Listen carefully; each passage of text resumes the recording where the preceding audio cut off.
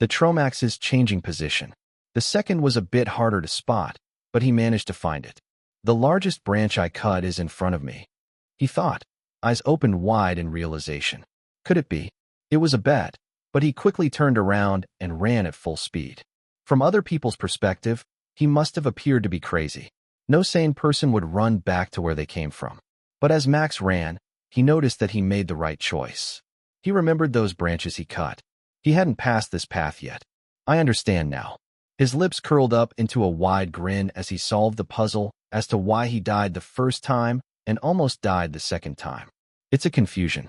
The forest confused me and made me turn around unknowingly at some point. That main is the trigger, I believe. Am I right, chat? Smart Breeze is back. Lol, he got it right. This streamer isn't clueless. Keek, he got it right. Getting confirmation from the chat, Max ran faster. Tromax is still followed behind him closely, just like earlier. Loud howls filled the misty forest. The atmosphere was deadly and cold. Still, Max's laughter couldn't be stopped. The satisfaction of solving the missing piece he couldn't feel since earlier was exhilarating. At some point, Max noticed that he was confused once again. This time, he managed to point out when it happened. One of the three large Tromax's mane glittered, shining brightly. The mist thickened to the point he couldn't see anything in front of him for a second. When he realized it, the monsters were in front of him. Oops, I have seen that trick before. Max jumped back before Tromax reached him and continued to run. Countdown, 44 minutes and 21 seconds. Based on the countdown and the time he needed to find the Tromaxes, the exit should be in sight soon. Just a little bit more. Only a few meters are left. Run faster. Run. The confusion happened a few times. However, Max skillfully evaded the bite attack each time it happened and ran away. After a while, he could see it. Finally, I can escape this accursed forest. Just a few steps ahead. Max increased his speed and unsheathed his sword at the last moment. To have a little bit of revenge against Tromaxes, he decided to try something stupid. Turning around, he threw his sword at the nearby monster and raised his middle finger. The sword pierced the small Tromax's leg, causing it to stumble. The others followed suit, stumbling against their brother and causing a domino effect. As for the large Tromaxes, they stopped behind the fallen small ones. Eat shit. Ha ha ha. With a hearty laugh, Max stepped out of the misty forest. Sunlight greeted him. It felt warm and bright, the opposite of the atmosphere inside the misty forest. Ah, so warm, he exclaimed as he walked toward the steam train. There was no sign of Tromaxes chasing after him anymore. It seemed like they were bound in the forest. Mission completed, guys. Let's return to the base. It's not completed yet. Yeah, you need to report it back to the Stronghold Mercenary. Because you got the mission from Hunter, you should visit Hunter. Show us your move again, lol. Blood God is disappointed. I hope you give him more sacrifice next time. He froze just before he sat after reading the chat. Report back to Hunter? That only meant one thing. I need to climb that ridiculously tall building again. That idea terrified yet excited him at the same time. Was it a pain to climb such a high building? Yes. But, was it fun? The answer was also yes. So he would do it. I guess I have no choice. Arriving at the Stronghold Mercenary base after the time skip in the train, Max immediately went to the main base. The sword he threw regenerated and returned to its sheath on his back, a pretty convenient game feature. Climbing the main building was easy because he had already found the path. It only took him around 5 minutes to reach Hunter. He reported the mission complete and received notifications. Tromax's breakout completed. Rewards: 1,500 gills, 50 reputations, 5x health potions, 5x antidote. Good job at the Renaissance mission, newbie.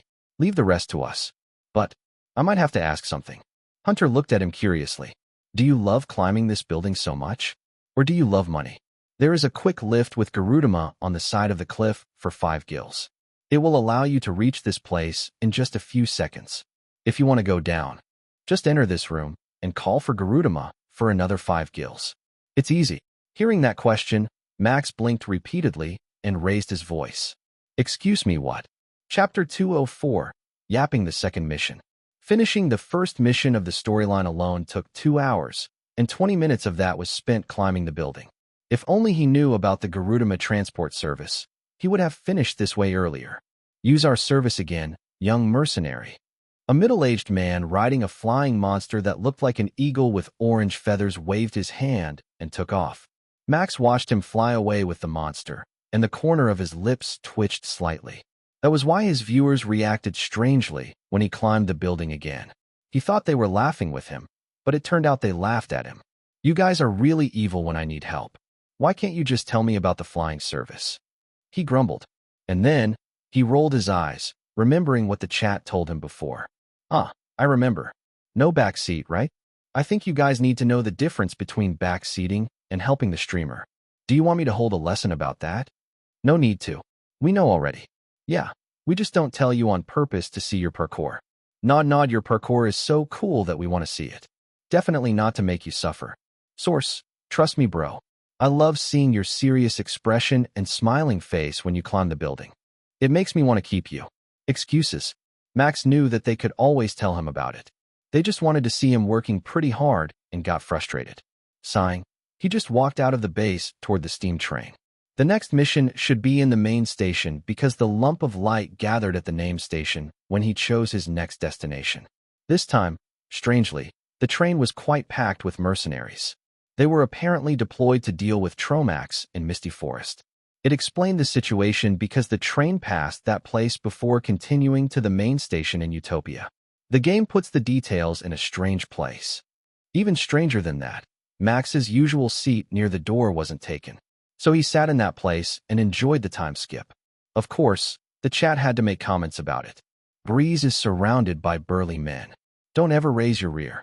It's in danger. Please forgive their dirty minds. Those mercenaries are so cool. Can I ask for their contact information? Let me join Breeze. I will, protect you. Dude, Mercenary Quest is a solo game. You can't just join their lobby. The online server hasn't opened yet. Biozone Entertainment said it would be next month. Do you know anything about that, Breeze? When will we be able to meet in-game? I have no clue at all. I only played this to run away from stress. He answered the chat while waiting. When he arrived at Utopia, the crowd on the train was already gone. He exited the train and looked around for the clue to the next mission. And just a few seconds later, he saw the lump of light flying toward a certain direction. Let's see what the next mission is about. Following the light, Max once again found himself meeting Jamal. It seemed like he was the main mission giver, and the NPC was closely tied to the main storyline in this game. When he got closer, Jamal's eyes landed on him and exclaimed, "Oh, newbie, you've arrived. I heard the details already from a little birdie. You did something amazing, didn't you? Ha ha ha. You have gone for 3 days and returned with such news. I am proud of you, but thank you," Max responded. 3 days seemed to have passed since he last spoke to Jamal. Was it due to his travel between all places? His menu had no date, so he didn't notice it. Still, that wasn't important. Jamal seemed to have no intention to stop anytime soon. The energetic mercenary kept yapping endlessly about the Tromax extermination, saying that he participated in one in the past, when he was Max's age. Not only that, but he also gave out trivia. You know, Traxxer is actually only able to breed inside Misty Forest. They probably will burn the forest if the numbers are too great, but thankfully, you reported it at the right time. And those reptiles, ugh, they have annoying stuff. Their glittering pollen can make you turn around without you realizing it. This guy yap a lot. Look at Breeze. His smile had disappeared already, and he only looked at Jamal with a blank look. LOL, peak content. I guess he isn't even listening. If it were me, I would be dead. Of course, right now, I am stronger, so I would survive. Contradicting? Obviously not. I want to say that you did a good job surviving that. Jamal nodded repeatedly with crossed arms. I want it to end. Max thought. Just give me the new mission already. If you're that strong, I guess I can tell you this. After a while, Jamal's yapping ended. Max's smile returned to his face, even brighter than before. Finally, look, he shines. Shiny Breeze. Catch him, it's rare. Round ball thrown. Success rate 50%. I got it. Screenshots, clipped, saved. It will be my heirloom. Ignoring the chat that made fun of him, he listened to Jamal's explanation about the second quest. Located near the base is a Dagon Valley. It's a location for small-class monsters like Garudama, Horstis, and Catlapu. I saw that you were walking a lot, not having any mount or steam machine. So talk to Old Man Rig outside this station. He will teach you how to tame a monster. Ding. A new mission is generated. First friend. Ask how to tame a monster to Old Man Rig. Be careful. He's grumpy. Reward. 150 gills, 1 taming device. Looking at the notification, Max's eyes shone. I can tame a monster and make it my mount. Mount. Not only that, but it was a monster mount. He still remembered that middle-aged man riding Garudama on a saddle, and he also liked the feeling of riding it, even though it was just for a few moments. Yes, in fact, taming monsters and putting them in the stable is normal for mercenaries. Do you know about?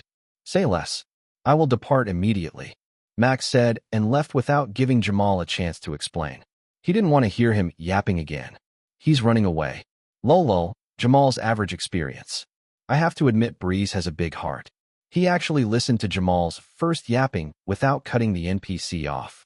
Jamal seems to like Breeze. He yaps a lot. The more he yap, the more he likes the player, it said. Lol, let me post it in Mercenary Hub with the clip of Breeze climbing the main building.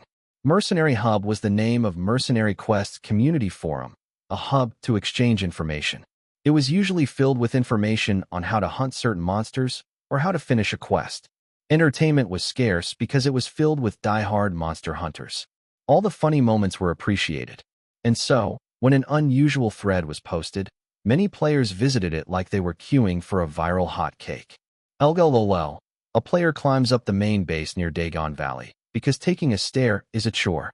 He did it twice while being oblivious to Garudama's service. 3 videos of short clips from when Max climbed up and down the building skillfully. Unexpectedly, it received a good reaction. Some curious and bored players asked for the streaming link, which made the thread starter added at the top. A few minutes after the thread was posted, the livestream viewers reached 16K, once again breaking the threshold, and it became the Mercenary Quest's livestream with the most viewers count in Punch. Chapter 205, Taming Monster 1. Naturally, Max realized that.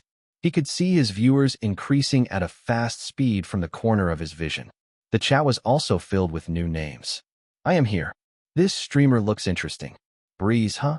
I've heard about him. To think he would pull such a crazy stunt was something I didn't expect. LMAO.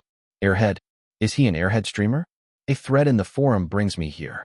Someone posted a thread in the forum. Huh? They are really active, which is good for me. I should hold an event with them soon to show my appreciation for their support. It was a thought for the future. For now, he had to deal with Old Man Rig. Based on the mission's description, talking to the old man wouldn't be easy. There was an explanation that he was grumpy. I should greet him politely. He thought so as he found Old Man Rig. Finding the old man was relatively easy. Just as he exited the station and followed the main street, he arrived at a stable by relying on the guiding lump of light.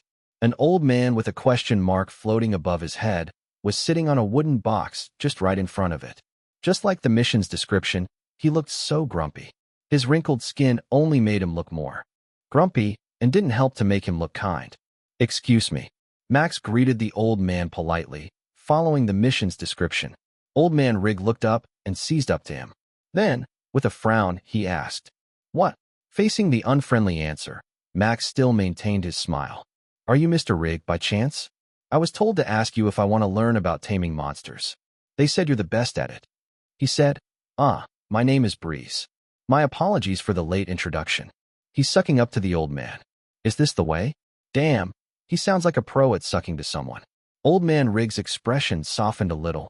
Did he read the guide? Or is he doing this purely because he's a polite man, to begin with?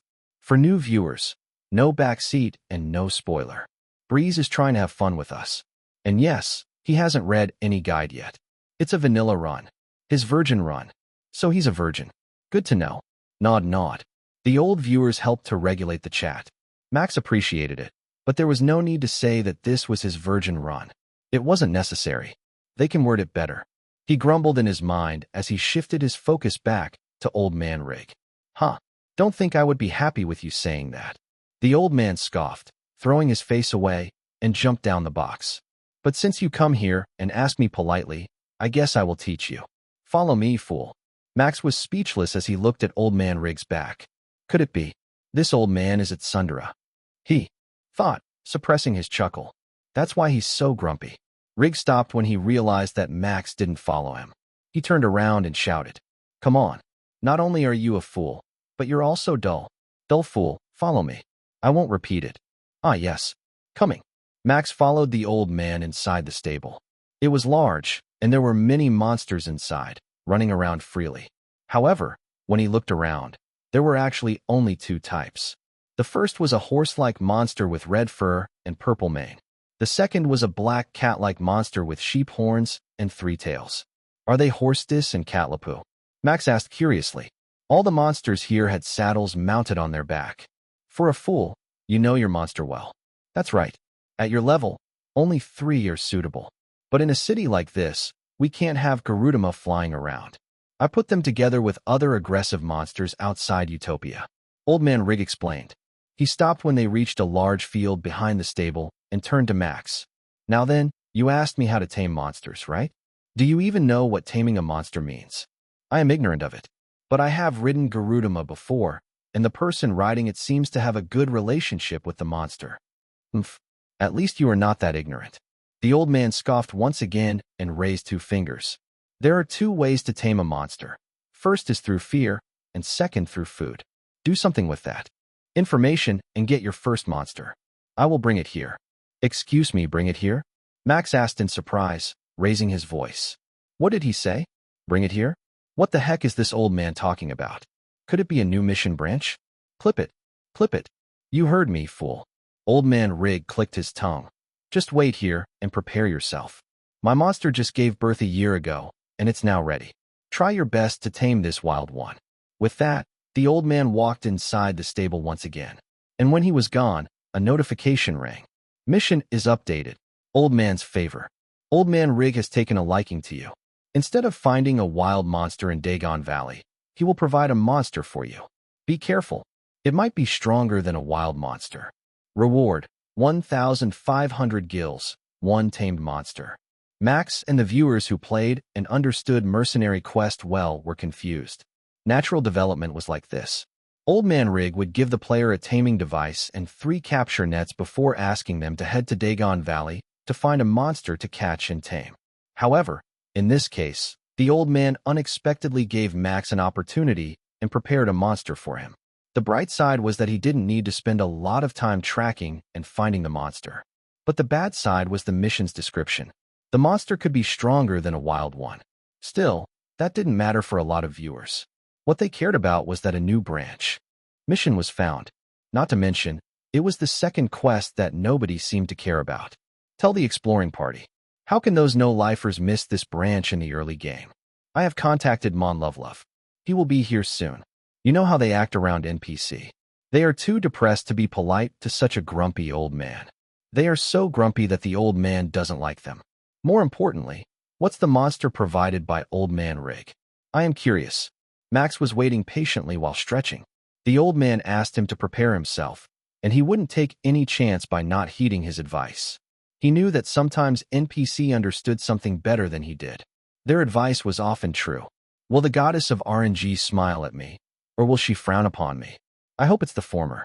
I have enough with bad RNG, he sincerely hoped. Please, make it a good monster that I can tame easily. Before long, Old Man Rig reappeared from the stable while pulling a big cat. It was bigger than the others that Max had seen inside the stable. The fur was also different. It was golden instead of red.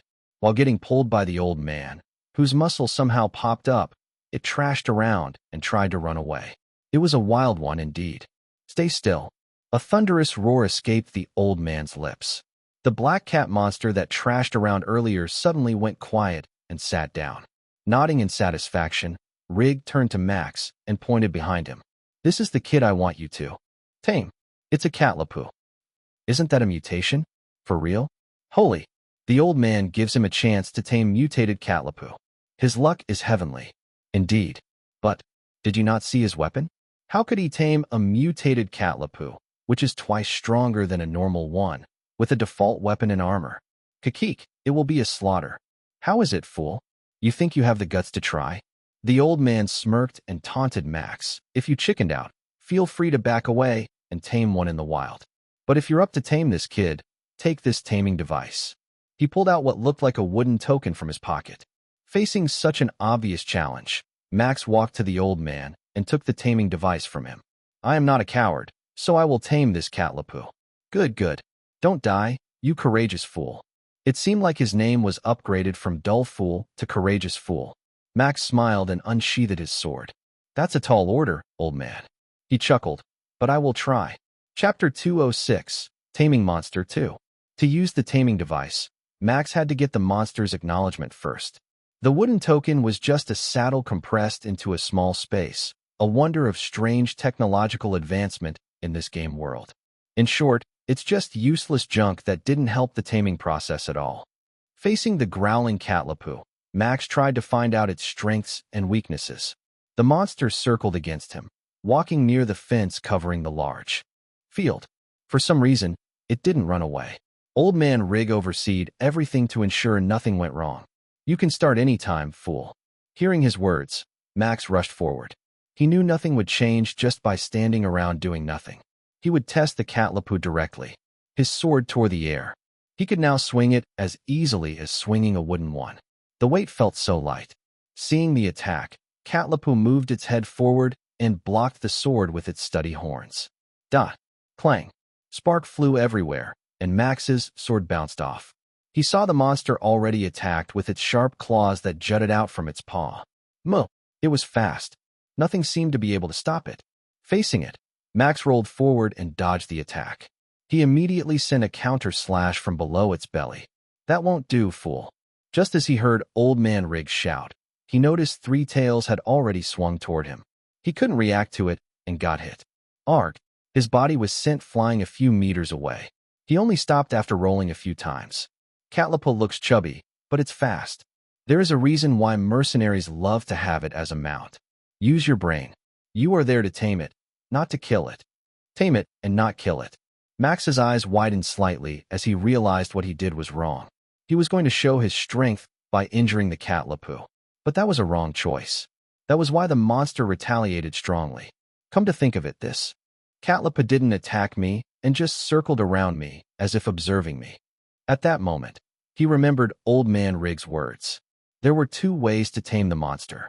One was through fear, and the other was with food. I understand now, he exclaimed and sheathed his sword. It seems you're not as big as a fool. Do it, small fool. What fool? Fool, courageous fool, small fool. The title has increased again. What did he realize? Am I stupid for not understanding it? Don't worry, we are all big fools. We have small brain. How can you not understand it, chat? Max shook his head in disappointment and shrugged his shoulders. It's so simple.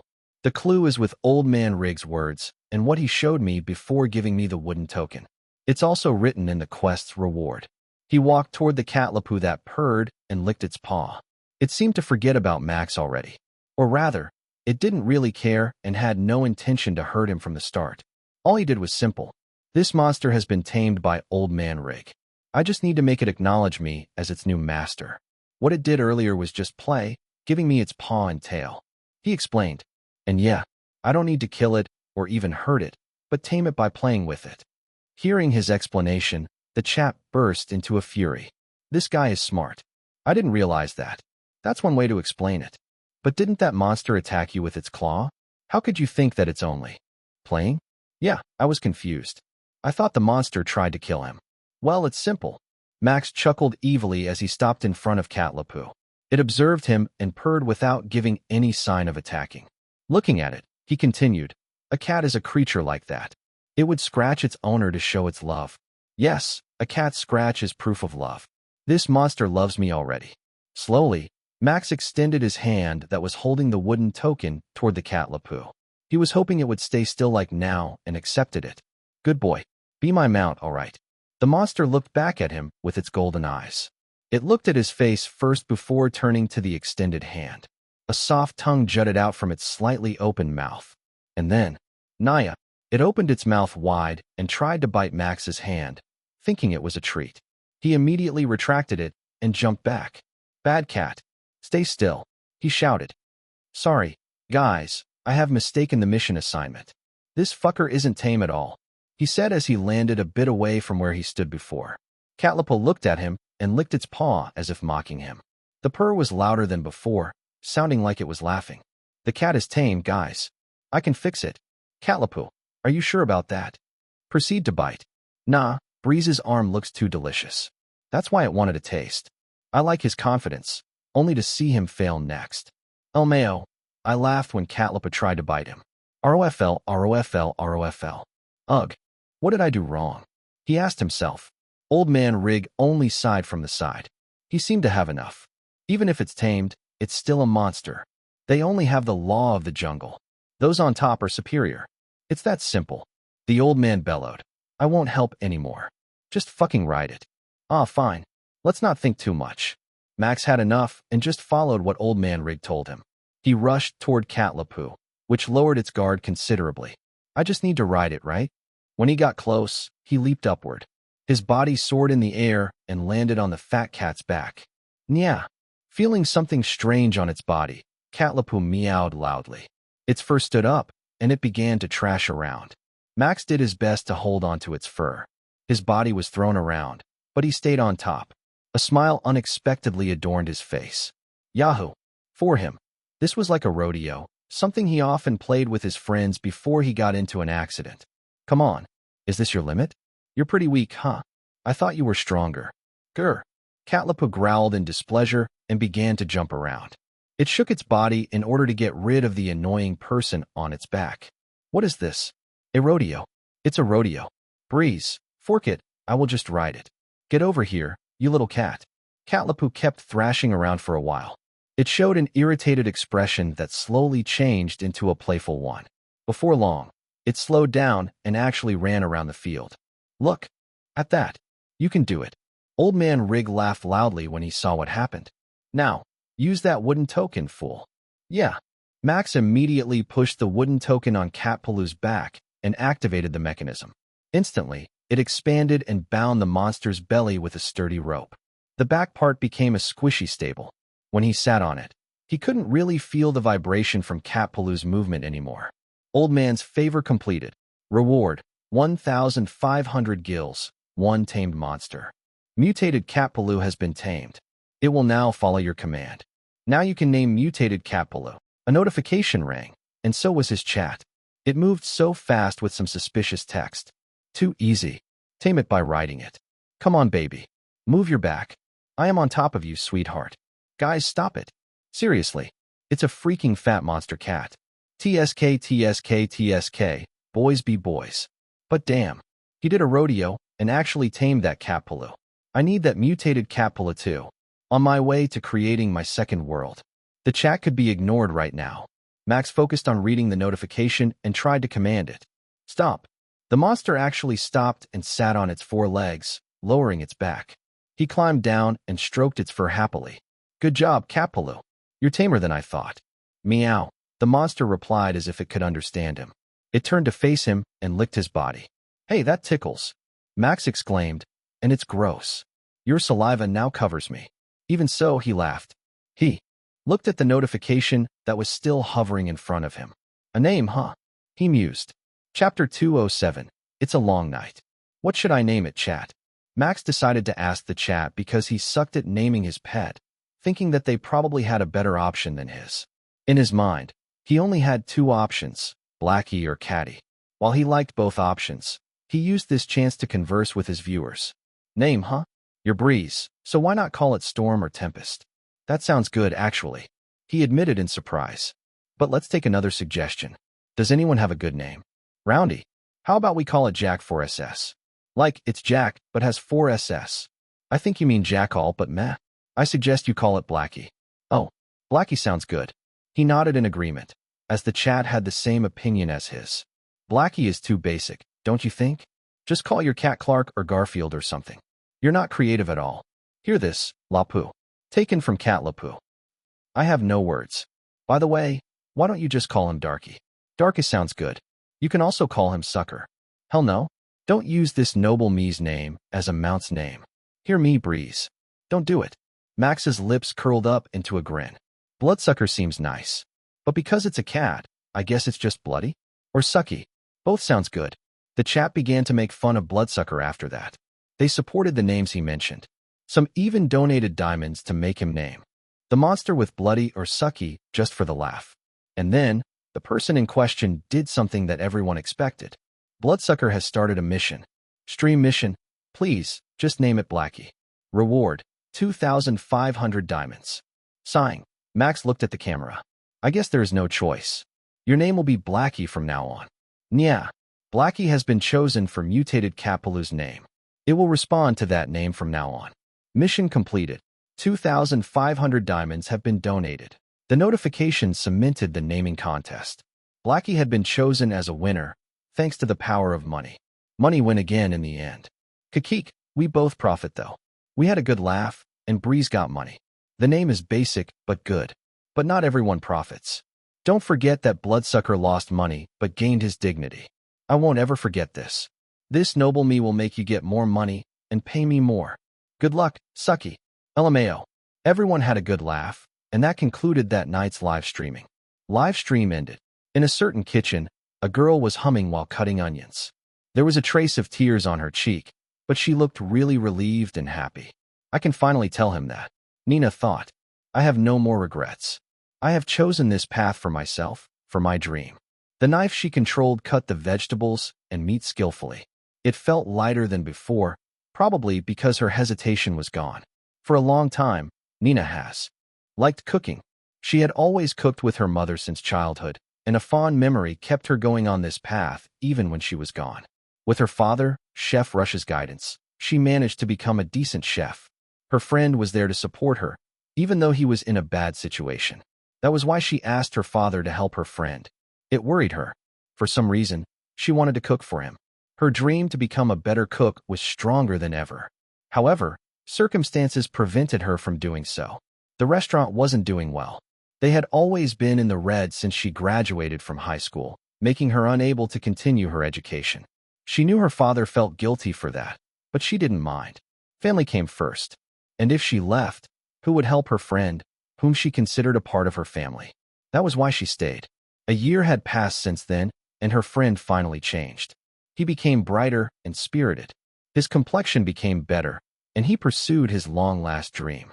Much to her surprise, he succeeded. He even helped to promote her restaurant, saving it from getting closed. That made Nina happy and reignited her desire to pursue a cooking career, to grab her dream and become a high-class chef. I just need a few more spices. Then let it simmer for tomorrow's breakfast. Putting on a few spices, Nina stirred the pot happily. She didn't notice that her father was looking at her with a soft gaze, seemingly proud of her. She has grown. Chef Rush thought as he turned around and walked out of the kitchen. That boy has chosen his choice. At least it leads to her happiness, so I won't do anything. Youth is really troublesome. They keep stalling until it's too late. Sitting on one of the empty chairs in the dark restaurant, Chef Rush opened a piece of candy and threw it into his mouth. His expression softened immediately. Even so, they still seemed to be friends. I am glad. Nothing went wrong with their relationship. It would be a disaster to lose a boy that I thought of as a son already. It was not a good night, but it certainly wasn't the worst. Such a long night. It's better to be spent drinking. After ending the stream and showering, Max browsed Mercenary Hub to see why his viewers and followers suddenly exploded. True to his prior guess, his viewers seemed to upload some thread with his clips there. The clips of him climbing the mercenary base seemed to be the most popular one, followed by his attempt to tame Blackie. This forum is full of interesting people, but I shouldn't linger any longer if I don't want to get a spoiler of the main story. Guides were everywhere. It was hell for someone who wanted to know nothing and enjoyed exploring the game. Besides, it was already past midnight. Flexi had yet to reply to his message from earlier. He might just be so frustrated and go to sleep. It happens, he thought, and closed all floating hologram screens. I might as well sleep too. Tomorrow, I need to wake up early and pick up Nina. Thinking about the girl, Max felt a little bit happy and guilty. He was glad she decided to follow her dream instead of sticking with him. No matter how dense he was, he knew her feelings. It was both love and pity, although he felt the latter was stronger than the former. She shouldn't be bound to me. I only tie her with pity and keep her from spreading her wings. She should be free and pursue her dream seriously.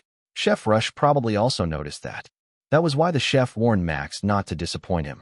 And as a fellow who tried his best to pursue his dream, he knew the pain of being unable to do so. When he was unable to do parkour, his heart broke, and his reason to live disappeared. At one time, he even thought that dying was better than sleeping in the hospital. He didn't want Nina to feel that way. She still had a choice, and he would support her. Is my choice good enough, Chef Rush? I hope she can also be free with this. We're just best friends, nothing more, nothing less. I would help her and be there for her, but I wouldn't be able to feel anything romantic with her. I know her too well. Turning the light off, Max went to the bed and closed his eyes. The night was already too long. Talking to Nina and then trying to forget it through a game. It was time to end it and welcome a new day. So, he let his consciousness stray away and drifted to sleep. Chapter 208. Last outing together. Max woke up before the sun even rose. For some reason, there was still no news from Flexi. Still, he shouldn't worry about that for today, as he had decided to spend time with Nina and have fun together before she departed for the cooking school. Facing the mirror, he took a look at his appearance. This time, he didn't wear his usual jacket but a simple white turtleneck with a blue bomber jacket on top and long pants.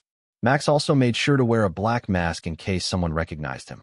His fame shot up after he appeared on the billboard. When he got out with Lily last time, he felt strangers gaze on him many times. Clothes, okay. And money. He looked at his bank account. 27 grand was sitting inside. All clear. He nodded in satisfaction. It was supposed to be more, but he hadn't withdrawn his last payment from Punch.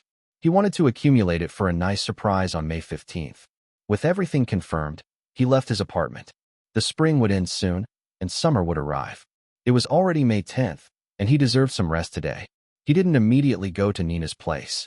Instead, he made a detour and went to the city center first.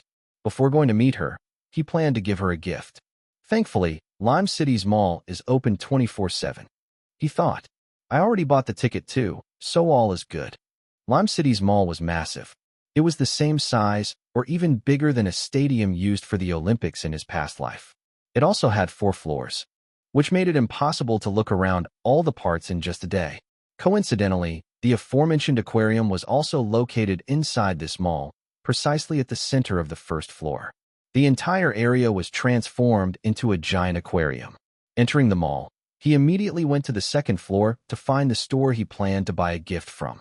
When he found the store, he entered immediately and talked to the employee inside, ordering something to be wrapped. Thankfully, the store was willing to keep it until he picked it up, so he didn't need to bring it with him and ruin the surprise. After paying and leaving his information to pick up the item later, he left the mall and walked to Nina's place. In the end, he decided not to stream this outing. That would ruin the atmosphere of their outing. At this time, the sun had risen already. It peeked from between the skyscrapers. The warm light hit Max's face, making him smile. The weather is beautiful, perfect for an outing. After a while, he arrived at the restaurant. When he reached the place, he noticed Nina dressed nicely in front of the restaurant.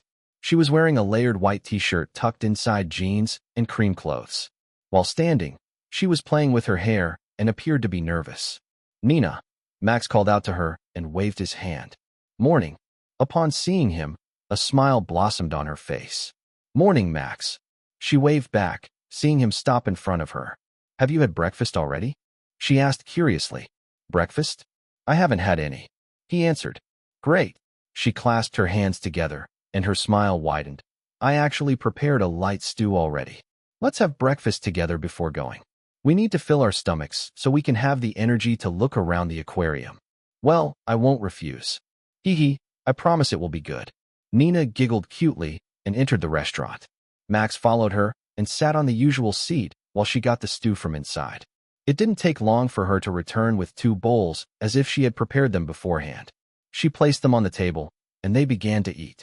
It was surprisingly delicious, more than anything Max ever tasted in this world. If you give this dish to your cooking school teacher in the future, I believe you can easily secure the top spot. This dish is that delicious. He praised it honestly. Hearing that, Nina's face reddened slightly. She was happy. Really? Hee hee, I am glad you like it. If you want more, I still have a lot in the pot. You take it home later. I guess I will do that later. He nodded, but not before we go to the aquarium. Shall we go now? Yes. Let's go before it's too crowded. Nina said, walking beside Max and leaving the restaurant. But Max, are you not going to do a vlog or anything? I believe all streamers will do it when they visit an interesting place, no? Not all streamers do that. He responded, and I don't want to mix my private and public life. I will only live stream when I want to. If I am going out with my friend and enjoy my day, I won't stream that to other people. That would only give his viewers a reason to tease him. It was one of the reasons why he canceled his plan to stream the vlog. Dealing with them is too troublesome. He sighed. Is that so? Nina hummed in interest and put her hands behind her back. That's impressive, I think. Most people will do anything for money, even if that means exposing their private life. I have seen some streamers do that. So, I think you're really impressive by noticing that boundary, Max. It's not that amazing. No, it's amazing. She retorted and shook her head. Do you think I didn't watch your stream? I do, you know. And from what I watched, your viewers call you money-grubbing breeze or capitalist. With your love for money, I think you will step into that territory too, but you're not. So that's impressive. You should be proud of that. I see. Max only nodded at her words while hiding his real feelings. Sometimes, other people's assessment was better than your own assessment. Getting praised like that made him happy, and his smile widened slightly. They continued walking in silence, side by side. The scenery was calming. Many people also walked outside the sidewalk. Passing the park, they found many people doing morning exercise like usual. These were the daily lives they could see in Lime City. And in a week, Nina wouldn't be able to witness it as she would go to another city far away. Still, both of them looked happy. Although a bit hard, they could always meet again. After a short walk, they reached their destination. Whoa, this is so beautiful, Nina exclaimed. Her eyes widened as she gazed at the large aquarium before her. Excited, she turned to Max and pulled his hand. Max, let's enter. Ha ha ha, all right. Slow down, Nina. The dome-shaped structure sparkled under the sunlight that passed through the glass roof. It invited people to enter, immersing themselves. Fish swam freely, and there were various paths visitors could take. Once their tickets were verified, they could finally step inside the aquarium. Inside, the sound of water was clear. Nina's eyes sparkled with delight as she looked around, mesmerized by the underwater world. This is the best, she exclaimed happily, turning to her friend. Her smile was so captivating under the bluish glow of the water. Thank you for accompanying me here. Hee hee hee. Smiling softly, Max let out a soft sigh. It's not a problem at all. I also enjoyed this. It's as if we're directly underwater. Right? I wonder if we can catch them and cook them. She hummed curiously, looking at a large fish in the right tank. Max couldn't know whether she was joking or serious. At least her eyes looked as if she would cook the fish without a second thought. Noticing his gaze, Nina looked at him and giggled. I was just joking, obviously. Those fish aren't tasty. At all. Ha ha. He laughed dryly at that. Do you mean if it's delicious, then you will cook them? He retorted in his mind. He should be careful and not take his gaze away from Nina, who knew what she would do to the fish. Bringing a chef to an aquarium was dangerous. He took a note of that. Putting that aside, Nina was too energetic and pulled him everywhere she found interesting. Max had a difficult time following her, but he still did his best to do that. After all, it might be their last outing together for a while. As long as she's happy. Chapter 209, Congratulatory Gift. Walking around in the aquarium made them lose their sense of time. When they realized it, lunchtime had already passed. It was thanks to Max's grumbling stomach that they realized it. So, they decided to go to a nearby CAF to eat and rest. Max took off his mask, which made him feel stuffed, and let out a long sigh. Ugh, that's embarrassing. I bet people near us heard my stomach rumbling too. Ha ha. Don't worry, it's not that loud. I only heard the sound because I was close to you. Still, it was embarrassing. It has never happened before, even when I am really hungry. Maybe you're too tired? Who knows? You didn't eat that much this morning, either. Maybe that's the reason. I will definitely have a fulfilling breakfast in the future. He grumbled and looked at Nina, who sat across from him. Don't misunderstand. I only ate a little this morning because I wanted to enjoy it again tonight. I know. Nina giggled cutely. At that moment, the CAF waitress arrived with an automatic tray that brought their orders. Thank you for waiting. Here is your pancake, spaghetti, and 2 iced teas.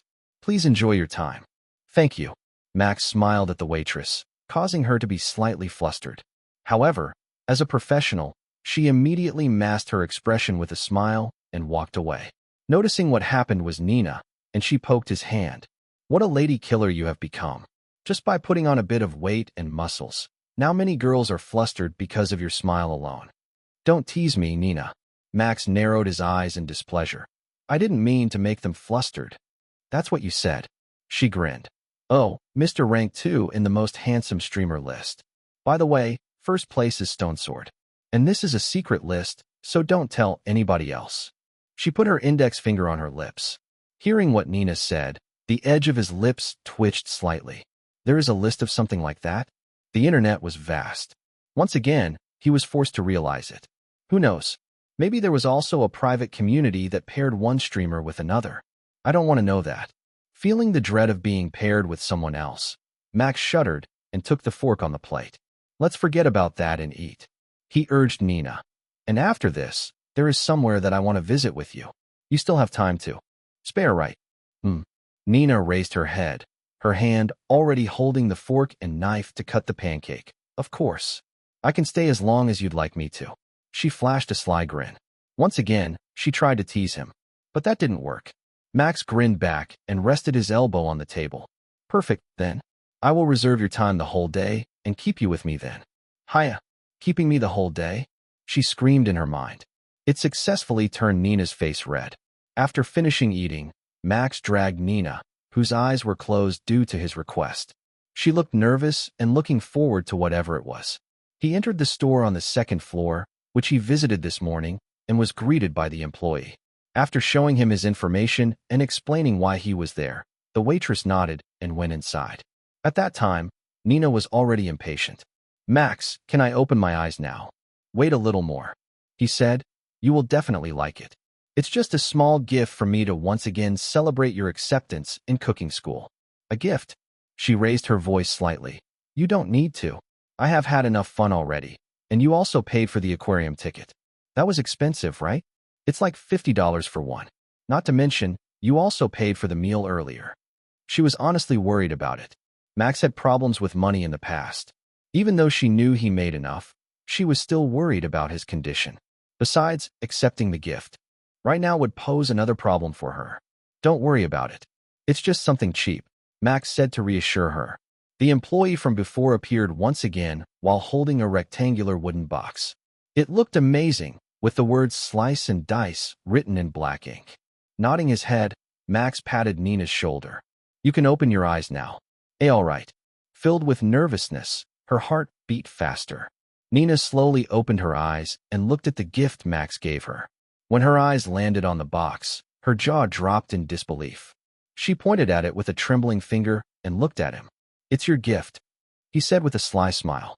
Once again, congratulations. I hope it will help you in school. She was speechless.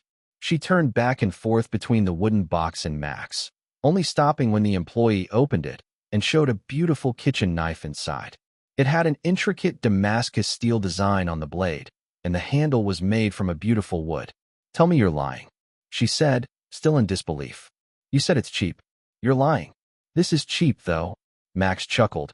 Among the others of its type, this is the cheapest. Right, Miss Employee? Yes. The employee nodded with a smile. This one only cost $3,500 and is the most basic design from Slice and Dice. 5,000, Nina muttered. Her soul seemed to escape her body as she stared blankly at the air. It took a few seconds to take in what happened. Tears were formed on the edge of her eyes. How do I say it? She sobbed, having difficulty forming her words. Even when she was sobbing, she still smiled brightly when she jumped and hugged him. Thank you, Max. You're welcome. He smiled back at her. Supporting her was the only thing he could do right now. He had been indebted a lot to her, so he at least wanted to support her dream. Knife would be essential for her future career and training. This knife also came with lifetime free maintenance in every branch store connected to this one, so it was convenient. While it might look cheap and seem like he put a monetary and memory burden on Nina, Max genuinely wanted to help her reach her dream faster. I hope you will be able to reach your dream, because I will also do my best to reach mine, he thought as he tried to calm her down. The employee only smiled the whole time while watching them. Youth, she thought. Chapter 210, Getting an Answer. Sun had already set. Max and Nina walked back slowly, with the latter clutching the wooden box preciously. They could have just asked for the item to be delivered, but the girl was adamant about bringing it with her. "It's a precious gift, so I would like to hold it myself," she said. He could only smile at her reasoning and let her do whatever she pleased. As long as she was happy, then there was no problem. Like a gentleman, he walked her until she reached home safely. Chef Rush was standing in front of the restaurant, waiting for them. The large man looked at the wooden box and glanced at Max, nodding. He turned back to his daughter. "Go inside and put that in the safe place," he said. "Ah, yes." Nina nodded at her father's words. She went inside the restaurant, but not before saying goodbye to Max. After she was gone, Chef Rush looked at him with a gaze that could chill even the deepest of hell. Then, the chef crossed his arms and sighed. "I don't know whether I should thank you for supporting Nina's dream or punch you for making her cry." "Haha, please do go easy on me if you choose the latter, Chef Rush." Max laughed wryly while looking down. "I just want her to follow her dream. I don't know whether that would make her happy or not. I can only hope. Humans can't really fully understand each other." Chef Rush was silent and only looked at him. Nervousness settled in. Max was ready to get punched, as the atmosphere was definitely saying so. However, the punch that he was waiting for never arrived. "You're too mature for your age," Chef Rush said, looking at the sky. "And she's also forced to mature due to my negligence. So, thank you for allowing her to pursue her dream again. Do come around even when she's not here. I have many menus that I'd like you to try. And here, take it. I've reheated it." It was the way Chef Rush showed his consideration. He entered the restaurant without saying any other words after he gave a box. It was the stew Nina made. Everything went well. Their relationships still stayed the same as usual. Nothing had changed. Only, both of them now pursued their dreams seriously. Nina with her cooking career and Max with his streaming and parkour. Let's return and make an announcement. Streaming today will only exhaust me further. And Max thought as he let out a tired sigh. Let's have a drink. Morning came with a headache. Max only bought a quarter bottle worth of whiskey, but it still knocked him out. His alcohol tolerance was as low as it could get. The bright side was he remembered everything from last night. And he didn't do anything stupid at all. Ugh, it really sucks. Holding his head, he went to the bathroom and washed his face. His complexion looked bad, but that was fine. It wouldn't reflect on his VR stream. Taking a shower to fully refresh himself, he then changed into comfortable clothes and did his morning email and message check. There was a notification from Punch about him not withdrawing his money at 30, but he ignored that one. Another email came from Bamboo Talent. The agency seemed to express gratitude for working with their talents in one live stream. They seemed to show signs of growth after that. Together with the gratitude, a short word that basically said they wanted to have a good relationship with him was written. "I already got my pay in the form of information and more viewers. But I appreciate their words, although 2 days have passed since then." Following that, there was no more email that he had to read, so he moved to a message. He deactivated the notification every time he slept, so any messages would just sit in the application if he didn't check it. And when he looked at the message list, there was indeed one unread message. It was from Flexi. He finally replied. Max muttered with a wry smile. "Way too slow, buddy. Hanging on me for a day isn't exactly the best way to curry my favor to help." Even when he was grumbling about Flexi's behavior, he still opened the message to read the reply. "Flexi, I am truly sorry for the late reply, buddy. Stonesword couldn't join my team, so I had to find a replacement. Fortunately, that guy knows a skilled someone who can replace him. Unfortunately, someone gave me a task which took me this long to complete. I finally got that person's agreement. Flexi. Also, that person is really nuts. He might even be the best player I ever met. And I am happy because you decided to join. You won't change your mind just because I am late replying to you, right? Right. Please tell me that you have still planned to join my team. I am so desperate right now. Flexi, I am waiting for your reply. Emote. Prostrating, please, I am begging you. Reply to me with a positive answer." The reply made Max burst into laughter. So, just as he had expected before, Stonesword refused the invitation, and he had to find another person. And it seemed like that person was quite skilled but troublesome at the same time, so he took a lot of time convincing him. He could have just found other people. Or not. If Flexi said that this person is the most skilled player he has ever met, even when he knows Stonesword, then his skill is the real deal. Spending a lot of time to convince him might be worth it. A player with skill approved by Flexi and Stone Sword. Max wondered what kind of person he was. Replying to Flexi might make him only get the answer later, so he immediately called that orange-haired streamer. The calling screen rang a few times before his image popped up. His friend looked really tired and had black circles around his eyes. Yo, dude, look at your face. Ha ha ha, you look like a panda. Flexi, on the screen, smiled wryly. If you saw me similarly as that extinct animal, I must have looked really bad. Not that you're any better. It seemed like you drank last night. That sentence surprised Max. Not because Flexi said his complexion looked bad or because his friend found out he was drinking last night, but because the panda was extinct. It was a loss for humanity. Well, ha. I was a bit stressed, so I drank a little bit. Max responded with a wry smile. Understandable. Flexi nodded in understanding. Then, he suddenly jumped close to the screen and shouted, "Anyway, buddy, are you calling me to give me your answer? You won't just walk away after saying that you'd like to do this roach planet with me, right? I wonder." Max shrugged his shoulders. I mean, I was ignored. For a whole day and getting stressed because of that. Whose fault was it that led me to drink, even though someone knows I can't even handle alcohol? Of course, it wasn't Flexi's fault. Max only drank because he wanted to last night. He only wanted to play with his friend, but the other party didn't know about it. A guilty expression was written on the orange-haired streamer's face. Ugh, please, dude. Just yesterday, our last teammate also left for some reason, saying that it was hopeless. Thankfully, the person introduced by Stone Sword also knew another skilled person who was willing to join. If you change your mind, I might need to find another person again, which is hard. Flexi looked desperate. He was holding his head, which probably throbbed in pain due to overthinking. Chapter 2:11 Teammates. This time, Max was the one who felt guilty. He shouldn't have joked around earlier. My bad, dude. I was only joking, he said while smiling bitterly. I will join, but I have a condition. This is not unreasonable, like me asking for $100,000 or something, though. So rest assured. Hearing what he said, Flexi's lips curled up into a smile. Ha ha. I would give you even if you ask me for $100,000 as long as you join. Don't worry, pal. A mocking laughter escaped his lips. But let's hear your condition. I will try my best to fulfill that. Of course, I will also do my best to schedule the training so it does not collide with your tournament. That helps a lot. Max nodded in gratitude. As for my condition, it's pretty simple. And so, Max told Flexi his condition and the reason why he requested it, which caused the orange-haired streamer to burst into laughter. Max felt embarrassed and thought he made a big mistake again. He was just trying to be reasonable, but it backfired on him. Freaking hell. Can't he be subtle and at least try to hold back his laughter? Max groaned. And here I felt guilty after seeing his expression earlier. Return my guilt, motherfucker. After a while, Flexi calmed down and wiped the tears from the corner of his eyes. Fine, that's okay. Consider it a deal. I will also add a bonus for your emotional damage. Ugh, that's unnecessary, but I appreciate it. Thanks. Ha. No need to mention it. I should be the one who thanked you.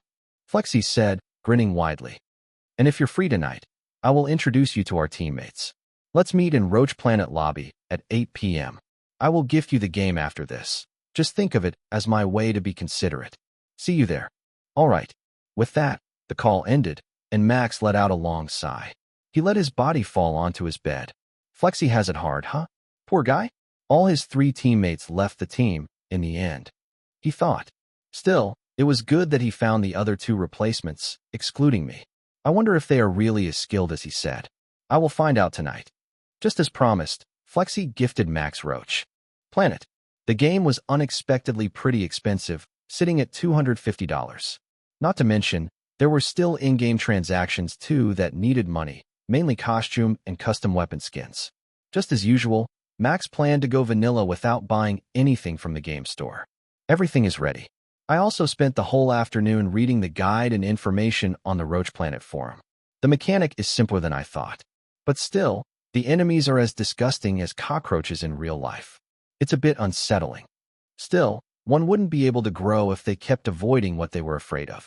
It was now 7:30 p.m., half an hour before the promised time. Just as usual, Max decided to log in first so he wouldn't be late. Even if other people called it stupid, He wouldn't think so. Arriving first also had its merit. I won't miss any drama or information in case there is any. Thinking so, he entered Roach Planet's lobby. Unlike Knight's Journey's medieval and Midnight Heist's urban lobby, Roach Planet's lobby was located in an outer space station called X-Star 5. It was a futuristic residential area where the buildings circled the wall with artificial gravity, making the ceiling just another part of the residential area. Max appeared in what appeared to be a hub's first floor. When he looked around, he was greeted by many people in space suits talking to each other. Turning to his clothes, he realized he was also in a white space suit. It was a bit stuffy and hard to move in. He needed to get used to it before being able to move freely. Now then, if I remember correctly, Flexi said to meet him in private room 5, which can be found by talking to a beautiful red-haired NPC just around this place. Finding that said beautiful NPC was pretty easy. All NPCs standing behind the desk in this hub had red hair and were beautiful women dressed in space suits that outlined their body contours. Yeah, that's pretty useful information. Max chuckled dryly as he approached one of them.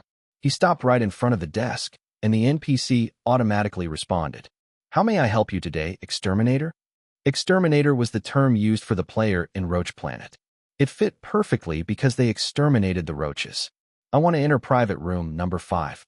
Max said. The code is Flexi is so handsome that he could die.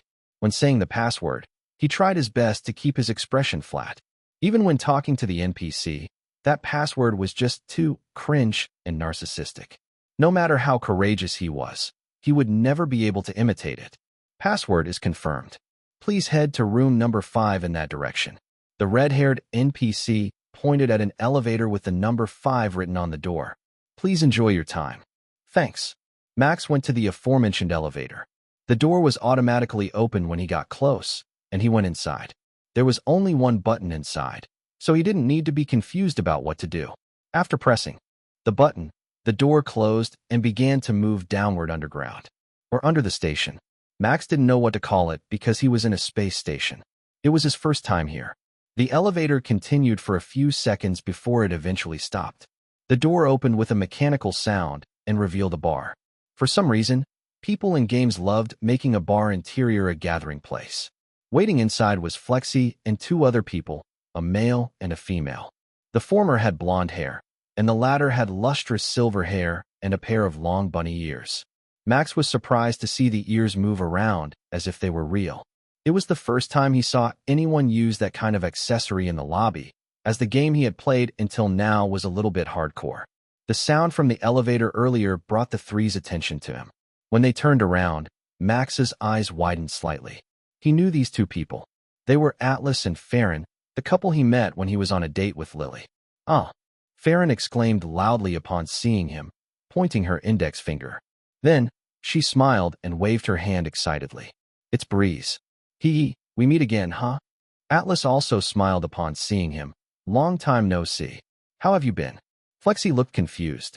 He didn't expect the 2 teammates he desperately recruited to know Max. The orange-haired streamer looked at him with a look that said, "Explain this." However, Max ignored him and approached the 2. "It's been a week." "Indeed. And I've been well, Atlas. Thank you for asking." He smiled at them. "So the teammates Flexi talked about, are you too?" "Yup."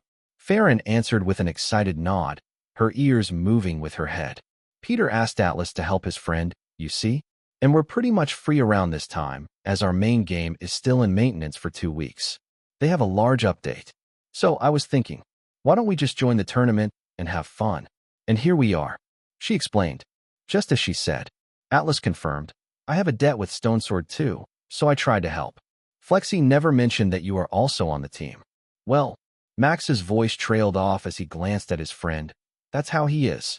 "Hey, that's rude," Flexi shouted while pointing at Max. "What do you mean that's how he is? I am telling you that I don't know you are acquainted with them, all right?" Yes. Max shrugged his shoulders at Flexi's words. Then, he turned to Atlas and extended his hand. "Still, I heard from Flexi that you're pretty skilled. I hope to have a pleasant cooperation." "Same here." Atlas shook his hand and smiled. "Let's win this competition."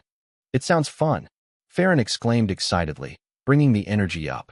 She put her hand on top of the other 2. "Let's shout together. Hey, am I ignored now? I am the leader. Don't leave me with the shout. Flexi immediately jumped from the chair he sat on and joined the others, putting his hand on top of them. Suddenly taking the position of the leader, the energetic streamer shouted, "Let's go, Team Orange Squash." Ooh, ooh. So, Team Orange Squash was formed without any problem, with the addition of a hyper-energetic bunny girl on top of Flexi. This team is going to be loud. Max sighed in his mind. Still, this is going to be fun. I prefer this kind of team rather than those overly serious ones. Chapter 212, Preparation for First Game. After introducing themselves to each other, they sat around a round table to talk about the competition. First of all, my secretary has helped me prepare the training schedule. I don't mind if anyone is live streaming it, as Roach Planet relies a lot on RNG, and strategy doesn't matter. We will only train our teamwork until the competition on May 31st. Flexi, taking the position of the leader, explained. Max and Atlas listened carefully, while Farron looked as if she wasn't interested in Flexi's talk at all. But from her gestures, she seemed to understand everything without any problem while playing with her nails. There is also a special request from my friend over here. Flexi looked at Max, trying his best not to burst into laughter. He requested me to allow him to stay on the base, protecting it. There is something that made me trust him. The couple seemed to be curious and glanced at Max. Among them, Farron seemed to have a bit more curiosity as she put her finger on her lips. Could it be that you're afraid of cockroaches? She asked with a sly smile as if she was sure of it. Faced with an unexpectedly on-point question, Max's body flinched a bit, making the girl's smile widen into a smug grin. "Ah, I called it," she exclaimed proudly. "Hee, don't worry. You will get used to them soon. The first is always scary," they said. "Well, I have 2 times the experience, so I assure you." "Fair, that's enough." Atlas suddenly interjected with a sigh, making his lover pout. No fun." The blonde-haired man ignored her whining and turned to Max apologetically before saying, "Sorry about what she said. Please don't mind it too much." "It's okay." Max smiled wryly. "And I am not afraid of cockroaches. I just hate them," he added. At this point, it might have sounded like an excuse and no one believed him, but that wasn't important. He glared at Flexi, who openly laughed, and urged him to continue. The orange-haired streamer coughed into his palm to get the couple's attention and stopped laughing. Even so, an occasional laugh still escaped his lips. "Well, that's Breeze's request. Do both of you have any problem with that?" he asked, looking at the couple. They looked at each other, and then shook their heads. "I don't mind," Atlas said. Me too. Rather, is there anyone but him who can run around the base at fast speed to defend all sides of our base? Even if Ad and I are confident in our skills, we aren't particularly suited for defending. We are more like an extermination squad," Farron added cheerfully. Hearing that, Max let out a sigh of relief. If he was asked to deal with those creatures at close range, he might have needed some alcohol before letting himself rampage without memories.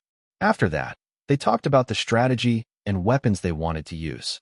A player could bring a main weapon, a secondary one, and 5 auxiliary items, such as grenades, biopots, or biochemical solutions. Flexi and Atlas decided to bring the usual energy gun and pistol with 5 biochemical solutions. They were the main exterminators and the ones responsible for dealing with crowds. Farron had a rather unusual choice. She chose a 2-barreled shotgun as the main weapon and a grappling gun as secondary. The auxiliary items she brought were 3 biopots and 2 live grenades. She acted as a single unit to hunt the boss and other players. As for Max himself, "Are you sure that's your weapon choice?" Flexi asked in worry. While Farron's choice of weapons was uncommon, Max's choice was way rarer than hers. He brought a sniper rifle and grappling gun as secondary. The auxiliary items he brought were 2 grenades and 3 biochemical solutions. "I am sure. The energy bullets explode, no?" I watched some clips and learned that sniper rifle bullets cause an explosion within the 10-meter diameter where the bullet landed. It's plenty to defend against an emergency in case the roaches attack the base while you guys are away. Max explained his reasoning. But normally, the defender would use a machine gun. Flexi said, "It's easier to defend the base using it. If you watch one of my videos or the others, you would definitely understand why machine guns are preferred." Sorry. Max raised his hand after he heard Flexi's words. A bright smile appeared on his face. "I skipped your video after you hunted that boss, so I wouldn't know why." This guy. Flexi gritted his teeth. For some reason, that bright smile was irritating. Possibly, it was because he was already tired, but this was the first time he felt like Max didn't take this seriously. He believed in his friend, but still wanted to hear his reasoning. Then, what's your reasoning for using a sniper rifle, eh? Do tell me. He scoffed at him, clearly irritated. Well, it's simple. Max shrugged his shoulders, leaning his back against the chair's backrest. Machine guns are too heavy and limit my movement, while a sniper rifle is a bit lighter and actually manageable. He explained. Sighing, Max looked at his friend and continued. Flexi, I know you're still frustrated because your teammates suddenly left, but trust me, man. I will always be serious when it comes to a challenge or something related to it, including competition. I chose this loadout because I think it's the most suited for me. Besides, if this doesn't work, I can always try other loadouts. Come on, man. Where is your annoyingly positive energy from earlier? Flexi didn't say anything. He stayed silent and bit his lips. The man realized that he had been a bit too much earlier. Was it due to frustration? He almost lashed out at his friend, whom he believed. My bad. His voice was rather weak, and he let out a sigh. I guess you're right. Let's try it first. Saying so, he stood up and stretched his body. I really am the worst, no? Why did I feel that way? He thought, gritting his teeth. Well, let's make it up. I will take him out to eat on the competition day. I hope he don't mind what I did. Knowing him, he probably already forgive me, but I still feel bad. For now, let's focus. Any worries will only make my performance worse. If everyone is ready, let's start the first game. Flexi exclaimed with an annoying laugh. Please accept the party invitation I sent. I will immediately search for the match once everyone accepted. Max huffed. Finally, his friend acted normally again. Feeling frustrated is fine, but he shouldn't project it like that. To think I would have to tell him such a thing. He might be too tired to even think straight right now. Those panda eyes from this morning were the proof. He accepted the invitation and got an extra screen on the edge of his face that showed his partimate's vital condition. If the white lines became red, that meant they were knocked down. And if they died, the line would change to black. This health system was pretty simple and convenient. It's so easy to understand.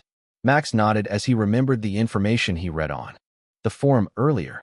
I guess I will get used to this game far easier than Mercenary Quest. I already read all information that could be of help for me. Accepting the invitation, Farron got closer to her lover and whispered, Hey, should we really do that on the competition day? Is it time already? I think so. We also need some reputation IRL. It's time to stand out. If you say so. The girl hummed and looked at Breeze with a predatory gaze. I think I will also have my little bit of fun teasing my best friend's man.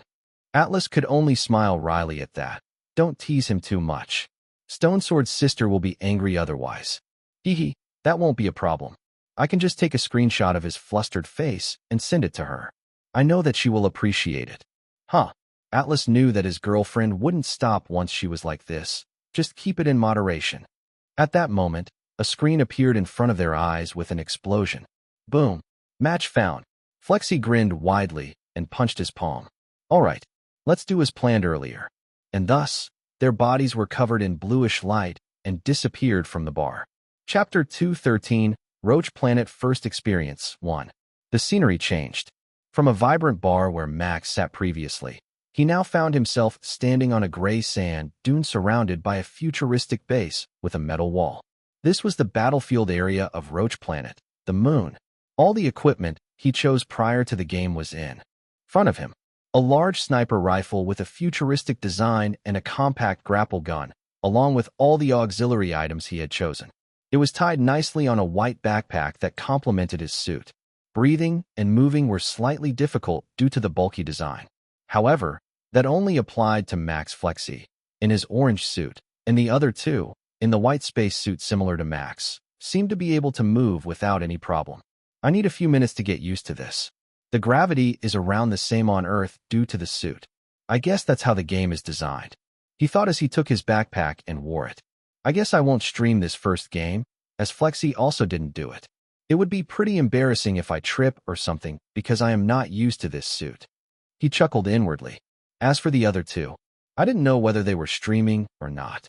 Judging from what they did, I guess they don't stream. Looking around to get a better look, Max noticed numbers floating in the sky. It was a 3-minute grace period for preparation. In Flexi's video that he watched, this preparation phase was skipped. So we have 3 minutes before the game begins, and the first wave appears. He mused in his mind while continuing his observation. In the center of the base, there was a warehouse where they could replenish their ammunition. A player could bring up to 5 energy magazines with them. The amount of ammo inside depended on each weapon. For example, a normal rifle that Flexi and Atlas brought had 50 ammo in the chamber, while Max's sniper rifle only had 10. The double-barreled shotgun only had 2, but it was a special weapon. Players with this weapon could bring 50 live ammo with them, as it had no magazine or energy ammo. Unfortunately, the auxiliary items couldn't be replenished. I would need to visit this warehouse many times, then. I will try to get used moving from the wall to this building as fast as I could for efficiency's sake. Max nodded, remembering all information he read this afternoon. And the main core of the base is inside the warehouse.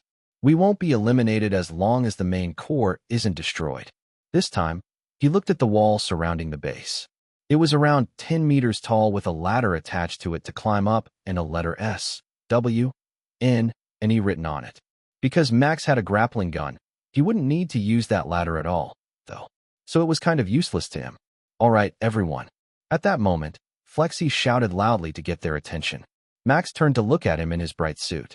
Atlas and Farron, who stroked her shotgun lovingly, also turned at the energetic streamer. This is our first game. Let's do our best. Our goal is to get to know each other and work on our teamwork. We will defend the first wave together, and then Farron, Atlas, and I will find the wave boss while Breeze defends the base. Just do our best. Even if we lose in the first or second waves, it's okay. The explanation was easy to understand. In short, just do whatever for the first time. Messing up was okay, but we should learn from this game. However, this orange-haired streamer underestimated his teammates. No, the 3 of them answered simultaneously as if they practiced it beforehand. Looking at his friend, Max looked at him with a disappointed gaze. Buddy, if we're playing with other people, then we're going for the win. It's useless if we play without aiming for that. Just imagine they laughed and said that we suck. Won't you get mad at that? True, true. Farron nodded repeatedly in agreement. I hate to lose. Saying it's okay to lose is a loser's mindset. Atlas said, crossing his arms. We have enough knowledge through the information we read on the forum. We are going for the win. Looking troubled, Flexi scratched his head. When I want to be considerate, why are you all so spirited like this? That's my job. My role. He screamed in his mind. Still, what they were saying was true. Maybe what happened before affected him more than he thought. Smiling bitterly, he said, You guys are right. Sorry. Let's prepare for the first wave, then. I will take the south. Breeze will take the north, and both of you, please choose which side you want to guard. Then, I will go to the east. Farron raised her hand. That means that we'll guard the west. That work? Atlas nodded in agreement. Listening to the conversation, Max nodded to show that he also didn't mean. And from that conversation, he also found out what these letters were written on the wall for. It shows us direction. He thought as he began to walk to the north wall. Max took the grappling gun from the backpack and pointed it upward. When he pulled the trigger, a hook tied to a rope was shot from it to the top of the wall. It got caught on a hard surface, and he pulled it to make sure that it could handle his weight. This will do. Pulling the trigger once again, his body was pulled up at a fast pace. He was plenty surprised, but managed to hold on to it without falling to the ground. That would be pretty embarrassing. Quickly, Max arrived on the top and put the grappling gun away. He changed it with the large sniper, which was almost as tall as him. The energy magazine at the tail of the sniper was glowing brightly, a sign that the ammo was full. The sniper was positioned on the ground and prone behind it, looking at the distance through the tactical scope. Now, he was ready to shoot any cockroach that he saw. Times like this were the most tense. His breathing was audible inside the space helmet he wore. Unlike the bulky space helmet similar to the one on Earth, the helmet he used was similar to a sci-fi mask that covered his whole head. Putting that aside, the countdown had reached the last 5 seconds. The first wave of cockroach raids would arrive soon. When the countdown reached 0, a loud drumming bass rang in the sky. The sound woke up even the sleepy Flexi, and he focused immensely. Following the sound was a rumble. Many creatures appeared from the horizon far away. Those shiny exoskeletons reflected the sun that danced around the earth in space. Someone had spotted those creatures. His lips curled up into an excited grin as his trembling finger rested on the trigger of his gun. Without hesitation, he pulled it while shouting, "Get wrecked, fucking insect." Bam! The shot sent a shockwave that caused the moon's sand to get blasted away from the muzzle. An energy bullet flew toward the rushing creature, landing right in the middle of the legion. Once it hit the ground, it immediately expanded and created an explosion. Boom! Many cockroaches were killed at once. The carcasses were sent flying to the sky, but the bullet rains didn't stop. For more bullets were flying at once as his fingers kept pulling the triggers, and 4 explosions followed suit. The person responsible for that, Max, stopped for a second and raised his head to inform the others. "It's from the north. Get over here, guys. Ha. Let's blast those freaking insects away to the point of extinction. Those creatures should cease to exist in this world. Ha ha ha. Die. A burst of crazy laughter rang on Orange Squash's base. Max had become a crazy demolition guy. Chapter 214, Roach Planet First Experience 2. Hearing Max's laughter, the other immediately moved and went to the north wall. Farron was the fastest among them, and she used her grappling gun to drop down on the other side before rushing fearlessly to the horde of cockroaches. She cocked the shotgun and pulled the trigger twice. The buckshot spread wildly, and each time she pulled the trigger, 5 to 10 cockroaches burst disgustingly at once. Their green blood sprayed everywhere. In this game, this was the only unrealistic thing. Those creatures usually didn't die this easily. However, it was also what made people like this game. They could vent their anger without minding the repercussions. They could kill the immortal insect. "Don't get too far, Farron." Flexi, who arrived together with Atlas and began his bombardment, warned the girl. "Especially, don't get into Breeze's line of fur." Bam! Before the orange-haired streamer could finish his sentence, Max pulled the trigger of his sniper rifle and sent another energy bullet flying. It was the last shot of this magazine. The energy magazine dimmed, losing its light. "Sorry, continue," he said to his friend as he changed the magazine skillfully, as if he had done it many times before. Flexi looked at him for a second before turning around. He saw Farron enter the horde already, and he grimaced slightly. "Forget it.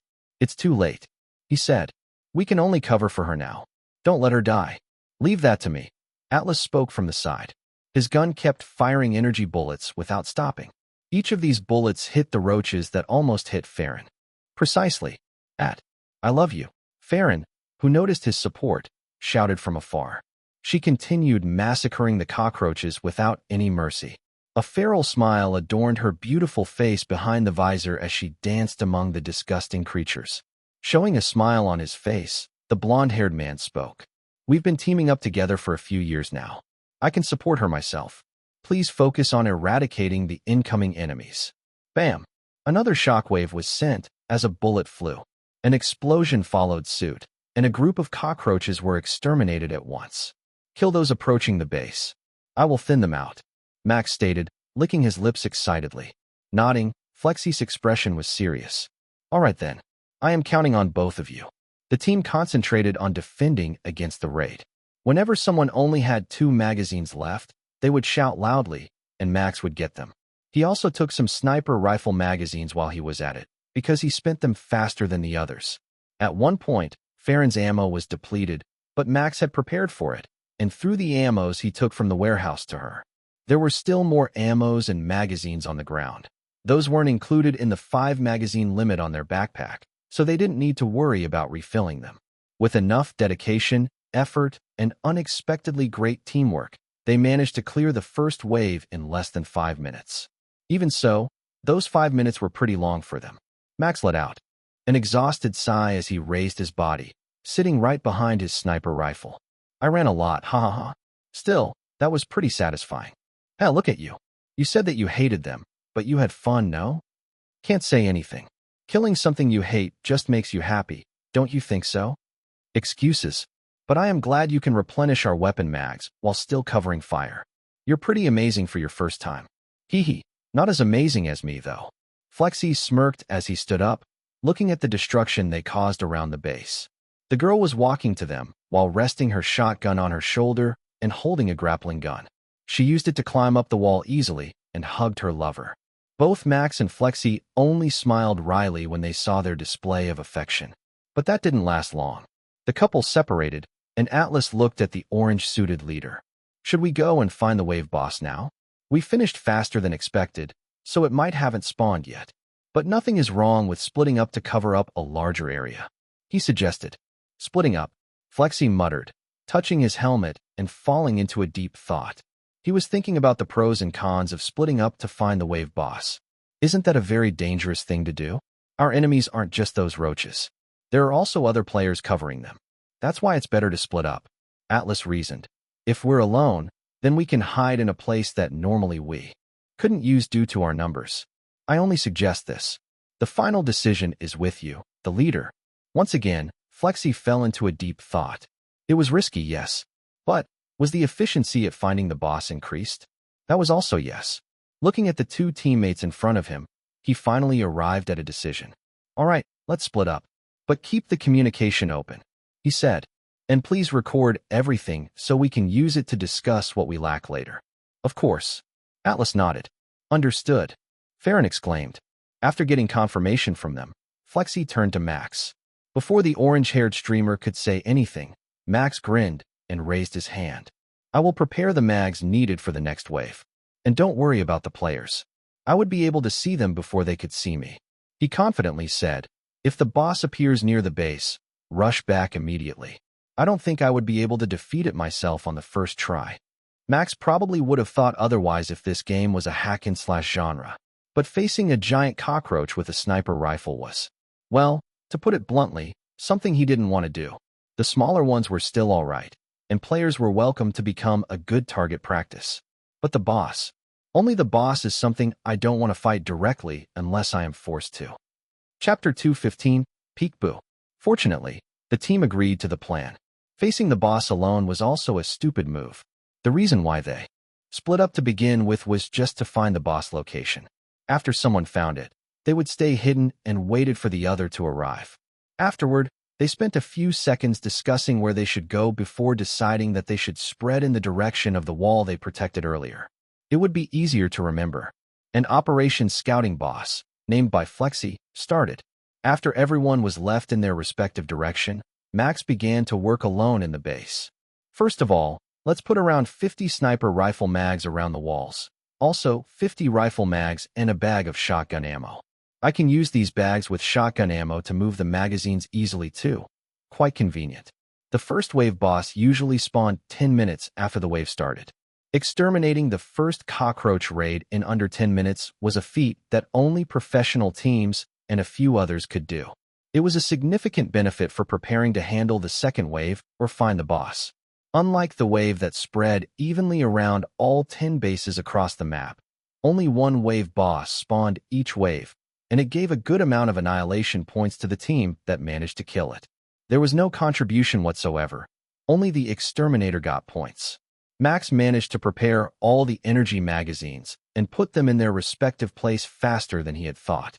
By now, he was used to the space suit and the large sniper slung over his back. And there was no disturbance that made him stop in the middle of his work. That's done. He nodded in satisfaction and returned to the north wall. Standing with his right leg resting on the higher platform, he put his hand on top of the visor to look around. No cockroaches in sight. The communication device in his ear was active, and he decided to contact them. How is the situation, everyone? The base is safe from both roaches or players. I haven't seen a moving shadow in the last 5 minutes. Flexi here. There is no sign of shiny black boulders around. The boss should have spawned already, but I can't find it in the south area. I will go back after looking around a bit more. Farron reports. I found no boss here, but I saw 2 bases in the distance. I am observing them right now. Similarly, it's probably in the north direction. I will return to the base shortly. This direction, huh? Max mused as he set his sniper rifle. Let's look around then. Who knows if I hit a jackpot? Thinking so, he got into a prone position once again while looking around. At the same time, the communication in the communication device still continued, with Flexi giving out orders. I will also return with Atlas, then. And Farron, can you keep an eye on them? Please don't engage in any fight. But if you find a chance or a wandering player, feel free to trust your judgment. Yeah, you can trust me. We might not be able to get the first wave's boss this time, but that's fine. Let's meet up and prepare for the next. Strategy. Click. With a clicking sound, the communication was over with Flexy's order. Max concentrated and looked around the distance through the optical scope. He could control the zoom until 50x of the normal human vision. At first, he observed the entire area with the most board zoom he could use, a 2x zoom option. Then, he slowly increased it to 3, 5, and then 10. The small pebble in the distance was now clear, and he could even see some cockroaches, the regular size, running around cluelessly. That wasn't his target, so he ignored it and scoured other parts. Everyone's report said the boss was probably on the north side. It could be hidden behind craters or big boulders that formed over the years. And just when he slowly moved his scope from left to right, he saw a bright flash. What is that? He wondered. He zoomed in slowly, recentering his scope many times at the location where he saw the flash. Just as he did that, the flash occurred once again. Due to his zoom, even when it was obscured by boulders, he managed to catch what that flash was. It's a rifle's small explosion. There must be something in that place. A grin appeared on his face as he activated the communication device once again. Guys, don't return to the base. Just go straight in the north direction, just a little behind a large crater and a boulder resembling a B letter. The boss is probably in that direction. A team has engaged in a battle. There are probably second and third teams. 2. Be careful. I am keeping my eyes. Got it. Atlas' voice rang from the device. Should I come too? Farron asked. The answer immediately came from Flexy. No need to. Please keep eyes on their base still. Breeze, do cover me. I will run at full speed and save my ammo for the boss. Max somehow heard two voices, one coming from the device and one directly entering his ear. He raised his head and saw a person in an orange suit zoom past the base while holding a rifle. 2 people against a boss and possibly a full team of 4 people at minimum. It would be hard. Well, let's give them a cover shoot now. When they arrive, I guess I will start by breaking that boulder. Got it, leader. He answered his friend and rested his finger on the trigger, ready to shoot anytime. Biochemical solutions were thrown, and a small burst of energy exploded once the bullet hit the target. For people surrounded a large cockroach and seemed to try to take it down. They were struggling immensely when the large boulder-like creature roused from its sleep. However, they had played this game for a while already. They knew that the monster would soon be exhausted and die. Just a bit more. One of the people in dark space suits shouted to the others. Keep firing. The team members were overjoyed. Killing the first boss would shoot them straight to the top rank among the teams in this match. At that moment, a sphere suddenly was thrown. It rolled on their ground without their knowledge. When it stopped, it immediately burst and let out a blue gas, obscuring their visions. What is this? I can't see. The players were panicking. The boss. Kill the boss. Trying to control the situation, the first player kept shooting. The smoke created by the biochemical solution would be gone soon. Just kill it first, and then we can find the player that throws. Just before the first player could finish his sentence, a scream rang. He stopped shooting and looked in the direction where the scream was. Following that, another small explosion burst. Puff! The smoke became thicker once again. It didn't affect human players, but it did its job to blind them temporarily. Help! Pew! Stop it! Pew! 2 similar screams rang. The player in the dark suit knew whom they belonged to. Their voices were similar to his teammates. From the sound that followed their scream, he understood that they were killed by another player instead of the wave boss. Raising his gun, he looked around in fear. There was no telling when his fate would follow him next. Once the blue gas disappeared, just thinking about it made him scared. Come out, coward. Show yourself. So, he covered his fear with a brave front. The truth was, he just wanted to survive and kill the wave boss, so they didn't finish in last place. Still, peek-boo. His enemy seemed to play around with him and actually showed up in front of his face. Not exactly in the front, because what he saw was the tip of a muzzle right in front of his visor instead of a face. Bang! With that sound coming out from his enemy's mouth, he saw a bright flash. That was the last thing he saw before a notification popped out. Team Bravefront has been annihilated. Good game. Well played. October 10th. It was the end for them. Chapter 216, Insane Skill. Team Orange Squash has annihilated Team Bravefront. 500 annihilation points have been rewarded. Saying that Flexi was surprised wouldn't be far-fetched. In his long career as a streamer, he had met various people, a pleasant one, an unpleasant one, a funny one, and even those skilled streamers and professional gamers. Among the people he met, the most talented one might be his new best friend, Breeze. Following him was Stone Sword. There was no doubt in that man's skill, as he was one of a few streamers who could possibly appear in the professional gaming scene without any problem if he wanted to. At first, when Stone Sword said that he knew someone more skilled than him, Flexi was skeptical. He only thought that the Spencer's heir was kidding and only said so out of flattery. His first impression of Atlas was that the blonde-haired man was arrogant. His lover was a more arrogant person than him, though that couldn't be seen when they were together. Still, Flexi desperately needed more players, so he negotiated with the person Stone Sword recommended before finally arriving at a deal. As long as the other person could compete equally or had a similar level as his, then that would be fine. Flexi had no intention to win after his teammates left him. He just wanted to fulfill the promise he made in the Biozone monthly segment. If he backed away, he would be seen as a liar, and that would hurt his image. However, hope returned. Breeze agreed to join him, and that was a tremendous help. And now, the new teammates he recruited had shown his skill. Crazy. In Roach Planet, the party leader's matchmaking rating was the one that determined their enemies. The higher his rating was, the stronger the enemies. As someone who planned and could compete in a professional scene, Flexi's MMR was in the top 1%.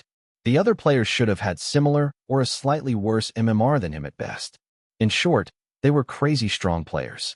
He killed all of them instantly. His speed isn't any slower than Breeze's. Does a person like that actually exist? That guy has the second highest ranked SR in the whole world.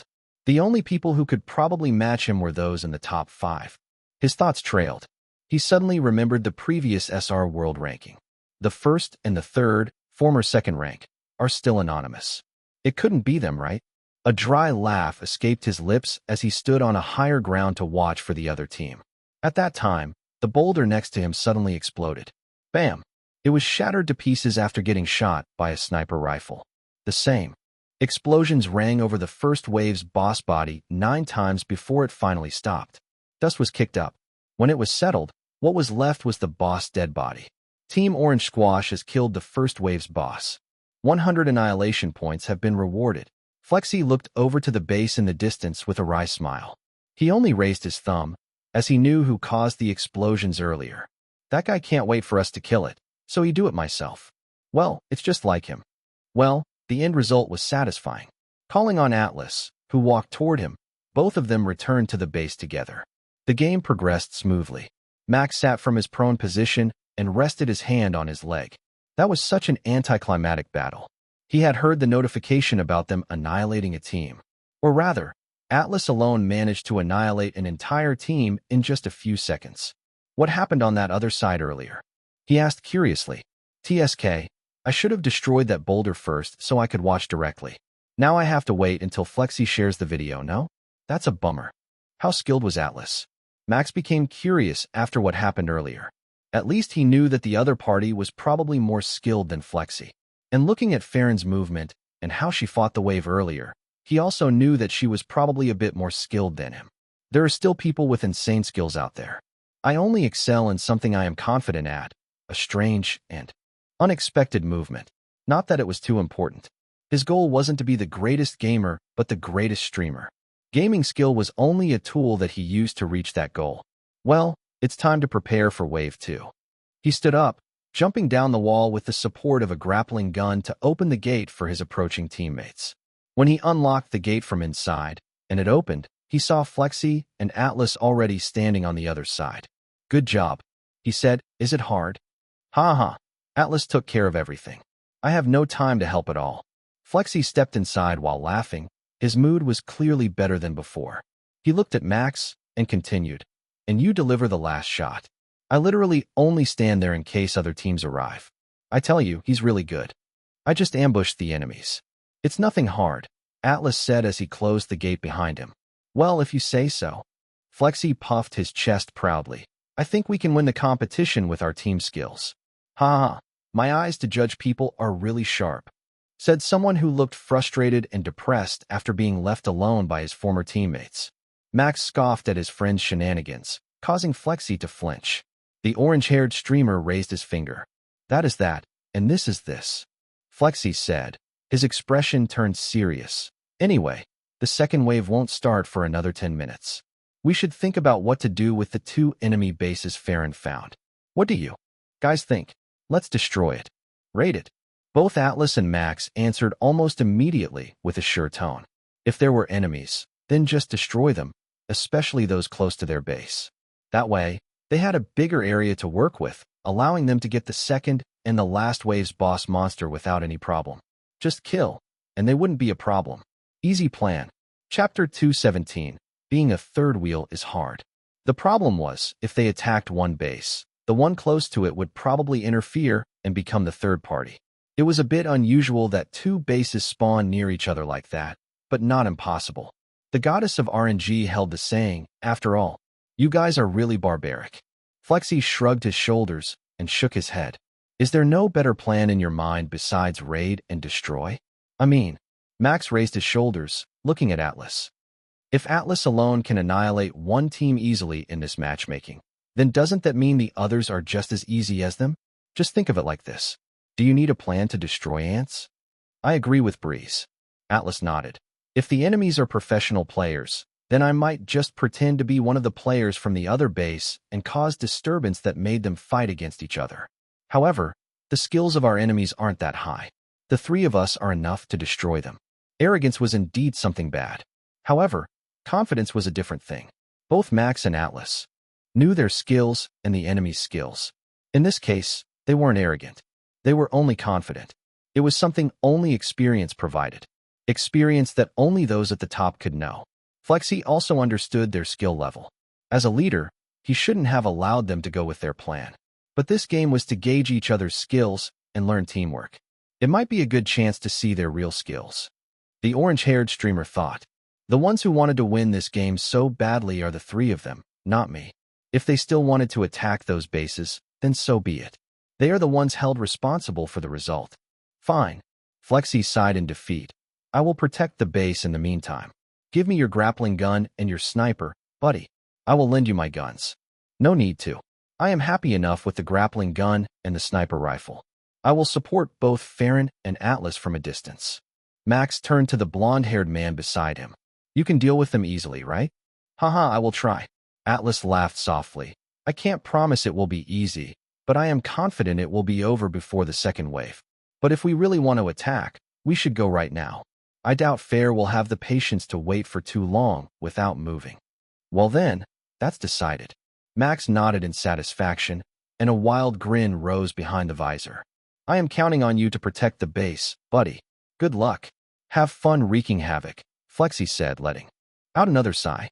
It's not entertaining at all. He added in his mind.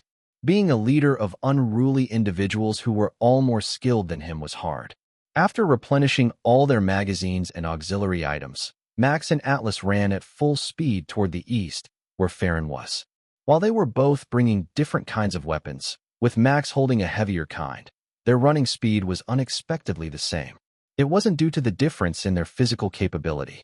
In the VR world, it was all about reaction and technique. That was why people with higher SR usually were a little faster than those with lower SR. Not only that, but a running technique also affected one's speed more than most people thought.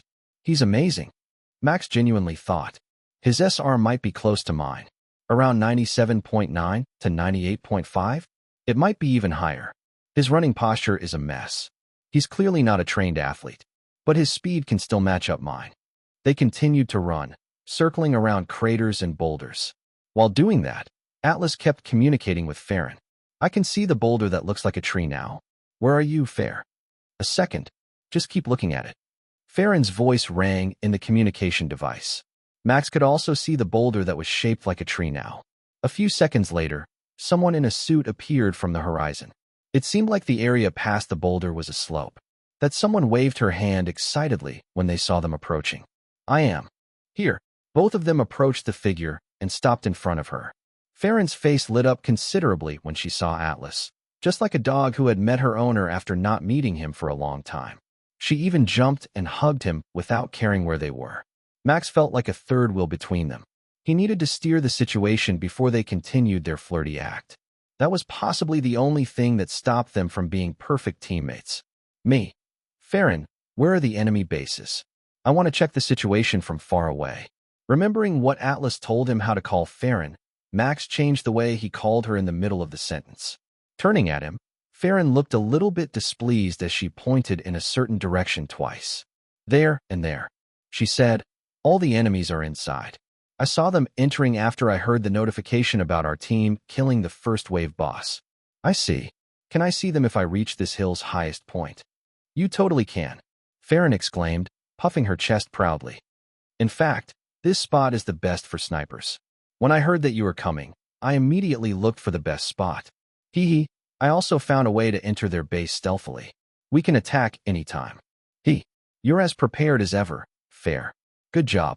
Atlas praised and patted her head. Of course I am. Both of them once again entered their own world. Max smiled wryly, feeling like he was ignored in this place. Protecting the base was much easier than watching them flirting. Does Flexi also feel like this when he's alone with them? Rather, I don't think he felt something like this. That bastard has a sexy girlfriend. But I am not jealous of him. I wonder why. While thinking so, he went to the highest point of the hill, crouched, and set up his sniper rifle. At that moment, he realized and got the answer to his question. Lisa always hit and mocked him. That's why I don't feel like they are really lovers. It's like a relationship between a master and her dog. He nodded in understanding. Chapter 2:18, No Good Opponents. Setting those feelings aside, he knew Atlas and Farron would move when he asked them to. After playing for a while with them, he understood their personality slightly. They're just like me. Someone who loves challenge and victory. Looking through the scope, he managed to find the two bases. They were pretty close to each other, possibly only separated from each other by 200 to 300 meters. How would their teams handle the wave? Would the waves combine with each other, and they would defend their bases together? Max had various questions. He would probably ask Flexi later. For now, his job was to scout. And scout, he did. How is it? Atlas' voice rang behind him, startling him slightly. Max hummed in interest as he moved his scope slowly. Two players are standing on the wall facing each other, holding rifles. The other two from each team couldn't be seen, probably out there to hunt roaches for extra points. So we confirmed 4 people. The blonde-haired man said. Do you think you can kill the one on the left? I will destroy the right base's core and eliminate them with Fair when they are confused. You think you can do that? Max asked. There were 2 ways to destroy and eliminate enemies. One was to wipe them at the same time without allowing their teammates to revive their friends who got knocked down. To put it simply, kill them all and make their vitals all black. The second way was to destroy their base's main core inside the warehouse. It was connected to their vital sign. And if it was destroyed, their sign would turn black, and the team would be wiped out. Against those enemies? Atlas' voice was tinted with a hint of mocking. It will be easy. I don't want to say it in front of the leader, but the enemies in this MMR are a bit too easy for me. Those enemies aren't good enough to play in a professional competition. They are just too lukewarm. Ha, you're so harsh. Max laughed it out. This man was too arrogant. But he had the skill to back it up and was kind enough to think about Flexi's feelings. Don't you think so too? Atlas smirked. Having no good practice opponents like them won't help us in the competition. Let's finish this and increase the leader's MMR so we have stronger opponents. Agreed. Let's destroy the right base and then the left. Farron chimed in with a shrill voice. It will be easy, I promise. Just shot one guy and then another when he tried to revive his friend, who got knocked down. That will give us enough time for us to destroy the right and go to the left. Thankfully, Max wasn't streaming yet. If he live-streamed his current conversation with both of them, his viewers would be either displeased or excited. He didn't know how they would react, but that surely would trouble him. If they are that confident, then I guess I will follow their plan. All right then, I will shoot in 15 seconds. Is that enough time for both of you to reach the base on the right? That's plenty. Atlas responded confidently as he stood up. He ran down the hill and circled around it to get to the right base with Farron. Max saw them and heaved a sigh to calm his nerves. Sniper needed to have a calm and still heart. He couldn't tremble. His hand should be as still as a calm water in the pond. Just kill them, eh? So easy to understand. I like it. 15 seconds passed quickly. He didn't know whether the couple had arrived at the right base or not, but it was time to do it. Heaving another long sigh, Max's finger rested firmly on the trigger. The scope had already found its target. All he needed to do was to pull. Kill one person and another when he revived his teammate? That would be useless. It might be the trick in a battle royale game where the sniper ammo couldn't explode. I will kill them simultaneously, he thought. His concentration peaked. The enemies were close enough to each other for him to blow their heads at the same time. When he was ready, he didn't hesitate to pull his finger. Bam! A loud sound rang, and the shockwave kicked all the gray sand away, exposing his position. However, Max didn't move. He watched the bullet fly toward his target and hit the first player's head. The head burst into red particles at once. And when that happened, it exploded. Boom. All areas around 10 meters from that player were engulfed in blue light. The wall was destroyed, and the unlucky player standing beside him was instantly killed. A sniper rifle was pretty overpowered in this game. Or at least, that was the case for Max, who was able to run as fast as normal players while holding such a bulky thing. The other two players from the left base seemed to hear the explosion and hurriedly ran out of the warehouse. They climbed the wall and looked around to find where the enemy's attack originated. Looking at them, a thought arrived in his mind. Let's just kill them too. I don't need to wait for Atlas or Farron to destroy their base's main core if I can annihilate them. They were still confused. With 2 more pulls from the triggers, the enemies were easily killed. With no players living, the base slowly crumbled as if a strong earthquake hit it. At that time, notifications rang in his ears. Team Orange Squash has annihilated Team Roach Hunter. 500 annihilation points have been rewarded. Team Orange Squash has annihilated Team Moondust. 500 annihilation points have been rewarded. Max was pleasantly surprised that he heard 2 kinds of notifications at once. He raised his head and looked at the base located on the right. The fate that waited at the base was similar to the one on the left. It crumbled slowly into gray sand. He could see 2 shadows walking away from the crumbling base. Using the scope, he could see them clearly. Atlas and Farron bumped their fists. Their expressions were smug. Arrogance backed with real skill is just simply confidence. Well, I guess I can show them off to my viewers in my second stream. Thinking so, he stood up and picked up his sniper rifle. It was time to return and prepare for the second wave. Chapter 219, Practice Schedule and Pathetic Display. Max and the other 2 returned to the base right before the second wave began. Standing inside the base and moving more magazines to the wall, Flexi welcomed them with a wide grin and annoying laugh. This orange-haired streamer had regained his vigor after finding out their skills. While they wanted to celebrate that they had annihilated 3 teams and even killed the first wave's boss, giving them a total bonus of 1,600 annihilation points, they still had to protect their base from the second wave. The second wave was similar to the first one, save for the number of roaches that doubled. There were no mutated cockroaches yet. They would only appear from wave 3 onward. It was said, onward because the match would only be over when only 1 team was left. Until then, the waves would keep coming. The interval of the incoming wave would also decrease until there was the famous 10th wave, called the infinite wave. Cockroaches would keep coming without an end. Normal and mutated cockroaches and the boss wave would join to attack the remaining bases. But that only happened when all teams were strong enough to protect their bases. Not even professional gamers could defend their base up to that point. The mental and physical exhaustion that gathered before reaching 10th wave was really taxing. In fact, in this current game, there were only 5 teams left. Save for the 3 that their team destroyed, 2 other teams seemed to meet unfortunate accidents or got annihilated by the others. The second wave is here. It came from the south. With Flexi south, everyone began to move. Like before, Farron confronted the wave directly while wielding her shotgun. Every time she shot, she cocked it back with a graceful movement, as if she was dancing. The other provided support, and Max destroyed the incoming roaches before they could even reach Farron with his sniper rifle. It took approximately 8 minutes for them to deal with the second wave. Following that was the boss hunt like before, with Max protecting the base. He was prepared to provide support and scout the north area. This time, there were a few cockroaches trying to approach the base due to their increased numbers, but he blasted them all away easily. After noticing that something similar happened from the other direction, he began his patrol around the wall, blasting everything he saw moving. There was no discrimination. As long as they moved, they were the targets, including the players who hid a bit away from him. He bombarded that place with 10 shots at once. Team Orange Squash has annihilated Team Sneaky Roach. 500 annihilation points have been rewarded. Max wondered whether they were stupid or not, but maybe they didn't expect someone to actually use a sniper rifle.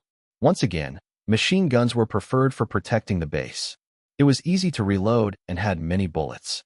On the other hand, the sniper rifle's reloading speed was the worst. Even the most skilled person needed 3 seconds to change the magazine.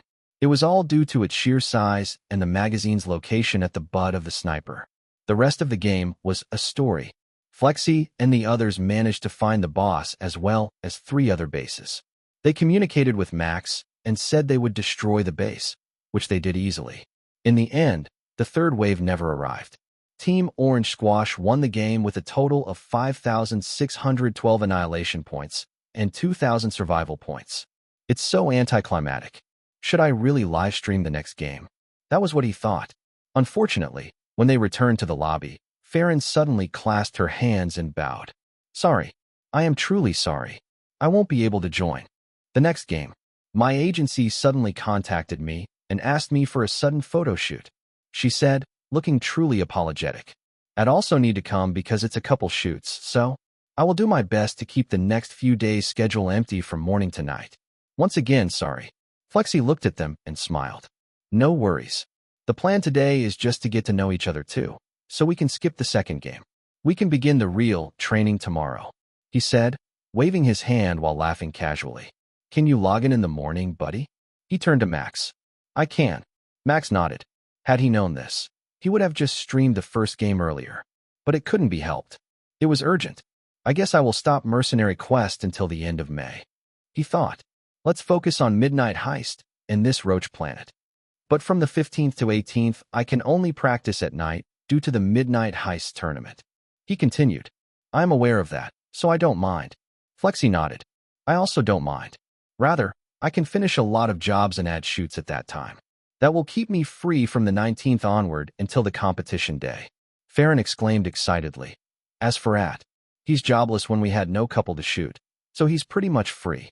While that's the truth, it's a bit hurt when you're so honest, Fair. Atlas laughed bitterly. But yes, just as she said. I only need some time on the 28th and 29th in the morning to deal with something. That's okay, Flexi said. As long as you're free in the morning of 30, because we have a joint practice with other teams that join the competition at that time. It's an offline joint at New Eden City. Holding his chin, Atlas seemed to consider something.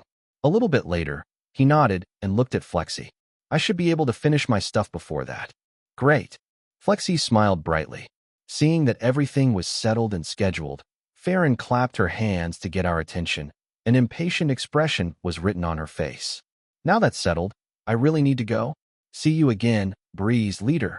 After that, she pulled Atlas' arm and disappeared from the bar together. Max was left alone with Flexi, and they both looked at each other.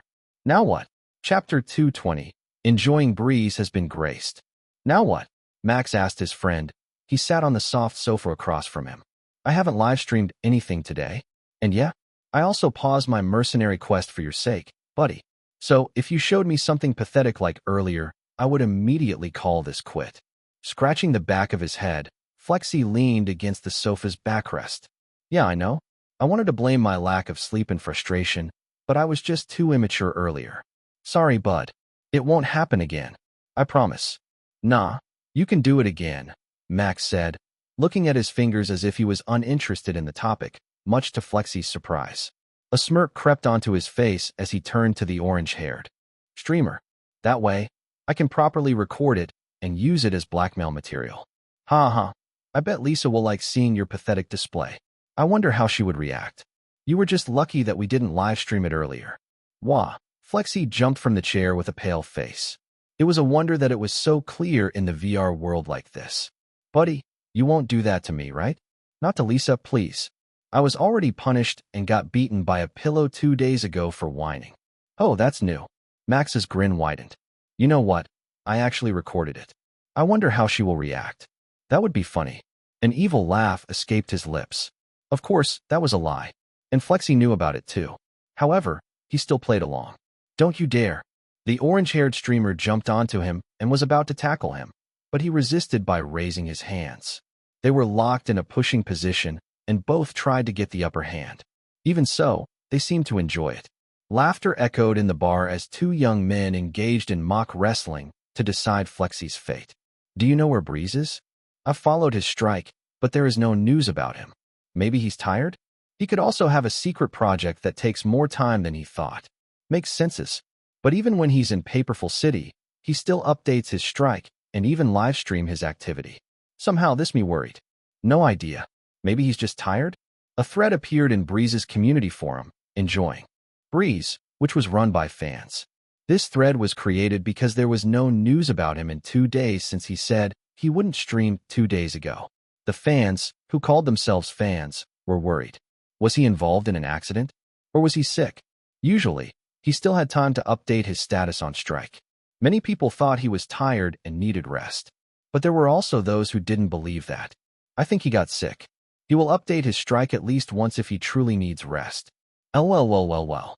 Maybe he's enjoying a date and forgot to update his status. You know Breeze. True, his strike was empty for a while too lol. He probably just forgot to give us update through his strike account. Guys, don't you think we need to stop speculating? There is someone who has his direct contact. Why don't we ask him? Let's ask our Lord and Savior, Bloodsucker. At Bloodsucker, please give us news. You, sir, are a genius. At Bloodsucker, please tell us what he's been doing. Where is Breeze? Is he on vacation? Or is he preparing something bg? Last time, he played Mercenary Quest and finished Catlapu, aka Blackie. Lord Noble Baron at Bloodsucker. Please answer this commoner question. Where is our hero, Breeze, now? Has he gone to defeat the Overlord? This Lord of Blood is seeking an answer too. Oh, my friend, Noble Blood, do tell me about Breeze's situation. I know nothing. This noble me is tired, don't tag him anymore. But don't worry, he's preparing something. Now, get out of this place and do your job. It's Monday FFS. After getting tagged many times and having notifications popping up, Bloodsucker replied to the comments while getting annoyed. He clicked his tongue and closed the forum after blocking the notification from it. Those bastards are so annoying. I am busy here. How dare they tag me many times like that? I still have one video left. Inside his room, Bloodsucker's complexion wasn't pretty good. The bags around his eyes were pretty heavy and dark, signing that he hadn't slept for a few days already. The white scara around his pupil now resembled his red irises. However, he didn't stop there. He was on a mission, an important mission to break his limit and reach a new height. I will make this the greatest video ever. I won't lose to that guy. Still, he had something that the other fans didn't. Now that he had seen the thread, it bothered him so much that he couldn't concentrate. His source of amusement was also gone for 2 days, and that irritated him further. Clicking his tongue once more, Bloodsucker opened a message application and found Breeze's name in it. He sent a message that conveyed all his viewers' requests. Bloodsucker, I am doing my job here, so do your job. Get up and make a strike status or turn on the live stream. Initially, the vampire-like man didn't expect an immediate reply. He knew the other party, his boss, had a lot of stuff going on besides streaming. But he didn't know that it was morning. And the morning was when Max checked all his emails and messages. So he could reply at a lightning-fast speed. Breeze, I will make a status on strike. I have been a bit of a wreck in the last 2 days. Thanks for reminding me, sucker. When Bloodsucker read that message, a chill sent down his spine. Who the heck was this? Breeze wasn't like this. With trembling fingers, he typed a reply. Bloodsucker, I don't know what happened, but get yourself together. And it's not my job to remind you like this. Get yourself an assistant, secretary, or manager who controls your schedule and social media. TSK, everyone is so dependent on me. He shook his head. No one seemed to be able to do anything themselves without him, whether it was the fans or Breeze himself. I am just too amazing. He smirked. And thus, he continued doing his job, tweaking with videos to make it amazing. Chapter 2:21, Morning Practice, Trying Weapons. Max washed his face and looked at his reflection. He was a bit embarrassed that he wasn't professional enough to the point he forgot to update his status on strike. His life wasn't only his anymore. He shouldn't worry his fans. To think that even Bloodsucker is telling me this. I also need to get my act together. It was not because he forgot to update his status last night. He talked a lot with Flexi to know better about the competition. Not only that, they also talked about how skillful Atlas and Farron were.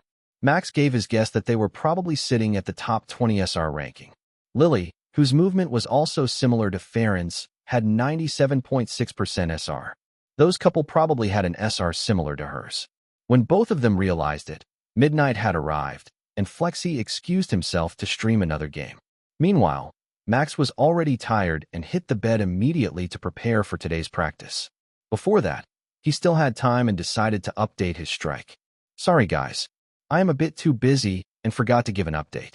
I will start live streaming early today at 9 a.m. We will play Roach Planet with Flexi and 2 other friends. Mercenary Quest's main story will be postponed temporarily until the Midnight Heist tournament ends. That's it, see you soon. In just a few minutes, many replies arrived. So you're still alive. Good to know. Mercenary Quest is postponed, but Roach Planet is on. Wait, if you play with Flexi, does that mean you are participating in that competition too? 2 tournaments in a month. Breeze is so wild. So after being a thief, police, a hunter, now he's going to be an exterminator? He has so many jobs. What's he going to be next? I'm glad to see you doing well and give us info. But even if you are sick, please do tell us. Just a sentence is enough. Roach Planet, I wonder what kind of weapons you will use. Max was relieved that the response was mostly positive, and most of them actually worried about him. He replied to some comments that stood out and joked around with those leaving comments about Roach Planet and his various jobs. Yes, I am going to participate in that tournament. Dude, you forgot I am also a tracer who does parkour and a streamer. But if you ask what kind of job I will be doing next, I want to be a killer geek. Thank you for worrying about my condition. I am not sick, don't worry. I was just babysitting a certain orange-haired friend of mine. The art of shifting blame was truly wonderful. Max felt nothing blaming Flexi for his own fault.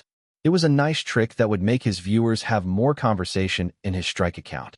His status was reposted more than 500 times already, spreading nicely.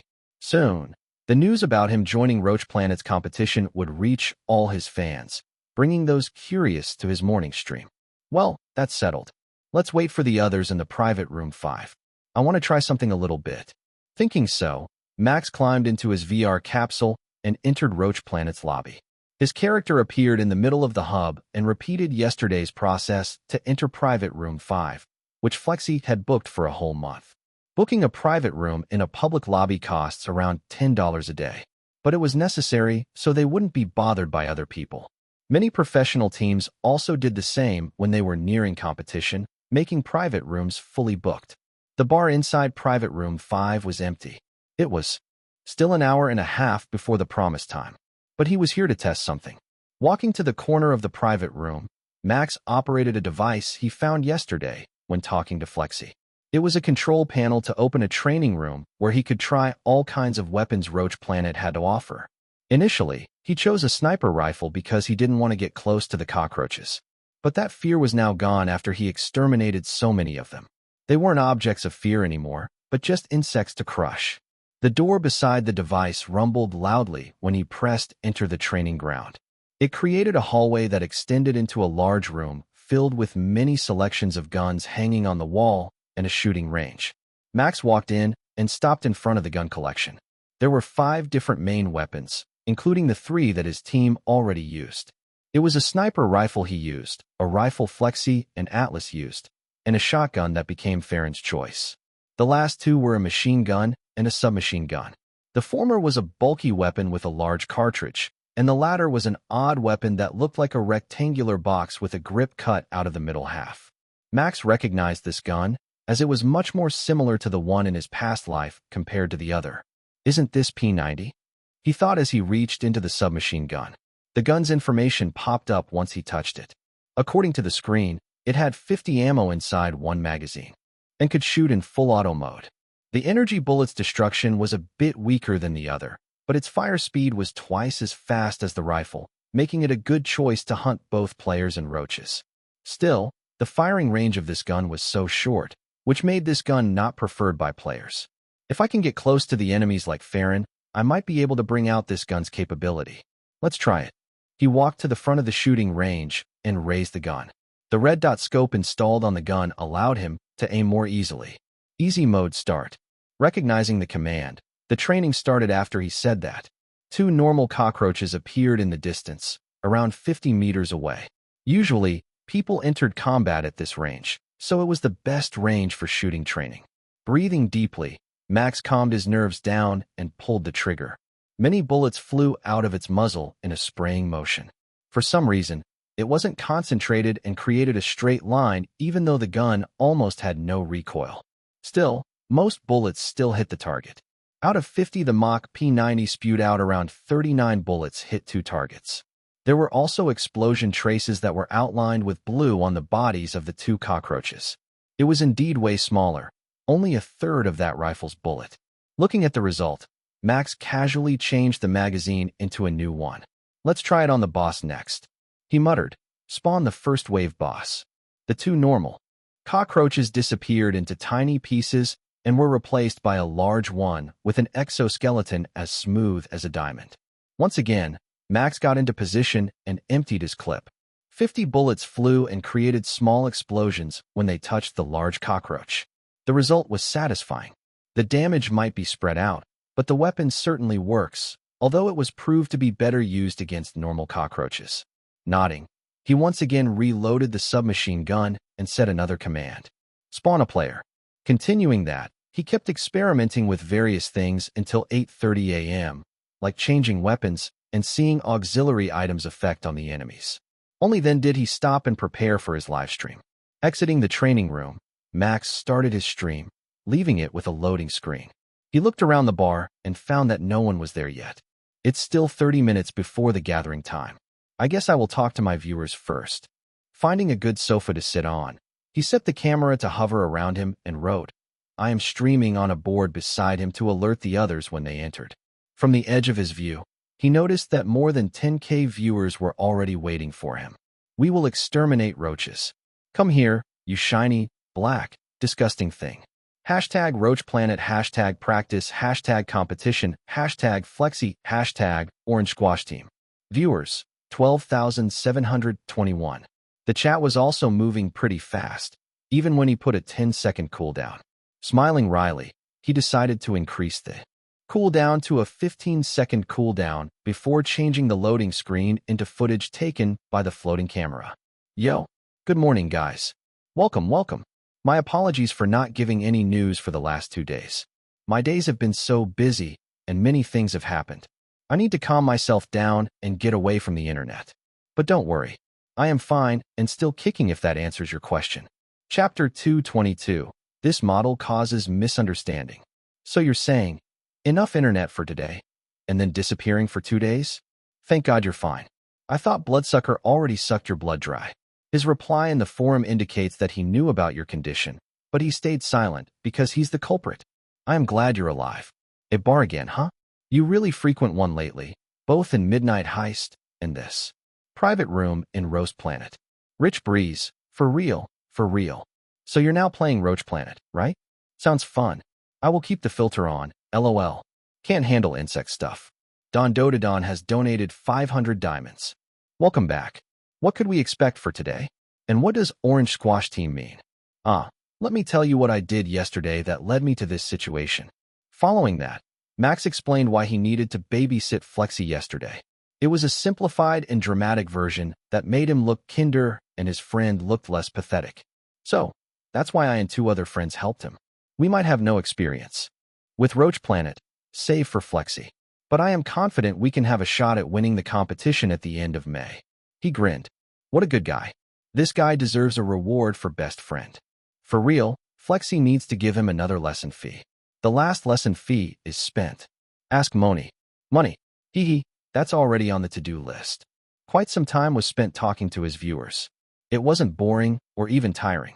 No, it was surprisingly fun for Max. Sometimes, talking with your fans would make them know you better and vice versa. After talking for a while, He heard a sound from the elevator's direction. Raising his head, he noticed the door was open, and two people were walking out while holding hands. Huh? They are. Crazy couple. Isn't that Atlas and Farron from Horizon Online? Why are they with Breeze? That beautiful platinum hair, no doubt about it. Isn't that Farron? Yeah, I am a fan of her online magazine. Damn, the teammates are the crazy couple from Horizon Online? Can they play the FPS game, though? Happy face. The fact they are here means they can play, no? Flexi isn't someone who will throw a competition for reputation. Looking at the chat, Max smiled wryly. Atlas and Farron's popularity was bigger than he thought. Their easygoing and energetic personality didn't really reflect that. I heard that they had a shoot yesterday, and from what I remember, Farron is a model. I didn't think much before, but to think they are so famous. He thought, standing up from his sofa. Upon seeing them, Max decided to greet and warn them because some of his viewers apparently recognized the couple from other games. Good morning, he said, smiling brightly. I am streaming right now. Do you mind if you appear in it? If you do mind, I will try my best to keep the camera pointed at myself alone. Ah, you're streaming? Farron exclaimed, releasing Atlas' hand. A playful smile appeared on her face as she noticed the camera. She strode toward it and shoved her face close. Yahoo, can you guys see me? Keep supporting Breeze's channel, okay? If you watched his live stream, you might be able to take a glimpse of my appearance, and that's crazy skill. Press that follow button right now and activate your notification. Yoak, so close. I pressed follow already. Blessed. A close-up of Farron's face. Breeze, thank you for streaming today. I love you, man. How unexpected. Max could only blink his eyes repeatedly as he saw Farron get dragged back by Atlas and was reprimanded not to jump in front of a camera like that. According to their conversation, it seemed like it was her bad habit. The blonde-haired man also apologized, but Max didn't really mind. Rather, he appreciated her shout-out, as it would definitely bring more people to his channel. Anyway, the chat kept moving since their appearance. The people who usually never appeared in the chat even made donations. Gimmelope922 has donated 1,000 diamonds. Tell us, how do you get close to many girls like that? Is it a face? Is it because of your handsome face? You even got a cute girlfriend already. Usually, Max would ignore chats like these. However, because the person donated 1,000 diamonds, he felt obligated to answer, money talk. And true, it was the only weakness that he showed to his viewers. Communication is the key.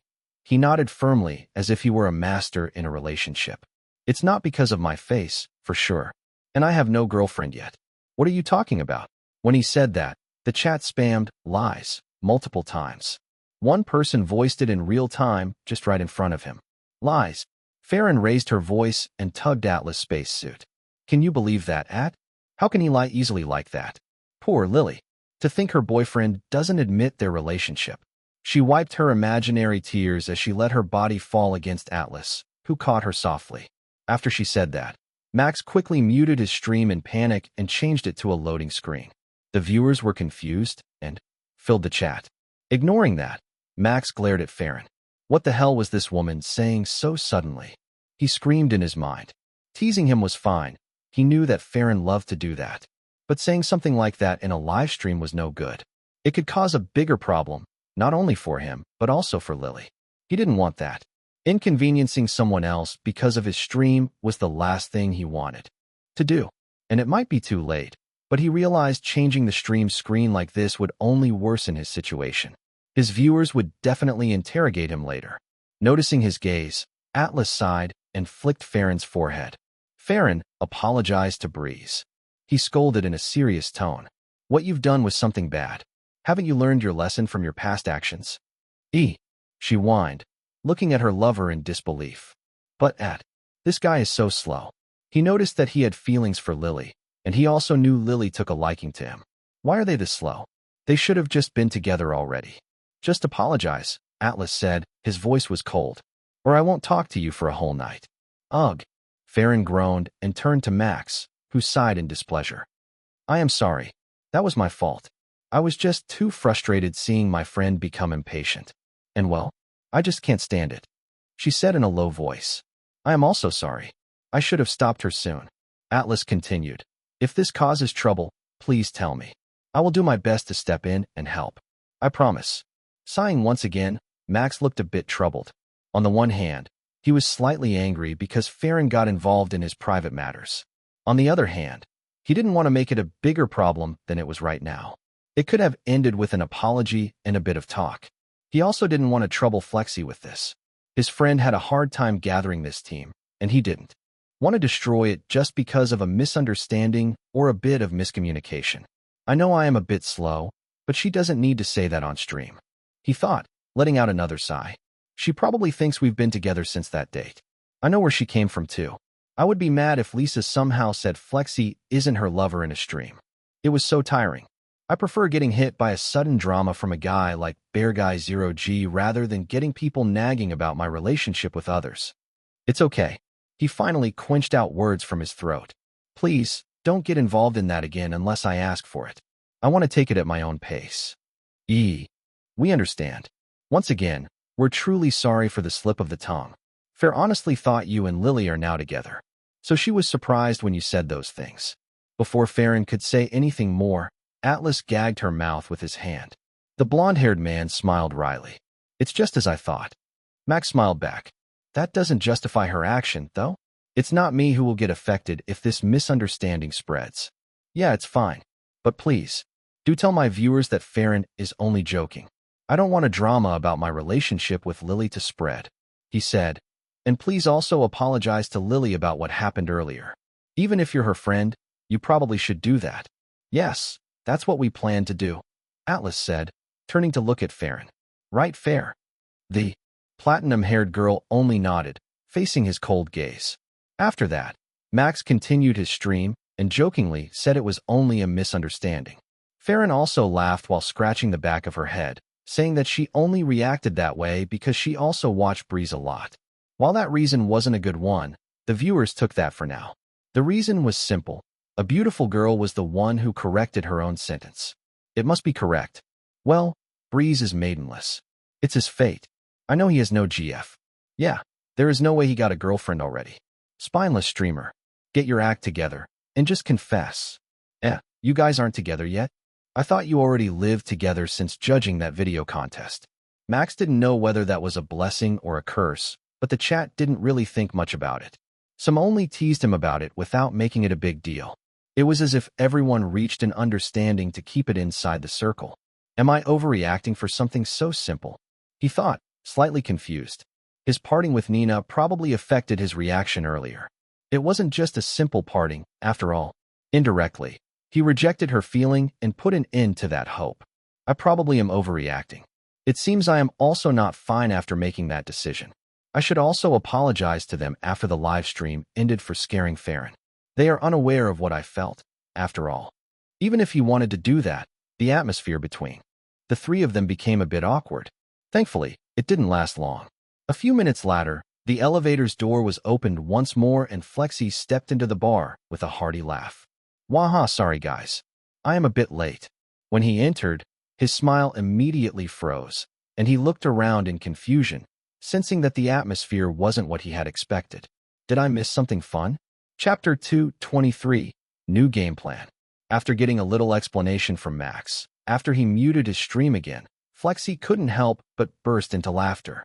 Well, don't mind. Just follow your heart, the orange-haired streamer claimed and patted Max's shoulder, much to his displeasure. And, yeah, sorry bud. I will probably stand by Farron's side in this discussion. But let's not talk about that now and focus on the practice, yeah? Max agreed with Flexi as he nodded. There was no point continuing that stuff. Let's talk about our practice today, then. I have already analyzed yesterday's video and decided to change the plan and roll slightly. The team gathered by Flexi's words, sitting around a long table in the middle of the bar. Once they gathered, Flexi looked at them seriously before stopping at Max. I think leaving Breeze to defend the base is stupid. That was the first sentence he said, and the others agreed with it. Don't get me wrong. I know it's your condition to join the team, but your skills are more useful. When you destroyed 2 enemy bases yesterday, I just know that we can use a different strategy than the other teams. Our team's skill is higher than average. The professional average. In fact, the match yesterday looked pretty easy, but my team usually practiced with similarly skilled players. Of course, I wouldn't say the real professional team would only have that kind of skill, as they have better teamwork, but I believe we have similar skills to those pro gamers. The other three were surprised when they heard Flexi's words. Max, especially, was surprised. He heard from Atlas that the enemy's MMR was lower than those at the true top. So, when Flexi said that, he didn't know who to believe. Are you sure about that, leader? Atlas asked, seemingly surprised by the information too. If I remember correctly, your MMR is around 8,700, right? Yes, that's right, Flexi confirmed with a nod. May I know the current highest MMR? Because, well, I don't think our enemies from before are any good. The blonde-haired man continued. Listening to him, Flexi grinned. The current highest MMR is around 9,200, if I remember correctly. It's held by a player called Landlord24, the leader of the Mice team that also joined the competition at the end of May. His team is the current favorite to win, as all members are in the top 10 MMR ranking. I see. Atlas shrugged his shoulders, mostly out of disappointment at his enemy's skill. Still, it was good for the team. They were strong enough to defeat enemies of such caliber. Easily. The competition looked bright. The talk continued. Flexi told them the new plan he thought of. In the middle of the conversation, Max mentioned his change of weapon to Flexi. Hearing the change, the orange-haired streamer smiled. He even urged him to try because it would benefit the new game greatly. Speed was important in this new plan. A sniper rifle was just too heavy for it to work. And thus, they started their morning practice with the new strategy. The match started, and they were transported to the base on the moon. The new plan proposed by Flexi was pretty simple. Once the first wave ended, the trio immediately spread out to find the first wave boss, leaving Flexi to defend the base himself. Finding the boss was easier than before. Farron found the boss hiding like a boulder around the east direction of their base. After reporting it, she went into hiding and waited for the others. Here, the others meant not only her teammates, but also other teams. Usually, the tactic was to kill the wave boss as fast as possible and retreat, getting the extra 100 annihilation points. But that wasn't enough for Flexi. He wanted more. So, the plan changed after he saw his new team's capability. Farron, is there an enemy team yet? Arriving first from the north direction, while holding a Mach P90, Max crouched beside Farron and asked. He looked at the black boulder in the distance, and then the area around it. The awkwardness between them had been long gone since. The match started. They were professional and wouldn't let feelings affect their job. They aren't here yet, Farron said, smiling gently. Hee, it might take them another minute to find the boss. We're just too fast. You're right. Max didn't deny that. Let's wait for Atlas too. It was only 11 minutes since the first wave started, a minute after the boss spawned. The other team might have needed an extra minute or two before they found the first wave boss at the fastest. After a few seconds, Atlas joined them in their hiding place and observed the situation. There was no movement from the boss or the surroundings for a whole minute. Farron became impatient, saying that she might as well solo the boss. Atlas tried to calm her down and asked her to wait a minute more. At that moment, I see movement, Max said, narrowing his eyes to look better from the detached scope he had in hand. It was an auxiliary item, one of the most useless ones, because it could only allow a player to look farther than usual. But this piece of auxiliary item was important in this game plan. From the distance, a small dust kicked into the sky, the easiest sign to know that someone or something was moving. It's getting close here. From the look of it, it might be a 3-people party. The direction they came from is straight across from us. He handed the scope to Atlas. So the east, Atlas said, raising his head to look in the direction Max talked about. Just like him, the blonde-haired man also managed to see the dust. Let's move according to the plan, Atlas said, returning the scope to Max and turning to Farron. It's your turn, Fair. Keep them busy after they engage with the boss. Breeze, and I will follow the plan. Finally, Farron exclaimed excitedly. If she had long ears, they would definitely flap around to show her happiness. You can count on me.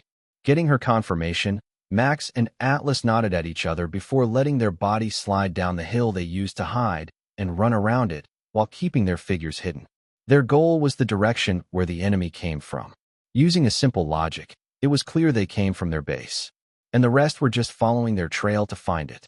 I never thought he would think of such a risky plan like this. Max grinned from ear to ear as he ran at full speed, used the first wave boss as bait, and destroy the enemy's base instead. How crazy does that plan sound? Surely no other teams would try it. Ha ha.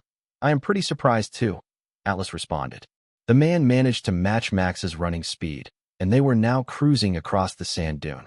But it might be the best. Our teams are pretty much heavy hitters who play best against other players instead of small monsters. Let's finish it fast. Did I see this right? Yes, you did. I am pretty surprised that they are running together like this. Hey, between both of them, who do you think runs faster? Breeze aside, this crazy male called Atlas is amazing. How can he match Breeze in speed? Is he holding back? I don't think Breeze is holding back. Holy moly. I thought he was only good in Horizon Online due to the status, but apparently his mechanic is also really great. I am surprised. I'd like to watch more Atlas and Farron moments, but this is also great. Annihilation. Kukuku, my right arm has been satisfied. More. Bring more sacrifices. The chat who recognized Atlas voiced many reactions. Max didn't bother to read them as he was concentrating on the game. Both of them hid behind a rock when 3 people that they saw from the distance passed them by. Lucky. No one found the boss yet. Go, go, go, let's kill it. We can't leave the base for too long. Use all your grenades to kill the boss. A tiny amount of information was gained from listening to them. Before running again, both of them nodded in understanding. They needed to finish this fast. Farron might only be able to get a minute, or probably 3 minutes at best before she was overwhelmed. And based on their conversation earlier, they seemed to go straight to the boss from their base. Max and Atlas followed the footprints they left behind before finally seeing an outstanding structure that was different from boulders and craters spread on the map. They didn't hesitate and immediately rushed into it. The Watcher noticed their advance and raised his gun. Unfortunately for the man, Atlas had shot first. With precise accuracy, the rifle bullet hit right in the middle of the Watcher's head and killed him immediately. This would alert his teammates. They probably rushed back now, but that would still be too late. Using the grappling gun, Max climbed the wall and immediately entered the warehouse. He located the main core protected behind a glass layer and destroyed it with a grenade. The explosion brought the base down, crumbling it into gray sand. Team Orange Squash has annihilated Team Chippy Choppa. 500 annihilation points have been rewarded. Resting his Mach P90 on his shoulder, Max grinned widely. Let's get to the next base. His comment caused another stir in the chat. Barbaric strategy. Orange Squash. More like squashing base. The team name is cute, but the members are just crazy folks. Breeze. Too easy. I like this team already. Go, go, go. Defeat them all. Chapter 224, Mob Train. The rest of the match was history. Following the fall of the first base, Max and Atlas returned to the base to defend it against the second wave. The 3 of them could defend against it because it only came from one direction. Meanwhile, Farron was out in the wild to find the others' bases using the wave as a guide. It was easy to find a swarm of cockroaches from a distance instead of a single building. She had around 10 to 15 minutes to work with. As a result, she managed to report the remaining 8 bases to the others. The second wave's boss gave 300 annihilation points. It was still less than destroying a team, so Flexi gave the order to hunt bases before the third wave started. With Max's speed and courage, they managed to clear the second wave in 5 minutes, just like before. He was already getting used to the spacesuit and could move more quickly than yesterday. Thus, his speed increased exponentially, around 1.2 times than before. And with that, he and Atlas decided to split up. 4 of the bases had 3 of their players out to find the boss, while the remaining 4 decided to defend their bases. Those former ones were their prime targets. Moving at a fast speed, Max visited the nearest base and killed the Watcher. He snuck up when the enemy lowered their guard and destroyed the warehouse.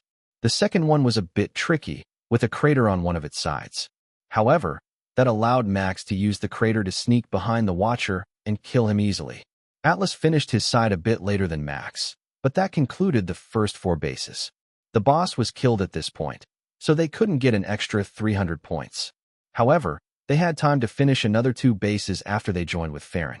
Following the plan, the 3 of them returned to the base to defend against the third wave. This is not Roach Planet anymore. It's Destroy the Base game. Breeze is on the cockroach's side. He's just destroying his enemies one by one. Roach Planet equals X. Player Hunt equals V. Breeze is really playing in a strange way. But, isn't this Plan Flexis? Breeze has so influenced that guy that he begins to move away from his usual wait-and-see playstyle lol. Breeze. Heh, you coward. Let me show you how to do it. Flexi, sure. Here is the lesson fee. Once again, Max didn't read the chat. However, his intuition as a streamer told him that the chat was making fun of him, so he spoke. I only bring positive influence, alright? Both Farron and Atlas, who had just returned after destroying 2 bases with him, looked at him strangely. Then they realized that Max was talking to his viewers, and Farron jumped once again. This time, she didn't make big trouble like before. As for me, I bring both. She exclaimed. I made many mistakes due to my mouth, Sometimes, I couldn't control myself and often made many enemies, both in real life and online. Sorry, she tucked out her tongue playfully. Only Atlas knew that she was genuinely sorry. This girl was unable to express herself better than that. Max didn't think much. When they worked together earlier, he heard about Farron from Atlas and slightly understood her personality. He was willing to forgive her now as long as she didn't repeat what she did. Back to the game. The team successfully fended off the 3rd wave. A tenth of the wave was composed of mutated cockroaches with bright wings. They could fly around 5 meters high, which made them a bit of trouble. The total number of cockroaches was still the same as the previous wave. In the end, they needed around 9 minutes to fend off the wave and set to the last base they had to destroy. By now, they actually had accumulated enough points to be number 1. Flexi even suggested that they should surrender and move on to the next game. But Max rejected that suggestion strongly. Are you a coward, buddy? We're here to annihilate them, not just winning. No, but didn't you say that we should win if we play something? We already won. What's the use of continuing it? That is that. And this is this. It's a different story. Max ended the conversation by imitating Flexi's words so he couldn't refute him, and he took off with Atlas and Farron. Truly a wise word. Winning the match and winning the fight is different. Breeze wanted to do it thoroughly. Thoroughly, eh? I also love to be thorough. I think what you mean is different from what that other guy suggested. That is that, and this is this. Same stuff. Now you copy their words. Finding the last 2 bases was pretty easy. They hadn't completely wiped out the cockroaches yet. Using this chance, the trio of raiders snuck up behind them and shattered their base's main core. What followed was the tricky part. Once the base crumbled into sand, there was no wall that stopped the remaining cockroaches. Max looked at what happened in horror. A swarm of crawling and flying cockroaches were now targeting them. In response to that, he shouted loudly, "Run for your life." Disregarding the couple, Max ran at full speed toward the next base. Once again, he realized that these creatures couldn't be looked down upon. They were monsters. Real monsters. Brown monsters. It needed to be said thrice, at least, to show how scary they were. Looking back, he saw Farron and Atlas followed right behind. The cockroaches' attention was fully focused on them. Breeze, hear me out. While running, Atlas suddenly spoke and looked at him. Do you want to see something amusing? Amusing. That word usually fit Flexi perfectly, and Max would jump into it, because it would make his stream interesting. But now wasn't the time to hear that word. Scary and amusing didn't blend together. Looking at your disgusted expression, I know you're thinking something bad. The blonde-haired man said, but listen, this will not involve us at all. Rather, we will take down the last base easier. I've done this many times in Horizon Online. This trick is called Mob Train. Mob Train, a trick in MMORPG games where they killed players using mobs that they aggroed. It was a despicable trick that many players hated. Thank you for the explanation, Sir Slogan. That's such a nice trick. Didn't that explain this situation perfectly? Curiosity took the better of Max, and he read the chat. That was a good decision, as he managed to know what Atlas talked about. A grin appeared on his face. Sorry, I doubted you a little bit earlier because I have a bad feeling about the word amusing. But that sounds fun. Let's get this swarm to their base. Max roared with a cheery voice. Then, let's run a bit slower. We're way faster than the cockroaches. We will lose them at this rate, and they will spread everywhere. We don't want that to happen. You're right. Following Atlas' suggestion, the trio ran slower, matching the cockroaches' speed. The base wasn't too far, and they could see it getting attacked by a horde of cockroaches from far away. It seemed like they hadn't exterminated them yet. Let's go at full speed. Atlas gave out instructions perfectly, as if he was used to it. Farron, please destroy the main core. Breeze, follow me. We will shoot at the cockroaches behind us in the interval to aggro them. Leave it to me, At. Got it. As Atlas was the person proposing the idea, Max followed his instructions. He tailed just behind the blonde-haired and shot the cockroaches behind him every 5 seconds until they reached the base. Climb up, Atlas said, pointing at the top of the wall. On it. However, Max was prepared for it. His grappling gun had already been shot, and he flew to the top of the wall. Landing on it, he could see Farron climbing on another side of the wall and the enemies who panicked. What is that? That person is bringing a wave to us. Hold on. Protect the base. Shoot them all. The enemies scrambled and began to shoot. Many bullets flew toward Max, but he didn't bother to dodge them. Instead, he spread his arms and embraced the incoming bullets. Ha! Get wrecked. Just as he did that, his body was riddled with bullets, knocking him down. That didn't stop the bullet rain. It kept hitting him until his vital sign turned black. You are dead. A red notification popped on top of his body, with a skull logo beside the word. Get wrecked. This is not Sparta. This is Breeze. Goddamn. Atlas from a crazy couple are indeed crazy. To think he thought of this strategy in Roach Planet. This only shows Horizon Online's players not to mess with him. Remember, you must avoid 2 things in-game. First, pissing off Breeze. Second, getting close with Atlas. He's a monster among monsters. At that moment, the horde of cockroaches also arrived. The enemy players lost hope as they saw them closing in. Scary monsters crawled on their bodies, ready to bite them. Fortunately for them and Max's viewers, Farron destroyed the main core before the game turned gore and ended the game. What was left around the base was a girl in a space suit that raised both of her hands, making 2 peace signs. Yay, we won. Chapter 225, Girls Talk, Apologize Time. The practice continued until lunch night. They only stopped for a while for lunch break, and at that time, Max paused his live stream. This practice stream unexpectedly brought many people. The viewers were split between those who liked rowdy people like Flexi and those who enjoyed unexpected stuff like what Max did. Both streamers knew they were watching, because Farron and Atlas were with them, so they didn't hope much from them. If 100 or 2 stayed because they liked them, it was already enough. Talking about the stream, the new viewers' donations also pour in like a waterfall, surprising Max. He didn't think they would enjoy watching a game like Roach Planet. It seemed like people in this world didn't hate cockroaches as much as those in his past life. I also haven't seen a single cockroach, even in my previous apartment. The cleaning system in this world is so advanced, then. People don't know the horror of those tiny beasts. When night arrived, they decided to end the day with no more trouble save for Farron's slip of the tongue. Please don't forget to apologize to Lily. He didn't forget to remind Farron.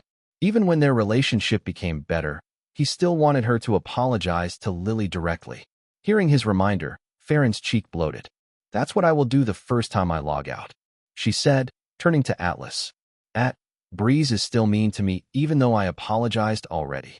Patting her head, Atlas said, it was indeed your fault, and he wasn't angry. He just kindly reminded you because he was pretty worried about Lily. Let's say, what if someone who you just met twice suddenly said that I was no good? What will you do to them? Beat them to a pulp and make sure they won't be able to walk in society anymore. Farron's response was quick and deadly. Max and Flexi, who heard it, took a step back. The former thought twice whether his decision was the correct one or not. But seeing that Farron wasn't angry at him, he might be fine. See, Atlas only said that calmly. So, just apologize to Lily, all right? If she refuses to talk to you, I will ask Peter to relay it to her. This is why I love you. She hugged him tightly, causing the blonde-haired man to smile wryly and apologize to the 2 who had to see it. Both of them then left the lobby after they said goodbye to the 2 streamers. Seeing their figure engulfed in blue light and disappearing, Max sighed. They are such a roller coaster. I don't know whether I should be angry at Farron for what she said or thank her for my increased followers. In just a night, I gained 150k followers, making it 700k. He said, looking at Flexi, his friend and source of information about the streaming world. About that, Flexi looked at Max curiously. Why did you react so strongly? You usually would brush that off with a laugh and a joke. I've been curious until now. Ah, well. Max scratched his cheek, feeling slightly embarrassed of this morning's outburst. 2 days ago, I just kinda rejected my childhood friend's advances by saying I supported her dream instead. I just don't want to be bothered by relationship stuff, you know? It just hit where it hurts. Wow, dude. So she just poked your sensitive ass, eh? The orange-haired streamer patted his shoulder. But yeah, as your senior in the streaming world, I should say this. We need to keep an act even if we hurt inside. We shouldn't show everything to our viewers, only our side that they love to see. Heh. Max scoffed as he looked at his friend. Now you're saying that after what happened before. Grinning, Flexi crossed his arms. This is this, and that is that. Besides, we didn't stream yesterday, so I can put up any pathetic display I want to. In front of a camera, I would always smile and goof around. Ugh, I understand it already. What Flexi said was correct. Max was still green. He had a lot to learn about streaming. Furthermore, he also needed to learn how to mask his problem. Not to mention, it was already more than a month since he started streaming. He was expecting more ad offers to come. His work ethic should be at least satisfactory before that. And talking about ads, hey Flexi. He called out Flexi and put on a serious face. I have a favor to ask. Shoot, Flexi said, smiling. He knew it was serious when Max called him with anything but buddy. I will gladly help you, partner. I am sorry. I thought you were already together with Breeze. That's why I said those things. Please don't get mad, Lily. I will pay this back too. No, tenfold. So, stop pouting and answer me. Please. On the screen, Farron's figure could be seen desperately begging. Her hands were clasped together, and her head was lowered. If her fans or someone she knew saw her state, they would probably do a flip and think that the world was over. This arrogant and prideful girl would definitely not show this pathetic side of her. If she was asked to apologize, she would refuse and ask that person to apologize instead. Still, this girl also had a soft spot. Her number one was Atlas, her lover, and next was her favorite friend, Lily Spencer. Right now, she was trying to apologize to sulking Lily after what she said in Max's stream this morning. Hey, please at least answer me. I know you're angry because I stepped in unnecessarily. Lily, please. I will buy you a new headset that you want if you talk to me. I will even throw royal chocolate as a bonus. 2 of them. Dummy Farron, Lily said, finally opening her mouth with a cutely puffed cheek. You're finally talking to me. HMPF. Why did you say such a thing to him? Now you made Max hate me. She hugged a large bunny plush and hid half of her face with it, only glancing at the screen to show that she was still angry. Crystal droplets were formed on the edge of her eyes. The thought that Max hated her somehow hurt. You misunderstand. Farron quickly waved her hands in front of her in panic. She didn't expect Lily to start crying. He didn't hate you. Rather, when he turned the stream off, he sternly scolded me because he worried you would be uncomfortable. He was the one who forced me to apologize to you, and he repeated it many times. Really? Lily raised her head slightly. Trust me, Farron reassured with a firm nod. Based on my intuition as a woman and my skill at reading someone's intent that I sharpened in the modeling industry, I can tell you with 100% accuracy that Breeze doesn't hate you. Instead, it's the opposite. Lies. As I said, trust me. Why do you think he strongly asked me to apologize to you? Because he likes you. He's worried that you might be mad and sad. He doesn't want that to happen because he also likes you. Farron strongly declared with confidence. Still, it didn't look like Lily would believe her. It is a bit of trouble. Farron thought. There is no other choice. Let's be selfish one more time, for my Lily's sake. Raising her finger, she finally made a suggestion. Say, what if you join tomorrow's practice? You can decide whether he likes or hates you based on his reaction. Even if you can't play together with us, you can wait in the lobby. Of course, that's only. I will join. Lily cut Farron short. Her eyes showed resolution. I want to meet him. A bright smile blossomed on Farron's face. It seemed like her friend liked her idea. Great. Then, that's settled. The video call ended after Farron told Lily the details of how to enter the private room. When the screen disappeared, Lily buried her face in the plush. Farron's words still rang in her ears. Max likes me, she thought, feeling blood rushing to her face. The fair skin turned red, and she was grinning like a stupid person. Her heart was beating fast, but it wasn't hurt. Rather, she liked what she felt right now after realizing what it was. The sadness she felt earlier was gone, replaced by unexplainable joy.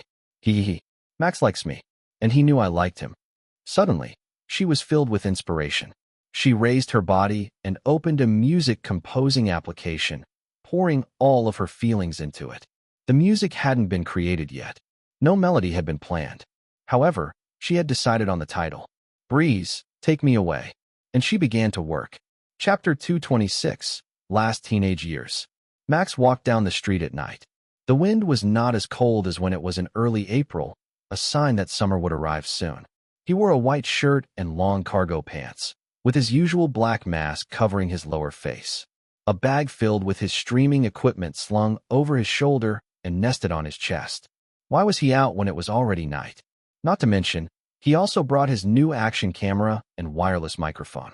There was no need to explain it. It was clear from what he brought and the fact he walked toward the park near his apartment. After so much happened in the last few days, he wanted to cool off his head. And the most efficient way to do that was to move his body, doing parkour. He didn't plan to stream anything, but wanted to record what he did. This footage could also help Bloodsucker learn parkour editing. It might as well be a tutorial for his viewers, something he promised to make in the past. Arriving at the park, Max looked around. The wall he used to try IRL wall run and the uneven pillars were in front of him. The area around was lit bright enough. There was no need to set additional lighting to get good footage. And more importantly, there is almost no one here. One or two people could be seen running around the park, and there was a couple sitting on a bench a bit away from where he stood. No one will bother me nor report me to the police. Even if there is someone getting close, I can explain to them what I did by showing off my video. A privilege, or so he called it. For some reason, people became softer when they knew that the other person doing a dangerous stunt was a professional or at least knew what he did. The chance of getting reported to authority would be lowered exponentially. Still, it didn't completely erase the chance. Max planned to stay for less than an hour before changing or, at least, trying to find another good location for parkour. Preparation was needed. He set his camera to be at his eye level and clipped the microphone on his collar to catch his breathing and the wind sound.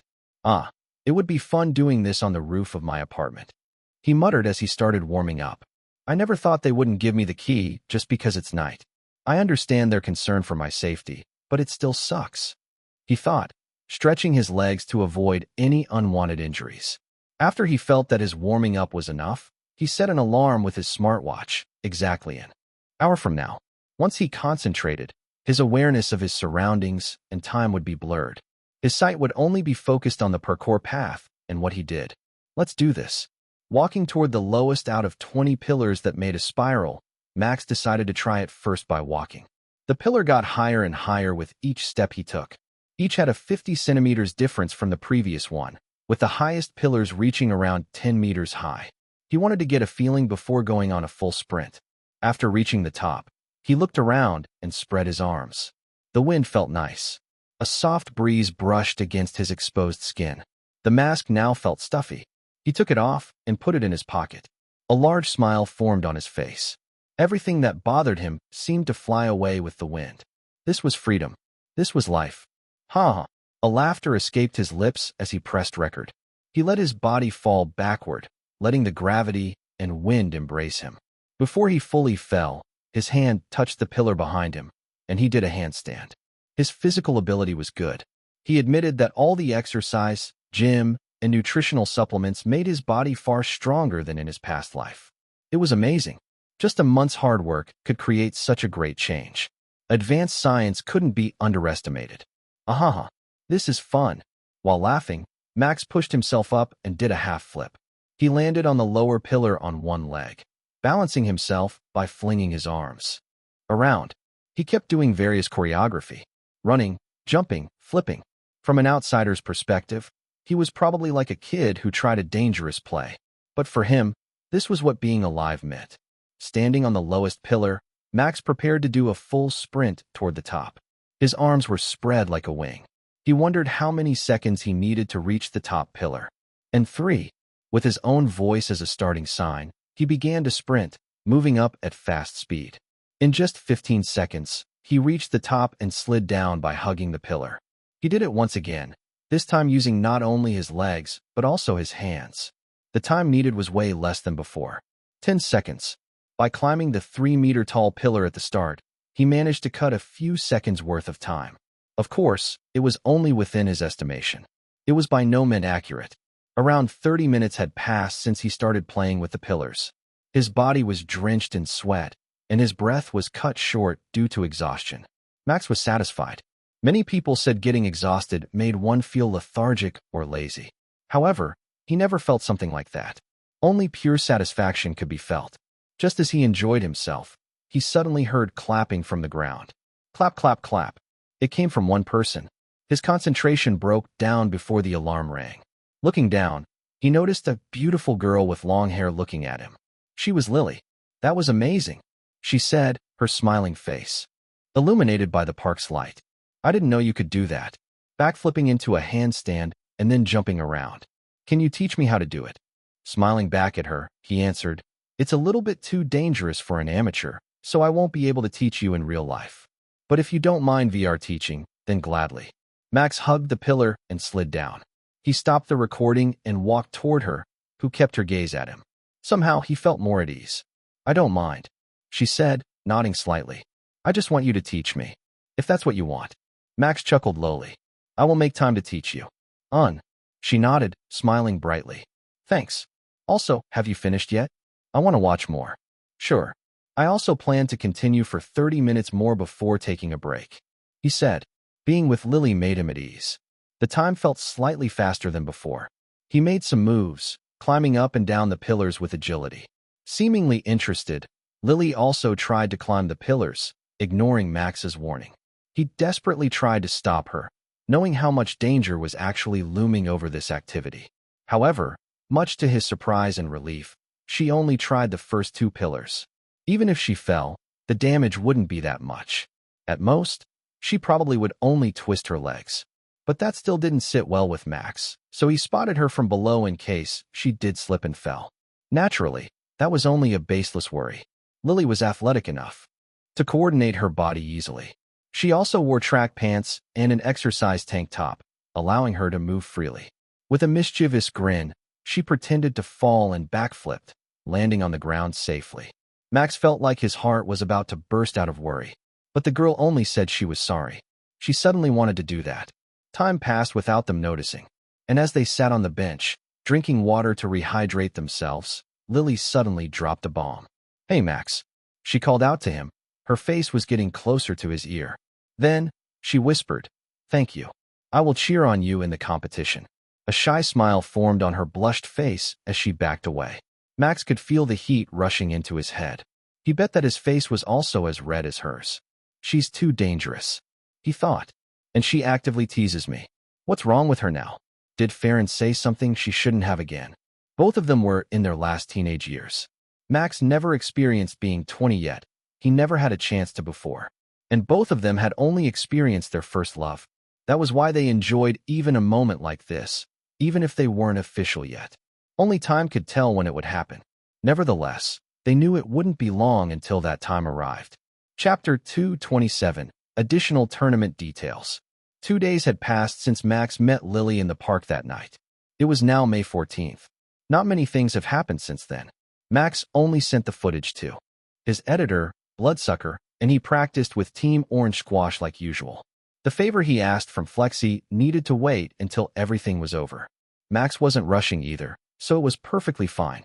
More importantly, when he met Farron in the private room, he told her that he forgave her, as Lily had already relayed that she had apologized properly.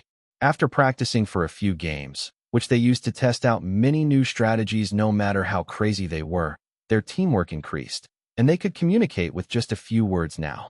The main concern they had now was their enemies. Just as Atlas had said in the beginning, they were too weak. An idea flashed in Max's mind after he heard that. I think we need to invite other professional teams for joint practice. We need to hold a scrim, he proposed to the others. While there was a joint practice a day before the competition, there was nothing wrong with doing it way before.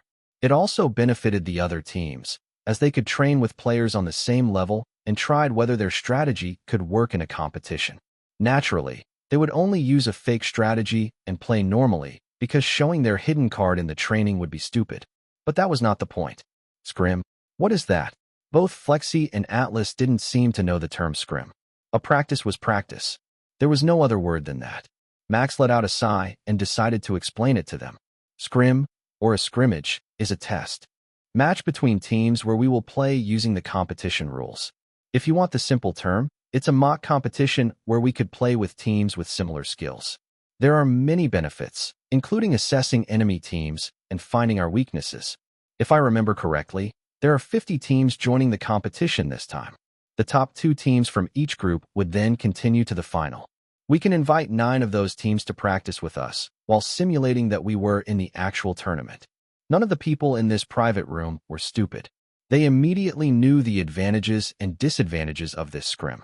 For them, the advantages were way more important than the disadvantages, which was allowing enemy teams to understand their level. That's a good idea. Flexi accepted the idea readily.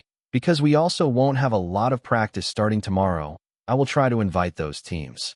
If I manage to gather them, I will schedule the scrim on the 20th. What do you think? I don't mind, Atlas said. No worries for me. I am free that day. I will finish all my work for the month in the next 3 days. Farron added with a playful giggle. As someone who proposed the idea, Max also agreed readily. 10 days before the actual competition was a perfect time for a scrim. It allowed the team to fix their weaknesses and perfect their strategy. Perhaps noticing that, Flexi chose that day deliberately. No matter how much this guy liked to mess around, he still had a good head on his shoulders. Then, I will try to contact the other teams. Flexi stood up from his chair and looked at the time. The system screen showed 4 p.m., 7 hours since they started practicing. I think we can end our practice early today. After all, Breeze will need time to prepare for tomorrow's tournament. After deciding that, they disbanded and logged out. Max climbed out of his VR capsule in a drenched state. 7 hours straight playing Roach Planet was exhausting. His performance even decreased slightly when it reached the 4-hour mark. I need a C-grade nutritional supplement to increase my playtime, he thought. B-grade will be too much, and I don't need it for now as my body condition is better.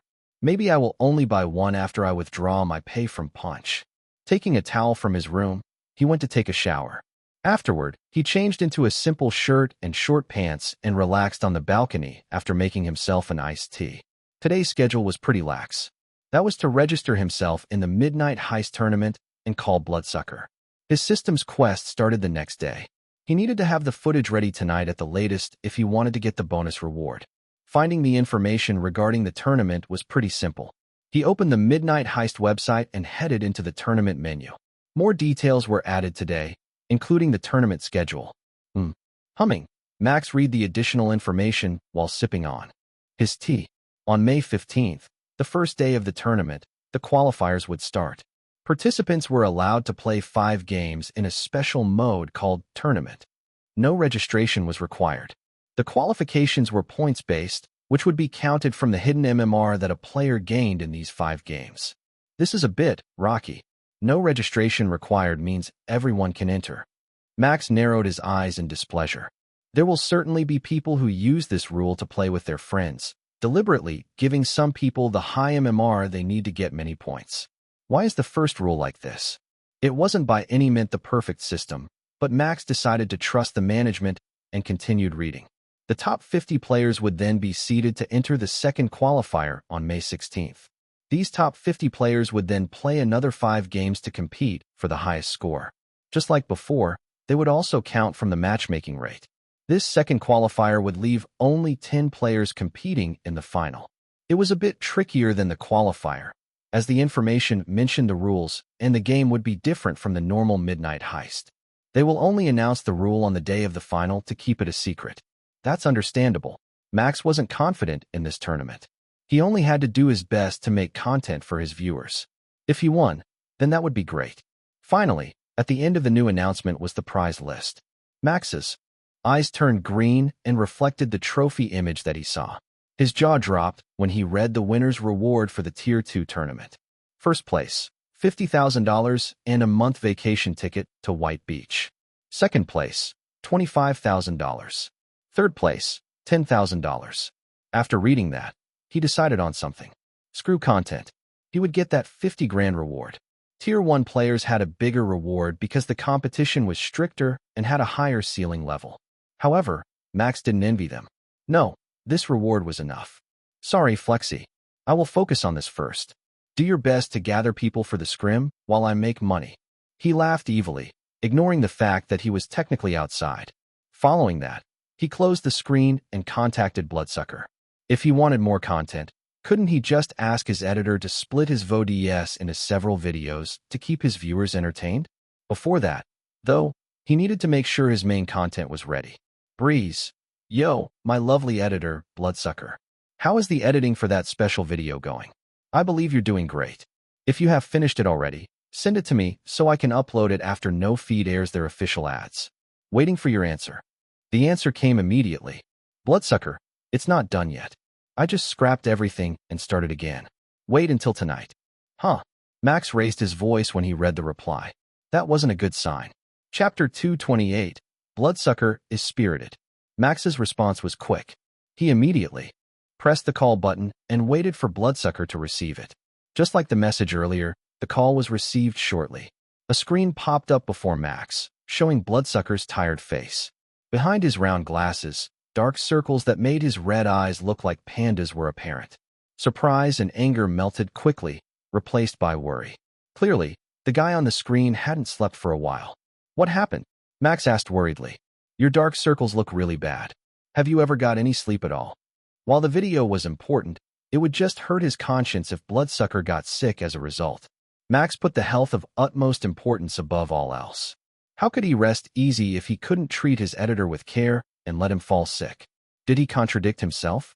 Why would someone who sought danger in parkour care about health? This and that were different. It's nothing, Bloodsucker responded, his voice croaking a little bit from exhaustion. More importantly, I said the video will finish tonight. Why are you calling me? At first, I was about to ask your explanation why you suddenly discarded the video you said was good enough. But after seeing your condition, I changed my mind. Sleep, sucker. You can just send the video tomorrow. No.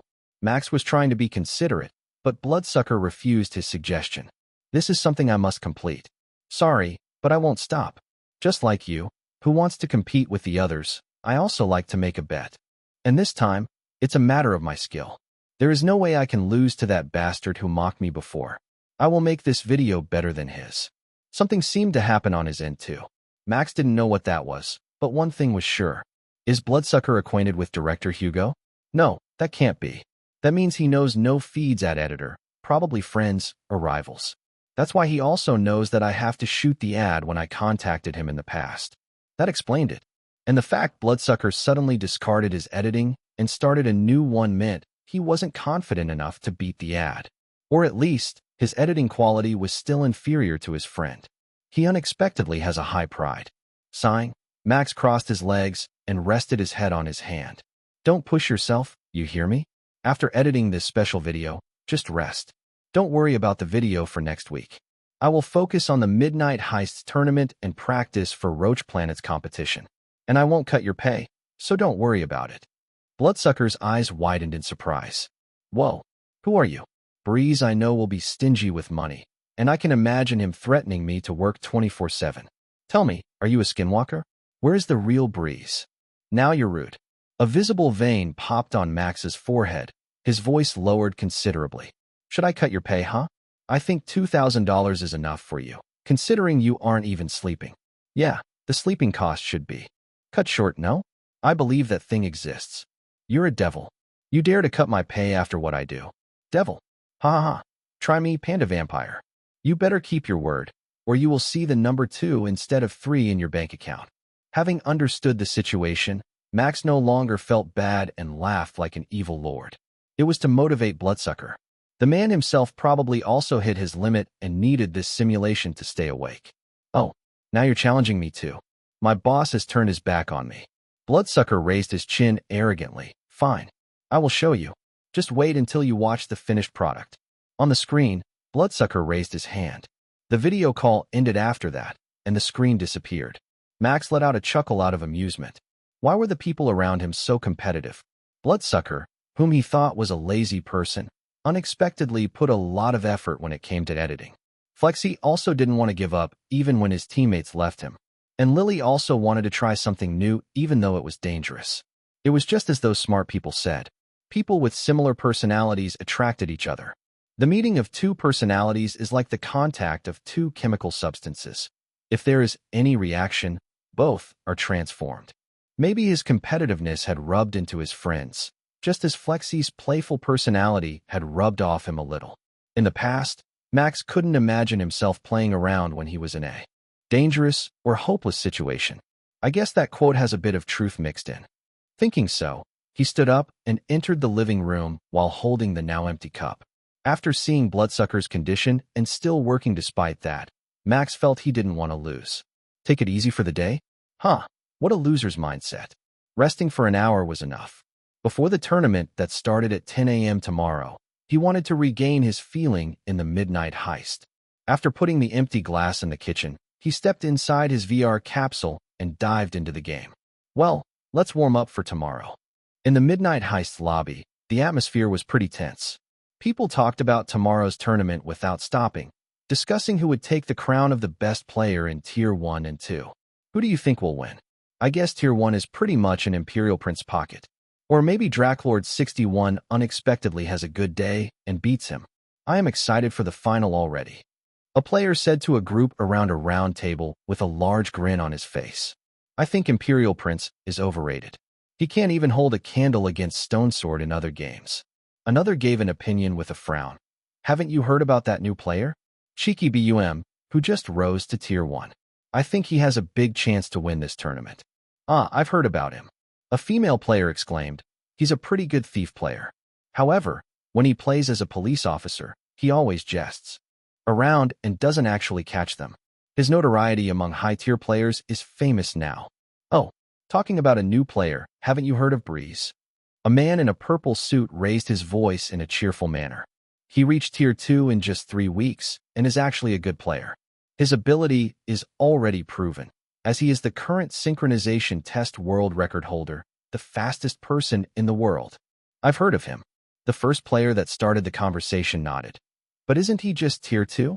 He won't compete in the main Tier 1 tournament then. That's right, ha.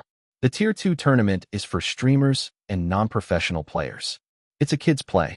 No matter how good of a player they are, they still won't be able to compete with pro gamers.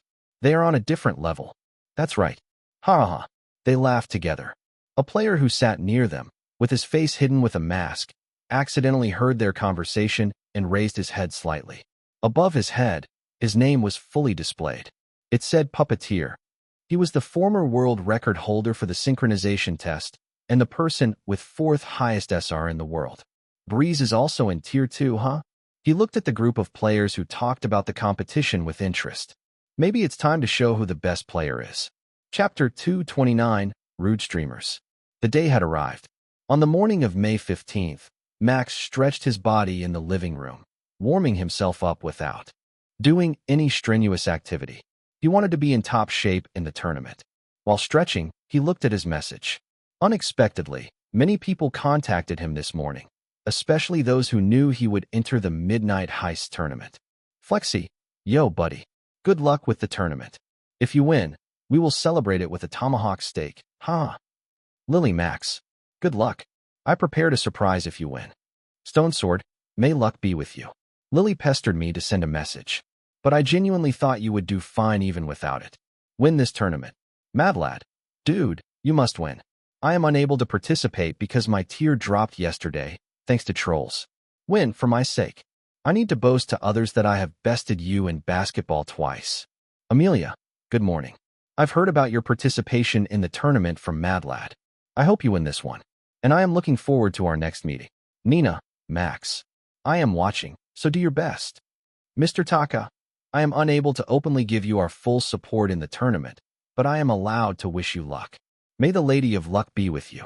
Bloodsucker, I am late because I fell asleep before sending it, but don't cut my pay. Here is the video, video.mp4. I assure you this will get many likes, so upload it. I beg you, please don't cut my pay. You were the one who told me to sleep. It was your fault. Max read them one by one and replied to them all. A small smile formed on his face. He had made good friends along the way. Even Mr. Taka gave him encouragement. Bloodsucker also delivered the video he needed on time. Fortunately, the deadline hadn't moved yet because No Feet hadn't released their ads yet. He planned only to upload his video 12 hours after no feed, just to respect the other party for staring him in their ads and giving him money. Deadline: 0/30 days, counting after the ad is released. He still had time to upload it, so he decided to focus on his tournament first. Looking at the clock on his screen, he saw 9:31. The tournament would start in less than 30 minutes. Let's do this. Returning to his room, he entered his VR capsule and logged in to Midnight Heist. He appeared in his last logged-out spot, on the corner of a desolate bar. However, today, this bar wasn't that desolate. As soon as he appeared, he saw many people around the bar, creating a buzz. Now, I will win this Tier 2 tournament. Aren't you excited? Just listen to me. This is very much easy. I can be in anyone's team and still do better than them. Thank you for the 200. Mama Popo, I will do my best. No one shall pass this crazy police size. Catching those thieves is pretty easy. Just from their way of speaking, Max realized they were also streamers. What he didn't expect was the fact they gathered here, in the tiny bar on the corner of the lobby. Why would they hide here? If they were streamers, wasn't it better to find famous players who joined Tier 1 tournament and got content? That question was answered soon. That's Breeze. One of the streamers saw him and approached him with a swift movement before stopping right beside him. Hello? Ha ha ha. It's such a coincidence to meet one of the favorite players to win the Tier 2 tournament. Actually, my viewers are curious about you. Are you confident you will win the tournament, Breeze? The random streamer's voice wasn't particularly low, and it attracted the others. Many people immediately got closer, like starved fish who found a tasty meal out of nowhere. At that moment, Max realized that they had been waiting for him. Those streamers wanted to leech off his popularity to gain more viewers and content. Come to think of it, they are all talking about the Tier 2 tournament. It's indeed more beneficial for them if they catch my face as we're in the same tier instead of more famous players from Tier 1. It can get them more content. Max raised his hands in surprise. Understanding their underlying intention, he now didn't want to be in this place anymore. Being surrounded by them only made him uncomfortable. The tiny cameras that were floating around were now also pointed at him. Freaking hell. I need to get out of here. Smiling wryly, he stood out from his seat. Ha ha ha. I am not that confident, but I will do my best. He answered the streamer politely, trying not to break his image. In case something happened, he could at least have an upper hand if he didn't come out as an arrogant streamer. His fans would support him, blaming the rude streamers who surrounded him. Until now, Max hadn't given his consent to appear in their stream.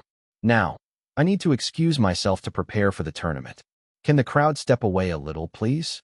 Max requested them with a cold smile. If someone had a little bit of sensitivity and wasn't so dense, they would realize that this smile meant, get the fuck out of my face. Thankfully, that intention was relayed to some streamers. Yeah, sorry to bother you. The first streamer scratched his cheek and stepped away from Max, followed by the others. Now, he could get out of their encirclement. Thank you. With a bright smile, he casually walked past the other people and the bar. As soon as he exited, he broke into a run and disappeared behind the building. Why would he do that? Because Max had a bad feeling about it. After hiding, he secretly looked at the bar where he came out from, and, just as he had expected, the streamers from before followed suit. They hadn't given up on finding him and getting more content. Sigh. They are so persistent. He grumbled in exasperation. Can't they just be normal? Like, giving space to a person who clearly wants to concentrate on the tournament. Those guys were probably streamers who were desperate to get viewers. Just by looking at how they answered all their viewers' questions, Max knew they probably only had 50 to 100 viewers. Maximum. It wasn't bad at all. In fact, if Max hadn't been lucky or had a unique way of playing Knight's Journey back then, he would also be in their position, scrapping over hundreds of viewers every day. That was why he wasn't mad at their effort to grow their fan base. He was just a little bit mad that they were wrong and had no respect for him. If they asked quietly whether he was willing to be in their stream or not, he wouldn't mind entertaining their viewers. No, he would be happy to help them. Well, what happened had happened. I better suit myself and escape their sight for a while. He thought as he prepared his disguise. Chapter 230, Day 1 Qualifier, First Game, 1. Opening the game system menu, he put on an accessory, a black mask, to hide his face. It should be enough to avoid their sight, considering he had already hidden his name. Then, He prepared his live stream.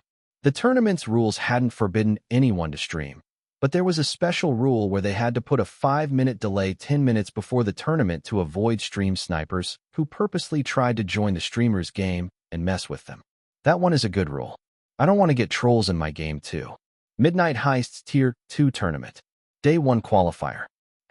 #Breeze, #tournament, #Midnight Heist, #running.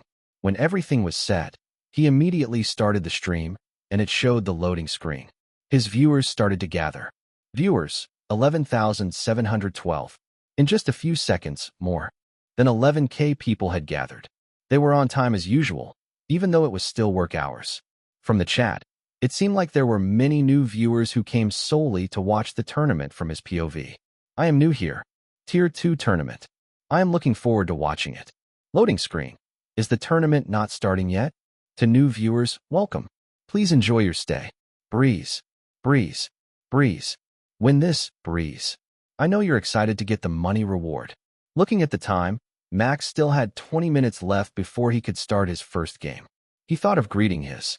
There was a chance the other streamers would find him, so he decided not to change the screen and only lowered the music volume to allow his voice to be heard. Hello, guys. First of all, sorry. I have a reason not to show my face now and only use my voice. There are too many people in Midnight Heist lobby now, and I am hiding from them. Once I put the 5-minute delay, I will change the screen back to normal. Please be patient. Hello? Many people? Are you hunted by any chance? Chased even before the game, eh? Classic Breeze. Emoji shocked. You got chased? Shall we protect you from those people? Emoji shocked. You will protect Breeze. I don't believe it. I bet you will jump on him. Hehe, just accept your fate. They aren't that bad, I think. Nah, I don't think you should trust anyone in the chat, especially those who want to breed hutch or be bred by. Caesar. For some reason, I agree with the last guy in the chat. I would rather hide myself from both my chaser and you guys. It's scary. Max commented with a trembling voice. Anyway, I will put a 5-minute delay now. Enjoy the loading screen showing off my handsome figure while waiting. With that, Max went into a setting and increased the music volume again before putting the 5-minute delay. He could finally change the screen after that, as the viewers would only see the loading screen for 5 minutes straight. However, that didn't mean he could stay in one place. He began to walk. Staying in one place would allow the other streamers to find him through his live stream. After the 5 minutes had passed, the viewers were able to see his figure. He didn't say anything, and the chat only followed what he had done 5 minutes before. This would be a silent stream, he thought. There was no direct chat with his viewers, making him a little bit lonely. And then, at 10 a.m., the tournament started. Dear Midnight Dwellers, the time has come. The tournament section has been opened now. The notification from the system rang in the lobby. Max raised his head before finding a secluded alley to open the game menu. It's time, guys. Look forward to my amazing performance. He confidently declared it and pressed the start in the tournament section. Dum-dum. A drum beat could be heard, and fiery words appeared in front of his eyes. Match found. Map, Urban Midnight. Club, your role is as a thief. Target, Diamond Wine. It was fast. Only a second was needed to find a match when it usually took around 30 seconds. This showed how many players participated in the tournament. To be in the top 50 among those players wasn't easy. Still, I am so excited. The word nervous had long gone from this shameless streamer's dictionary. Max's body was covered in blue light, and he was teleported to the starting point outside the club. He looked around and found his 4 teammates appeared beside him. They also tried to know who they teamed up with. 2 of them wore red suits and stocking masks, while one wore a rainbow outfit and a clown mask. The last one was wearing an ape costume with a monkey mask. All of them had slide shoes, which allowed them to slide anywhere at an increased speed for 3 seconds. Adding Max, who wore default costumes, it was a slightly balanced team. It would be better to have 2 players with a clown mask to secure the escape route. However, this team's composition was already better than he had hoped. Good luck and have fun. Max greeted the others first, breaking the silence. May I request something selfish? I would be grateful if I am allowed to be the one to steal the target. I swear I will succeed at doing it as long as I have 2 supports. The tournament was point-based, calculated by how high MMR players gained in the game. If one became an MVP 5 times in a row, they had a higher chance of advancing to the next qualifier. At least, that was what people thought. The reality was that being MVP and gaining high MMR weren't unrelated. If that was all he needed, Max would be Tier 4 immediately instead of Tier 5. From that fact alone, it was clear that being MVP didn't necessarily mean having the highest MMR in the match. Max's idea was simple: just play his best according to his role. That was the best way to get a high MMR. And looking at his and his teammates' equipment, it was clear that he was the perfect player to steal the target. However, no, I don't think so. My stocking mask and slide shoes are the best combination to steal. Me too. Let me steal the target. Don't underestimate the monkey mask. In this Midnight Club map, the ability to climb up and down will prove to be necessary. I can escape through the rooftop with my mask's ability to climb like a monkey. There are many NPCs in this Midnight Club map. I can escape easily using my clown mask. The others had different opinions. They thought that successfully stealing the item would make them the MVP. While that way of thinking wasn't wrong, it would only give the police players some advantage. Teamwork was needed in this game. Max sighed in defeat. He was faced with two facts. The first was, this game might be harder than I initially thought. Another fact was something that he didn't take into account. Playing as a police officer might give me a higher MMR than being a thief because it needs more individual skill than a thief, which needs good teamwork. What an unbalanced tournament. From this moment on, everything was left to the goddess of RNG. May he be police in the next game to avoid this shitty discussion with his teammates. Chapter 231, Day 1 Qualifier, First Game, 2. After the waiting countdown was over, the game officially started for the thieves. Max disguised himself as one of the NPC and entered the Midnight Club. In the end, everyone was adamant about stealing the target and didn't arrive at any conclusion. They decided to work by themselves, putting their ego on the front. There was no teamwork at all, and no one secured the escape point. This is a mess. He sighed in exasperation. If before he was irritated by those rude streamers, this time he was angry. The boiling anger he felt was enough for him to grit his teeth. Those fuckers tried to stop me from getting that 50 grand. While there was no one he talked to besides his viewers, who were 5 minutes behind, he kept yapping while making his way to the second floor of the Midnight Club. The target would appear in the VIP area, and he needed to get access to that before his teammates. Those burdens got it. Arriving on the second floor, he changed his disguise to match the NPCs in the VIP area. He also skillfully stole one of their VIP identification cards, which were key to some places. He found out about it when he was grinding his way to Tier 2, and the police officers apparently could check on them to find out thieves. His appearance right now could be described as a classy middle-aged man wearing a black suit. He held a glass of wine in his right hand, twirling it with mechanical precision while looking at the dance floor right below. His left hand rested behind his left hand. It was a perfect NPC behavior. They will appear soon. Just as Max thought that, 5 flashes appeared inside the building, scattered between the first to third floor. The players who played as police officers had been deployed. That meant the target would appear soon. Diamond wine. It will be brought to the third floor by a certain man dressed in butler clothes. That man will pass the second floor briefly, and that's the chance for thieves to steal it without going into the VIP area. Max recounted the knowledge he gained from playing this game many times. Before getting mad after being unable to advance easily, he decided to read all the guides, tips, and tricks to win easier. Alas, that was useless with bad teammates and forced him to buy police equipment to boost him to Tier 2. Snatching the diamond wine on the second floor before it was delivered was the most effective strategy for thieves. Every player in this match surely knew about that too. His teammates would surely try to snatch it too. That was why, before that, he had to move again. It's time. Before the alarm rang and exposed everyone on the second floor, Max had to reach the third floor. He casually turned around and walked confidently while humming. This was how this middle-aged gentleman acted in this game. There were 2 police players on his way, looking around for any suspicious movement. Even them, who had reached Tier 2, didn't seem to notice that Max had passed by in his disguise. Arriving at the special stairs, he showed the VIP card for a second to the bouncer and allowed him to pass. It was too easy. When he climbed up the stairs, his grin widened, and he muttered, "I just need to wait for chaos to ensue." Good luck at handling the police, my teammates. He didn't need to wait for long. As soon as he put the wine glass on the table, an alarm blared on the first floor. Someone got impatient and actually stopped the butler before he even reached the second floor. Beep, beep, beep. Raising his head, Max began to panic. Of course, it was only an act. All NPCs around him did the same. In a hurry, 2 police on the 3rd floor ran down the stairs. It's on the 1st floor. Those thieves are impatient. The highest MMR is mine, ha. Watching them gone, Max finally breathed a sigh of relief. He didn't need to put up an act anymore. Well, there they go. Just like the thieves, the police were also hungry for high MMR and got impatient.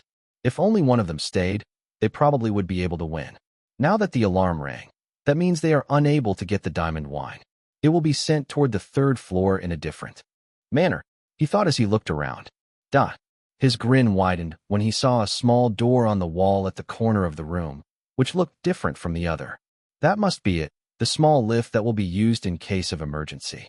The NPCs were still panicking on the 3rd floor. They were looking and moving around like ants that lost the pheromone ahead of them. No one made a logical movement, which made it harder for a thief to blend in. However, as the police were gone, there was no need to blend in at all. Max moved swiftly toward the small lift and opened its door by entering a password he remembered from the guide. 17701-369. Because he inputted it correctly, he managed to open it without triggering any alarm. Inside, a golden bottle sat on a bucket filled with ice. The bottle's cap was made from a large diamond, and this was the target for today. I'll gladly take it. Having teammates who didn't want to work together meant he didn't need to feel bad about losing. He didn't care anymore about this match, even though it was his first tournament match. What he cared about was filling his role and getting MMR as high as possible. As soon as he snatched the bottle from the small lift, a similar alarm rang on the 3rd floor.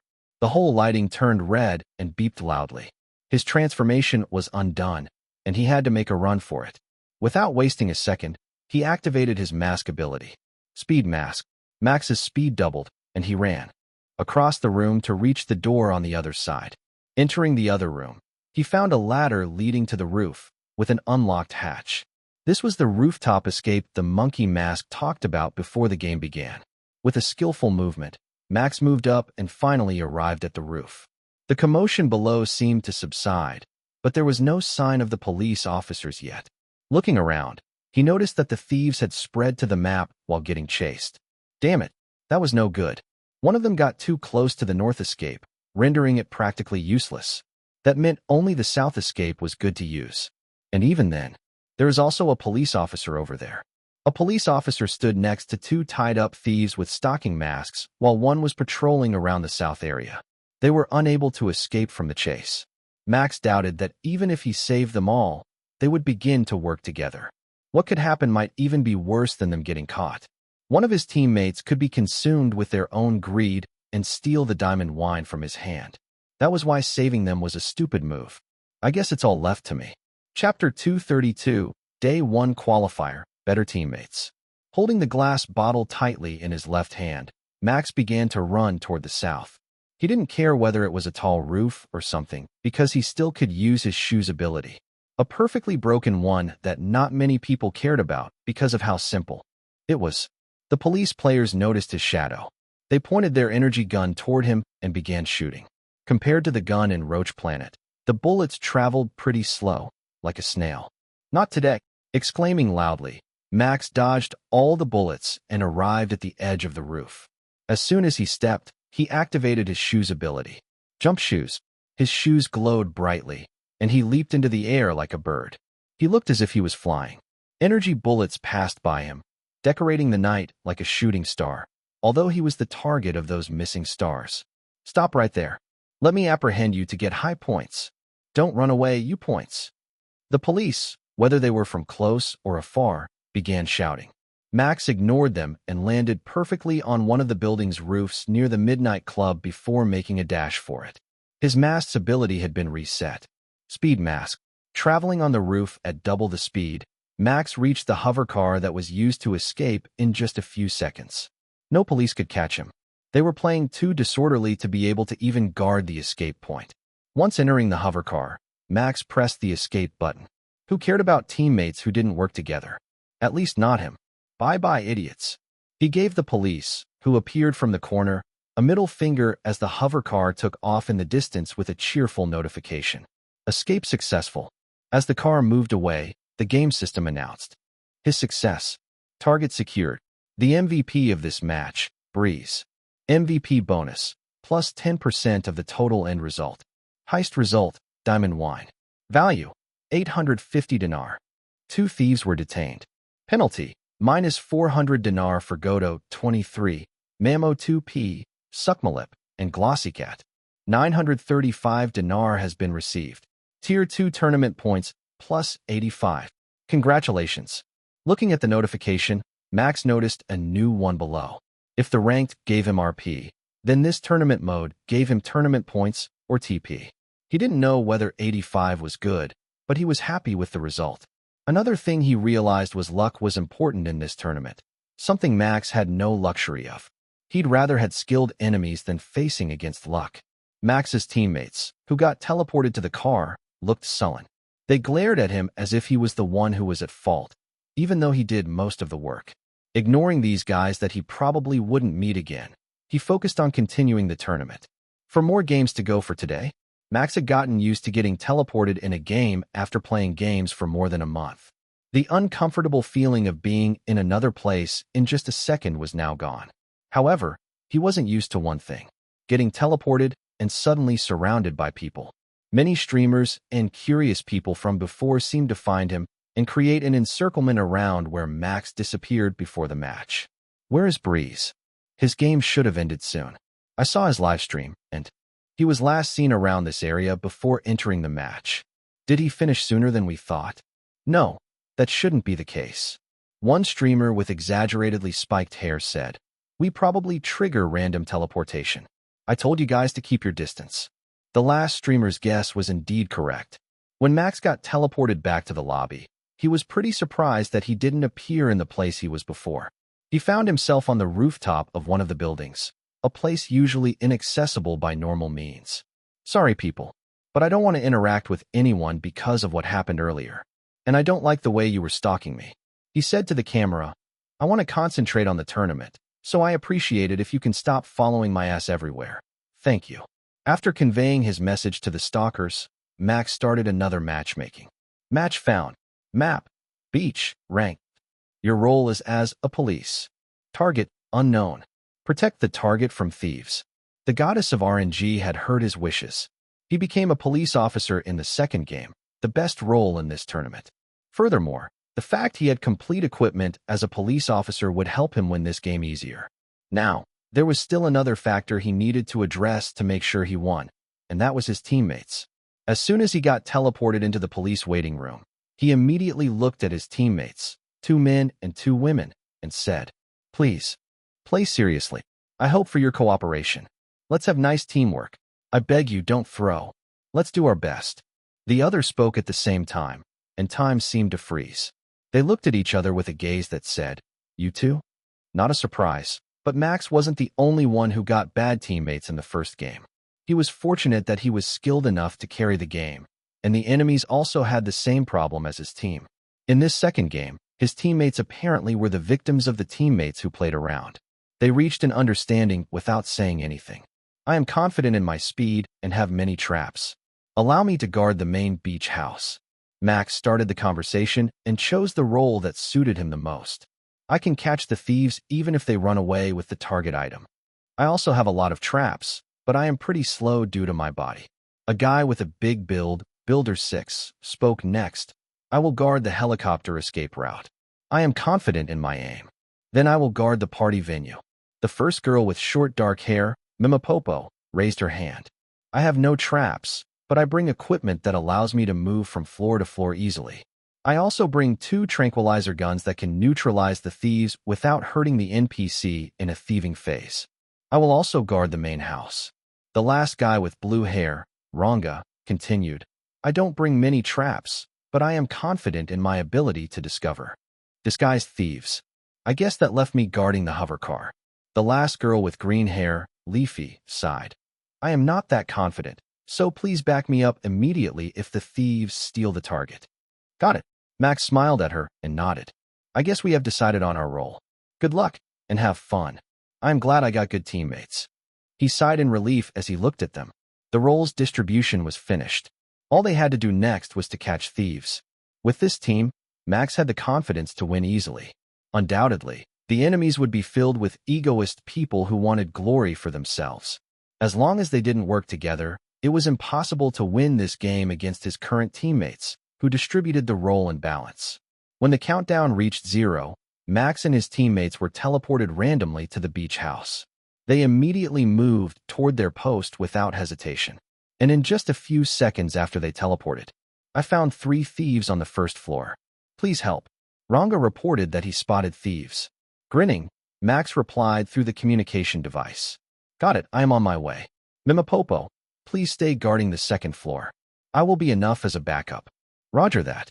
My tranquilizer is ready in case they are running away. Chapter 233, Day 1 Qualifier, a horror game. As Max arrived on the second floor, nearing the stairs to the first, Ranga's voice rang again. This is bad. One of them seemed to notice my communication and went to the second floor. That thief disguised as a lady in a red dress with a rose hairband. I am confident that's a thief from how she moved. That meant the thief came up from the stairs. Being close to it, Max decided to hide behind a pillar and looked around. He immediately spotted the target. The thief didn't seem to see him hiding and changed the disguise to an old man in a neat suit. The thief is here. He's now a balding old man in a black suit with a handkerchief in his chest pocket. Mimapopo, I will leave him to you. Roger that. I have a vision of him now. Tell me when to catch him. After getting a confirmation from his teammate, Max walked out of his hiding place and passed by the thief. A smirk appeared on the disguised thief's face, but Max ignored him, knowing his smirk wouldn't stay long. Arriving on the first floor, he walked into an inconspicuous place and contacted Ranga, who was standing near the large entrance. I am here. Where are the thieves? One of them is a lady in blue with a large bosom. I am close to her, so I will tackle and handcuff her. The other is wandering in the center of a room, disguised as a waiter. He walked around, waiting for a chance for the target to appear.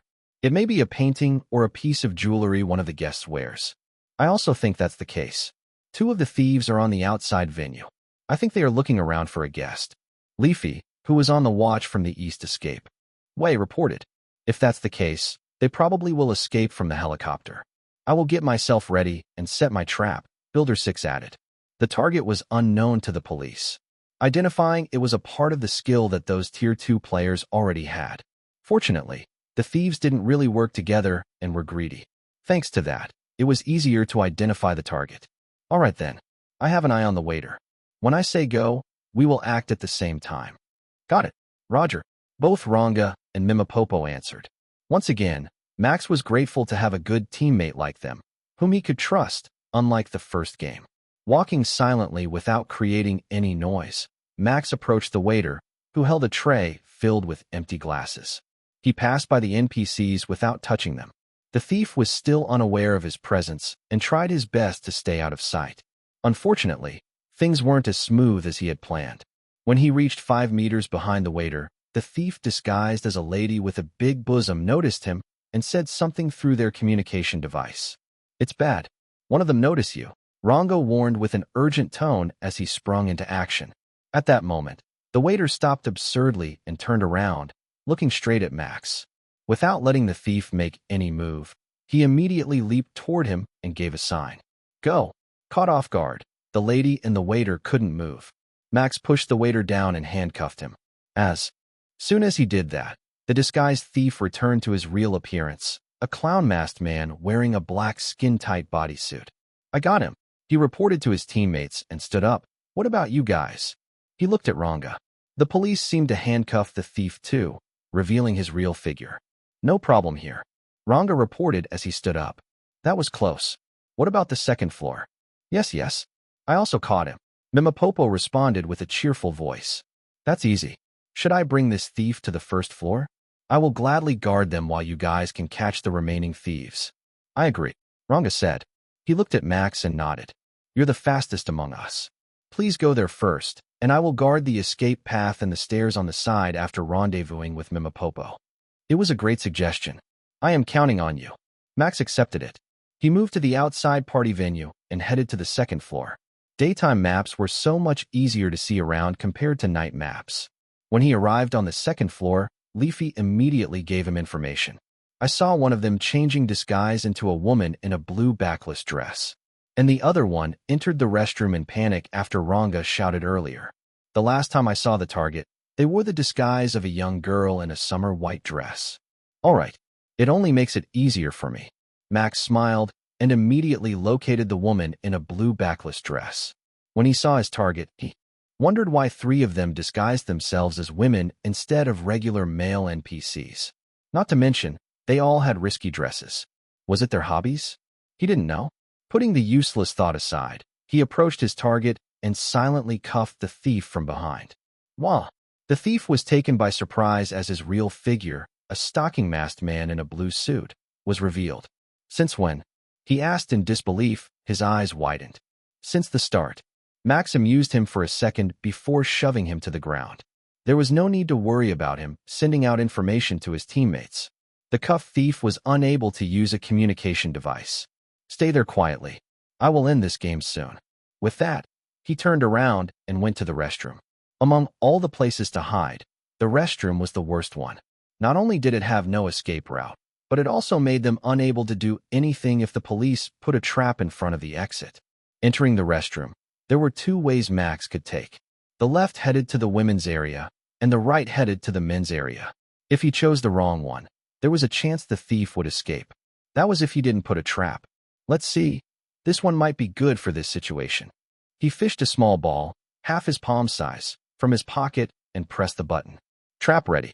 A mechanical voice rang as the lines around the ball glowed slightly. It rose to the air and hovered around while scanning the surroundings.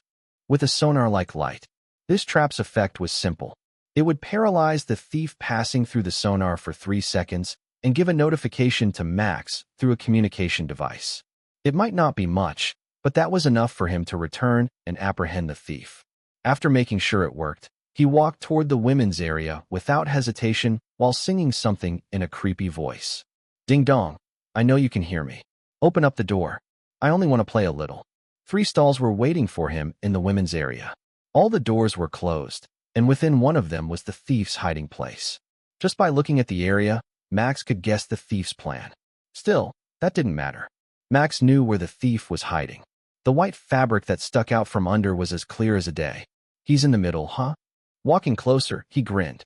It's already too late for you to try and run away. Just wait, you can't hide from me. He stopped in front of the stall, and then, knock, knock. I am at your door now. He said, I am coming in. He kicked it open. Inside, a girl wearing a summer dress was crouching on top of a toilet, looking scared. Max's grin only widened at the sight.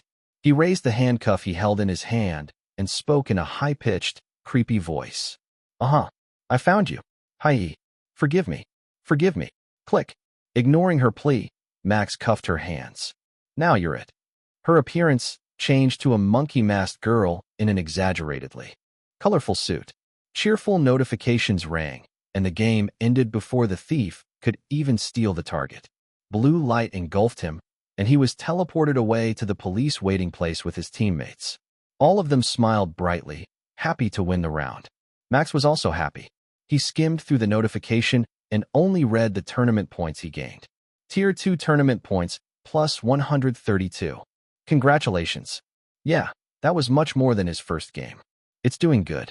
He mused in his mind. I only need to keep it up. Chapter 234, Day 1 Qualifier, End. The day continued with Max playing the 3rd to 5th game of the day. While he concentrated, his viewers were pretty much commenting on the chat. Many people expressed their dissatisfaction with the first game's teammates. The first game was ridiculous. The MMR in this game is also strange. Those teammates deserve to be reported. How greedy are they? How greedy. This is why Midnight Heist's event planner should do better. Why did they make everyone able to participate?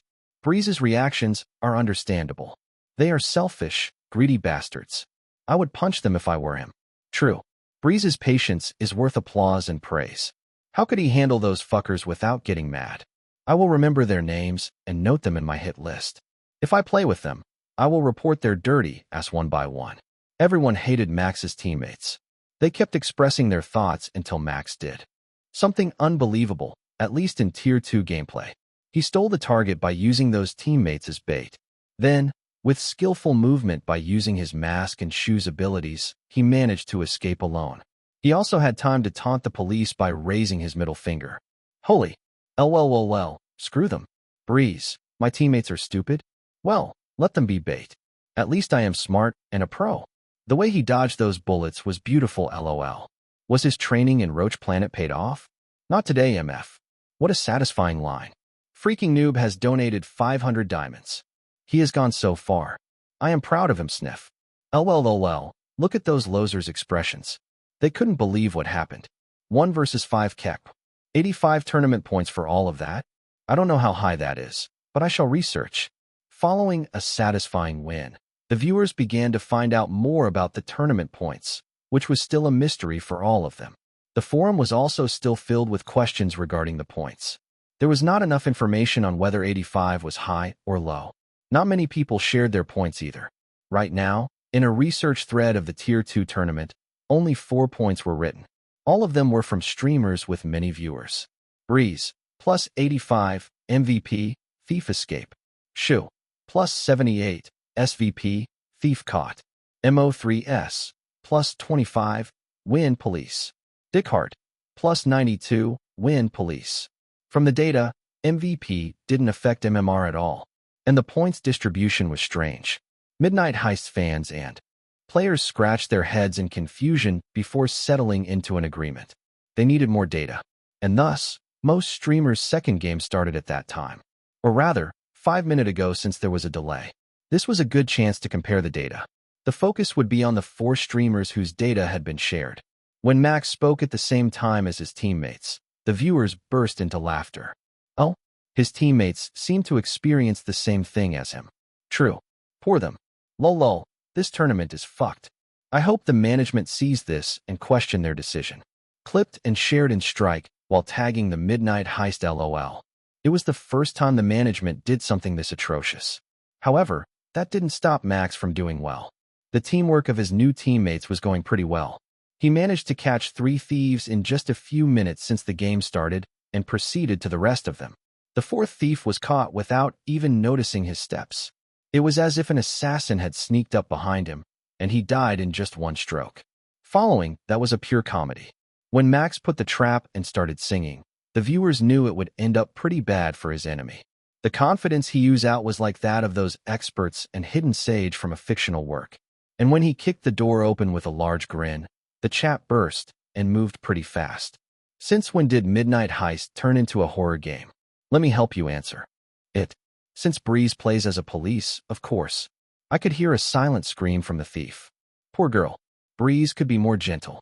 I bet she will stop playing the tournament mode due to trauma.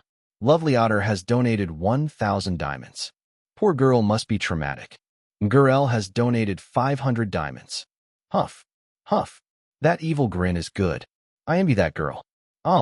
Stop being weird, girls. Normal viewers reacted to the clips, but those scholarly viewers looked at the points he gained. Plus 132. The data accumulated slowly and surely. The viewers from other streamers also joined the thread and gave their data. By now, there were 10 names written, with their first and second game's point acquisition written beside their names. Many fans gathered and created a chart in the same thread by using the data. Many curious, enraged, and nerds tried their best to find out how this event calculated the points every player got from each game. However, that didn't affect Max, whose concentration couldn't be broken once he focused on something. He didn't even open the forum and just continued to the next game. The third match began, and his role was that of a police officer on a bank map. 2 of his teammates were greedy and separated themselves. Thankfully, he was playing as a police officer, and the enemies seemed to have no teamwork.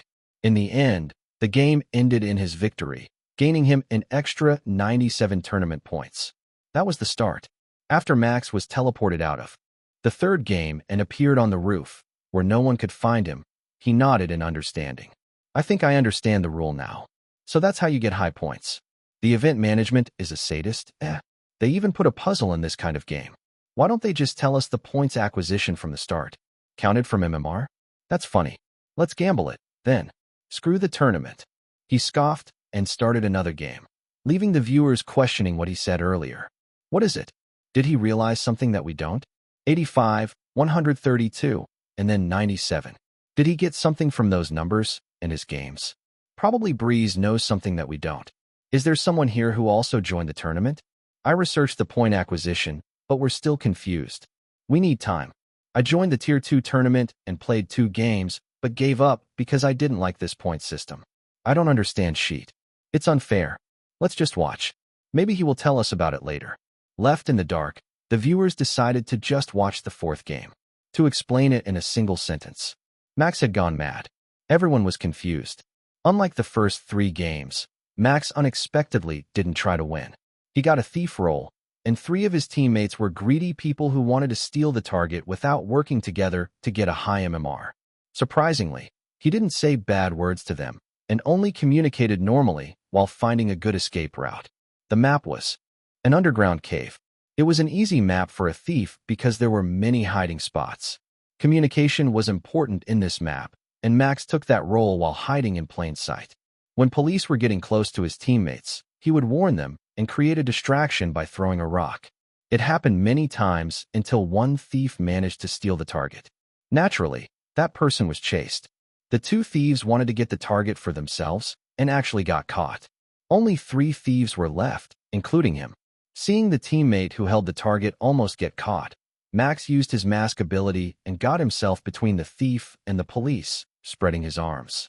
Many bullets hit his body, paralyzing him. He had become a meat shield for his team.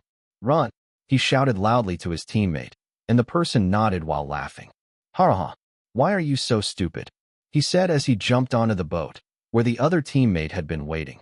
They successfully escaped, and 3 thieves, including Max, became victims. That bastard. Breeze saved him, but he called him stupid. Nip less. I will remember him. That laugh was irritating.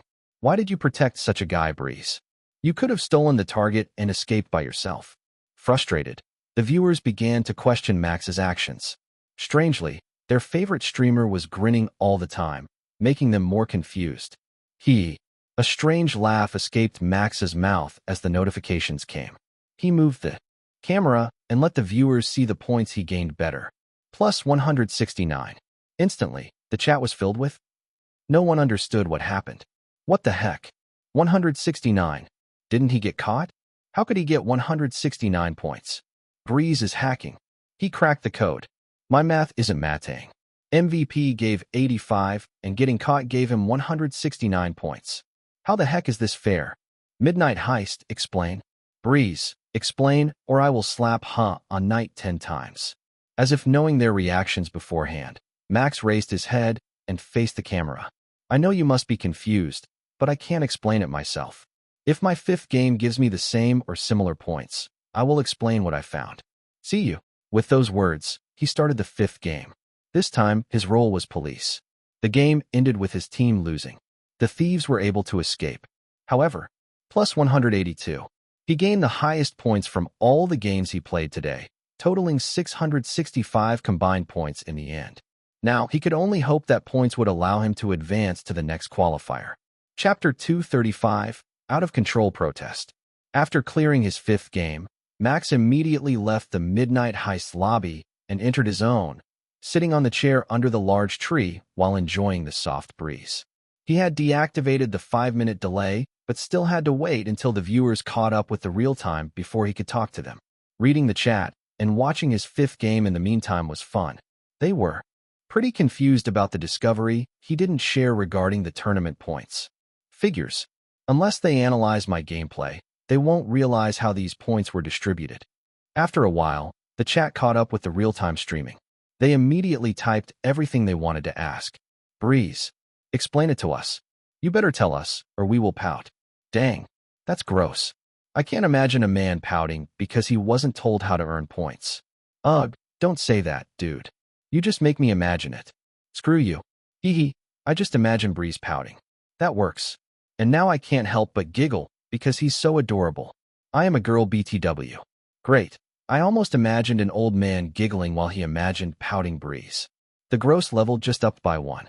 They were as rowdy as usual and kept demanding him to spill the secret. It wasn't fair that only he got to know it. Somehow, this rowdiness was something that he missed after not chatting with them for a while because of his practice and earlier tournament. So, he decided to entertain them a little by having a little chat. Now, where's the fun in that? I discovered this method by using my 3 chances, so I won't explain it until tomorrow. Even I want to advance to day 2 qualifier, you know. He shrugged his shoulders and shook his head in defeat. Naturally, he had no intention to expose his trick. It was an honest one that he found out after sacrificing his sanity in 2 out of 3 games. His patience was put to the test by his teammates. But let me say this. The way to earn more points is more stupid than you thought or could have ever imagined. In the last 5 games, I felt like the last 2 games where I discovered the way to earn more points to be torturing. Yes, that's the correct word. Torturing. Even the 50 grand reward didn't seem to be worth it now. It was just so stupid. The rules and everything. I hope the management changes the rules for the day 2 qualifier. If it stays like this, then I would just play around without playing seriously. He said seriously. I meant, look at my games. When I played around in the last 2 games, I got similar points combined than in the first 3 games. Isn't that strange? He has a point. Yeah, the management either needs to change the rule or clarify the method to acquire points. What we need is clarity and fairness. Hey guys, did you see this? Many players are attacking Midnight Heist Strike's account right now. They are talking the same things as us. Breeze, you need to open Strike right now. Many people tagged you after you finished your 5th game. They are protesting in Midnight Heist Strike's account. Really? Reading the chat, Max raised his voice in surprise. That was fast. Around 4 hours had passed since the tournament started, seeing that it was now 1:46 p.m. To think that many people had protested already. It showed how bad the management and rules of this event were. Let me check. A hologram screen with a virtual keyboard appeared after he flicked his finger. He opened Strike and found he had many unread notifications. They were all from people pinging him. Damn, I got caught in this without me noticing. I should make a post soon, or I would be in trouble and accused of cheating. Seeing how low they can be sometimes, I know those people can do that much. He decided to ignore that for now and visited Midnight Heist's account. It didn't take long to find the status his viewers were talking about. The latest post about the tournament was shared more than 50,000 times, and there were more than 100,000 replies. The replies, however, were filled with complaints and protests. Most of them were Tier 1 and Tier 2 players in the tournaments. What the heck is this? Attach clip.mp4. Look at this gameplay. He lost the game, but got more points than when he became MVP. Classic Breeze. I watched his stream. He was literally frustrated with his teammates and played around, finding a way to get those points. Unfortunately, he won't share the method. Stingy. He's not stingy, stupid. He made an effort to realize how to earn a lot of points. Just watch his stream and analyze his gameplay if you want to know the method to get points. This is madness. Tell us how you calculate the points. Why do I only get 47 when I am a King MVP? Admin, you better answer us, or we won't stop. This is so stupid. The rules and everything. Many trolls joined the tournament because you allowed everyone to join. Yeah, I got many trolls teammates. It's frustrating when you have your chance robbed from you by trolls. I made a list of trolls. Here it is, attached image.jpg. I am done. I won't join this stupid tournament. This is the biggest mistake Midnight Heist management had ever made. Please fix. On top of those comments, Max also found some that mentioned him. At Breeze, please do share your findings with us. Don't keep it to yourself. Attach clip.mp4. At Breeze has found how to earn high points. He should share the method. How selfish. To think he keeps it to himself. Does he really want to advance to day 2 that much? He has no skill. That's why he keeps the method a secret to earn more points.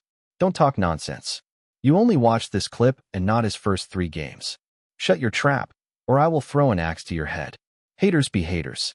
They only talk bad about it Breeze because they don't know him or his skill.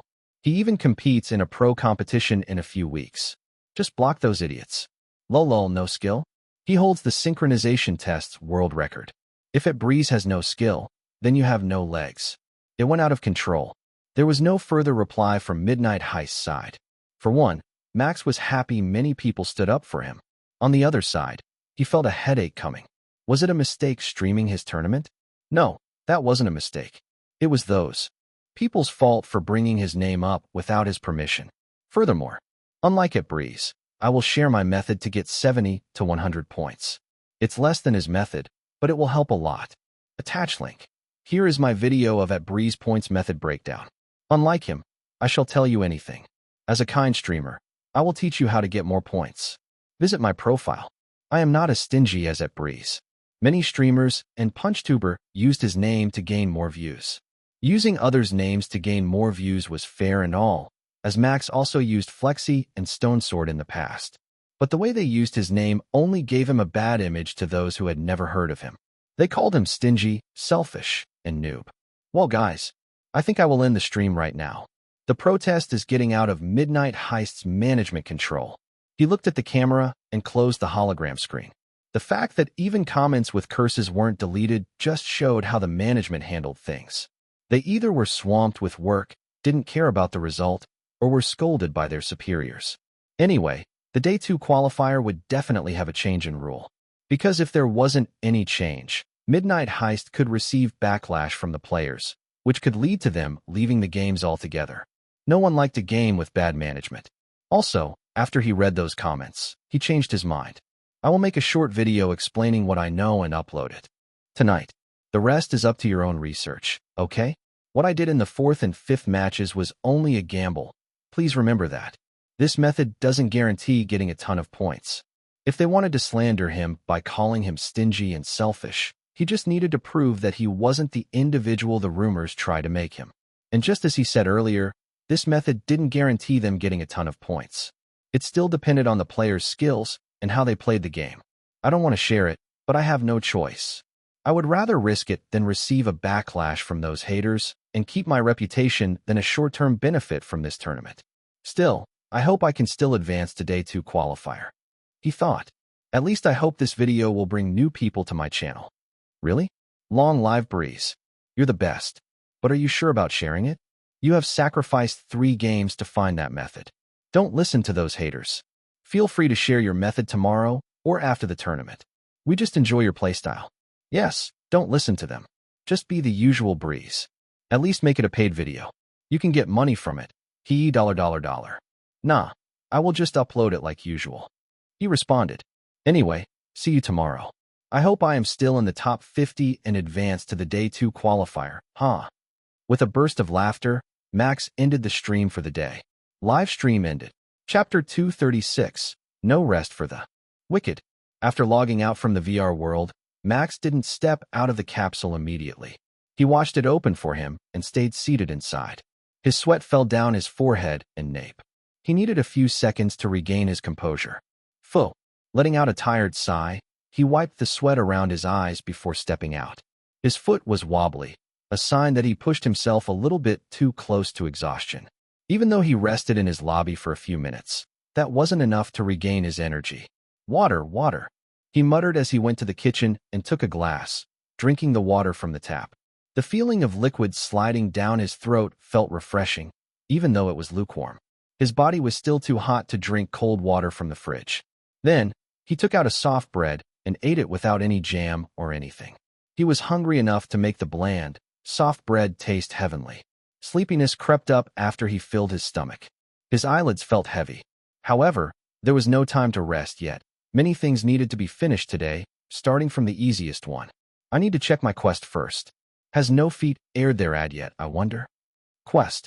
Handsome actor. Are you famous? The answer is yes. A streamer is not just a streamer in this age. You are a star. A star is bound to attract attention, unwanted and wanted one. You are shining brightly and different from normal people. This is your chance. Use this to spread your name to normal people. Get fans to spread your new ad to everyone in the world. Be celebrity. Get recognized by 1,000 people outside of your streaming circle and get 100,000 likes for your ad video on PunchTube. Progress 1, 176/1000. Progress 2, 16, 217/100,000.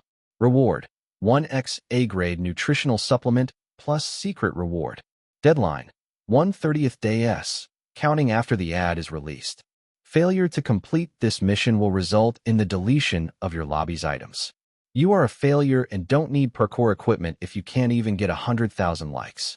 The number 0 from before had changed into 1, and the progress had increased pretty fast, considering it was only a few hours since he last checked it when it was still 0. Whoa, they already got more than 10K likes? That's really amazing. Looking at the people who recognized him and the number of likes, the ads seemed to be well received. Curious, he opened PunchTube and typed no feed ads on search. Many ads showed up, but Max used the filter to sort them from the newest to oldest. Then, the one he searched appeared on the top. This video was uploaded 3 hours ago and had a catchy title. New sports shoes. As light as a feather, as soft as a cloud. Feel the breeze with your passion. Reading the title, he couldn't help but chuckle. Feel the breeze. It seemed like the company got inspired by his name. Thankfully, they put my name under Director Hugo in the description. That's why more than 100 people recognized me. He mused. The thumbnail was him wearing the shoes. Of course, the shoes were the main focus and filled almost half of the frame. But that didn't matter. He wanted to watch his first ad video. Pressing play, the upbeat music suddenly rang. The screen showed 2 youngsters playing around in the tag house. The first one had difficulty catching up with his friend. Ha ha ha, what's wrong? Catch me if you can.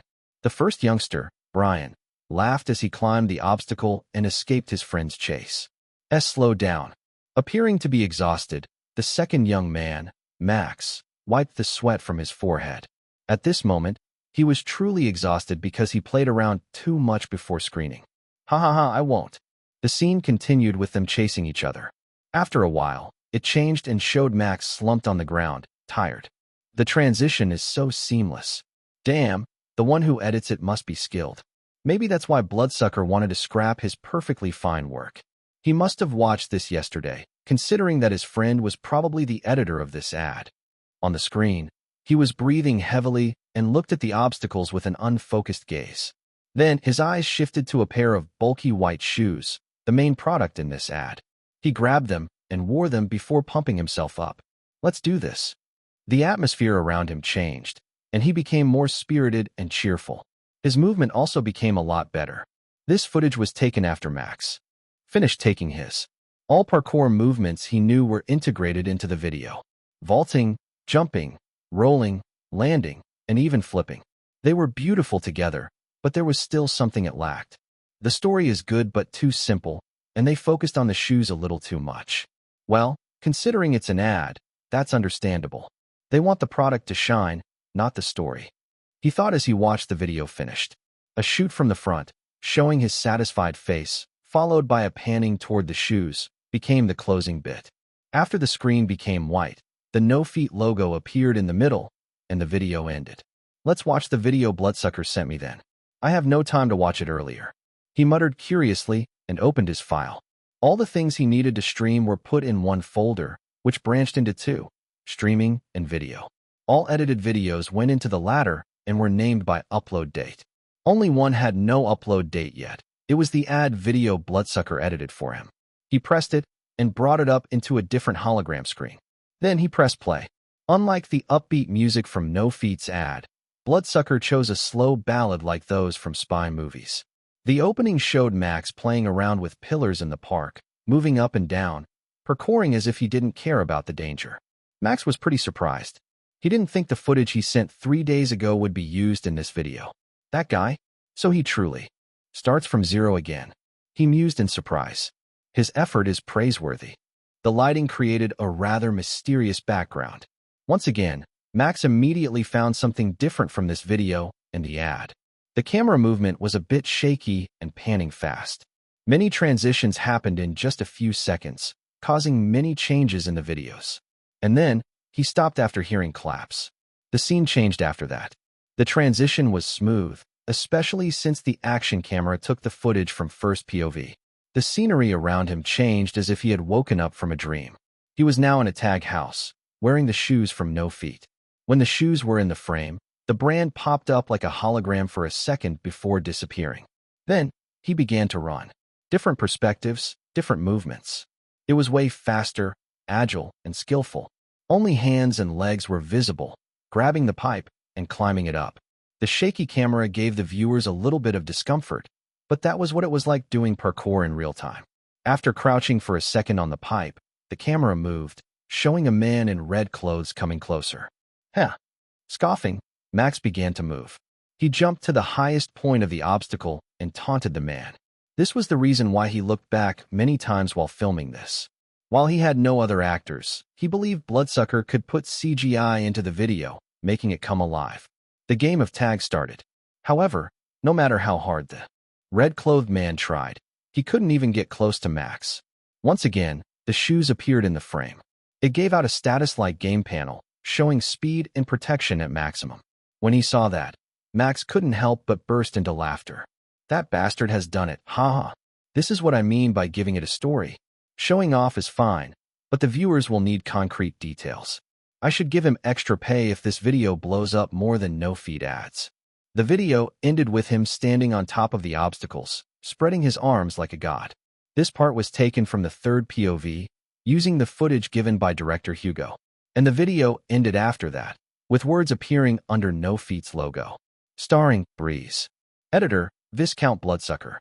Sponsored by No Feet. Once again, Max burst into laughter.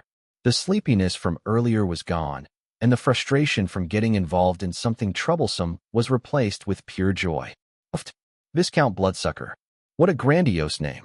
It fits his personality well, so Max only found it funny. Yeah, this video is far better than the ad. I will upload it right now. Without hesitation, he uploaded the video and gave it a short title. I am Movement God. Hashtag #NoFeet_ad. No need for further explanation. The description was copied from No Feet's ad, deleting unnecessary details like links and stuff. After it was ready, he made the video public and made a post on his Strike account with this video link. Many people still visited and pinged him. Those Midnight Heist players were still waiting for his explanation video and stalked his account. They can wait for a little more. Be useful for me, and like this video first. He commented as he wrote the caption. This is my take for the No Feed ad. I have starred in their ads and created a video myself, because why not? I am allowed to. Also, don't forget to like and subscribe. I really appreciate your support. PS explanation video will be uploaded in my Strike soon. In the meantime, do watch this video first. He had finished his quest preparation. Now, he just had to make a short video explaining the point acquisition before he could rest for the day. Let's finish it fast. Chapter 237. The Secret Formula to Earn Points.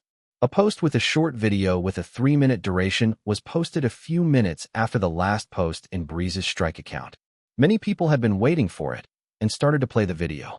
The screen buzzed for a second before revealing Max sitting on a couch with 5 screens hovering around him. These screens had each gameplay from the tournament, starting from the 1st to the 5th game. I will cut it short. Max didn't start with an introduction, greetings, or any other pleasantries, clearly showing that he was clearly bothered and didn't want to create this short video. The key to achieving higher points is teamwork. You need to help your team instead of achieving victory yourself. Saying so, he started playing the first 2 games and pointed at them with his finger. In the first game, I won by relying on myself. My second game is a bit special, and we actually worked together. Thus, I got 132 points instead of low points. He explained, playing the 4th and 5th games next.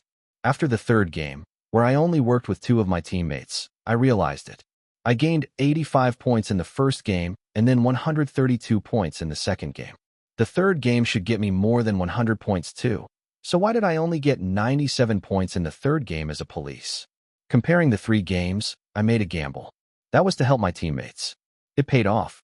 As a result, my 4th and 5th games get me 169 and 182 points each.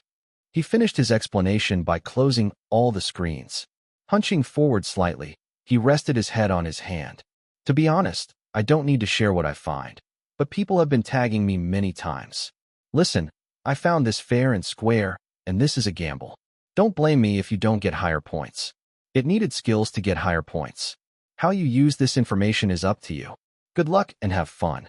With that, the video ended. Many people flocked near the post. In just 50 minutes of its appearance, the post had been shared more than 10,000 times and had more than 11,000 comments. To those still blaming Breeze, F you. Leave this tired man alone. He has shared his hard work, so don't complain.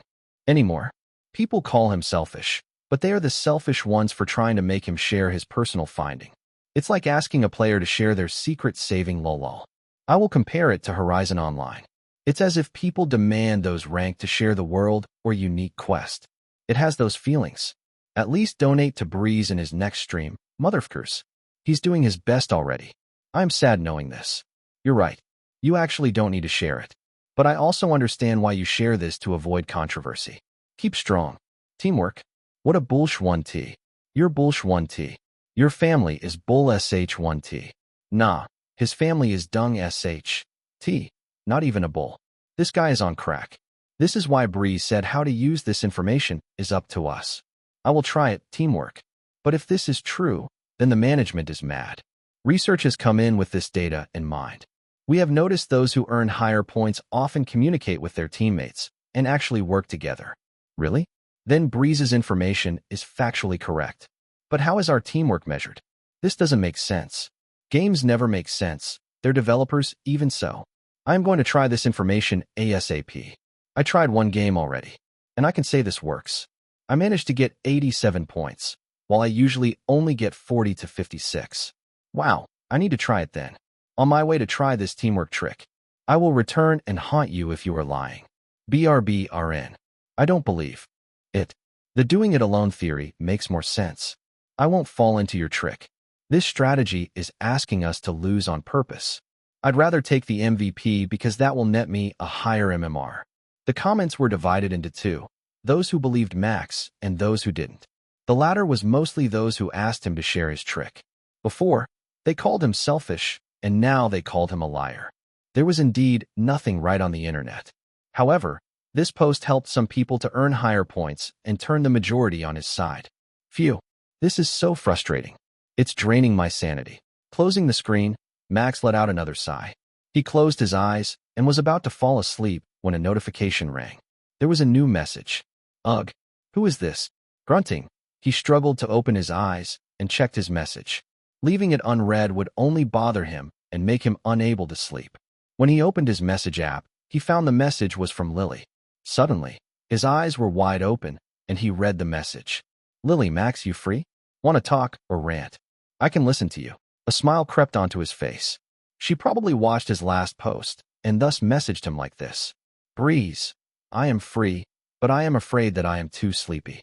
I do want to talk and rant, but I might fall asleep mid-call.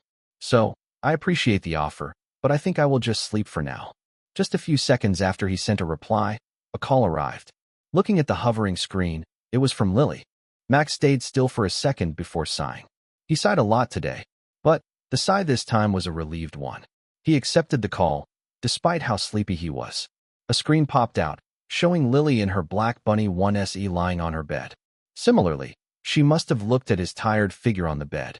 Yo. He greeted her first with a low voice. I told you that I am sleepy, right? I might fall asleep, you know. He chuckled lowly, observing Lily's reaction. She hugged a large bunny plushie and shook her head. It's fine.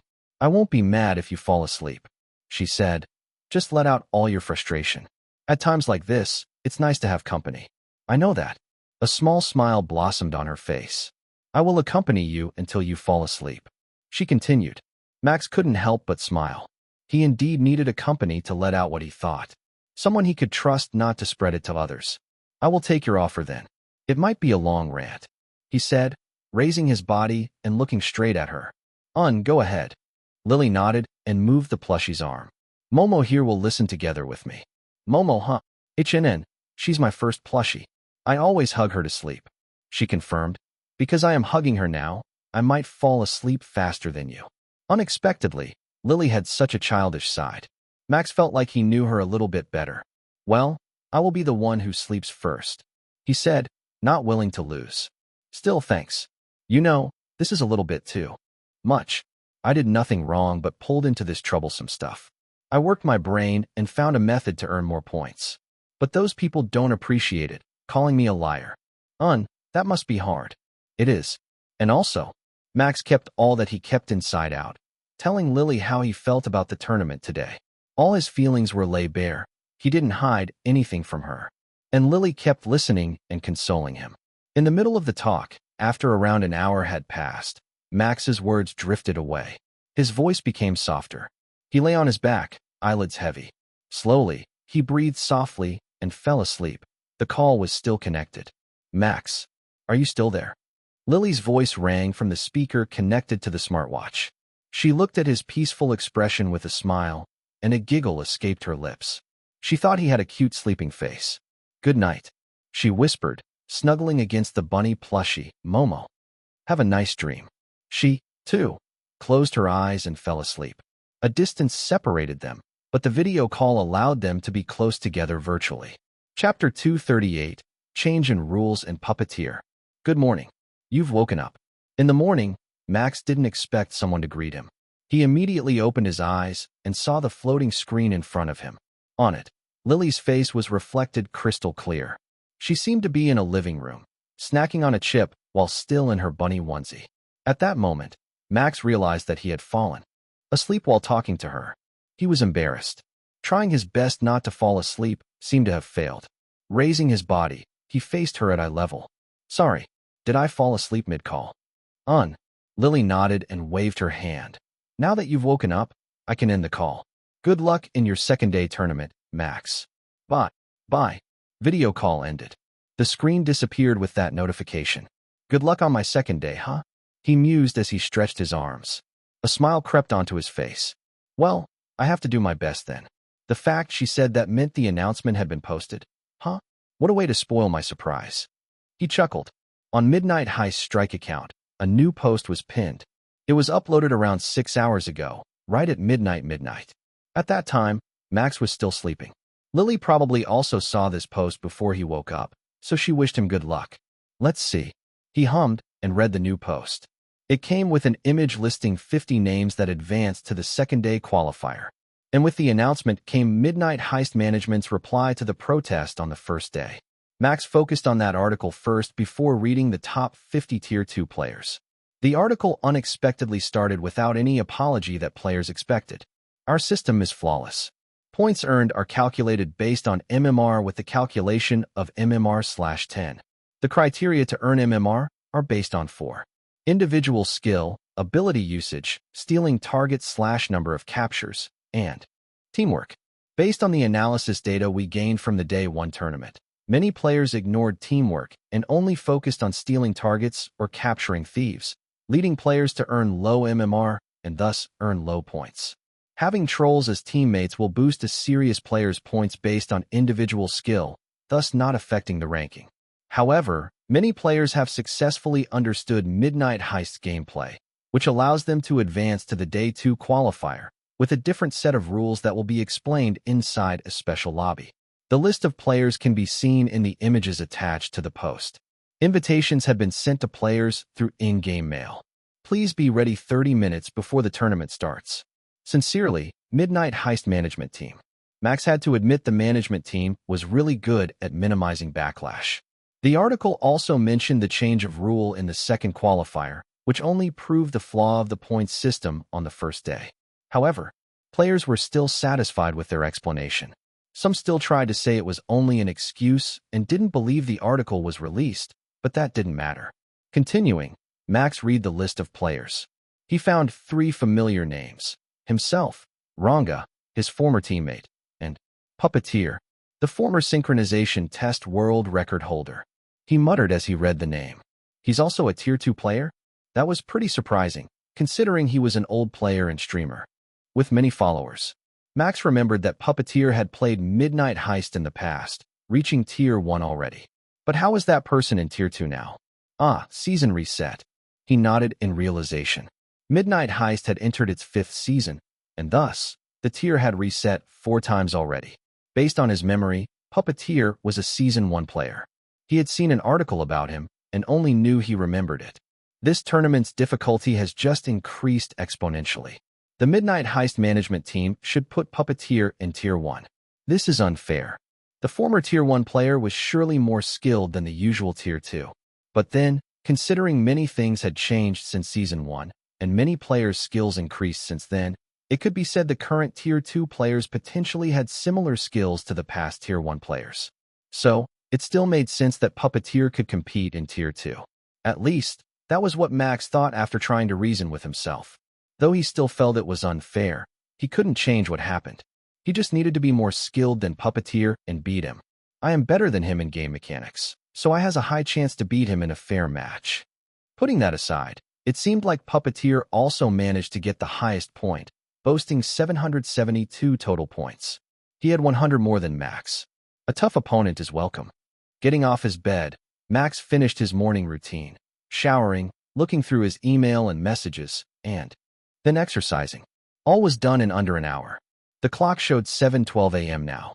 Based on what he read in the article earlier, he had to be ready before 9:30 a.m. Having 2 hours left, Max decided to watch the players' gameplay, including Puppeteer, to make a plan on how to deal with them. He sat on the chair on his balcony and opened 2 screens at once. One had the punch tube opened, and the other had a note and a virtual keyboard. Finding Puppeteer's punch tube was easy.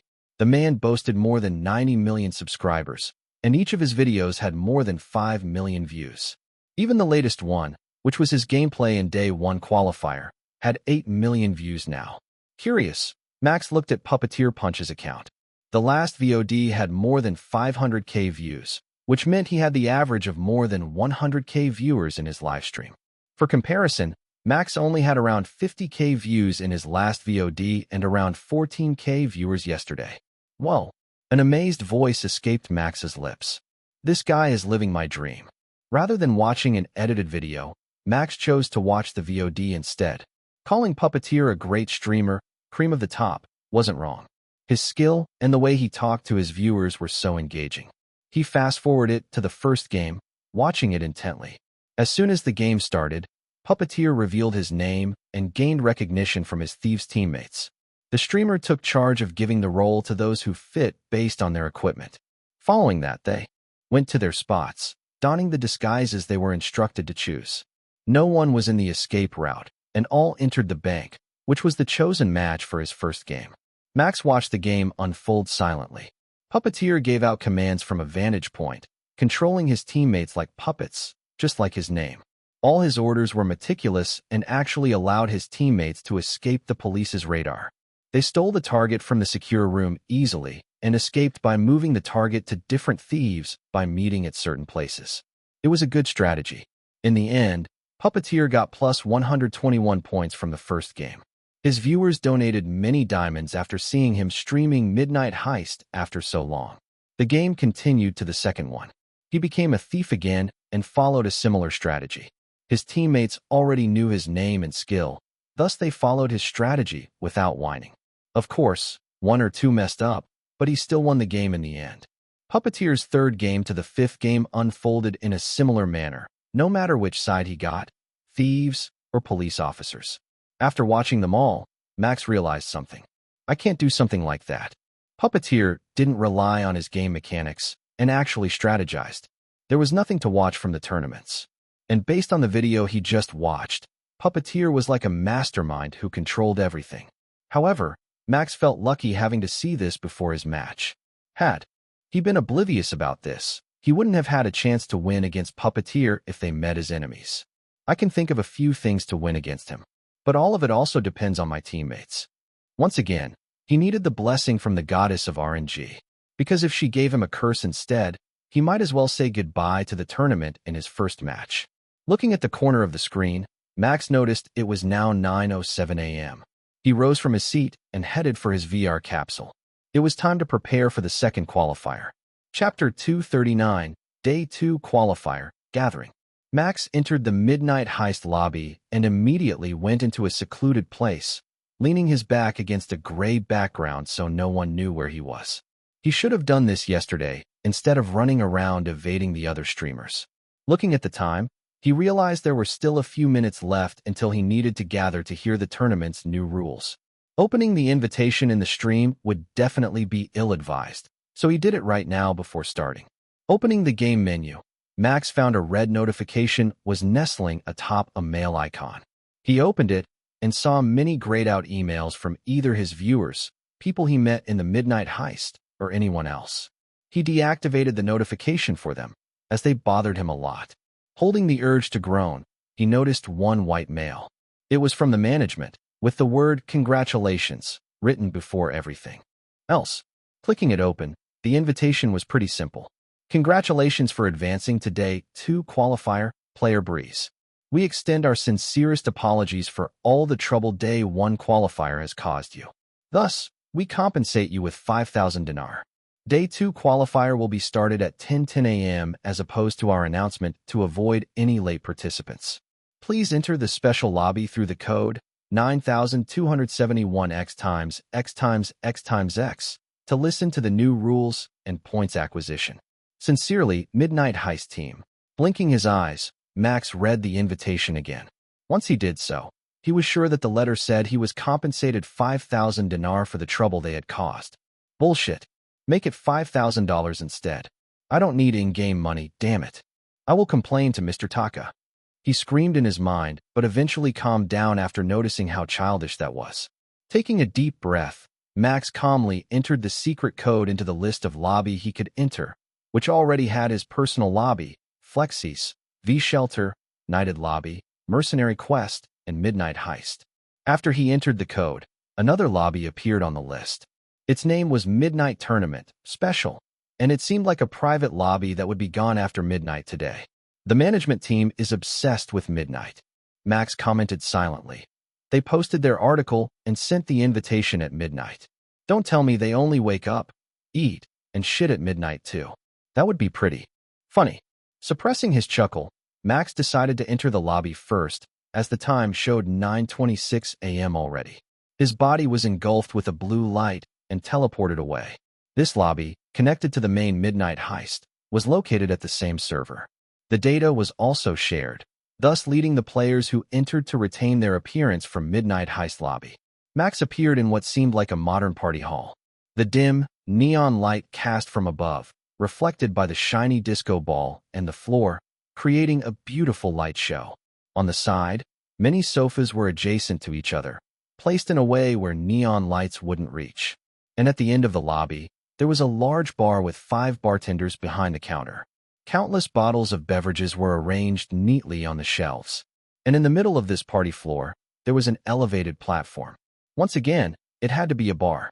Max wondered if there was no one creative enough to make the lobby into something else. For example, his parkour park and Flexi's ridiculously big golden castle. Well, maybe they designed the lobby to look like a bar because it has a nice atmosphere that attracts many people. Only a minority hated bars in this day and age. This place felt familiar to many of the players, allowing us to talk freely. Regardless of the reason, Max didn't care. There was no one here yet. He was the first to arrive. He went to the sofa in the corner, where he could see everything in the room. Sitting down, he took off his mask, and it disappeared into many glowing pieces. He prepared his stream and put the 5-minute delay just to be safe. Day 2 qualifier. Let's listen to the new rules together. #breeze, #midnight_heist, #day 2 qualifier, #translation. With everything prepared, he started the stream immediately. The loading screen began to start, and he just had to wait for 5 minutes before it showed the footage the small camera took. To ensure the anonymity of the other players, he pointed the camera at himself. There is a 5-minute delay, guys. I might not talk too much, but enjoy the content. He said so and fell into silence. Many people arrived when the clock hit 9:31. Unexpectedly, this lobby was combined for Tier 1 and Tier 2 players who advanced to the Day 2 qualifier. Soon, the lobby was filled with players who chatted with each other. Sadly, Max knew no one there, so he kept seated and observed them. Being a new streamer and new player was pretty sad, as he had no connection whatsoever. However, hello. Someone unexpectedly greeted him. Max raised his head to look at the voice's owner and noticed the name Ranga on top of his head. He realized this man with blue hair was his teammate in the second game yesterday.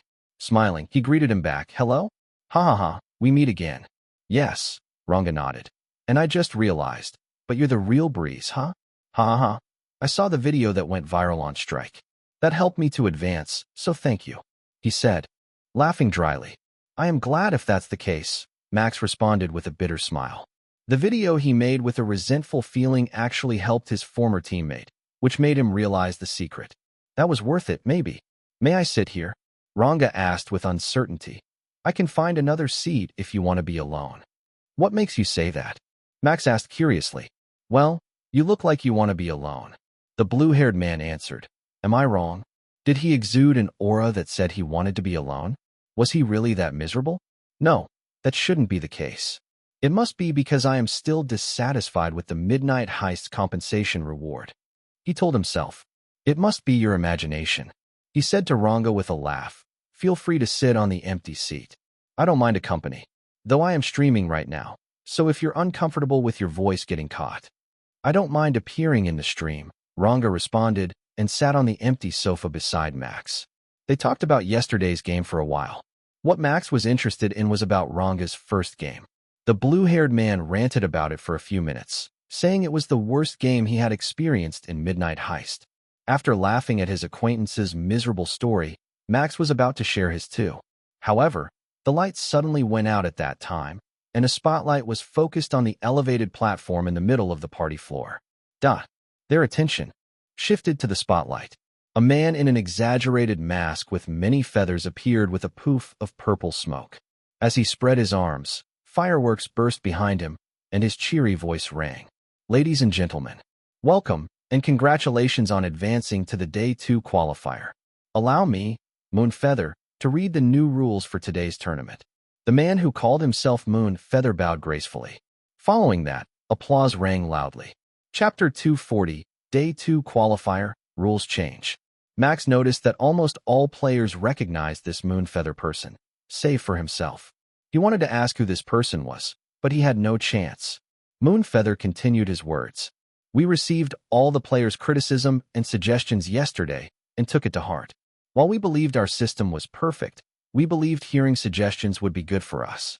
That's why we slightly changed the rule regarding points acquisition. No one took that seriously. It was obvious they only said that to cover up their mistake. What they were curious about was the new rules. Because the tournament will begin soon, I shall explain the new rules. Saying so, Moonfeather flicked his hand. Large screens appeared in 4 directions, allowing all players to see it. On the screen was a short gameplay video. It had the number 1, and Moonfeather spoke again. I will explain how to earn points. First of all, individual skills. Please look at the video. Players watched the video intently. It showed a thief player evading the police's watch by pretending to be an NPC. Then, the screen changed, showing a police player identifying a disguised thief and focusing on the target for a few seconds. As you can see, the first point acquisition is still based on an individual skill. How to obtain them? The answer is just to do the correct task according to your role. For example, a thief can fool the police, and the police can identify the thief. This is the case for the old rule. It was easy to understand, and no one voiced anything. Players got a point when they did something that was actually in line with their role. Even identifying a thief added points. That was why some players got more points than others. My guess is on point. Doing something thief-like and police-like will give me points. Helping teammates will also get me points, as that will count as an assist. Max nodded in understanding. At that moment, Moonfeather snapped his finger, and the screen turned black. I believe everyone has no complaints regarding this rule, but it's still vague.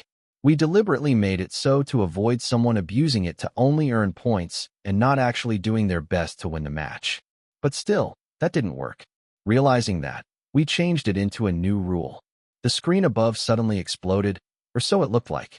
In fact, it was only an explosion effect and sounds. Winner privilege. These words were written boldly on the screen. Let's take everyone's suggestions into account. An evil laugh filled the room as neon lights began to shine in various directions, moving around without any goal. For the Tier 1 tournament, we will hold 10 games today.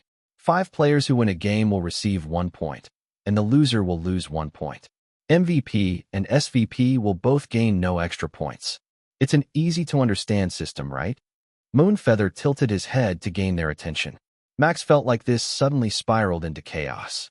The competition to win the match seriously starts right now. This is madness. He commented in his mind. They simplify too much stuff. Did they take the players for a fool? Chatters quickly filled the room as Moonfeather stayed silent. Most of those chatters came from Tier 1 players and some curious Tier 2 players. They wondered what the rule for Tier 2 was. Hearing that, Moonfeather clapped his hands. Everyone went quiet at once and focused on him again. You must be curious about the Tier 2 tournament's rules. Everyone instinctively nodded their heads. Max held his breath and focused his attention on the man on the platform. After looking around for a second, Moonfeather continued. There are 50 players advancing to Day 2, and 40 of them were in this room.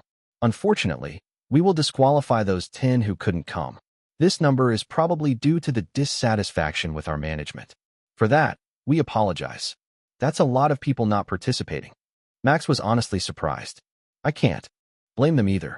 They probably didn't expect this change in plan. Still, the Tier 2 tournament seemed to have a different rule from Tier 1. Everyone was tense. Max also noticed Ranga's eyes quivered slightly as he looked at Moonfeather. Curious, impatience, and competitiveness. While they chatted naturally, both of them were still rivals in this tournament. Max shifted his focus to Moonfeather once again. At that time, the gaudy man surprised everyone. We will do an elimination game. The man declared, surprising everyone. We will split it into Team A and Team B, with 20 players in each group. Then, 20 players will be put in a different team randomly. They will compete with each other in 2 games. The winner will continue, and the loser will be disqualified instantly.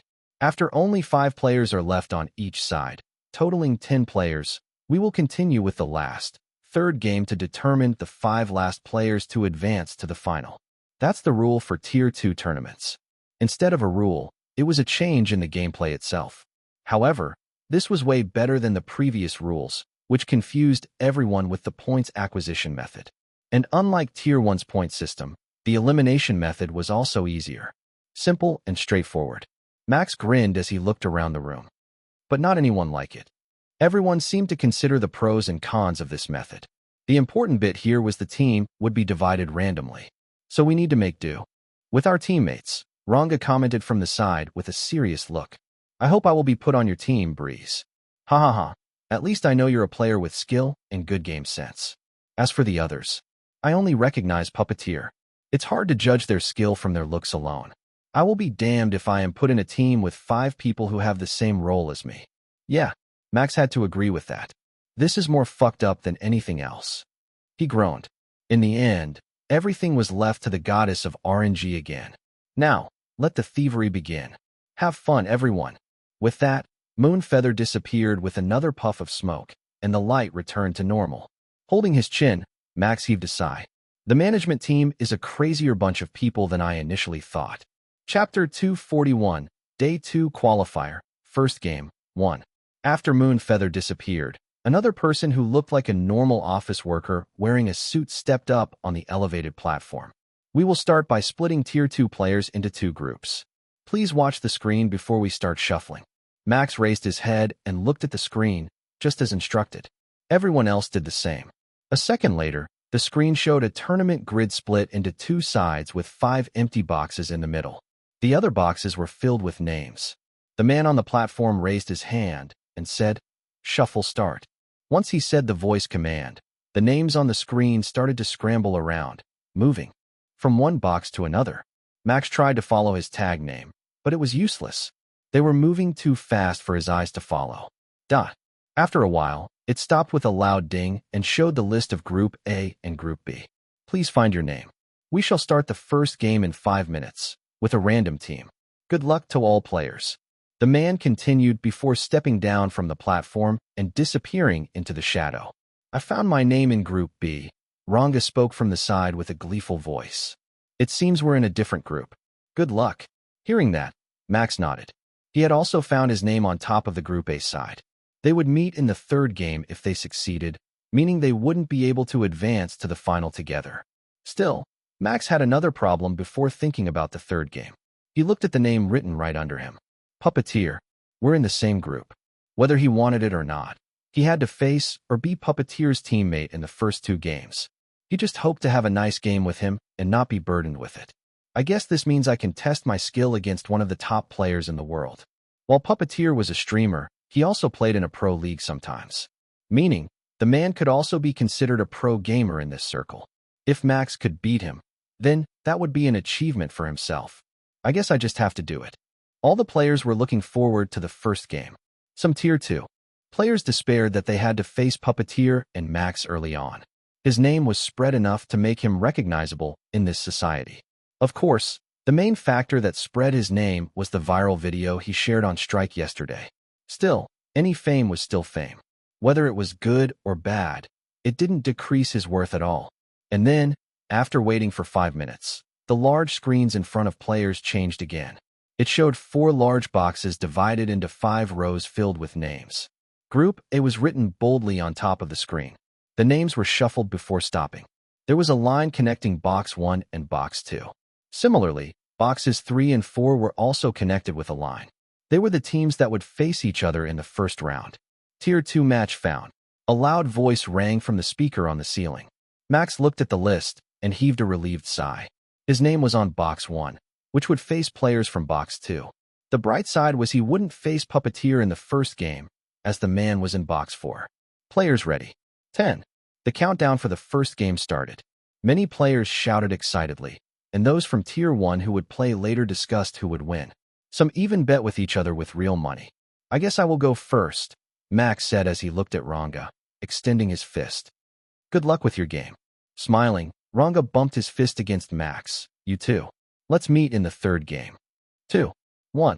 Map, Underground Cave, ranked. Your role is. As to police. Target, unknown. Protect the target from thieves. As soon as the countdown was finished, Max received a notification, and he was teleported into the waiting room with his teammates. Looking around, he noticed all attention was focused on him. They smiled brightly, and the only girl on the team, Sakoga, exclaimed loudly. Kaya, I am playing with Breeze. This match is in our bag. That's right. We also face players who I have never heard the name of. We can win this. A guy with dark hair, Darky, continued. The other two, Mo3 Kyun and 00 Lopez 00, nodded in agreement. Everyone recognized Max and his skill. Laughing shyly, Max scratched his cheek. Ha ha ha. I am happy that you guys are confident and trust me. But let's not lower our guard. Our enemies are players who managed to advance to Day 2. They must have adequate skills to back the result. We can't look down on them. Yeah, I understand, Darky commented. But we need the confidence. We will win this. He shouted and raised his arm like a cheer before a sports competition. Yes, yes, Sakoga exclaimed, raising her hand. Now, about the role, what should we do? We all know that Breeze will be the leader and will catch them all. I am confident in my ability to find the disguised thieves.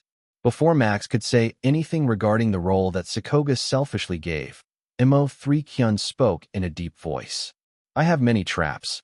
Let me lay them around the boat escape. I also have traps. 00 Lopez 00 added in. An accent that sounded like a Mexican accent from Max's past life. I better be alone and away from the NPC. So let me handle the West hovercar escape. Then I will support Breeze and be his sidekick. Darky pointed at himself with his thumb. I can run fast, you know. While I am not as fast as Breeze, but I have 89.7% SR. It's way lower than him, too. I know it, but trust me. It seemed like everything had been decided. This was the first time Max had teammates who looked at him with gazes filled with respect and adoration. Not one, but 4 of them. Is this what Puppeteer felt every time he played Midnight Heist? He thought, remembering the video he had watched before logging in. Anyway, they were definitely better than a troll or AFK teammates. He didn't know their skill level yet, but he could only trust their ability to reach this far. Nodding, he agreed to the plan. I guess the role division is over. And may I take the main communicator position and the one who gives instruction? After learning from Puppeteer's video, he wanted to try it at least once. Doing it in a tournament was a gamble, but everyone had their first, no? He was confident he would do well as long as he wasn't nervous. The basics were already in his head. Feel free to. Sakoga nodded excitedly. We will follow your instructions as best as we can. Yeah, I am stupid, so please direct me to my task. Darky added with a firm nod. I am your sidekick, after all. The way he said that was like a fan who had met his heroes and wasn't disappointed. He was proud of his position. Laughing bitterly, Max looked at the air. They would be teleported in 10 seconds. The first game had begun. Chapter 242, Day 2 Qualifier, First Game, 2. Alright, once we get teleported, get in position. Sakoga, you go to the main building's hall. Darky, go to the second floor and report any strange NPC behavior to us.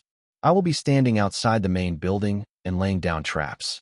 Once the target gets stolen, I will give out further instructions. There was no need to stop them from stealing the target. Their goal was to win the match and to keep the thieves from escaping. Let's go. As he shouted that, the countdown hit 0 and the police officers were deployed in the underground cave map. The tournament version of the underground cave map was vast and dark. The main building stood with its back facing the large wall, making it possible for the thieves to only escape from 3 directions. Max was teleported to the main hall, Sakoga's post, and immediately activated his communication device. Move to the determined location immediately. Sakoga, I will watch the main hall until you arrive. If you find any suspicious individuals, report them to me. Save your handcuff until they steal the target. Got it. I am on my way to the 2nd floor, leader. I am already on my post, setting up 1 trap. I am also ready to set the other traps once I can do that. MO3 Kyun reported. Lopez here. I also set up a trap near the hovercar's entrance. I am currently hiding behind a rock. Please tell me if they head in my direction. Max looked around with a serious gaze as he listened to their report. The NPCs on this map were security guards, making it a little harder to distinguish from each other because they wore the same uniform. This map might be the worst for the police, but the same could be said for thieves. Once they are inside the building, they are like rats in a cat's house. He thought as he squinted his gaze. Although they look the same, making it harder to report to our teammates, finding the disguised thief is easier here. To find something suspicious among those guards was pretty easy. He just needed to compare their way of walking or their way of holding the baton strapped on their waist. Unfortunately, their movements were random, so he couldn't judge from where they were going. There is nothing suspicious here. He thought silently as he compared all the guards to one another. Either they are really good at acting or weren't in this main hall. At that moment, a voice rang from his communication device. It was a report from Sakoga. Breeze, I am outside the hall now and find something suspicious. You may want to look at this. Just outside the hall. All right. He responded to the unusual report and moved. No matter how strange it was, he had to check if his teammates reported it. It was his role to catch the thieves, as he was the fastest out of anyone else. Exiting the hall, he found a girl dressed in a police uniform standing in front of a wall. She looked at the ceiling with narrowed eyes. What did you find? Max asked as he approached her, to which she responded by a gesture with her chin. Just look at that, she said. Max followed their gaze and, similarly to her, narrowed his eyes. There was an open ventilation, clearly breached from below and used for a path. This might be a trap. Sakoga said, they want us to focus on this and sneak from elsewhere. He agreed with her reasoning. However, this could also be their real path to get to the target. So he couldn't ignore it. Stand in the middle of the hall, open one door, and observe the surroundings. He clearly instructed Sakoga, I will go to my post and prepare for their escape. As soon as you hear the alarm, head to the east entrance and set 1 trap there. Got it. Good luck. After hearing her reply, Max stormed out of the main building and gave out another instruction. This time, it was for Darky. Darky, listen. The target might be on the 2nd floor, and the thieves might already be on that floor already. Do your best to apprehend 1 thief. If you find someone suspicious, don't hesitate to tackle him. We can handle a minute penalty. I am counting on you. All right, consider it done. This Darky will catch anyone moving suspiciously. With that done, Max looked at the area around him. The outside terrain always changed with each game, as it was generated with random numbers, making boulders, boxes, and anything unrelated to the main building in random places with different sizes. Coincidentally, this terrain was filled with rocks and random small boxes nested around them. Then at the middle of this cave, there was a pillar-like structure that connected the ground with the ceiling. The pillar wasn't smooth but ragged, with many places that could be used as a step. Well, it seems the goddess has given me love today. This was the perfect place to observe everything. Not only could he get a vantage point, he could also see where the thieves would escape. I will trust you guys in chasing them and only provide support, he told his teammates before climbing the pillar. Because of the naturally formed steps, he arrived halfway in under a minute. He sat on a slightly wide ledge and looked around while giving instructions. Darky, change of plan. Go guard the east entrance that they can use to escape through the boat. We need to make sure they will try to escape using a hover car. Really? Got it. I saw nothing suspicious here, so I will move to the east gate. Great. Max responded with a calm tone. Sakoga, place one trap near that entrance and the open ventilation. It will serve as your alarm. Go outside the main building and guard the main entrance. I think the thieves are trying to make us tired and waste our traps. We won't play their game, and just wait. Are you sure? Sakoga asked back through the communication device. I am positive. I am in a vantage position and can't even see suspicious people. At least we can confirm the thieves are all inside the main building. We will make them regret this. All right then. You're the boss. You heard me, Mo3 Kyun. Just leave the trap there and help Darky and Sakoga. The path to hovercar escape is narrower due to the extra terrain that's on our side. Try to set many traps while returning. Make them easier to spot and flashy so the thieves won't try to get close to that area. Instruction clear. I am moving now. No matter how many times he heard Mo3 Kyun's voice, Max still wasn't used to it. His name, personality, and his voice didn't really match at all. The name was cute, but the voice was so deep, like the most manly person out there. Focus, Max. Anyway, that wasn't important. He had to focus on the game now. The waiting game had started. Whoever moved first would lose. But if the thieves were late, they would also lose in default when the timer reached 0. So this waiting game really benefit the police players if they realized the thieves' plan. Max observed everything to ensure everything was fine. Once the alarm rang, he would get a weapon he could use from where he sat down. And that didn't require a long wait. Beep, beep, beep. An energy rifle appeared in his hand, and he put on a sniping position without hesitating. While there was no scope, he had a good aim and eyes, so that wasn't a problem. He could see a shadow moving inside the main building through the windows. Ladies and gentlemen, lay down all your traps. Here come the thieves, he announced to his teammates and grinned. Let's apprehend them all. Chapter 243, Day 2 Qualifier, Roach Planet's Effect. If there was something that Max was unaware of before, it would be his skill with a firearm, especially a sniper rifle. It was something he discovered while playing Roach Planet. I am engaging 2 thieves now. I managed to shoot one, but the other was slipping past me. I don't think he has the target. Sorry, but I will cuff this one first and join soon. Sakoga reported with an urgent tone in her voice. I managed to catch one, but 2 slipped past me. One of them is holding a chalice. That might be the target. Darky's voice followed suit. I am cuffing the one I catch. It might take a few seconds. Please stop them. They had used their clown mask ability. I saw them, Max said calmly as he saw the target. 2 thieves wearing clown masks could be seen exiting the main building's entrance and trying to run east. No, you can't go that way, little thief. The one holding the target was his priority. If left alone, they would meet together and give Mo3 Kyun trouble even with all the traps laid in the path toward the east escape way. Stopping them was a hard matter, but making them turn around was easy. The bullet is 2 times slower than the one in Roach Planet. I had to timing it right. He thought as he breathed deeply.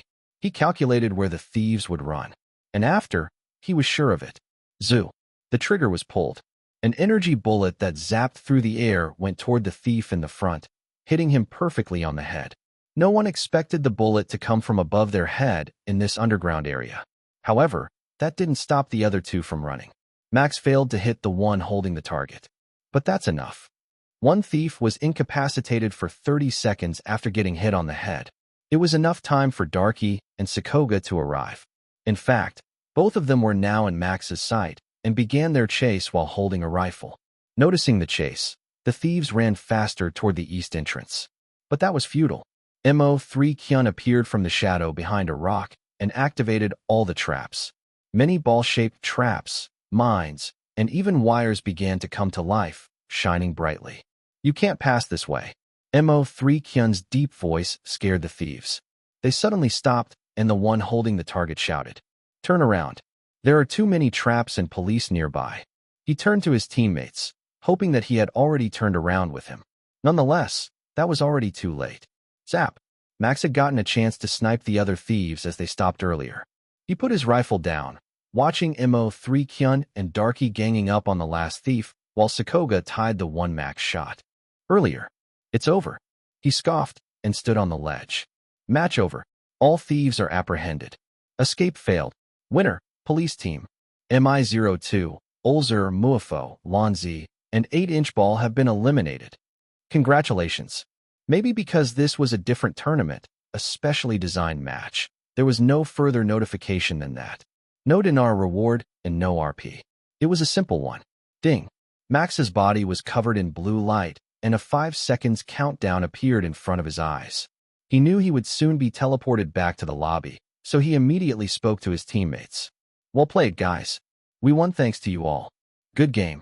Good job, team. Ha ha ha. In the end, I did nothing. Good game, everyone. Well played. Everyone said their piece and got teleported back at the same time. He returned to his seat, and someone greeted him almost immediately. Good job. I saw your match through the screen. Max looked to his left and found Ranga smiling at him. Apparently, his game ended first, so he could watch his match. Thanks. He responded. The leadership and the skill you showed made some of the Tier 1 players think you should be in their tier instead. They also reacted the same way to Puppeteer. Ranga looked to the area on the right, where a man with spiked hair sat while drinking a cocktail. It was the first time Max saw Puppeteer directly. The way the man made himself appear seemed to be trained and calculated. He looked so confident, and nothing seemed to be able to surprise him. As Max stared at him, Puppeteer suddenly met his gaze and raised his glass. He nodded in response before looking at the screen, which showed a game from Group B that hadn't ended yet. He noticed you. Ranga commented in surprise, which made Max look at him curiously. Puppeteer is famous for ignoring people who he deemed not meeting his standard. Of course, we're talking about pro players and streamers here. He acted normally with his fans. The blue-haired man explained. The fact he noticed you means he recognized your skill. That was plentiful information. Max nodded in understanding, but didn't take the word to heart. Once again, getting people's recognition was nice, but it didn't make your value go up or down. He was the one who knew his own value. But getting recognized by someone way above who is living my dreams somehow makes me satisfied. A smile graced his lips. While he was thinking that, the last game ended with Team 3's victory, and a 5-minute cooldown replaced the screen, letting the players rest. Using that 5 minutes, Max talked with Ranga about his game. The blue-haired man was pretty lucky, just like him. The enemy team had a troll who acted like a clown because he wasn't in the same team as Puppeteer, revealing the target and making the police group able to protect it with the highest security, which forced the thieves into a desperate attempt and lost. Max wasn't surprised at all. There was such an overzealous fan who couldn't make a better judgment and ended up embarrassed in front of their idol instead. Fortunately, or unfortunately, Max had no such fans yet. The 5-minute wait passed quickly. Many players were slightly tired from their previous game, but they had to continue. Are you ready? A loud announcement rang from the speakers once the countdown hit 0, and the screen showed the list of players divided into 2 boxes in each group. Everyone focused. Those in Group A desperately hoped to get a good teammate. Shuffle start. With the next announcement, everyone began to pray. Max looked at the screen calmly, without changing his expression. The shuffle stopped, and the team decided. He calmly looked at the boxes to find his name in box 1. And, it seems to be an easy win for you. Ranga commented, and I will probably suffer in the last third game even if I win this one. Looks like it. Max nodded in agreement. For the second game, he and Puppeteer were on the same team. It was the first time they would play together. And with this, he was confident he would advance to the final without any problem. Map, Urban Museum, ranked. Your role is as a thief. Target, Ring of Fire. I can observe his skill closely to prepare for the final. This is a chance I can't miss. Chapter 244, Day 2 Qualifier, Meeting with Puppeteer. Max was teleported outside the Grand Museum with his teammates. The thief role was pretty perfect for judging Puppeteer's skill. Once everyone was teleported, he observed them calmly from the side. Puppeteer was wearing a ski mask and glide shoes. The mask's ability allowed the user to slide around as if they were on ice. Combined with glide shoes, the effect would be doubled, increasing his speed further and allowing him to move anywhere. Whether it was a wall or ceiling, nothing could stop him. A pretty unique combination, but hard to use due to the skill one needs to move around in a 3D area. I am confident I can use it, but it will be hard for other players. That's why this combination isn't preferred. Rather than that, the monkey mask plus glide shoes or clown mask plus glide shoes were more common. In fact, two of his current teammates wore the former, while the last one wore the latter. Ooh, we are on Puppeteer's team. I am lucky. We will certainly win. Hee hee. Let's win and advance to the final together. What happened in Max's last game also happened here. Moxie, Yellow Tai, and Snicky all looked at Puppeteer and declared the team win immediately. However, their tone was more sure than that of his last teammates, who were now on the other team. Listening to them, Puppeteer only nodded. I hope you all work hard too. This is a team game, he said before turning to Max, and I believe this is our first meeting, Breeze. I have been looking forward to our meeting. Your skill has grown compared to the time when you played Night Journey. I am looking forward to working together. The ski-masked Puppeteer extended his hand. Max took it and nodded. Haha, me too. I've also been looking forward to meeting you since I heard your name. Let's compete fairly. There was no weird tension whatsoever, but the three teammates stayed silent. They finally realized that Max was in the team and muttered, not only Puppeteer, but also Breeze. Damn, isn't this an easy win? I bet both of them can steal the target even without us doing anything. Their comments were heard by both Max and Puppeteer. Max released his hand and looked at his teammates. Good luck and have fun. He said his usual greeting with a natural voice. Knowing Puppeteer had more experience, Max decided to ask him. So, what's the strategy to win this game? Ring of Fire is located on the second floor, which has the tightest security, considering the police can corner us from the first and third floor once the alarm rings. Not only did he not want to appear arrogant by giving out instructions, but he also wanted to know how Puppeteer dealt with this kind of game. He wanted to learn from the pros. What's there to strategize about? Puppeteer said with a chuckle, we will steal it and run together. Let's just do that. I have gotten the hang of our overall skills, including our enemies. I believe we won't get caught even if we just bulldoze it. That was such confidence. Max blinked his eyes under his pure white mask and nodded. He decided to follow the master plan if the one proposed was so confident. Whether they succeed or not, it didn't matter. He also knew his enemies' capabilities from being on the same team as four of them in the last match. It was pretty much a coincidence, and the goddess of RNG chose to put them as enemies. After talking for a while, the match started, and they ran toward the museum together.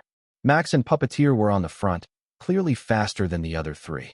SR and technique truly shone when a skilled player had them. The thieves didn't even try to disguise themselves.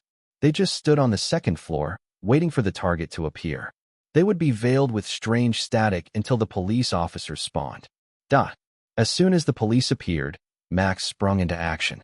He was the closest to the target and snatched it from the guest under the police watch. It was 00 Lopez 00, his former teammate. He immediately reported it to the others as the alarm blared loudly. Beep, beep, beep. Puppeteer. Max called out to the man and handed the ring to him in a concealed manner. I will be a bait. Got it. Meet in the West Escape in a minute. All right. With that, they split. Max activated the jump shoes and ran on the roof, while Puppeteer slid on the floor as if he were skiing. Their teammates also became bait and actually had fun with the police, not caring about getting caught, because they trusted Puppeteer and Breeze. By no means were they bad. No, they were pretty skilled. They actually played the police well and escaped to the west direction. The police officers were unable to catch up to the two of them. Ah, damn it. The only female police cursed loudly as she threw her rifle on the ground. Breeze is good to have as a teammate, but he's so irritating when he becomes an enemy. Not to mention, their side also has Puppeteer. It's not fair. That's right. Another police stood next to her. It was Darky. He's so good that we can't even catch up to him. The bullets are also useless. He just dodges them all. All police players stopped chasing the thieves. There was no use. They could only see 3 of them, and even then, those 3 needed a lot of effort to catch. Before long, the notifications rang. All the thieves were able to hop into the hover car and escape. Match over. Escape successful. Max looked at Puppeteer and had to change his view of the player. The final might be harder than I thought. While his SR and time and synchronization test are lower than mine, he has more experience and has a good game mechanic. I hate to admit it, but he's better than I am now. In terms of movement, Max was indeed better. But game skill overall, it couldn't be said so. Puppeteer had an amazingly higher flight time. Max's lips curled up, and a large grin formed behind his mask. Isn't that exciting? They celebrated the victory. Moxie, Yullotai, and Snicky thanked everyone for their work and hoped for the best against Group B in their third match. Later, Max nodded and acknowledged his desire to work together until the final. Only then would they compete with each other. Puppeteer also agreed. He said some words before they got teleported back to the lobby. Sitting on the comfy sofa, Max noticed Group B's match was still ongoing. He decided to watch it to figure out the skill of his next enemies. Ranga was in the Thief team, and he looked like he was struggling a lot. He's going to lose, Max assessed. True to his thought, Ranga's team was pushed and got apprehended one by one without being able to steal the target. A shame. I want to go against him at least once. He's been a good company for the day, he thought. The Group B winner team was teleported back to the lobby. They began to search each other and group to talk. Max glanced at Puppeteer, but the guy had just drunk alcohol again without even noticing him. I guess we don't need to do anything. Looking at their skill level, I think we will win the third game even with a rashly made plan. No matter how they cooked their plans, Max was confident his team would be able to win against them.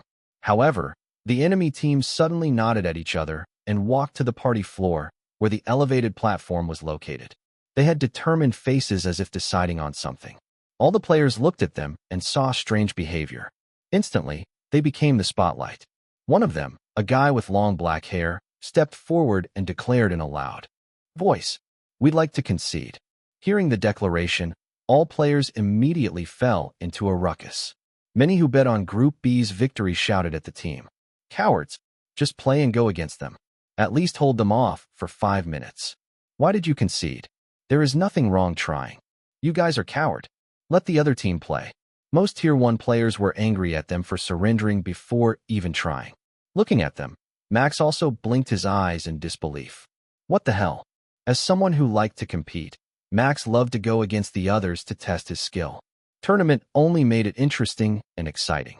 And now, they just had to make this already bad tournament felt even worse in his mouth. Can it get any worse than this? Chapter 245, Viral. Trending video. Max narrowed his eyes and tried not to get angry at his enemies out of his disappointment.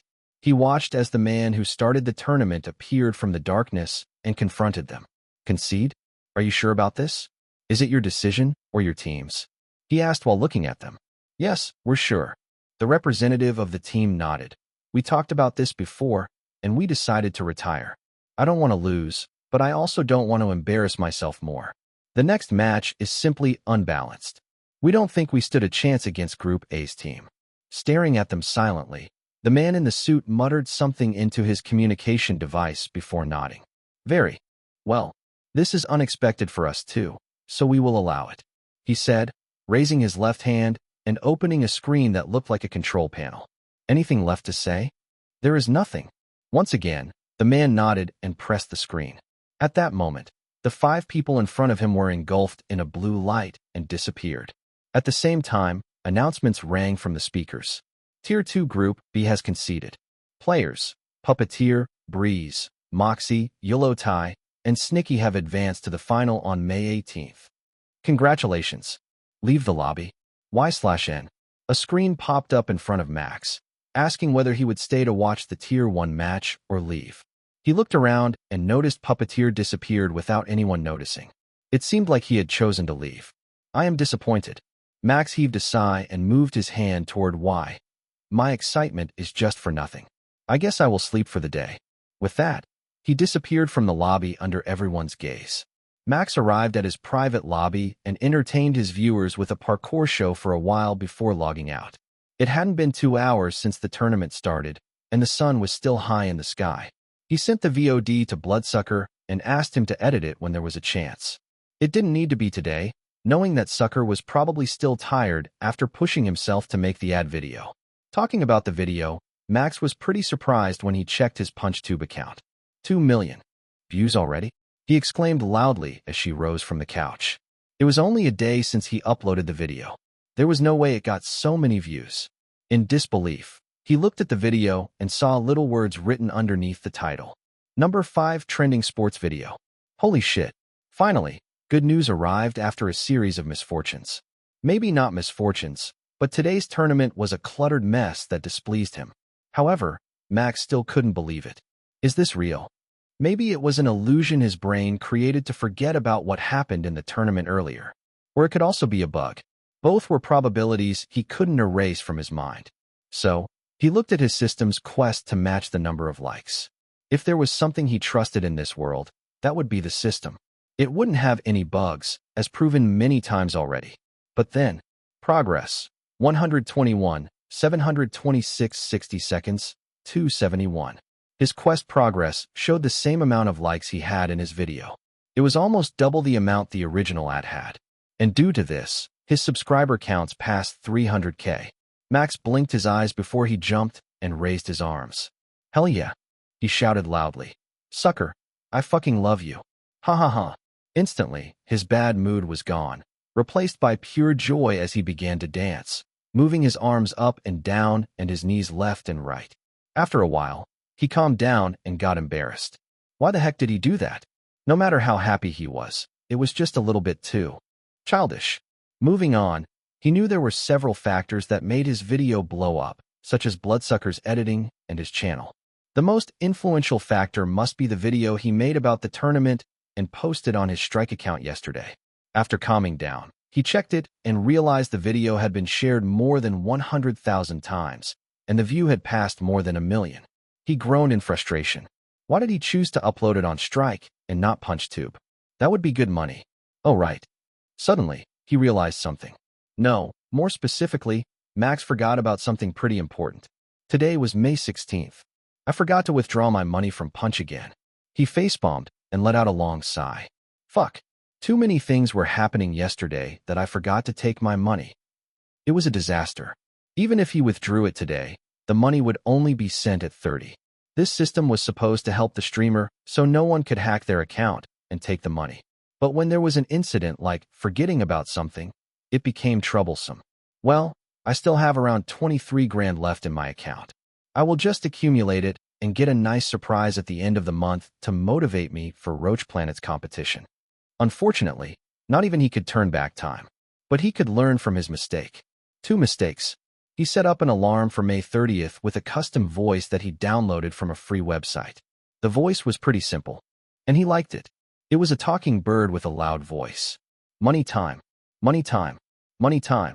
Hearing the voice once again, Max nodded in satisfaction. At that moment, his stomach grumbled. He looked at the time, and it showed around 2 p.m. He decided to eat outside instead of making his own lunch to celebrate his advancement to the final. And there was only one restaurant that he had in mind to celebrate his victory. Let's eat in Nina's restaurant. Today would be the last time I would be able to see her. She will depart for culinary school tomorrow, so at least I have to meet her and ease her worry if there is any. Without a doubt, he would definitely regret it if he couldn't meet her and have a meal together today. After everything was ready, and he wore his usual black jacket, he exited his apartment with a smile on his face. He would relax today and do his best to forget Midnight Heist's disastrous tournament. Spicy noodles with a big serving of meat and an iced chocolate. That would be a perfect meal to celebrate this bitter victory. Chapter 246. No more nervousness or hesitation. Nina was both nervous and excited. Nervous because tomorrow would be her departure day, and excited because her best friend had just advanced to the final of a certain game tournament. As much as she wanted to call and celebrate it with him, she had the last preparation to do. On top of that, she felt the situation between them was still a bit awkward since that last outing. She was embarrassed that she cried in front of him and hugged him tightly. In fact, she hadn't even messaged him even once since that time. She planned to do it tonight and had the last talk before leaving. But for now, her preparation was more important. She couldn't leave without that last item. Dad, where's my apron? I put it in the laundry room to dry it yesterday. She shouted with her head peeking at the hallway. She was expecting an answer or a sight of her dad, Chef Rush, appearing from the end of the hallway. But what greeted her was silence. Where is he going? She grumbled in a low voice and walked down the hallway. Before, Chef Rush promised to help her prepare. It wasn't her fault for watching Max's live stream because she certainly couldn't miss one, but she only needed the final preparation now. Only an apron was left to put inside her bag, and she was ready for tomorrow morning. Dad, Nina entered the kitchen, having a feeling that her father was inside. If not in the living room, then he would test a new menu in the kitchen. When she moved the curtain, She spoke again. Are you here, Dad? Chef Rush was indeed inside. She saw him immediately standing behind a blazing stove. But what she didn't expect was that Max was sitting on a chair in front of the desk they often used to test a new menu. Due to surprise, she froze in place. Oh, you're here, Chef Rush said, raising his head. The boy is here for you. Afternoon, Nina. Ha. I didn't know the restaurant was closed today. Chef Rush allowed me to come inside and try his new menu. Max scratched his cheek and laughed in a playful manner, just like how he usually was. Nina felt a little stupid for feeling awkward meeting him. They were still friends. There was nothing to be awkward about between each other. Ugh, I want to bury myself, she thought as her lips curled up into a big smile. You didn't ask me first. She approached him and sat on the next chair. If you messaged me, I would tell you. We're preparing for my departure this morning, so there is no time to prepare for the ingredients. Haha, I see. I thought the restaurant would always be open regardless of the day, so I didn't do that. And well, I have been kind of busy lately. Sorry if I seldom show up. What are you talking about? Nina protested with a cute pout. I know you're still playing that midnight heist and have a tournament. You should focus on that, she reprimanded. Her pout turned into a toothy grin. And talking about the tournament, congratulations. You have advanced to the final. That's really amazing. Thanks. Max smiled, but Nina thought there was something wrong with that.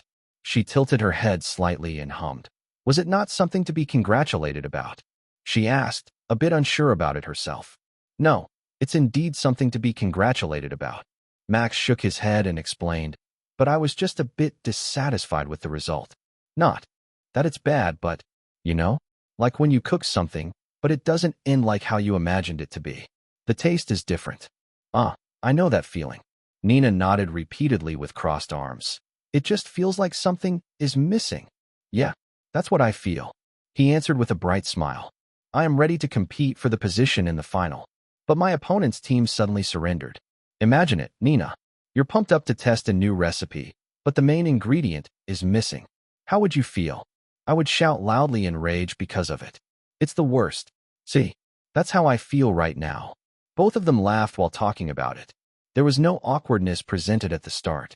It was melted by the cheery atmosphere behind them, returning them to when they were just a simple best friend. Before Nina laid her feelings bare, this conversation lifted any nervousness Nina had felt earlier. She felt like she could depart without leaving any feelings behind tomorrow. Yup, this is the best for us, she thought as she giggled while listening to Max's story about the tournament and the practice session with his friend. There was no need to take a step further. Her feeling was that both of them realized it was better to be buried. It's a shame I can't meet the girl that makes him fall, though, she mused in her mind. An idea suddenly flashed in her mind as she remembered that the girl Max fell in love with also lived in the same city. Or I can. Max. It's done. Before Nina could say anything, however, Chef Rush's voice interrupted. She immediately sent a death glare at her dad, which he brushed off as if it were nothing. Eat first, then talk later. The giant chef put 2 bowls of noodles with red broth in front of them. A healthy heap of char siu was placed on top. I will leave you both alone. And Nina, the apron is in the living room. You put it there this afternoon in a daze. I see. Nina stuttered as her expression returned to normal. Thanks, Dad. Nodding, Chef Rush took off his chef hat and walked out of the kitchen. An awkward air brimmed between them again, but Max shattered it with a cough. Earlier, he said, you wanted to ask something. What is it? That. Nina hesitated now. The interruption earlier made her think twice. Still, she was so curious and at least wanted to meet that girl once. So she asked, do you think you can introduce me to Lily before I depart, Max? I wanted to talk a little and be friends with her if possible. If there was something Max didn't expect from Nina's question, it would be this request. He looked a bit troubled, but eventually nodded. I will ask her. Is tonight okay? He asked. She's probably free, and I also have no plans besides going to the park to exercise. That's perfect, Nina exclaimed and clasped her hands. Thanks. It's nothing, he said, smiling softly. Now, let's eat before the noodles become soggy. I don't want Chef Rush to get mad at me for wasting a perfectly fine noodle. You're right. Chapter 247, Meeting Between Two Girls. After returning from Nina's restaurant, Max sat on his apartment's balcony and contacted Lily. He explained Nina's request and asked for a favor from the girl. That's why? Can you grant me this favor, Lily? He asked earnestly and looked straight at her on the screen. Her beautiful face turned into a frown for a second before she hummed, thinking about it. After a while, she nodded to herself. Do you like this, Nina, Max? Lily asked curiously, pouting slightly. She's the waitress, right? The cute girl with a sun-like personality. Jealousy was evident from her voice and tone. Her gaze seemed to bore through the screen, and she would accept no lie. And there was no point in lying to her either. So Max responded truthfully. I do like Nina, but not romantically. He said, for what I could remember in my life, she had always been there for me. It would be strange if I said I hate her, no? Also, I have stopped her advanced subtlety. She knew about that, but we are still friends. He chuckled after seeing Lily's stupefied expression. She probably didn't really expect that answer at all. What she understood was like and disliked. As far as human emotion went, she wasn't really good at expressing it without her specialty, music. And from the movies she watched, those who got rejected and the one who rejected usually put distance between each other. So, this was a pretty strange situation for Lily. But then, Max's answer was satisfactory, at least for her. It made sense, because when she put herself in his position, she would also say she liked Farron because they were friends. I see. She nodded and smiled. Tonight at the park? Tonight at the park, Max confirmed with a nod, relieved that Lily accepted his favor. Thanks, Lily. See you later. Video call ended. As much as he actually didn't want to ask for a favor, he wanted to make Nina's departure have as little regret as possible. And to do that, he wanted to grant her request. There will be no bad blood between them, right? He hoped sincerely, heaving a sigh. I shouldn't worry too much. Nina and Lily are good girls. They will be good friends. Night arrived soon. Max stood in front of his apartment, hands in pockets. He leaned against a lamp pillar and waited for Nina to arrive. The park they agreed to meet was just a block away from his apartment. And because Nina never visited, he decided to wait for her in this place. Looking at his smartwatch, he found out that it was 7:13 p.m. Just as he lowered his hand, he heard footsteps approaching from the right. He raised his head and found the short-haired girl he had been waiting for walking toward him in a casual yellow exercise shirt and white shorts. Ah, you saw me. The girl giggled and stuck out her tongue. I thought I could surprise you as you were watching. Your smartwatch. I guess I wasn't stealthy enough. If that's your intention, then you should have tried to tiptoe. Max chuckled at Nina's antics as she stopped next to him. Well, Miss Assassin, let's get to the meeting place, shall we? All right. Nina hunched forward with her hands behind her back. Hee, I am curious about Lily. I always saw her in your or her live stream, but this will be the first time I will directly meet her. I suddenly feel a little bit nervous. Don't be. Lily won't bite you. He joked around as he began to walk to the park side by side with Nina. She pouted and looked at him. I know she won't bite. But you see, isn't she like a distant princess? She's so beautiful and graceful. I know some girls in your fan base who admired and wanted to be like Lily. That was not surprising. Max knew that Lily was beautiful, and many people would definitely want to be like her. But still, how did Nina know about the girls in his fan base when he didn't even know about it himself? Facing his questioning look, the short-haired girl only put her index finger in front of her lips and giggled playfully. Oops, forget about that, please. I said something I shouldn't say to you. Max was curious but decided not to ask. They continued to walk to the park, around the place where the pillars he climbed were. Looking around, Max immediately found the girl he had been searching for. She was sitting on a bench, scrolling a screen that showed nothing but blue light.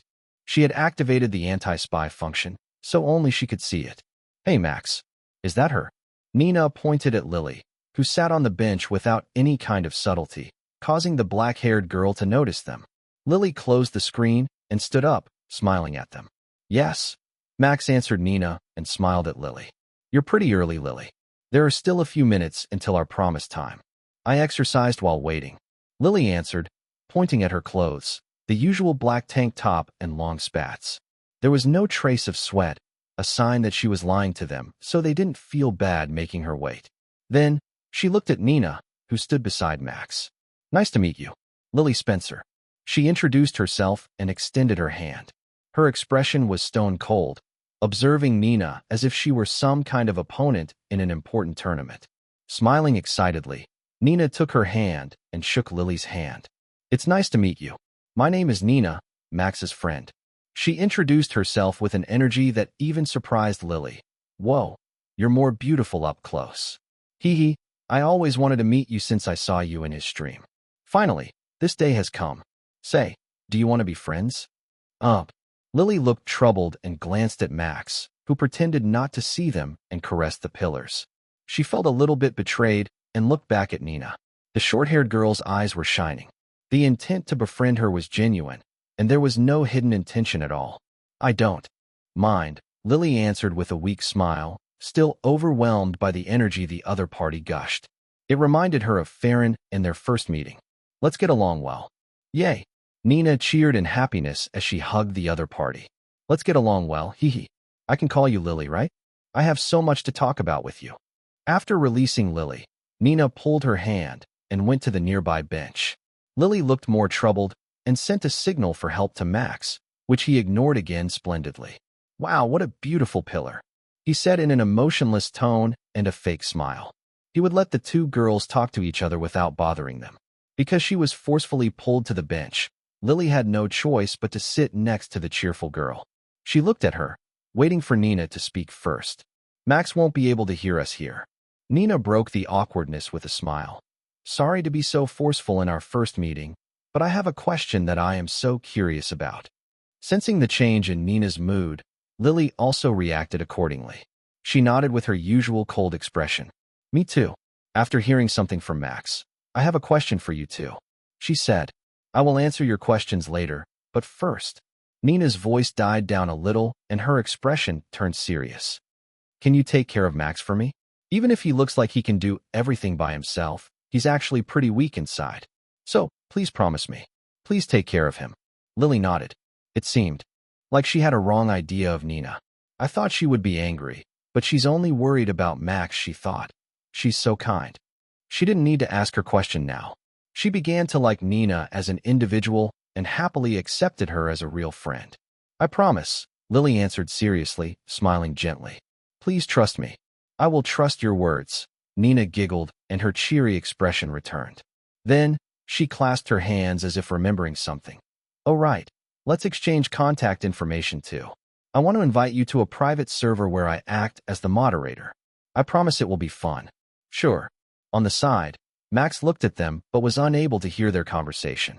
However, it seemed like everything went pretty well, considering both of them were smiling now. I am glad, he thought, patting his chest. There was something hard underneath his shirt. It was a makeshift armor he made in case something bad happened. It seems that I don't need to take some hits. That's a relief. Chapter 248, Nina's Departure and New Adventure. Both girls talked until late at night. When they were done, Lily was picked up by Stonesword. While the girls were chatting, Stonesword approached Max. I believe you aren't dense. Spencer's heir, now with a curtain hairstyle, whispered to him. Max's response was a short snort. Please don't worry. I just want to find an opportunity. He replied. There is still too much to do in this short amount of time. And it's not exactly the best time for me. I want to be ready. Good. Stonesword was satisfied with the answer. But be quick. Next month, our parents will meet us to see our situation. There will be a party at that time, and they have a little plan that I don't quite like. Hearing that, Max looked at Stonesword and raised his eyebrows. The man met his eyes and frowned. We live in a high society despite not showing it off. There are some interests in us, especially Lily. Stonesword explained in an easy-to-understand manner with a displeased tone. He clearly hated even touching the topic. Not all those interests and attentions are pleasant. You should be careful too. Some jealous young masters or selfish people might want to disturb your activities. If that happens, contact me or Biozone Entertainment. We will help. I will keep that in mind. Max nodded in understanding, thankful for the warning and the help he offered. The girls' conversation ended at that time, and Lily bid them farewell. Nina waved her hand until the hovercar they rode was gone and began to ask many questions about Stonesword. It seemed like Nina failed to recognize him in the dark until Lily called him brother when they entered the car. It continued until Max dropped her in front of her home. After that, he broke off and returned to his apartment. While walking alone, he remembered Stonesword's warning. Crazy fans, I guess. young masters, maybe those who covet the Spencer family's wealth, and selfish people. Yeah, I can imagine Lily having crazy followers. Her anonymous music account, White Lily, has more than 3 million followers. There must be one or two who connected the dots between White Lily and Lily Pixel based on her voice alone. And she wasn't exactly anonymous by having a name so close to her real name like that. Sometimes I wonder whether she did it on purpose or just ignorant about it. Getting close to someone meant sharing their burdens and problems. Naturally, they would also take his burdens and problems too. It was just natural in a relationship between people. I guess I just need to prepare my mind more than material preparation. The next day, Max woke up earlier than usual. There was no practice or tournament today. It was a free day. However, Nina would depart this morning, and he had to be there for her. He was in a sky rail station with Chef Rush, looking at Nina, who stood across from them. "Everything is ready, right?" Chef Rush asked his daughter with a gentle tone, different from his usually assertive one. "It's all ready," Nina answered, raised the wooden box in her hand, and patted the bag she had on the side. "I just need to wait for the sky rail now." "All right." Chef Rush nodded. "Be careful. Contact me at least once a week and show off your improvement." "I will." She nodded. At that moment, the speaker rang. 6:25 Sky Rail, destination Pan City, will arrive in a few seconds. Passengers, please be ready behind a yellow line. Once again, everyone listened to it. It was Nina's ride. "I guess that's it," Max said, smiling at her. "Good luck." "Yeah." Nina's voice was a bit low, sounding slightly sad. "I guess this is it." "Thank you, Max. I will contact you regularly." "Yeah," Max answered as he saw the girl run toward the incoming sky rail. She waited behind the yellow line before entering. Once she was inside, she turned around and raised her fingers, creating a peace sign with a bright smile on his face. Then, the door closed, and the sky rail departed. "It will be lonely in the restaurant without her voice. Right, Chef Rush?" Max asked the man beside him, who began to cry as he watched his daughter's departure. As if nothing had happened, Chef Rush wiped his face with his white sleeves and looked at Max. "How about you take over her position and work with me?" The giant man grinned widely. "I will be kind to you." "Ha ha." Max chuckled wryly, realizing his slip of the tongue. Why did I say that? He was just digging his grave. The sound of two knives clanging against each other echoed in his ears, and the grinding of two metals followed suit. "I was just kidding," Chef Rush said and turned around, leaving him behind. "Go follow your dream too. Nina will hate me if I force you to help me." Left alone, Max wondered what to do. Only an email that reminded him about the money withdrawal from Punch, which made him feel a little bitter, showed up in his list. There was nothing else to do for a 2-month-old streamer like him. At least, not yet. I hope Mr. Taka finds someone responsible for me soon, as I want to step up my game. It's been 2 weeks since we talked about it. And Flexi, well, I can't rush him. I will trust him to find me a good manager with Lisa's connection. He's probably still busy gathering players for the scrim right now. After considering what to do, Max decided to go home and relax, maybe stream something at 6 p.m. later. Mr. Taka was troubled by Midnight Heist's management team. He noticed the sales had decreased since the atrocious tournament rule. If there was something he was grateful about, it was Breeze's fast response and his sense of selflessness that saved the game from getting too much backlash. The video he created helped a lot. It was the correct decision to ask the media social department to share the video everywhere. As a result, the video went viral and reduced the players' protest. Now, Mr. Taka felt indebted to the young man once again. He felt like he needed to find the person responsible for him soon. There are many people available, but I can't trust them with Breeze. He's just too valuable for those people to handle. They are too arrogant and probably will try to control him to their liking. That can't happen. The golden goose needed to be protected and cultivated slowly. Mr. Taka was sure of Breeze's capability to reach the top. He needed to be treated well to ensure he would be comfortable working with Biozone Entertainment for a long time. A file containing the names of the employees who potentially became Breeze's assistants in Biozone Entertainment and dealt with ad offers was put nicely in a folder. But none of them was satisfactory. Most of them were new employees who had just begun to work in the last 3 years. Should I just deal with Breeze myself? Or, scrolling through the file, Mr. Taka stopped at a certain name. He didn't know that this employee was actually available and willing to take this job. Michael Lamb. Mr. Taka muttered in wonder, stroking his chin. So far, he was the best choice. Not only did he work with Breeze before, but he was also professional enough not to let his personal feelings cloud his judgment. From the file written in his resume, it seemed like he also had done many deals with big clients. If it were him, he would be able to pick the best ad offers for Breeze. He also learned about Breeze when I gave him the job. I should trust him and assign him as Breeze's assistant. I was already late enough. He will need the assistant soon as his name is more known now. And after the decision was made, everything moved pretty fast. Mr. Taka dealt with the legal documents and called Michael to talk about it directly. And the man agreed readily. Great. I will have you contact him soon and formally ask you to assist him in every matter involving Biozone Entertainment. I hope you give your best ability to pick the best decision for him, Mr. Taka said in a serious tone. You may retreat now. Yes, sir, Michael answered, and he walked out of his office. Having everything settled nicely, Mr. Taka sighed tiredly and massaged his temple. There was still an endless amount of work. No rest for the wicked. Chapter 249, Final, New Map and Format. The final day arrived. It's time for the Tier 2 Tournament Final. Standing on the elevated platform in Midnight Heist's tournament lobby was Moonfeather. He announced the start of the final for the Tier 2 tournament. In the audience, 5 players were seated. They were a little bit away from each other, except for Yulo Tai and Snicky, who sat side by side.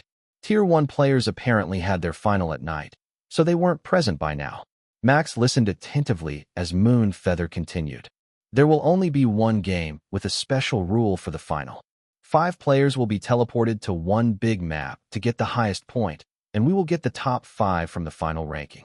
From the sound of it, the final game would be different from a normal or a ranked game. 5 players will compete with each other to steal and stop other people from stealing. Moonfeather explained. Each person will be given a tranquilizer gun, which will stun your opponent for 3 seconds if hit, and shoes of your choice. A free-for-all game. Max understood the concept, but was waiting for the explanation about the game itself. The game is simple. Moonfeather clapped his hands, and a small screen appeared in front of all the players. Max looked at it, and it showed a 3D map of a small city with some buildings, skyscrapers, and residential areas. 5 large buildings were highlighted with red lights. A bank, a museum, a midnight club, a luxurious house, and a private school. Are we going to steal from those 5 areas? Max thought as he raised his head, looking at Moonfeather. The man in a feather mask smirked, allowing the players to look at the map. After a while, when everyone looked back at Moonfeather, the man continued his explanation. I believe everyone has seen the map and noticed 5 highlighted points. Moonfeather looked at everyone and nodded to himself. The target will appear randomly, and you will be given a mini-map of the target itself. Everyone will have the same target and compete with each other to steal it first. After stealing the target, the player must bring it to the center, the school. With that, the school at the center turned green. There will be a pedestal where you can put your target. Until the target is put on the pedestal, the next one won't appear. Of course, the target of a player can still be stolen by others. Each target that's put on a pedestal will give a player a point. I see. Max nodded in understanding. So we act like thieves and police at the same time. This game is pretty much fine, as the point is given to an individual. The problem is when the other players team up with each other to get high points. Maybe that was the biggest problem with this format. He glanced at the 3 players other than Puppeteer, more specifically, the 2 who sat next to each other. He saw them whispering and prepared for the worst. But then, his worries seemed to be unfounded. Naturally, this final is to find the best Tier 2 players. We don't condone those who teamed up. If we find someone deliberately giving their target to the others, we will immediately disqualify them from the tournament. Moonfeather warned sternly. So please, compete fairly. I wish you the best. A smile appeared on Max's face as he watched Moonfeather disappear with a puff of smoke together with the map in front of him.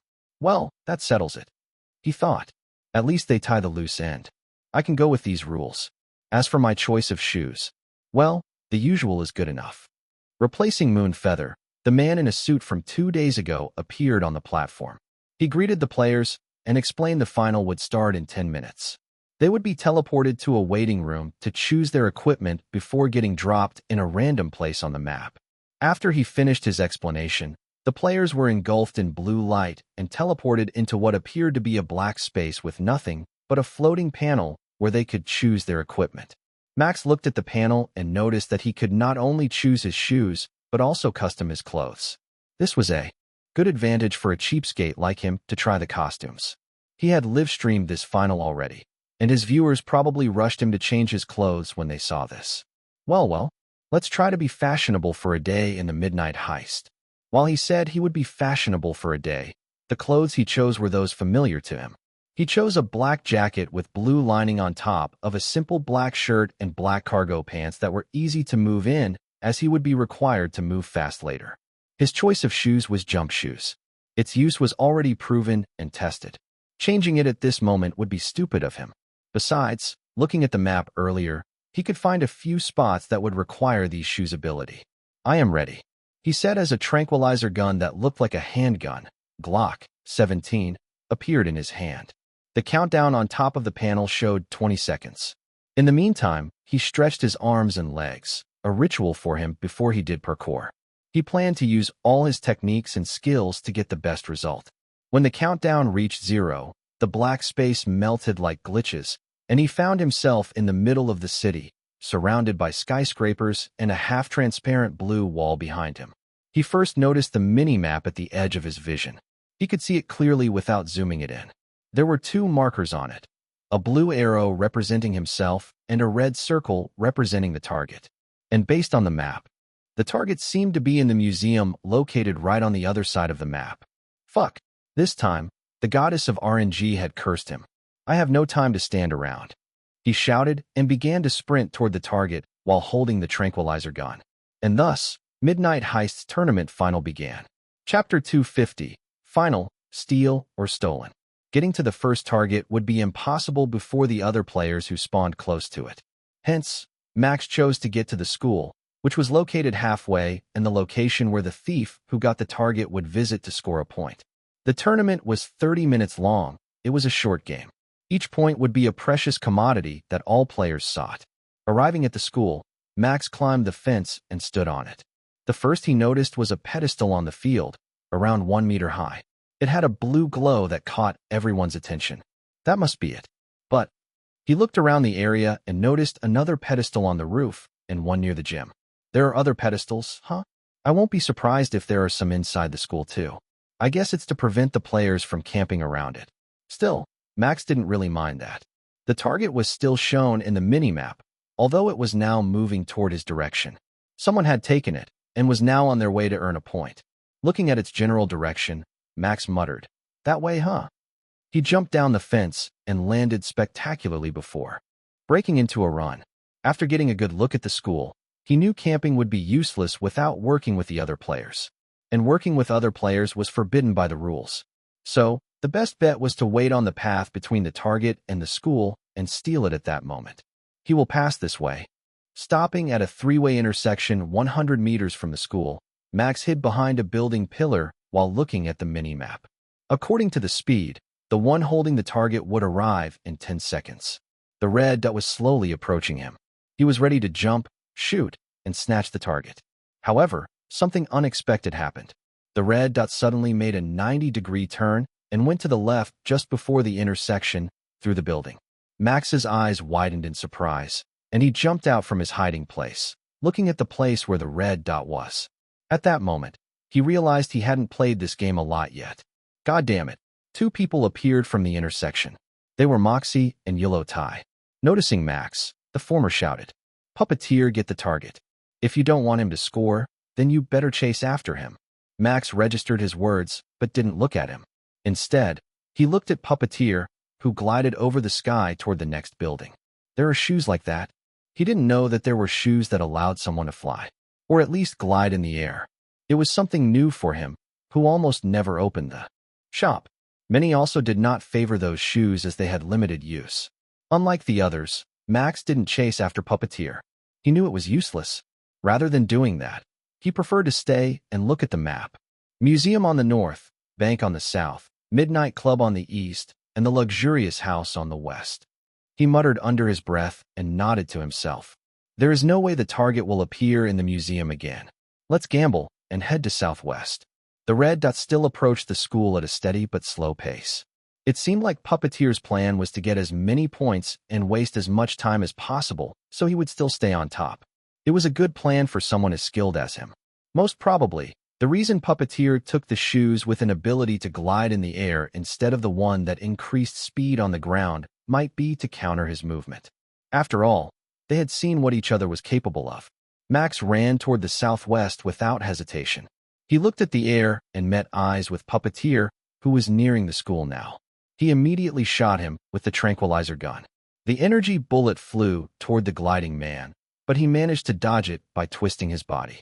Looking down, the man smirked at him, making Max swear on one thing. I will wipe that smirk off his face.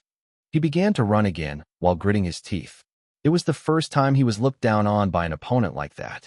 Passing through the school, Max climbed a house and stood on its roof. He watched the mini-map closely without looking back. There would be chaos in the school soon, as the duo earlier would confront Puppeteer. Maybe Skiki would also join, but he wasn't sure about that. The important point was, this is my opportunity to get the target. A few seconds later, the red dot from the school disappeared and reappeared in a different direction. Based on the mini-map, the target appeared in Midnight Club. It was close to Max's location. He immediately activated his shoes and jumped high, landing on the street on the east. He ran fast and arrived at the Midnight Club just 20 seconds later. There was no sign of other thieves yet. They probably waited around the school to snatch the target or were on the run now. Both weren't important. It was the risk that Max could take. Locating the target with the mini-map was pretty easy. He found it on the first floor of the Midnight Club. The target was in the form of a card with a red highlight. They changed it to something easy to hold, huh? Good job, devs. Having a jacket was a good decision. He hid the card in the inner pocket. At that time, he heard the door opening. Someone had broken in. Blending with the NPCs on the first floor, Max secretly went to the second floor and exited through the window. He hung on the ledge and dropped to the ground safely before running toward the school. However, it wasn't smooth sailing. Got you. Snicky jumped from the shadow of a building and shot him. The energy bullet flew right to his face, and he dodged it by twisting his body. At the same time, he shot back, and the bullet hit his opponent, paralyzing him for 3 seconds. Try quieter next time, Max said as he passed through Snicky and went toward the small street between houses in the residential area. As long as Puppeteer didn't hinder him, he would be able to score a point. He hoped his hardest opponent would get the same strategy as him from before, waiting near the school for the next target to appear. But that didn't happen. The opponent was an experienced player. Instead of waiting, he liked to hunt. Just as Max ran into the alleyway, he suddenly stopped because he heard the wind split. He followed his instinct and jumped back. Just as he did that, an energy bullet hit the ground from the sky where he stood earlier. Looking up, he saw a shadow standing on a roof. The muzzler of a tranquilizing gun was pointed at him. Puppeteer, he growled. Chapter 251, Final, Back and Forth. Puppeteer didn't say anything and just pulled the trigger. Another energy bullet flew toward Max. In response, Max dashed forward at full speed with a low form. He used the low fence around the house as a shield to protect his body from the paralyzing bullet. Stopping right now would be foolish. Not only would Puppeteer use that opportunity to seize the target from him, but it would also give time for the others to catch up. Using the mini-map as the guide, Max moved to the right, deciding to circle around a little bit. Puppeteer's position was on his left, so it would make him a bit hard to follow. However, hover shoes. Using the shoes ability, Puppeteer moved to the roof of the building across the street easily, albeit a bit slower than running and jumping around. Looking at that, Max clicked his tongue. It was no use. His shoes ability had around 7 seconds of cooldown left. He would like to save it when he reached the school to jump over the fence easily. I can't seem to save it. I will use it to run away from him soon. The decider would be the next corner, where the residential area ended and turned into high skyscrapers. Let's try to shake him off at some alleyway, he thought as he increased his speed further. Now, he was confident only Puppeteer could chase after him. He could shake off his worry about the other three. After dodging a few more bullets, he could see the end of the residential area. Much to Puppeteer's surprise, Max increased his speed again. He ran toward the nearby building and entered it, causing the man to lose sight of him. Pretty good, Puppeteer said as he stopped at the edge of the roof. He didn't seem to have any intention to pursue Max any longer and turned around. Meanwhile, Max reappeared on the other side of the building and immediately moved toward the school. He looked back for a second and wondered why there was no one who chased after him. That thought only stayed for a second before he shook his head. I am able to shake him off. His lips curled into an amused smile. In front of him was the school's fence. He used his jump shoes to leap above it and landed by rolling without decreasing his speed. The nearest pedestal would be the one near the gym. He immediately went to that location and placed the card on top. It glowed for a second before disappearing with a flash. You have gained +1 point. A notification rang in his ear, and the red dot appeared in the west. Max spent no time looking around and immediately departed to the luxurious house. The west area was covered by many hills and mansions. It was hard to reach and hard to leave kind of places, giving Max some opportunity to compete. But then, the luxurious house was located on top of the hill with 5 floors, standing tall over the others. It could even be seen from the school. If Puppeteer got the target and used his hover shoes, he would reach the ground faster than even him. I can't let him get the target, he thought as he jumped over the fence and broke into a dash. However, that was too late.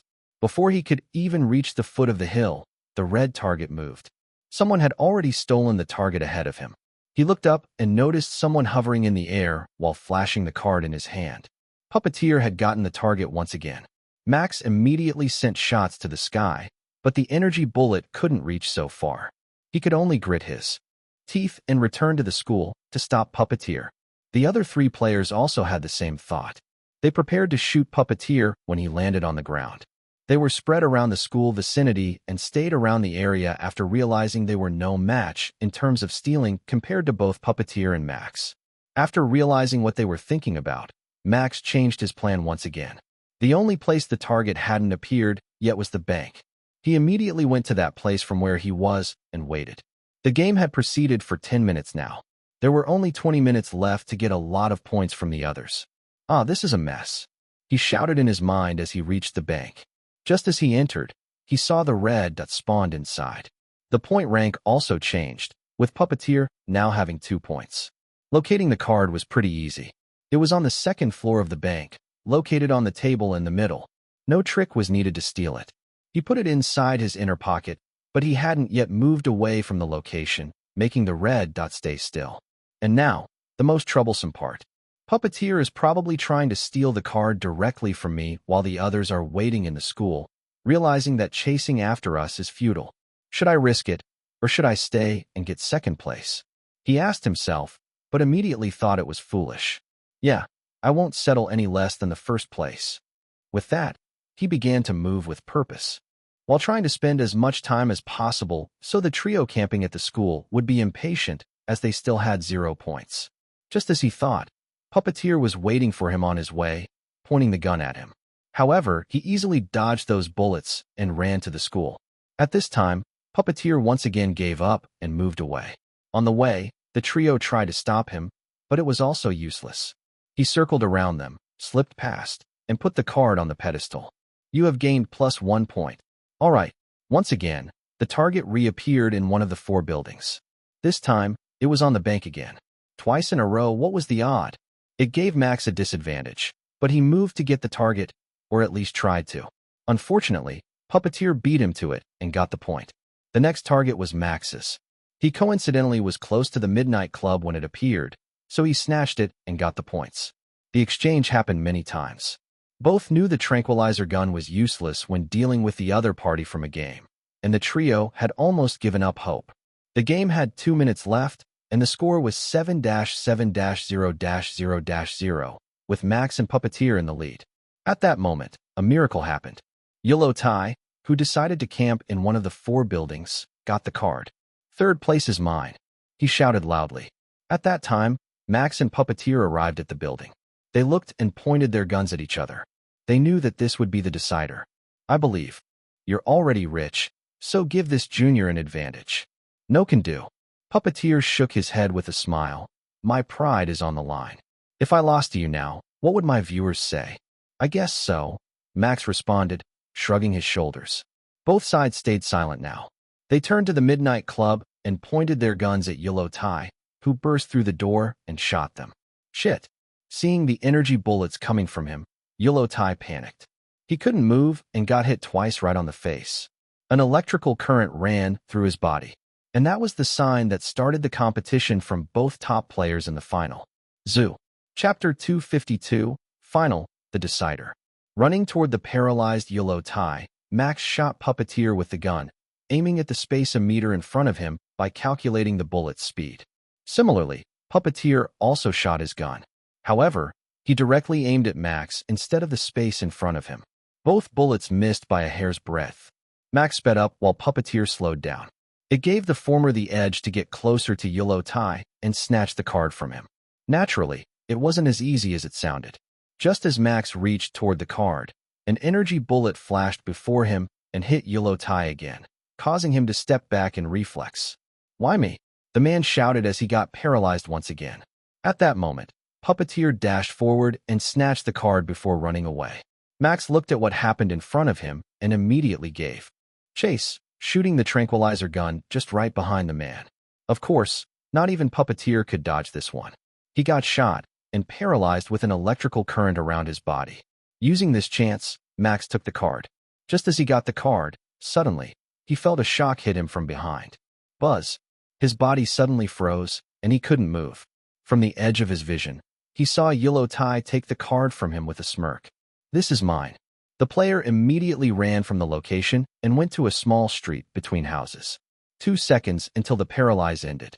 He could only see Puppeteer get freed from the paralyzed and chased after Yellowtie. And before he went to the corner, he pointed his gun toward Max and shot him once again, renewing the paralyze. Oh shit. Unable to dodge, Max was forced to wait for 3 seconds. Direct confrontation wasn't a good idea at all. He messed up, but there was still hope. Like, I will accept my defeat here. After 3 seconds, he could move his body again and dash toward the school immediately. The red dot moved toward a skyscraper. From the movement, Max judged that Puppeteer had gotten the target and now tried to do the usual strategy, hovering from the height straight toward the pedestal. Screw it. I will risk everything in this. I will win. From his observation before, there were a total of 10 pedestals around the school, which were scattered in a direction of around 50 to 100 meters away. 6 of them were outside, while 4 were inside the buildings. And from what happened throughout the game, Puppeteer would land near one of those 6 pedestals. Which one he would choose was still a mystery.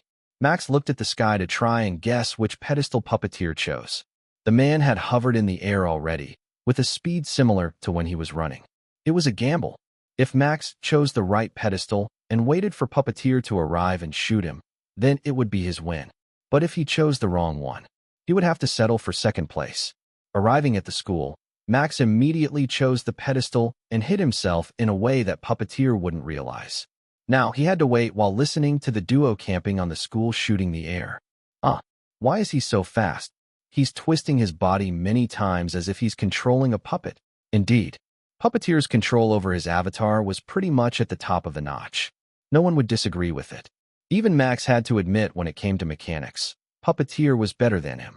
But when it came to technique and speed, he was still above the guy. But that wasn't important now. Concentrate. If he missed this chance, he would lose. I want that 50 grand. He clutched the tranquilized gun with both hands and took a deep breath. His vision went white. Only the pedestal and the school roof he was on could be seen. Useless stuff like shouts and the gun's noises were gone. Only he, the gun in his hand, the roof, and the sound of wind split. From above, he's choosing this building, Max silently thought as a grin appeared on his face. Soon, Puppeteer would land. And soon, the last fight would break out, and the winner would be clear. 20 seconds were left on the clock. The sound of the wind got closer. It was about time. Counting down in his mind, Max prepared to jump. 3, 2, 1. His eyes shot open. The color returned to the world. Now, he jumped from his hiding place and pointed his gun toward the pedestal. As soon as he did it, he froze. No one was there. Too bad. A voice rang from the side. Turning around, Max saw Puppeteer pointing his gun at his head. The muzzle was just a few centimeters away from his head. No matter how slow the bullet was, it would definitely hit if it was this close. I have to admit your strategy is quite good, Puppeteer said. Sadly, your opponent is me. I have already thought of that idea too throughout the whole game, so it won't work against me. Max exhaled a sigh. It was no use, huh? The opponent was too experienced and too strong. He should be happy with the second rank now. It's my loss. Indeed it is. With that, Puppeteer shot him and paralyzed him. Afterward, the man walked toward the pedestal and put the target on it.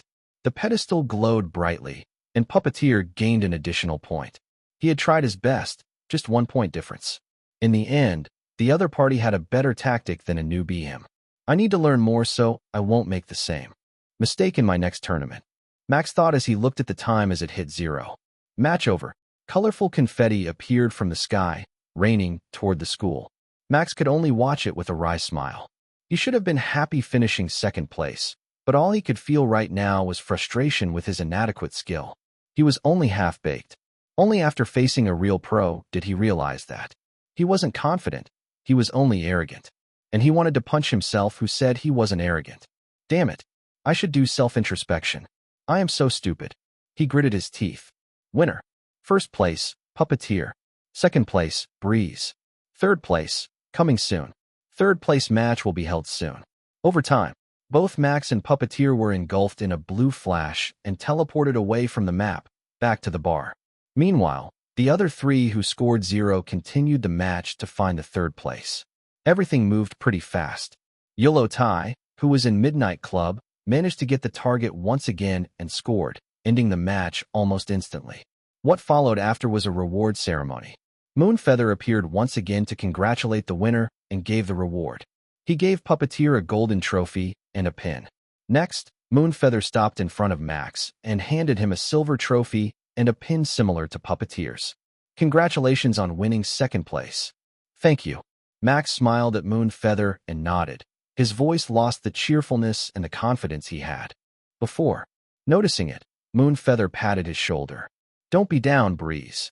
You're the best Tier 2 player. If you have the same experience as Puppeteer, I believe you would win the previous match. He said, be proud.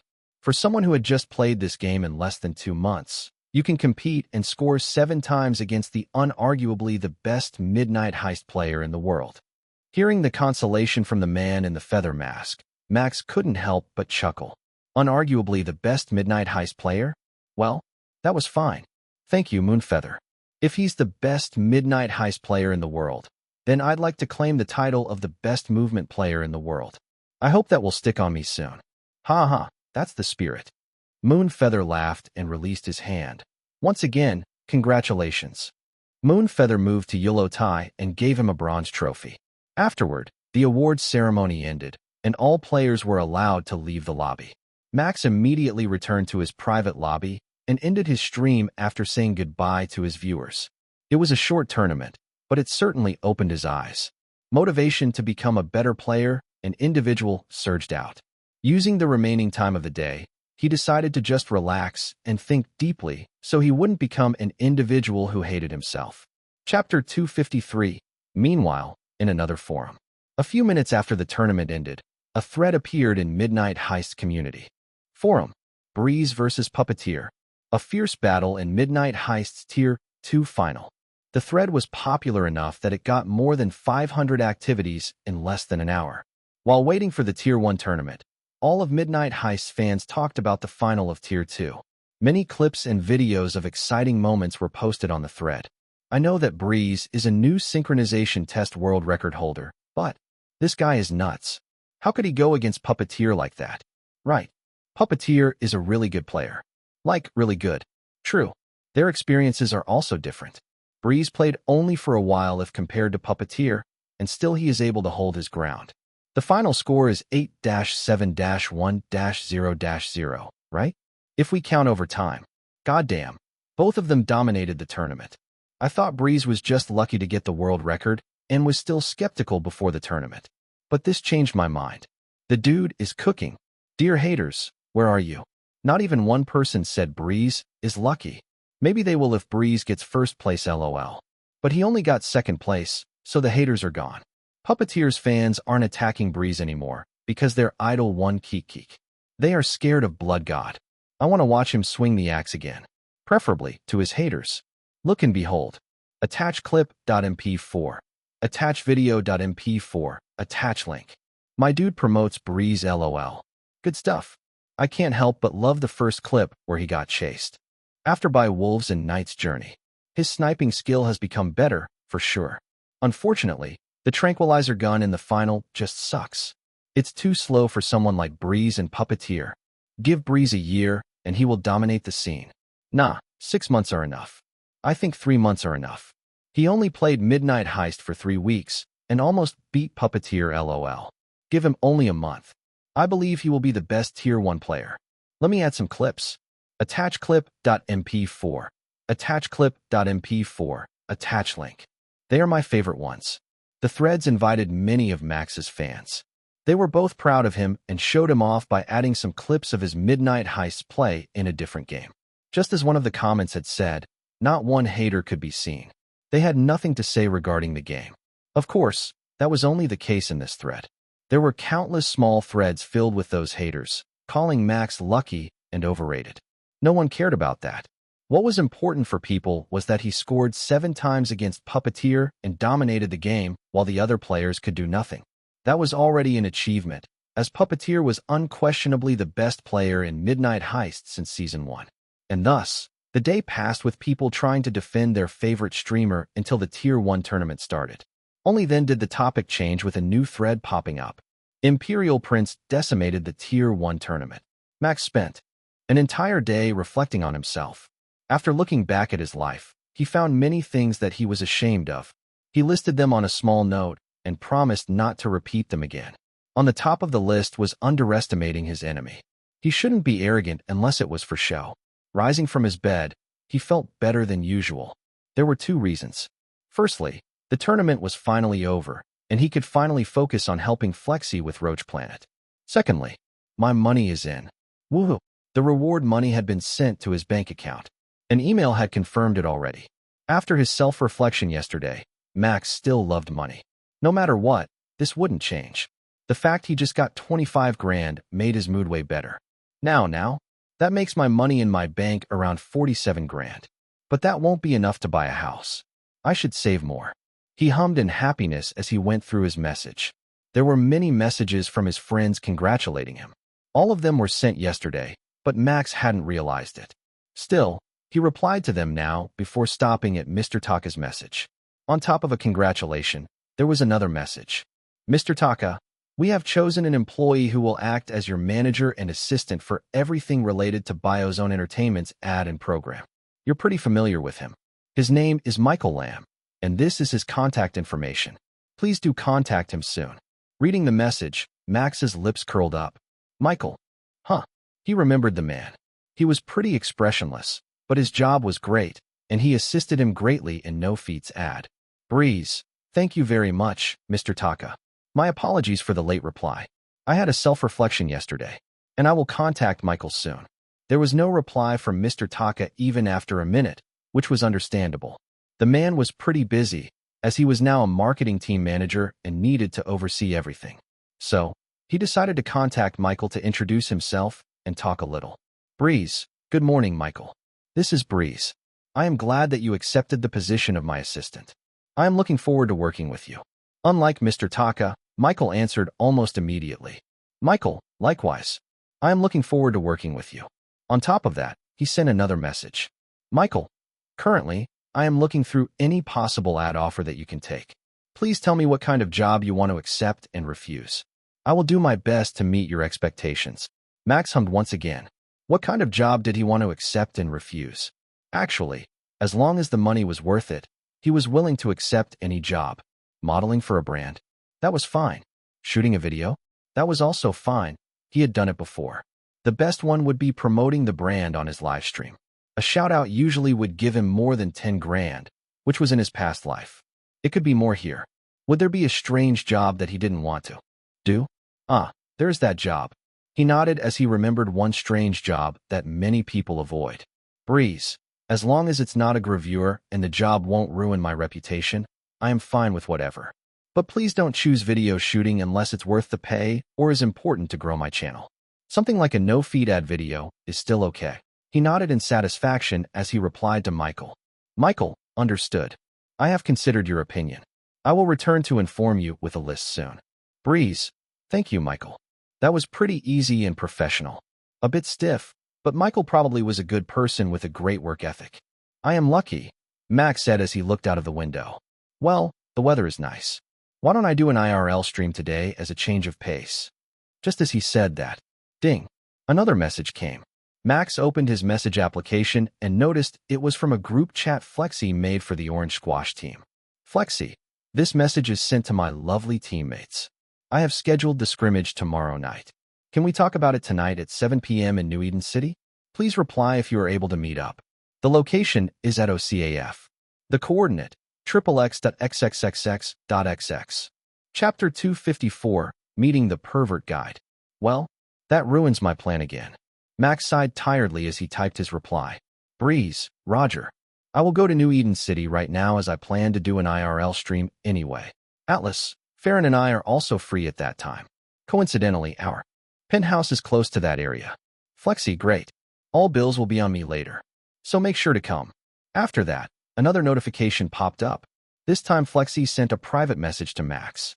Flexi, buddy, are you planning to do an IRL stream today?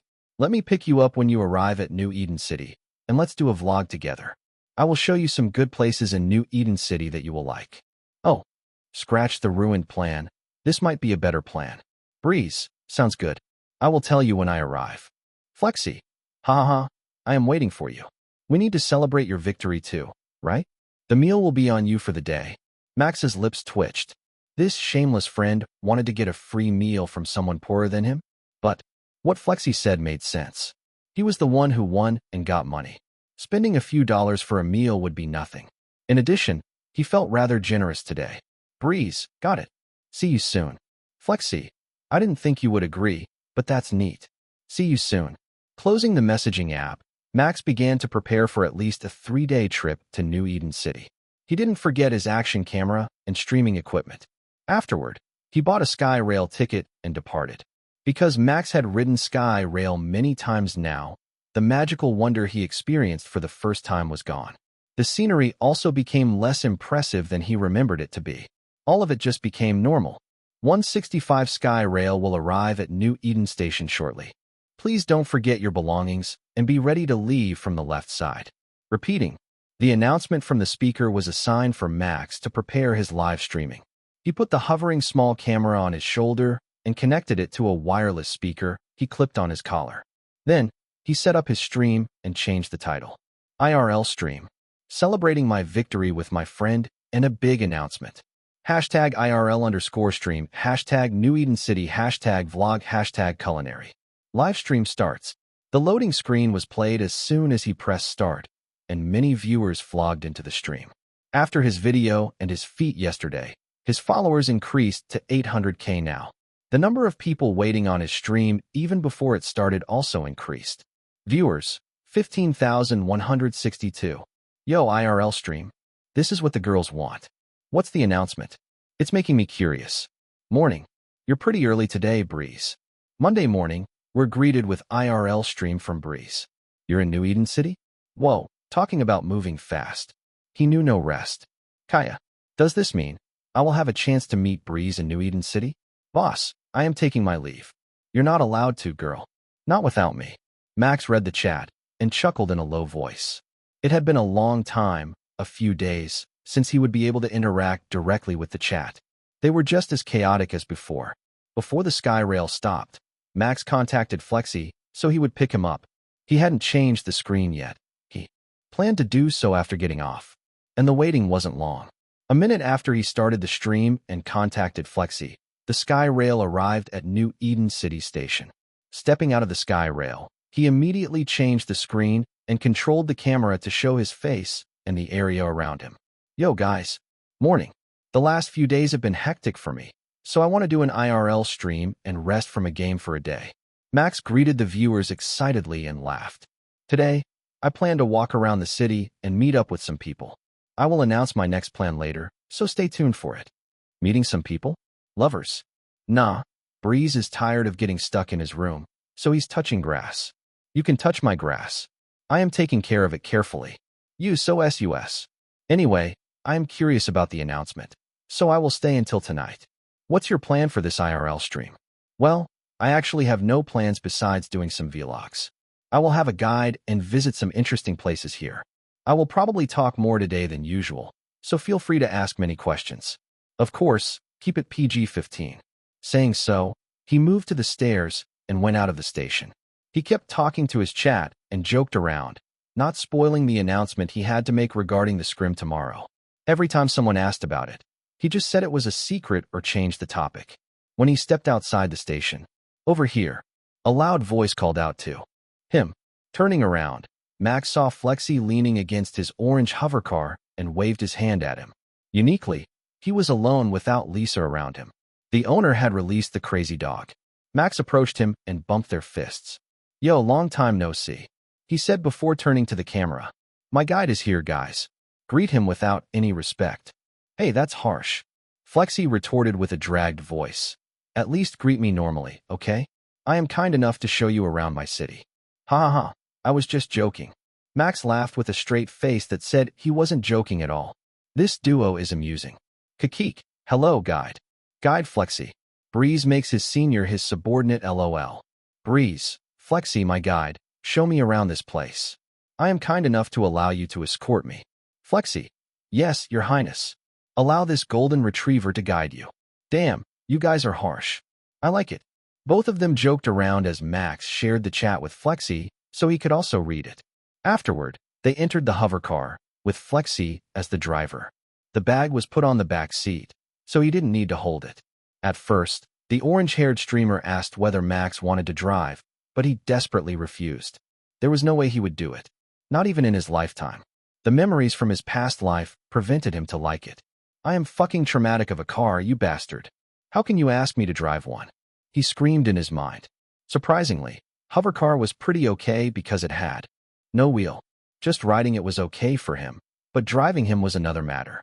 Of course, Flexi didn't know it, nor did his viewers, who teased him for being unable to drive a simple hovercar. Once they were comfortable inside, Max decided to ask, so, where are we going first? I will leave the destination to you since I know nothing but Bio's own headquarters in this city. Ah, you will like this place. Flexi grinned as he started the hovercar. We will go to a brothel. Max froze as he heard it. Brothel? Are they going for a good time? SNU time? Damn, Flexi is doing something bad behind the scene. Don't you dirty our Breeze. Which brothel? I want to join. Breeze's spanking session soon? I mean, will he spank someone again? Slap them? Kick them? Burn them? After a second, Max recovered enough to think straight. He opened his contact list and mumbled, Lisa, where's her contact? I need to report it to Lisa. Hearing his lover's name mentioned, Flexi panicked. Hey, it's not that kind of brothel, but brothel. It's different. Huh? Don't touch me, pervert. Max slapped Flexi's hand away and went to the corner of the car. Sorry, but my channel is PG-15. Please keep that fucking word away from my fucking stream. You just said fucking twice, dude. Flexi sighed. Well, I know you will like this place. Just trust me. I am driving now. No, save me. My purity is in danger. Ha ha ha. You're coming whether you like it or not. Without giving Max a chance to say anything, Flexi put his feet on the gas, and the hovercar moved. A scream and a laugh echoed loudly inside. R.I.P. Breeze's purity. We will remember it. Sob, I can't get his purity. I am sad. Pat, you can take my purity instead. How is it? Guys, get a room. This noble me don't like gross stuff. Do it privately, one diets. Yes, daddy sucker. Police. This is the guy? He tried to touch Viscount Bloodsucker. Chapter 255, Brothel. After roughly 20 minutes of shaky ride, an orange hover car entered a spacious parking area, and the orange-haired driver stepped outside. We've arrived at Brothel. Flexi said as he got out of his car and peered inside at Max. Come on, buddy. Let's have fun. There are plenty of sports you can do inside. TSK, it was your fault for creating that misunderstanding. Max clicked his tongue and stepped out, glaring at Flexi. Who knew that brothel is the name of a sports center? I thought it was that kind of place. If you hadn't explained it, I almost threw myself out of the car earlier. Don't worry, it's Flexi's fault. We almost lost a gem. That orange. I will peel him and turn him into juice. I have a blender, let me help. I'll do you one better. I have a drill and grass cutter. I'll do you one better. I have a factory to grill meat. We can make flexi juice there. Why not just feed him to a dog? I don't think it's good for human consumption. Ha ha ha, my bad. I didn't know you were unaware of it. Knowing this place is pretty famous. Flexi laughed wryly after he read the scary comments from Max's viewers. Holy shit, these guys are serious. He screamed in his mind. Meanwhile, Max ignored his friend's comment and looked at the impressive building that stood before him. He now knows why this place was called brothel. It wasn't actually one business, but two businesses in one building. BRO Sports and The Lodge. The sign was written with capital letters that exactly spelled brothel on purpose. Both were the biggest sports center and store in New Eden City. The building itself was massive, seemingly able to handle more than 100,000 people. So, turning to Flexi, Max asked a question. Why do you think I would like to visit this place? I know I like parkour and sports, but I have no plan to change my shoes or equipment right now. And for the record, I won't buy you shoes. Yeah, everyone said so at the beginning. Flexi scoffed and walked to the store. Follow me. I bet you will change your mind. Max sighed and followed Flexi. I guess I will take a look since we're already here. The name is terrible, but I will try to trust you. Do you trust what he said, chat? Well, I changed my mind about this place.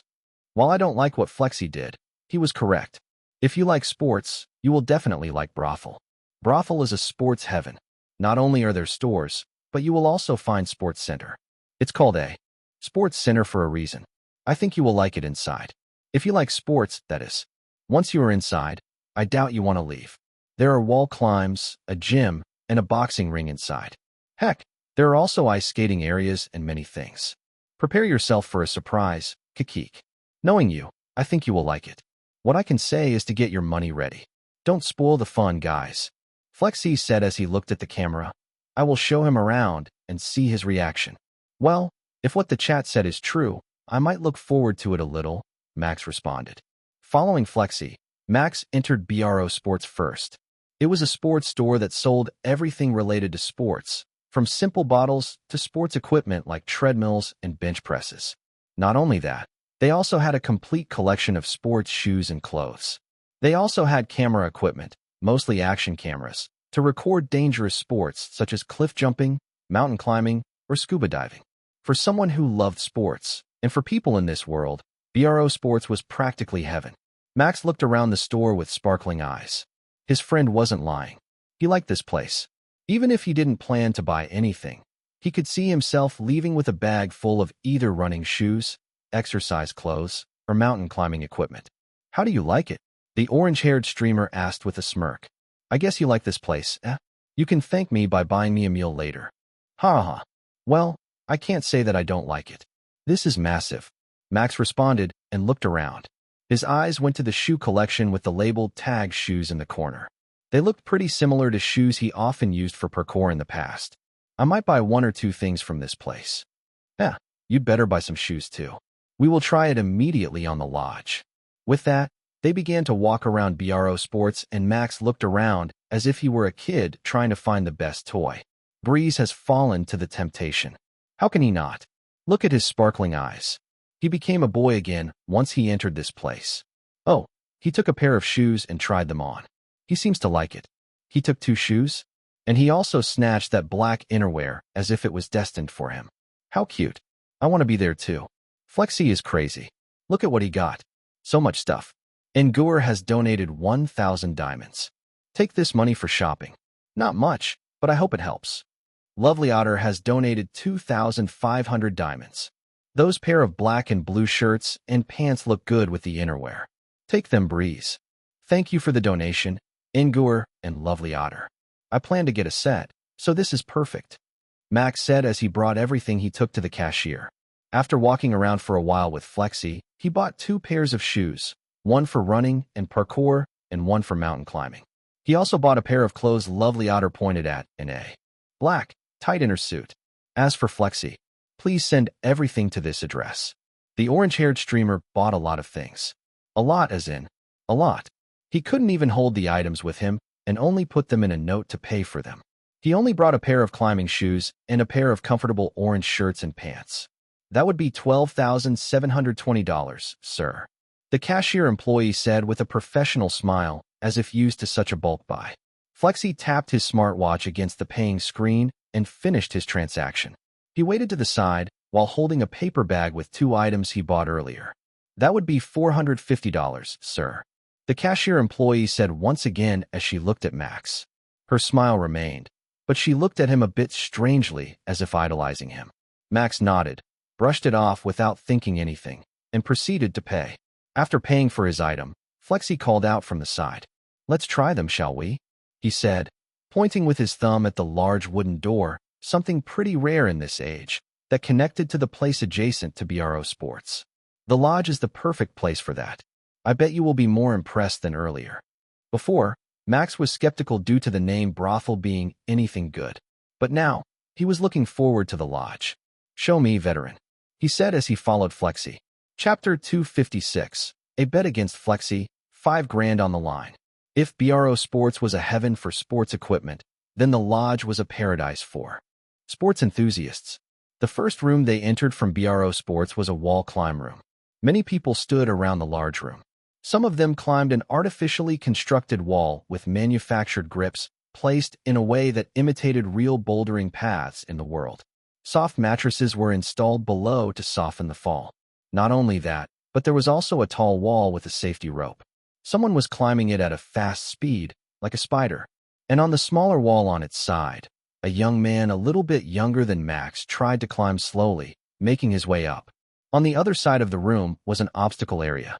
Thin ledge, cliffhanger, salmon ladder, unstable ladder. There was also a bouncing spider, a rope swing, and a warped wall. Any obstacles someone wanted to find. The area had everything they had to offer. "Buddy," Max muttered in a low voice as he kept looking around. "I want to live in this place. Sorry to break it to you. While the name of this place is the lodge, it has no lodge." Flexi answered with a grin. "But well, you will be able to visit any time while you're in this city, no? The name is a pun. I thought it was a lodge at first, but I found out it isn't a lodge. I was bamboozled. Whoever named this place is a genius. Many people want to find a lodge, but they find a sports center and are happy with it. He got many customers thanks to this. Why don't they open a franchise and name it the Inn? Fool. That won't spell brothel but Brothii. It doesn't live up to the name." The chat conversed among themselves as Max nodded at Flexi. "Ignoring your pun, you're correct. Still, can we use them for free?" "Usually no." Flexi shook his head, "but since we bought something from BRO Sports, we will be able to use this place to try the new equipment we have for free. Of course, it only applies until we leave. The bill serves as our ticket." "Ah, that's why the person near that door asked to see our bill." "Exactly." The orange-haired streamer snapped his fingers and pointed at him. "So, we will use this opportunity to have fun. What do you think of racing using the obstacles in that corner? In VR, you might be unbeatable, but I am confident with my strength in real life." "Oh, you're challenging me." Max raised his eyebrows as he looked at Flexi. Through his self-reflection, he learned not to be arrogant. But that only applied when he faced strangers or people he didn't know pretty well, like Puppeteer. Facing them, he would be humble and calculating, pretending to be normal while actually a predator. As for Flexi, the story would be different. "How about we bet $1,000 in the race? I believe that will be fun." He raised his chin and looked straight at his friend.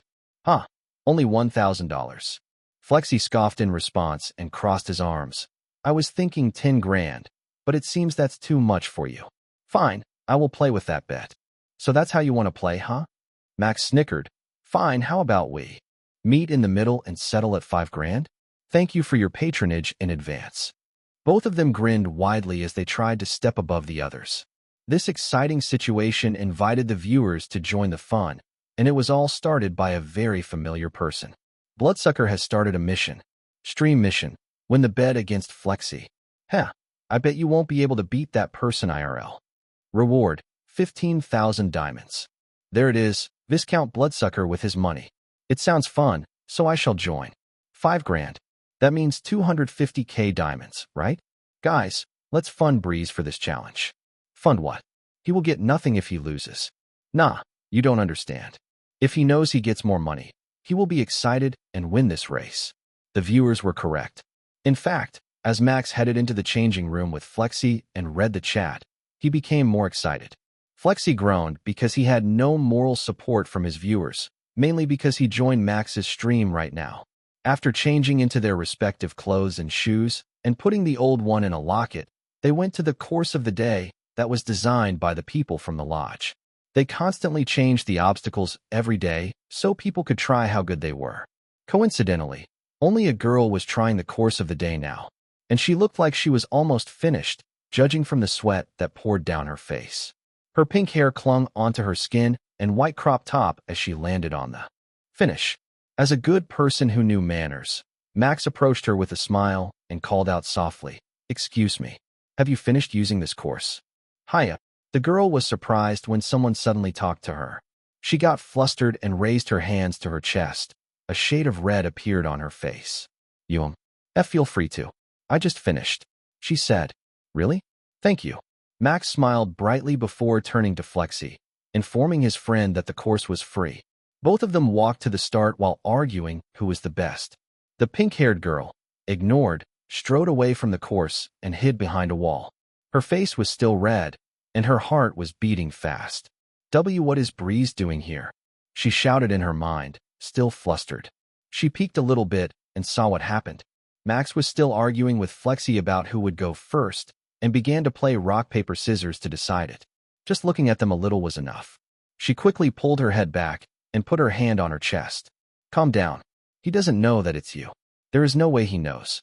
I am totally different from when we met." She calmed herself down, breathing deeply. The girl shook her head and nodded to herself. With herself looking different from when she met with him, there was no way he would realize it. Yes, there is no way he realizes I am Princess Peach. Wah, that was embarrassing. I got flustered because I thought he called out to me because he recognized me. I want to bury myself on the ground so bad. Stupid Fio. I am so stupid. Princess Peach, known as Fio Stark in real life, crouched and berated herself. Meanwhile, near the course of the day, Max groaned because he had just lost the rock, paper, scissors and had to let Flexi go first. Ha. Too bad. It seems that in terms of RNG, the goddess of luck still smiles at me more. You need to go to a shrine or a church to cleanse yourself, buddy. Grr. As much as I want to deny it, I know that the goddess of RNG doesn't smile at me often. Max responded. Is her type someone who is loud and annoying? I should be louder if that's the case. Hee. It just means I am more charming to her. Flexi laughed loudly. But still, that girl from earlier was cute. She also seems to recognize you. Maybe she's your fan. He smirked. Nah, I don't think so.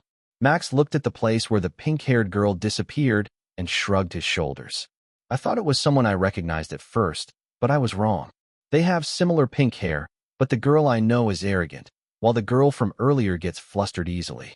They are different people. Do you mean Princess Peach? Yeah, they are too different. Even if they have the same pink hair, their personalities are so different.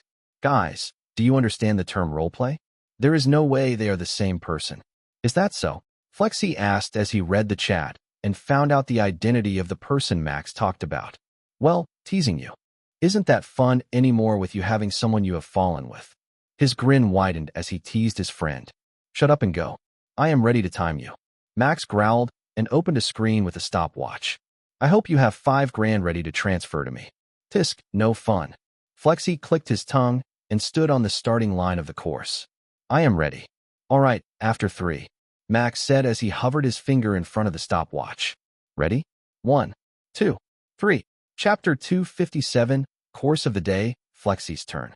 Once Flexi crossed the start line, Max started the countdown.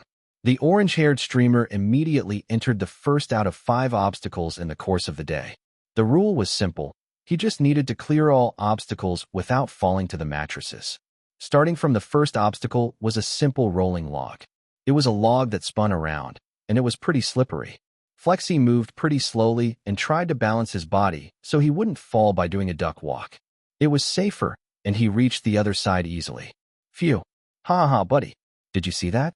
I am pretty fast. He smiled constantly as he proceeded to the second obstacle without looking at Max. Seeing his friend, he could only smile wryly. That's fast, Max thought, smirking. From his perspective, that was pretty slow. There was a better way to cross the rolling log with speed. Something he was pretty familiar with because he had experienced it before in his past life. It reminds me of the warrior. Shall I try to join once? I will win this. His grin widened as he watched Flexi start the second obstacle after preparing himself. From the name written on the supporting beam, the next obstacle was called throttle pegs. Flexi took 2 pegs, which spun around with his hand, and stabbed them into the hole in the wall. There were similar holes that extended to the next obstacle preparation area. Ugh! The orange-haired streamed groaned as he pulled 1 peg and inserted it in another hole. He moved from the left to the right wall slowly. The peg kept spinning and made the obstacle harder. Come on, he shouted to motivate himself. He was clearly struggling as his veins popped up on his temple.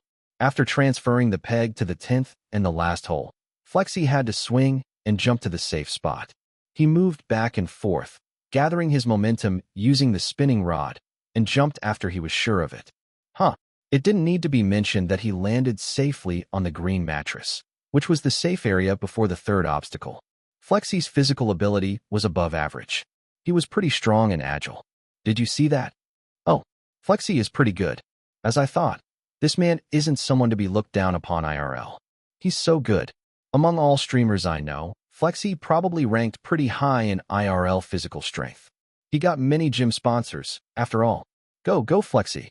Beat Breeze and save the money I put into the mission. I trust you, Flexi. Show Breeze's fans your POWARRR. Reading the chat, where his viewers began to join the stream, he smirked at Max and positioned himself for the 3rd and probably the easiest obstacle, log transfer. 5 logs were placed before each other at different heights. The first logs were 10 centimeters in diameter, but that quickly shrunk until it was only 5 centimeters in diameter, not even enough for a single foot to step on. Not only that, the distance between each log was also further apart with each progress. Inhaling deeply, Flexi stepped onto the first log and then to the second log with no problem. He proceeded to the 3rd, and starting from this, he had to jump to the 4th and did his best to leap to the 5th and to the safe area. Each momentum was important, and stopping was foolish. Fortunately, Flexi managed to finish it almost perfectly, although he stumbled on his landing and almost fell. Phew, that was close. He wiped the sweat on his forehead. Then, he turned to Max, still with a smirk that adorned his annoying face. How's that? Well, so. Max shrugged his shoulders. Looking at his friend, his grin widened. You might want to hurry if you don't want to pay me $5 grand. Oh, maybe you want to give me the money? Feel free to take your time then. Thank you for the donation, Kling. I will be waiting for your next bet. Breeze, probably. Somehow, I can hear the money clanging in my ears. Is this my imagination? Flexi is so generous. He donated $5 grand to Breeze IRL. What a good friend. I changed my opinion, Flexi. I hated you for ruining Breeze's date, but I realized that you're such a good friend. Feel free to donate more to our kid. Only Max read the chat, and he chuckled. His viewers were indeed right. Free money was welcome. Meanwhile, Flexi went to the 4th obstacle, the rope swing, followed by the ring fly. The obstacle had 3 rings placed at different heights after a rope. To finish this obstacle, one had to first swing using the rope to the first ring and gather the momentum to jump. Grabbing the rope tightly, Flexi stepped back to gain any momentum he needed. Then, he jumped and swung around the rope. After a few times, he released his grip and jumped toward the first ring. He managed to grab it and move to the second ring pretty easily. The pain was apparent on his face. His hand must be hurting by now, but he didn't stop or give up. He quickly jumped to the 3rd ring and cleared the 4th obstacle. Arriving at the 5th obstacle, the warped wall, Flexi stopped slightly. He looked at it and chalked his hands. Then, he moved as far away as possible to gain speed. Not only would he need a good grip, but he would also need all the speed he needed to reach the top of the warped wall, which was around 5.5 meters tall. Huff, let's do this. After getting ready, the orange-haired streamer broke into a run. He's running. Will he be able to do it? Flexi, come on. With the encouragement from the chat, Flexi ran up the warped wall and jumped when he was at the highest point he could step on. His hand stretched to the air, trying to grab the bar on top of the wall. However, just a centimeter more. His hand slipped and he slid down. He failed. Booyah. He missed the bar. No, this noble me refused to accept this. Everyone knew that Flexi had no chance to win now. Even when the orange-haired streamer returned and tried the second time, he had already wasted a few seconds from failing the first try. He managed to reach the bar this time and climbed up the warped wall. 3 minutes, 47 seconds. Max stopped the stopwatch once Flexi stood on top, and he watched his friend walk down the stairs and approach him. Before they noticed it, some people had gathered around the course of the day. They clapped for Flexi for finishing the course of the day at a speed above the average. However, a disappointed look was apparent on Flexi's face. He put his hands on his waist and sighed. "I messed up," he said as he stopped in front of Max, who chuckled evilly. "I hope you mess up too." "Ha ha, there is no chance for that," Max replied as he walked past him, patting his shoulder. "Prepare the money, buddy. I hope it enters my bank account once I stand on that warped wall. TSK, we don't know until it is finished." That's what he said. He said and minimized the chat window so it wouldn't bother his concentration. Standing in front of the first obstacle, Max began to stretch his arms and legs. "All right, chat, let's finish this in under 3 minutes, shall we?" At that moment, a notification rang. Ding! Freaking Noob has started a mission. Stream mission. Finish it in under 2 minutes. Reward, 5,000 diamonds. One of his old viewers started another quest on top of the previous one, whose reward had already accumulated more than 30k diamonds thanks to everyone's participation. Max read the new mission given by his viewer and hummed. Finishing the course of the day in under 2 minutes? Would it be possible for him? Well, it was a challenge, so it excited him. "Let's see if I can finish your mission, Freaking Noob. For the sake of my old viewer, I will do my best." He closed the mission panel and turned to Flexi. "I am ready whenever." "Wait." Flexi shouted back as he meddled with the screen in front of him. His fingers moved on the keyboard, and when he stopped, another notification popped up in front of Max. Ding! Flexi has started a mission. Stream mission. Finish the course in under a minute. Reward, 500,000 diamonds. Holy sh1t. 500k diamonds. Isn't that 10 grand? Flexi rich. Flexi rich. Daddy Flexi, give me a part of your wealth. But a minute. Can Breeze finish the course in under a minute? This is clearly an impossible mission. Mission impossible. My bad, I just have to say it. A grin appeared on Flexi's face as he looked at Max's stupefied face and the chat's reaction. "Are you ready, buddy?" The orange-haired streamer shouted at him with a provoking tone. Max, whose head was in the sky after getting a new mission, forced a smile on his face. This was clearly a provocation. A minute. Cracking his fingers and chalking his hands, he looked at his friend and raised his middle finger. "Bring it on." "All right," Flexi said with an energetic tone and raised his hand. "On go. 1, 2, 3, go." As he finished his word, he swung his hand down, and Max ran at full speed without hesitation. Chapter 258, Course of the Day, Max's Turn. Max cleared the first obstacle, the rolling log, in just 2 steps. He leaped to the middle of the log and jumped again before it could even spin with pure speed. Collective gasps could be heard from the spectators, and his viewers also didn't believe what they had just seen. Duck walk versus jump, which one is faster? No one needs to ask. This man destroyed our common sense many times. What's next? I thought clearing the course of the day in under a minute was impossible. But, look at that. 5 seconds only to clear the first obstacle. Now comes the second obstacle that took a lot of time, throttle pegs. Will he be able to clear it at a fast speed? Indeed. Unlike the rolling log, throttle pegs needed grip strength and carefulness. If one was too fast, they could slip before inserting the peg into the hole. And unlike the first obstacle, the second obstacle needed to be cleared according to the rules. Creating a shortcut was also impossible, as the safe zone was separated by more than 10 meters. The low ceiling made it impossible to clear it by jumping across. Of course, Max chose the usual way.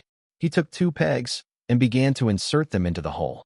However, he inserted them by skipping 1 hole each time, making his speed faster. And when there were only 3 holes left, he stopped and began to accumulate the momentum to reach the safe zone. Humph!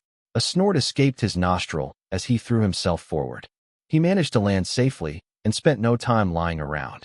His feet moved toward the third obstacle, log transfer. Without even stopping for a second, he cleared the third obstacle. Following that, he jumped to the rope swing and transferred to ring fly. All movement was smooth and captivating. But Max stopped when he grabbed the ring. His hand began hurting, and he winced slightly. Crazy. Who was that guy? Many spectators expressed their wonder. A handsome face and a skillful movement.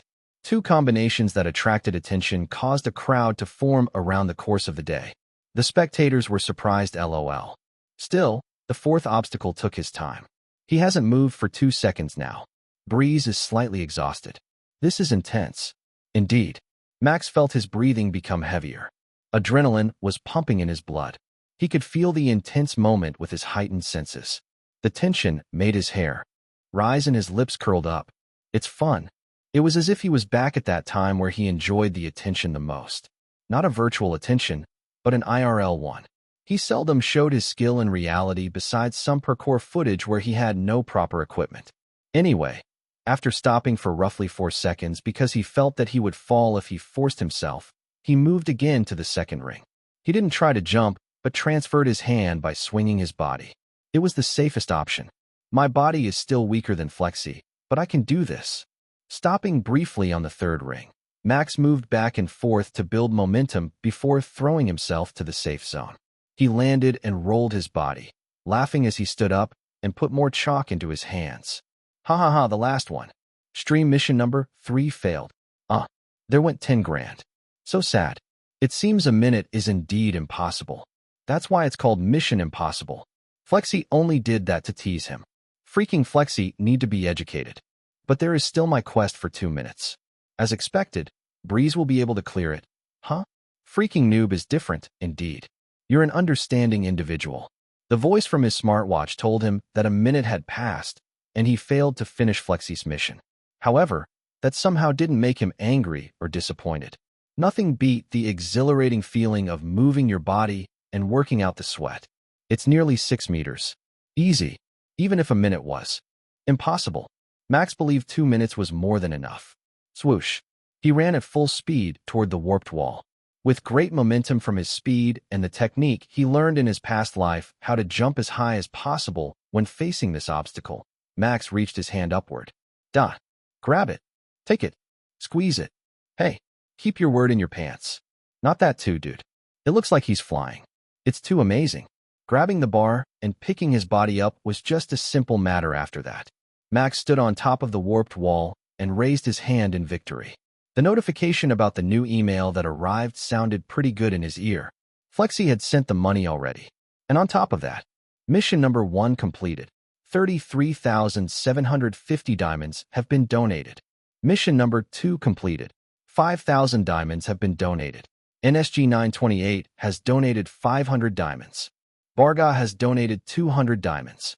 IL0V3P3ACH has donated 900 diamonds. No, this noble me has lost again. R.I.P. Bloody. He got money from Breeze only to spend it on Breeze. This is called economy, kids. Money will always circling around the world. I thought Flexi would win. Ugh, Breeze is too good. I won't bet against him anymore. The missions were complete, and many donations poured in. Max's smile only widened when he heard those dings entering his ears and read the screams from his viewers. Good stuff, he thought. Oh, he did it. In 1 try? He's amazing. Dude, watching it makes me want to try the course of the day. Me too. I want to challenge myself. Count me in. The spectators surrounded the course of the day and approached Max as he walked down the stairs. They praised him and asked how he trained and stuff. Facing them, Max only smiled wryly and said that he trained like usual while trying his best to reunite with Flexi again. But that was useless. He was kept within the crowd for a while. 1 minute 17 seconds. Amidst the commotion, Flexi announced the time with a surprised expression. His hand that touched the money transfer confirmation on the screen stayed still in the air. Holy shit. He became better with each passing day. He muttered. Losing 5 grand in such a bet would usually make one angry, frustrated, or disappointed. However, Flexi had a different thought. He looked at his friend, who was now surrounded by many people. The gaze directed at him indicated that he needed help to escape the situation. The crowd's excitement and their desire to know Max's training program got him an idea. I smell money and fame. He smiled widely as he moved toward them. As the orange-haired streamer got closer, he could hear their question was still centered on how to clear the obstacle fast or how Max trained.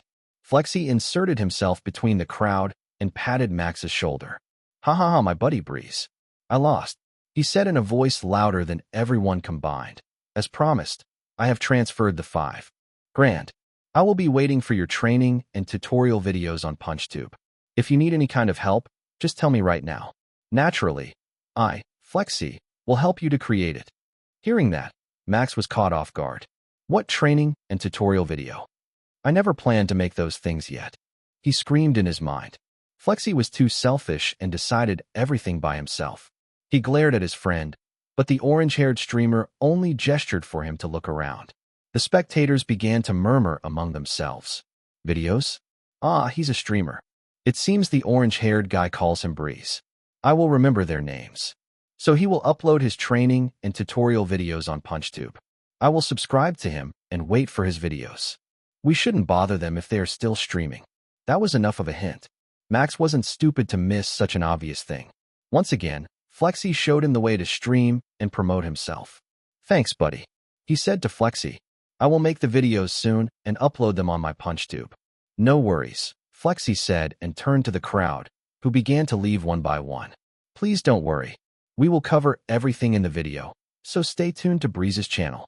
I also have my own tutorial focused on core strength on Flexi's channel. Feel free to visit and subscribe. Look at the shameless promotion, LOL. Flexi slowly teach Breeze the way like a good senior kikik. How shameless. I love it. I want to be there and meet them.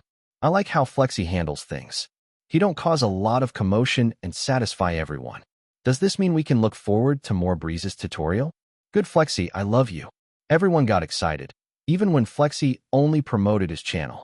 The smaller crowd still asked something, but it wasn't as unbearable as before. Most of them who stayed were those who knew Max and Flexi already and wanted to chat a little. As part of the service, Max and Flexi decided to answer their questions before continuing with other sports in the lodge, such as wall climbing and recreational sports such as bungee jumping. They sometimes competed with each other until they were satisfied. They did it without any bet because Flexi didn't want to lose more money, and Max used this chance to mock him as a coward. Time flew past without them noticing. Once they realized it, their clothes were already drenched in sweat, and the clock had showed 4 p.m. It was time to rest and move to another place to meet Farron and Atlas for the big announcement. Chapter 259, Unexpected Reward. Both Flexi and Max were pretty tired. They went to OCAF where they planned to meet up with Farron and Atlas ahead of time to rest and have something to eat. Man, I am beat. Flexi whined and groaned as he leaned against the soft chair. That was too much even for me. How about you? As you can see, Max replied with a painful groan. His head was on the table and his muscles refused to move. I am dead. He's already dead. LOL, I love his suffering look. Breeze looks like a ghost now. He probably needs to eat a lot of things. No wonder that he ended up like this. He sweats like crazy earlier. Ha! The chat made fun of him, and Flexi laughed loudly. I guess your body is still not as good as I thought. But still, it's an excellent progress. To reach this far from that condition, the orange-haired gaze at Max didn't lack any sort of respect. I was genuinely surprised when you beat me in the course of the day earlier. Good job, buddy. Yeah. Max groaned, having no way to reply seriously in his condition. Normally, he would make fun of Flexi for saying such a cheesy line. But all he could think about right now was ending the day and getting onto a fluffy bed to rest. That probably would feel like floating in heaven. He raised his head and looked at his orange-haired friend, who was preparing the material for the meeting later. When will my order come? I am starving. It will be prepared soon. Thank you for waiting. Oh, speak of the devil. Just as Flexi answered his question, a robot tray approached his table on the second floor. It used the arm to move the order, 2 spaghetti and 2 iced cappuccinos, on the table. The aroma made the already starving Max salivating. They immediately devoured the meal like raving wolves. The spaghetti on the plate disappeared soon, and Max gulped the free iced water the CF had given them when they had just entered. Iced cappuccino was something to enjoy, not something to be gulped down to satisfy his thirst. The meal was satisfying, but it was somehow not enough for them. Let's order more, Flexi suggested. I know you're still hungry. It would be strange not to after such strenuous activity. Right? I want something big this time. Like fried rice. Max responded. The spaghetti was fine, but the portion was too small for adult men like them. It was a CAF portion and not a restaurant portion. Thus, it was smaller and more expensive than usual. Oh, East cuisine? Sounds good. The orange-haired streamer grinned and inserted another order. Then, he moved the screen to Max. Please pay for it. Your promise. Groaning, Max tapped his smartwatch on the screen to pay for the new order. 2 fried rice and a refill of iced water. He promised to pay for today's meal. Their order arrived before long, and they turned into wolves once again and devoured everything. After being satisfied, Max smiled brightly and laughed. That's what I call a meal. The spaghetti from earlier was just an opening snack. I don't think spaghetti is a snack, Breeze. Bro, what are you talking about? Spaghetti is clearly not an opening snack. Yeah? It's hors d'oeuvres. Read that right next time. That's not the point. My bad then. I will call it hors d'oeuvres from now on. Max chuckled at the camera he put on the table. Still, this CAF is so expensive. The interior is very nice though. I think this is a good place for a date and not a meeting. Pausing for a second, he turned to Flexi with a questioning look. I wonder why you chose this place. Is there something you hide from me? Nothing, Flexi answered flatly, his lips curled up mischievously. That only increased Max's suspicious level. If there was a bar that showed it, then it had already reached the max immediately from 0. This orange-haired streamer was planning something on top of the meeting. His face is so suspicious. A surprise for Breeze? This is exciting. Is this a prank now? But why did Flexi not even try to hide it? If Flexi really prepares a surprise, then he's bad at hiding it. This guy is definitely planning something bad. Reverse psychology. This guy definitely only wanted Breeze to feel anxious and think what he prepared when there is actually nothing. Max had to agree with his viewers' guess. They were experienced people who had seen many pranks and surprise videos before. Knowing Flexi's personality, both possibilities were possible. He could also just be joking and prepared nothing. Hee. Are you trying to guess what I am thinking? Flexi laughed when he saw Max's troubled expression. He enjoyed having the upper hand from his friend. Guess it, buddy. What would you do if you were in my place at a time like this? What would Flexi do? That was a broad question. But if he changed the question, what would he do in this kind of situation? Then, the answer was simple. I will mess with you. Snap. Exactly. His answer is so convincing. Yeah, that wouldn't be good. There were still 10 minutes until the meeting time, and Max had no way of knowing what kind of plan Flexi had in mind. From when he met him to now, he knew that his friend had a lawful chaotic alignment and loved the entertainment. It's no use thinking about it. I believe it won't be harmful and only for a laugh. He thought. Besides, if he tries to do anything I don't like, I can always get it back from him. Time was ticking. Flexi focused on his job, and Max played a puzzle game to entertain his viewers. After some time, tiring. Welcome to OCAF. Flexi raised his head and smiled. Oh, they are here, he said. Max's sitting position had his back facing the entrance, so he had to turn around to look at the incoming guests. When he turned around, his eyes widened in surprise. Yahoo! Farron greeted excitedly as usual while Atlas nodded at them. They were wearing matching clothes, with Farron in a dress and Atlas in casual clothes. However, Max's eyes weren't on them. Instead, he looked at the girl standing next to them. It was Lily. Good evening. She greeted them with a smile. She approached Max and stopped before him, leaning forward and whispering, "Congratulations on winning, Max." And after that, she unexpectedly planted a soft kiss on his cheek. That's my reward. He immediately coiled back and looked in disbelief at her mischievous and shy grin. Oh plus oh. What did I just see? Lily Pixel kissed Breeze? How envious. I mean, what the heck? The ship is sailing. Woohoo. Wait, I'm going to draw this. So cute. I love them. Ha ha ha. He didn't expect the kiss and freeze like a robot. Did she just kiss me? He froze as he watched Lily sit right next to him. It was still an incomprehensible experience. Why would Lily suddenly kiss him? There was only one explanation. A single girl giggled in amusement as she looked proud while watching them. Did I do good? She muttered in a way that only Max could understand her. Hell yeah. Max answered in his mind. Chapter 260, Tips from a Best Friend. A few hours ago, Lily arrived in New Eden City with her brother, Peter Spencer, and dropped off in Farron's penthouse. If you need anything, just call me. I will be in the company building with Rebecca for the whole day. Peter reminded his sister with a worried face. And don't go anywhere alone. It's dangerous. Stay with Farron. It will be safer around her. I'm not a child anymore. I understand already. Lily pouted and turned around, leaving Peter behind. The man only looked at his sister and sighed.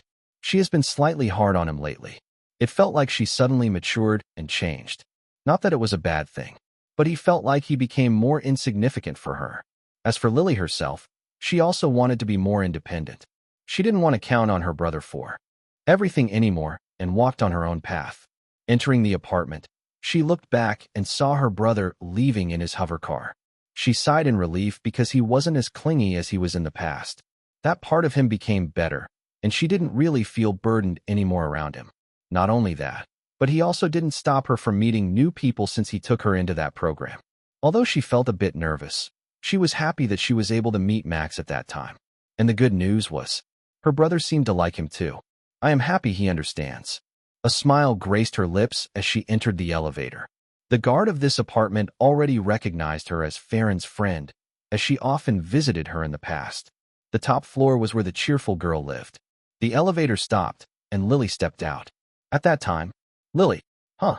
Farron leaped toward her with open arms, hugging her tightly. The older girl's platinum hair fluttered as she spun around and held her hands with a wide smile. You're here.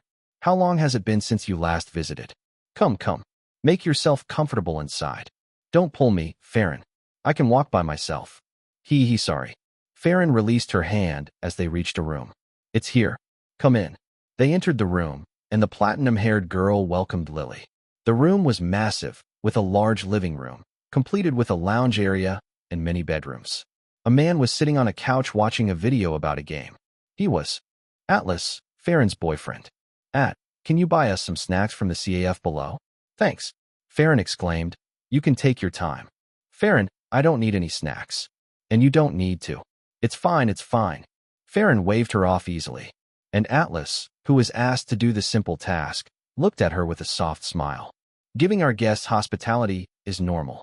Please don't mind it, Lily. I will get some snacks and drinks from below. Do you have any preference? He asked. Iced tea then. Lily answered shyly. Got it, Atlas said. Enjoy your time and welcome to our home. With that, he walked out of the room while Farron gestured for Lily to sit. The two girls sat next to each other on the couch. So, with you being here, I guess you have decided to accept the offer? Farron asked excitedly. Her eyes sparkled with delight. Is it also because of him? She teased and giggled mischievously. Lily blushed. She had no words to answer that. She didn't come to New Eden City just to visit Farron. In fact, there was an important reason that made her visit this city. It was because she was invited by Farron to become a reserve player in their orange squash team because their leader messed up when reading the competition rules. On top of the 4 players, they needed 1 reserve. In total, they needed 5 players to join the competition. Finding a skilled player who could match their skill in such a short time was usually impossible. But everyone knew that Lily would probably be interested, and a certain orange-haired guy jokingly proposed to invite her. As a result, it came to this day when she accepted the invitation. How far have you gone with him? Have you held hands already? Farron asked curiously. She loved romantic stories, and she loved it more if it was about her friend's love story, especially since Lily was pretty pure, shy, and cute.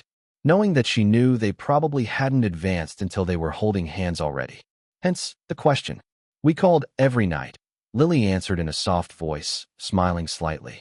Until morning. Hiding the truth from Farron wouldn't do anything better. Instead, if she had told her best friend the truth, she could ask for more tips to advance her relationship. Ooh, that's impressive. So, how far have you gone with him? After Farron repeated her question, Lily tilted her head, confused. Didn't she just answer that she had a call until morning every day? Was she not clear enough? Looking at Lily's expression told Farron all she needed to know. You guys haven't met each other again since that night you told me about? She asked in disbelief. Lily nodded. Is it bad? Farron let out a long sigh. Her friend's innocence might be far worse than she thought. Also, she hoped that Max would take initiative with their relationship. She knew that he wasn't someone who wanted to take it for so long. But then again, she remembered he was focused on the midnight heist. Competition until tomorrow. That reminds me. She raised her eyebrows as she looked at Lily. Have you at least congratulated him on his victory then? Like, giving him a reward? Reward?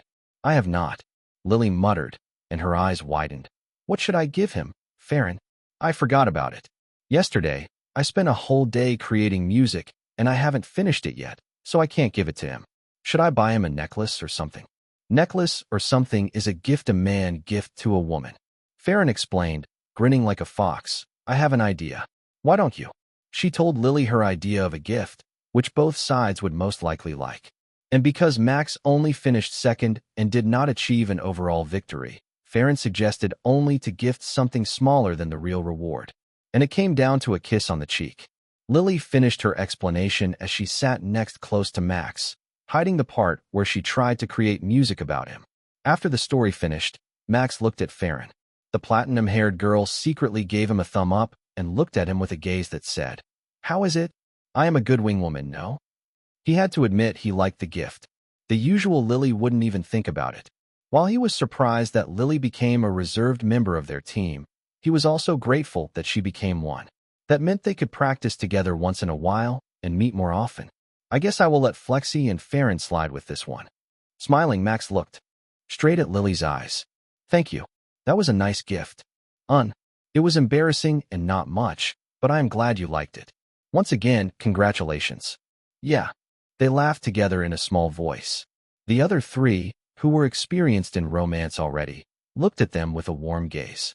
They are so cute together. Don't you think they will become famous if we shoot their picture now and put it in my model magazine ad? Farron held her cheek as she nuzzled closer to her lover. I agree. Atlas nodded. But don't do that without their consent. TSK. And here I prepared money to buy their magazine. What a bummer. But I screenshotted it already. I will print it and put it in my room. Same. Screenshot taken, posted, and archived. Naturally, it's for personal view, so I won't share it. Farron is the best wingwoman FRFR. I want one Farron at home. Dream on, dude. There will only be one Farron. There is no one in your home. You're single, accept the reality. GUH. It hurts. Slap the one above me. Once again, it was another day for a streamer filled with interesting content, whether it was intentional or not. The viewers loved it. Chapter 261, Scrim Announcement. Having prepared all the material, Flexi clapped his hands to get everyone's attention. He had already started his own live stream while Max and Lily flirted in their own world, forgetting the others' presence. Cough. Breeze, let's announce that to our viewers first before we continue. Max snapped out from his stupor, which he didn't even realize, and looked at Flexi. You're right. We need to announce it and have a meeting. He had been ignoring both his viewers and the group altogether since Lily arrived. Self-reflection. What kind of self-reflection when he almost repeated his mistake again? He needed to get a grip on this. WTF Flexi. We are enjoying their conversation. That orange hair. I will boil him down into orange juice for sure. OCAF, is it? I am close. Am I allowed to kidnap him when they leave? I am joking. Count me in. I just returned from brothel. I am not joking. Lol. Breeze is falling so hard that he forgot about the world. Your interaction with Lily is just so cute that I clipped all of it, hee. It's a blessing. When he looked at the chat, he saw the viewers were mocking and teasing him as usual. Some were threatening Flexi in a joking manner. That relieved Max slightly. Don't kidnap Flexi, guys. He hasn't paid me for joining his team yet. He said to his viewers as he set the camera so it showed all 5 members surrounding the table. That's right. Breeze hasn't gotten his money yet. Don't kidnap Flexi yet. Nothing beats money. TSK. And here I have my rope ready. Damn, I had rented a van already. Plan failed, I guess. Let's just have a van party. That escalated quickly. He knew they were joking, though, so he continued. Anyway, I will announce the stuff I have been keeping secret from this morning. Afterward, I will have a meeting, so the stream will end at this point, I guess. He paused and turned to Flexi. Leader, I will give you the honor. As you should be. Flexi nodded with a serious expression. He had put up the act for his stream already, unlike earlier. I will now tell you what we have been hiding. And yes, Mackerel62, it's not about Lily Pixel joining our team. There is a plan for tomorrow, and it's a big-scale program I have been planning for a long time after hearing an idea from Breeze. Credit goes to him. The long time, in this case, was only a week. The orange-haired streamer lied through his teeth, as easy as breathing. It was a quality all streamers needed to have if they wanted to succeed. A big-scale program that Breezes proposed? This gotta be interesting. I wonder what is it? Is it something ridiculous or something serious? The interest was caught. Flexi grinned for a second before continuing. I believe all of you are familiar with how game competition works. All teams who entered preliminaries would train by themselves in a ranked match using the system of high MMR matchmaking. He said, raising his finger. It's the most effective method they know that works while improving their skill. Everyone agreed with Flexi's words. His and Max's viewers said the matchmaking would work to increase their teamwork and skill by playing as many matches as possible. A day before a competition started, a joint would be held. It's an effective way to know your skill among your enemies in preliminaries and to develop a strategy against them. Isn't that so? Flexi snapped his fingers. Right. I always watch the joint streamed by those pros because it's so interesting. They try all kinds of strategies and make the game interesting, indeed. But it's too fast-paced. Yeah, the real competition feels slow compared to the joints. Not only that, the joint is just a joint. It's a ranked match, but with pros instead of normal players. Indeed. Flexi nodded in agreement as he read the chat. Joint only imitated the competition, and the rule is still that of a ranked match. The players also didn't use their real strategies, so it became fast-paced. However, ranked matchmaking is usually very easy and ineffective for some teams. Knowing this problem, Breeze proposed something. Flexi pointed at Max with a big grin. Why don't we hold a scrim, he said. At first, I wondered what it was, but he explained. We will hold a mock competition with other teams using real competition rules in a custom game. That brings me to a question. Won't the other know our strategy and try to counter it? Isn't this just shooting our legs? That's right. You just showed your cards to your opponent. Wait, a mock tournament. Isn't that better than the joint or playing ranked tournaments? Screw strategy. No, if we think about this again. Isn't today 19th? The tournament is still 10 days away.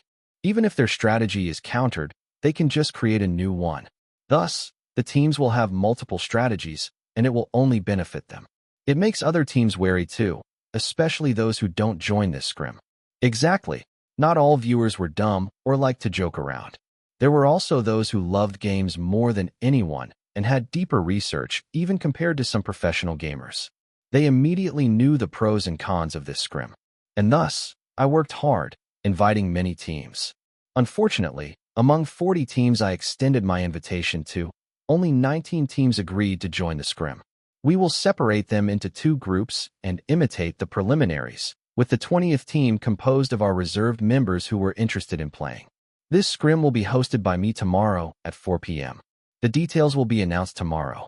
20 teams, composed of professional players, will compete in training. Isn't that exciting? We will try many strategies you have never seen before, so make sure to watch the stream. You will also be able to see beautiful me defeating the evil roaches. So please watch and send many donations. Farron added and winked at the camera. The destructiveness of the world-class model was instantly apparent. I will. Even if I got into an accident, I will definitely watch the stream. You can take over Flexi's stream. I will definitely donate. Farron and Flexi's stream, huh? Interesting. Of course, the channel's owner could only smile wryly. Fortunately, Max's viewers were different from Flexi's. Well, we love seeing Breeze and Lily already. So are they going to play together? I am looking forward to it. Breeze x Lily versus Army of Roaches. They will decimate them. The breezy pair is now gone, but Breli will stand strong. Indeed, they love the pair more than Farron. Chapter 262, Spreading Like Wildfire. Setting aside viewers who were here to joke around, the game theorist began to share and post the announcement Flexi posted on his strike. Scrimmage, the idea we abandoned a long time ago.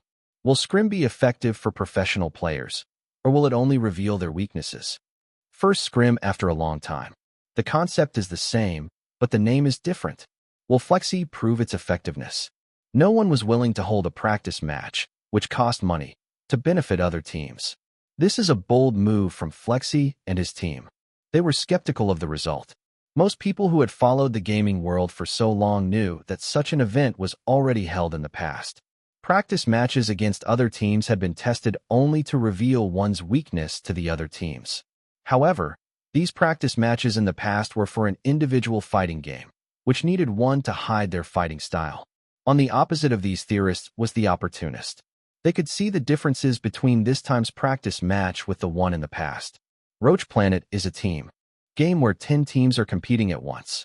This scrim will help a team know their weaknesses better than other teams, and they can use that to do focused training and fix it before the competition day arrives. I believe scrim will be useful for a game where many teams are put in a map, such as Battle Royale, and will have the opposite result in a game where 2 teams went against each other directly. Let's see how it's going tomorrow.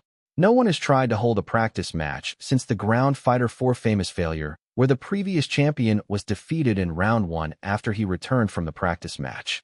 However, I am curious about the result with this scrim. I will interview one of the team after they finish to find out. The internet was divided into 2 almost immediately. No, into 3. The first group was skeptical about the scrim result, saying that it would only expose the team's weaknesses to the others. The second group was curious about the scrim result and the change it brought to the competition. And the third group was those who didn't even think this scrim would be useful at all. Scrim is useless, and we are better off playing against other players in a ranked match. We will only practice with other professional teams on the training joint a day before the match. I believe our team has pretty good teamwork and just needs to work on our strategy. Thus, we don't join the scrim this time and focus on our inner work instead. We are in a wait-and-see situation. Our team will strive to improve and focus on ranked matches to sharpen our skills and strategies. Most of the posts on Strike were shared many times, making the word scrim spread like wildfire. No matter what their opinions were, the focus was still on the scrim. Those who didn't even play Roach Planet were also interested in the result. The group discussed it with delight. Max and Flexi, 2 streamers who knew what this signified, celebrated it by ordering more food. This would lead new people to their streams, and hopefully, they would like them enough to stay as regular viewers. Just from this alone, both have already profited greatly. Flexi also didn't feel like the money he promised Max would be a waste just from his idea alone. Their goals weren't to win the competition, but to get more recognition. Of course, winning would be preferred as it could also boost their name further. Hence, they proceeded to the next step. They ended their live stream and proceeded to the strategy meeting. Flexi shared the file he prepared, filled with the strategies he could think of, including the ones that had been practiced in their training session. The orange-haired streamer also used his privilege of knowing which team joined the scrim to share what he knew about them. It sounded like he abused his authority, but it wasn't like that at all. Holding a scrim cost him money. He would make that money worth it by getting information about his opponents. The other parties definitely also understood this, so sharing it among his teammates wasn't wrong. The meeting went on for around 2 hours. At 9 p.m., Flexi exhaled a long sigh and closed all floating screens on the table. That's all. We finished for the day. Let's gather near the Blue Eden Hall at 12 p.m. tomorrow to prepare for the scrim. I have informed all teams to gather around that time too. Pho, it's over, Farron exclaimed as she stretched her arms up. Among 5 people on the Orange Squash team, she was the one who looked so bored in the meeting earlier. She probably also didn't listen at all as she played around with her smartwatch. But, tell me the simple version of the strategy later, okay? I may be smart, but you're smarter than me. Hee. You're always like this, Atlas said as he sighed. I will explain the simple version at home later. You're the best, Farron exclaimed and hugged Atlas. Both of them stood up, preparing to leave. But before they walked away, Atlas turned to Lily. We will return to our home after this. What about you, Lily? We are responsible for escorting you until Stone Sword picks you up. I am staying with Max, Lily answered without missing a beat. Oh, Farron's lips curled into an amused grin. She eyed Max, who nodded softly at her. That meant he would take responsibility for Lily's safety. Well, if that's what she wanted, let's go home first, she said, tugging Atlas' sleeve and pulling him to leave. Seeing the sign, the orange-haired streamer also stood up. I also need to return home now, or Lisa will kill me, Flexi said. I have reserved a Biozone hotel for you, the suite, for 3 days. Use it and enjoy your time.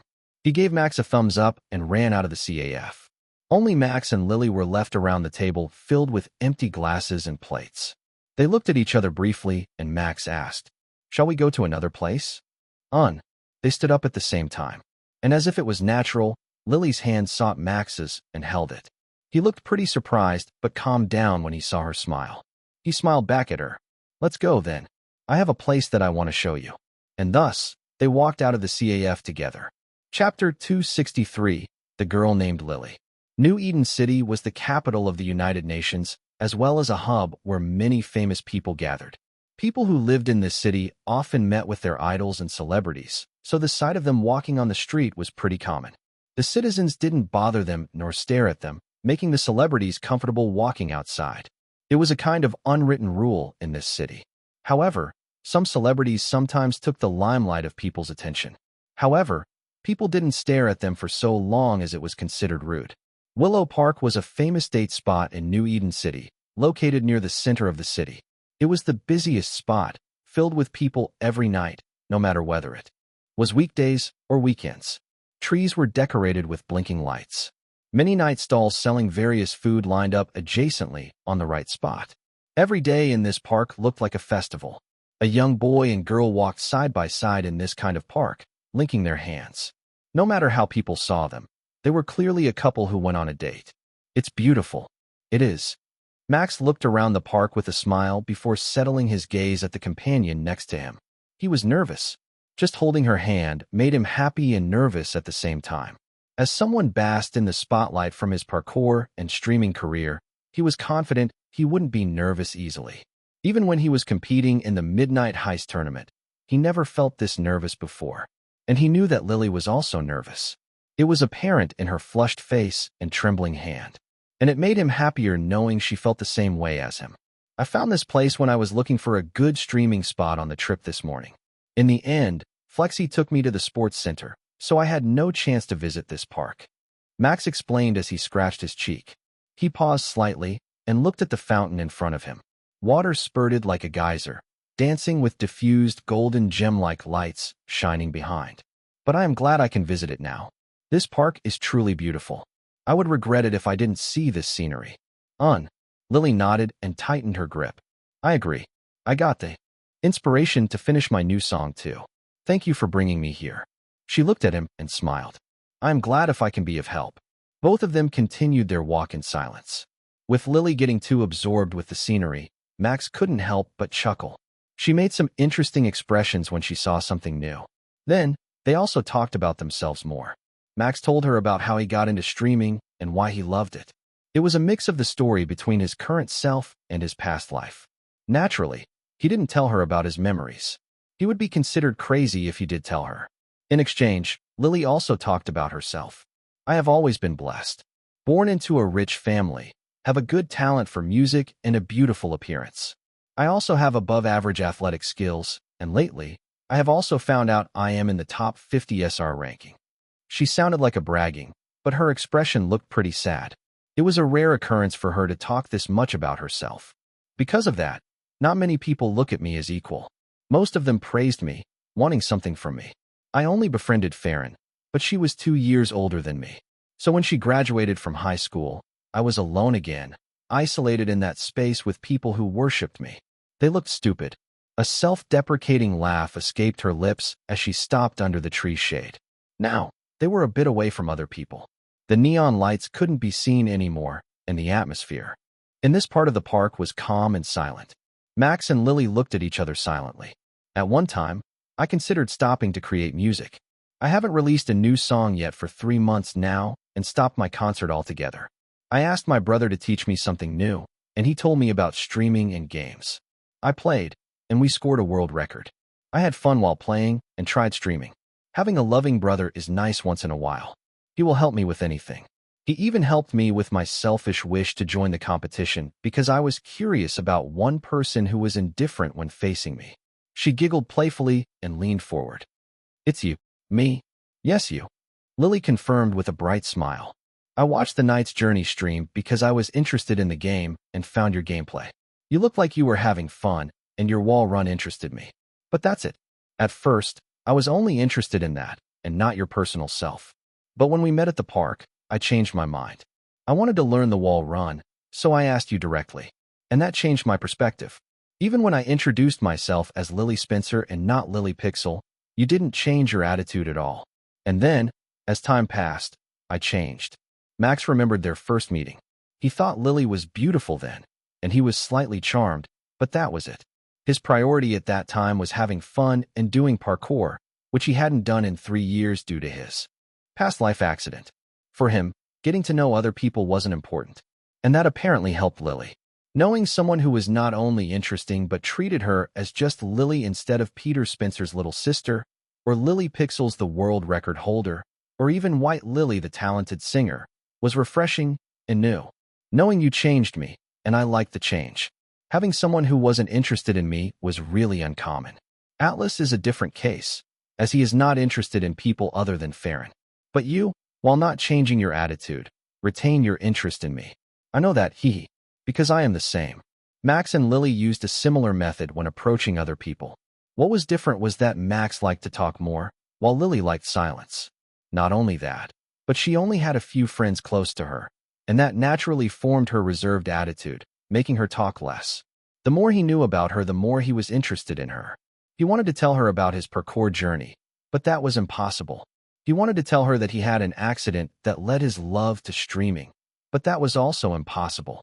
I have talked a lot, and now I am thirsty, she said, holding his hand tighter and looking at him. Shall we buy something to drink?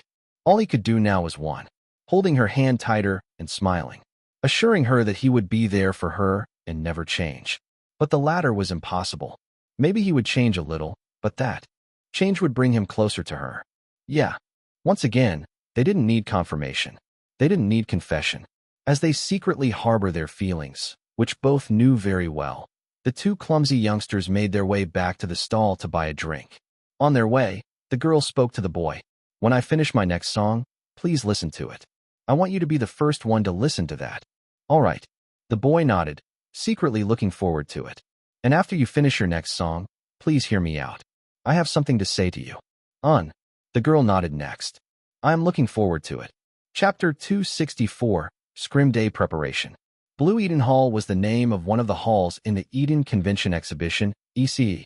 This building was often used for esport events, and Blue Eden Hall was one of them.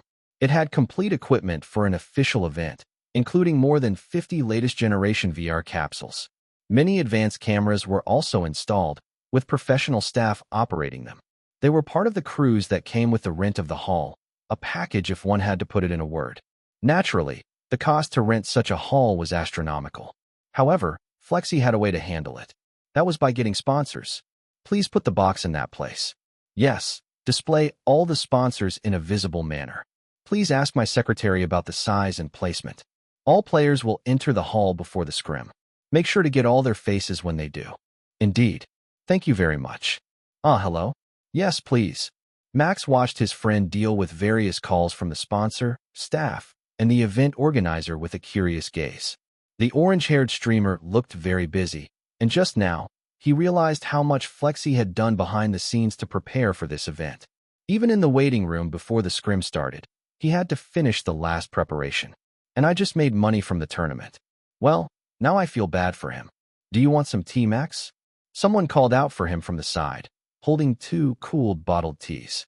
It was Lily. Thanks, he said, and took one bottle from her hand. You're welcome, she responded, and sat next to him as if it was natural. She also observed Flexi in his work. He's pretty busy. Yeah, sadly, I know nothing about event preparation, so I can't help him. Because this hall was located close to the Biozone Hotel, Max arrived first with Lily, who stayed at the same place, but in a different room. Stonesword was the one who took them to the hall, but he couldn't stay because he was busy with Spencer Company matters. As a result, both Max and Lily arrived sooner than scheduled and ended up watching Flexi doing his last preparation for the event. Thank you. Yes, please bring the meal for the players at 4 p.m. The payment will be sent by my secretary. Yes. After talking to the restaurant responsible for takeaway food, Flexi ended the call and sighed. He even groaned loudly, while cracking his neck. Is everything done? Max asked curiously as he looked at his friend's tired figure. Flexi hummed and turned to Max, smiling brightly. Yeah, I finished everything on time. While the orange-haired streamer was smiling, Max could see the exhaustion in his eyes. He probably had no time to sleep yesterday. A concealer was used to hide his eye bags. Are you sure you can play in that condition? Why don't you leave the last preparation to Lisa or ask for my help? I can't exactly do that. Flexi shrugged his shoulders and sat on the soft sofa. As for you, he looked at Max and Lily's way of sitting, which practically had no distance whatsoever, and grinned. Well, I can't ask you to. You were tired from your trip, and you already gave me this good idea, so just sit back and relax. I know you have a hidden meaning, but I will ignore it. Max narrowed his eyes at Flexi and sighed. When will the other teams arrive? And can you tell me who we should be worried about? You're curious about that? I thought you were the type that says, we will win no matter what the enemies are. So I didn't tell you about the other teams. What are you taking me for? An idiot genius gamer who only goes after his opponent without thinking anything. Flexi answered without missing a beat and turned to Lily. Right? Don't you think so too? Huh? Lily raised her eyebrows and looked at the orange-haired streamer as if he was a nuisance. Don't talk to me, clown. Ugh, that hurts. But I wasn't wrong. The orange-haired streamer crossed his arms. His strategy is go and destroy. All our practice matches ended with him and Atlas destroying all our enemies. We have never reached the 5th wave yet. I know. The girl narrowed her eyes dangerously. But Max isn't an idiot. I obviously know that, and just joking. Flexi raised his voice and had a defeated expression. He looked at Max and sought help. Buddy, your girlfriend is scary. Help me out. You bring her anger yourself, so deal with it alone. Max smirked at his friend and enjoyed him getting cornered. However, he made a mistake on something. Flexi unexpectedly grinned, even when he was cornered. So you won't deny that she's your girlfriend anymore. At the orange-haired guy's words, Lily froze and blushed. She glanced at Max with a gaze filled with curiosity. The anger she showed at Flexi before disappeared like a puff of smoke. What are you getting at? Max narrowed his eyes at Flexi. Nah, nothing. I was just a tad curious about what changed your mind. But I see. Isn't this interesting? It's not. Go back to your work now, or I will call Lisa and tell her that you are lazing around in the waiting room. Wah, you know my weakness and still dare to use it against me. What kind of friend are you? The one who will push you to the cliff just to have fun. Max smirked at Flexi's perplexed face. Of course, he would only push Flexi off the cliff if there was a good safety measure. But what he said was just a metaphor, so it didn't matter. Anyway, Farron and Atlas should arrive soon. Don't you have the responsibility to welcome them and guide them here, team leader? Knowing their popularity, I don't think the staff will be able to handle them. You can tell us the team we should be wary of later after we gather. You don't need to tell me. Flexi stood up and fixed his orange jacket. I will return soon. Don't do anything strange in this place. Zoo. The automatic door was closed as soon as Flexi stepped out, and Max burst out laughing. His friend could be funny at times, even when he was irritating. Usually, he wouldn't be afraid of Lisa for slacking off, but today was a busy day. So, he used this chance to threaten him and get a reaction. And the fact he didn't say anything when Flexi teased him was to get this kind of reaction. That's one win for me. However, there was someone who was unexpectedly affected by what he did earlier. Flexi is right, Lily said as she regained her composure. You're stupid, Max. When Max turned to the side, he saw Lily pouting. She inflated her cheek, trying to tell him from his expression that she was unhappy with what he said after realizing he was joking around. Forget watching Lisa chewing Flexi off. He might also be in trouble. I am sorry. He apologized with a guilty smile. That was all he could do right now. And Lily was simple. She forgave him. Don't joke about it next time, she said. As someone who wasn't as dense as a rock, Max clearly understood what she said. I won't. When both of them were ready, he would say it proudly, that he loved her. Chapter 265, Natural Negotiator, Flexi. After a few minutes, Flexi returned with Farron and Atlas behind him. They immediately gathered so Flexi could give information about the opponents. Sitting around a makeshift table made from cardboard, the orange-haired streamer started. I will be frank. You guys are too good at the game, but you're still lacking in strategy, and that's our biggest weakness and strongest card. Our teamwork is good, but we are too reckless. That recklessness is fatal in a competition against professional gamers. No one denied what Flexi said because that was the truth. Not many opponents would be able to stop you guys when you seriously attack them. That's why I will just tell you a few teams that I think would be able to counter your brute force. Saying so, Flexi opened a large screen on top of the cardboard table with 5 team names. complete with their members. One of the teams was highlighted with a white line. The first one would be the Mice team, with Landlord 24 as their leader. He currently has the highest MMR and undoubtedly one of the top players in Roach Planet. They are a team that focuses on strategy instead of brute force. On average, they survived up to 6 to 7 waves by holding up their base. Max whistled. He was impressed that there was a team that survived up to 6 to 7 waves, and that was on average. They possibly had survived worse, maybe reaching the 10th wave too.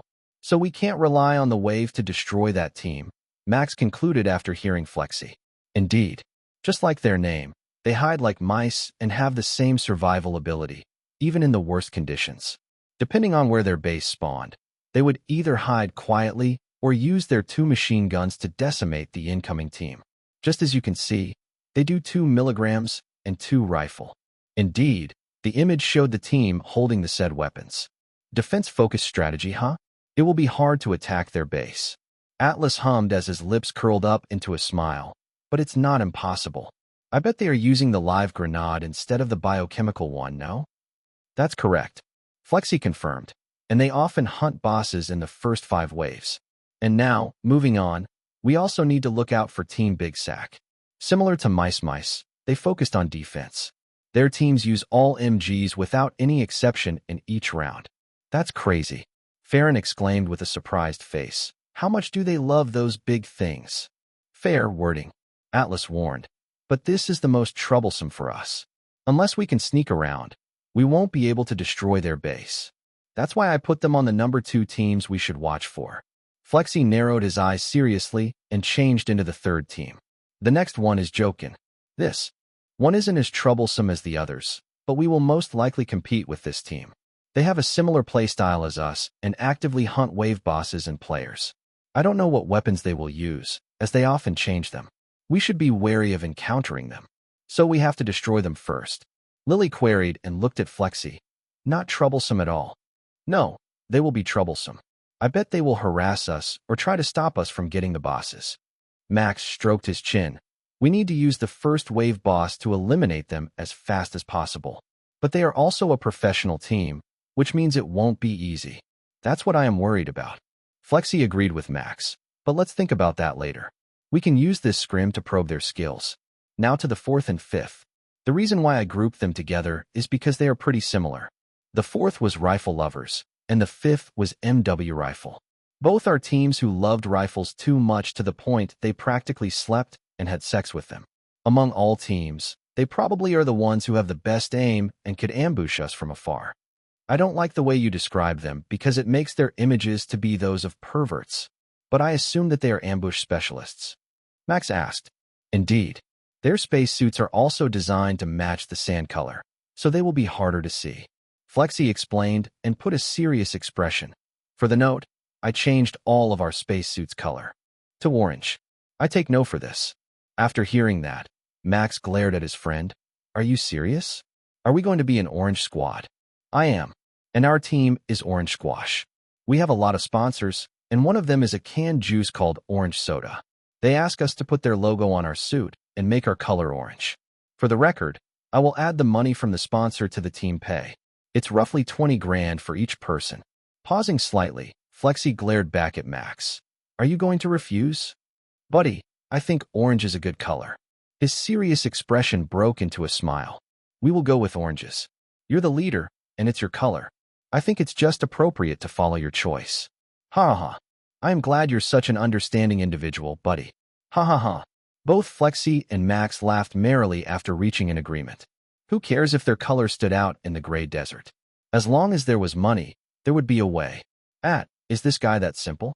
Does he love money so much that he's willing to have a disadvantage over other teams?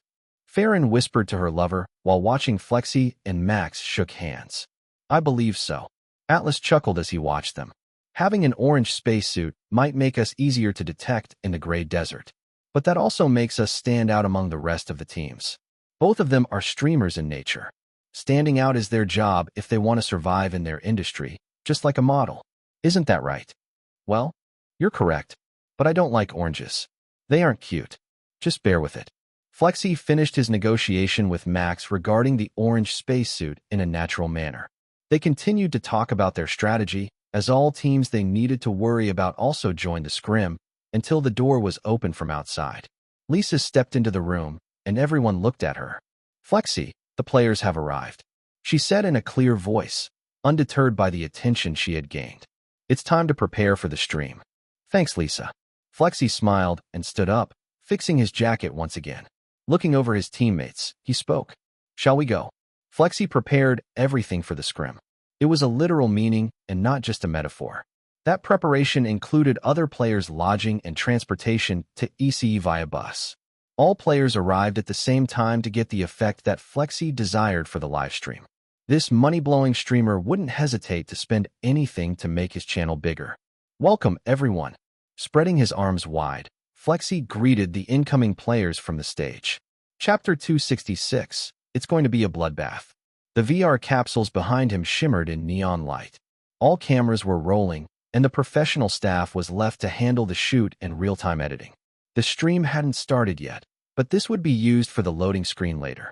Max stood behind Flexi with the other members, just as instructed. Silently, he watched the incoming professional players.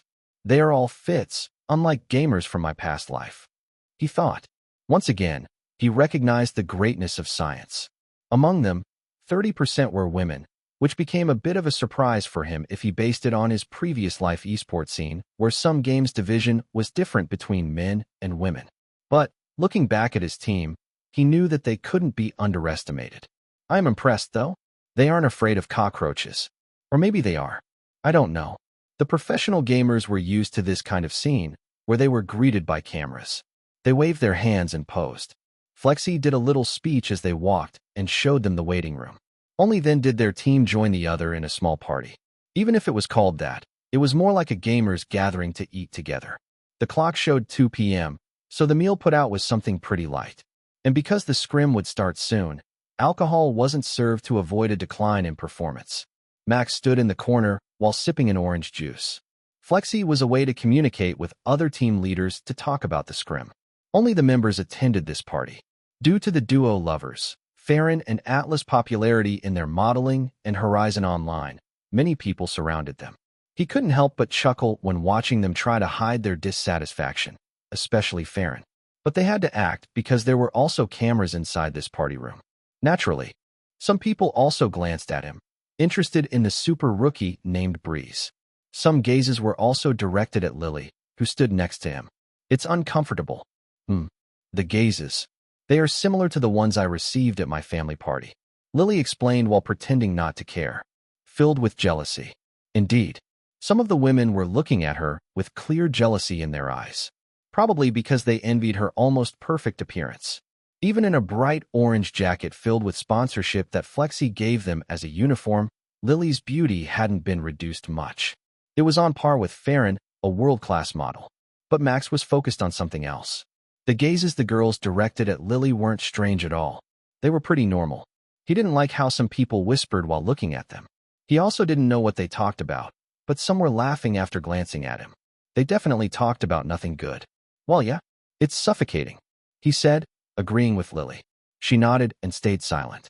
After a few minutes of silence and only drinking juices on the corner, four young men approached them. One of them had a striking appearance, blonde hair with black earrings on his ears. He was smirking confidently and looked extremely arrogant. Team Vorpal. Max secretly eyed them and read the team they belonged to, one of the favorites to lose in an early round. He added without changing his expression. They stopped in front of the pair, and the blonde-haired man raised his hand. "Hi, nice to meet you. I am Gallant, real name Evan George." He spoke in a flirtatious tone. "How are you, cutie? May I know your name?" A bright smile flashed, and he showed off his white teeth. From how he spoke, he was ignoring Max and only looked at Lily. The other behind him laughed openly.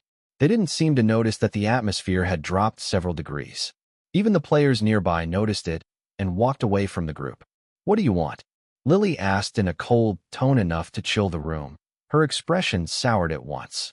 "Whoa, how wild." The man who introduced himself as Evan George chuckled, ignoring her venomous words. "Don't be like that, miss. You will develop a wrinkle on your lovely face if you are that sensitive. How about we share a drink and have a talk to get to know each other more?" His hand shot toward Lily's face. At this time, Max had enough. He stepped forward with a soft smile and blocked his hand for her. I think that's enough. She clearly doesn't want to be with you. Huh?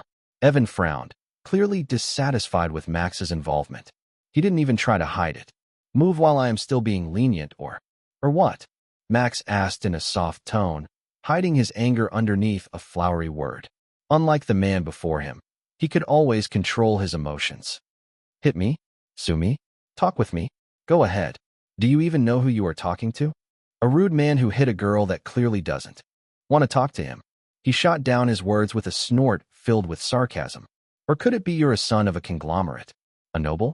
Or maybe a royalty? If so, please forgive me, your majesty. I need to tell you that what you did earlier was rude behavior that only a bastard did.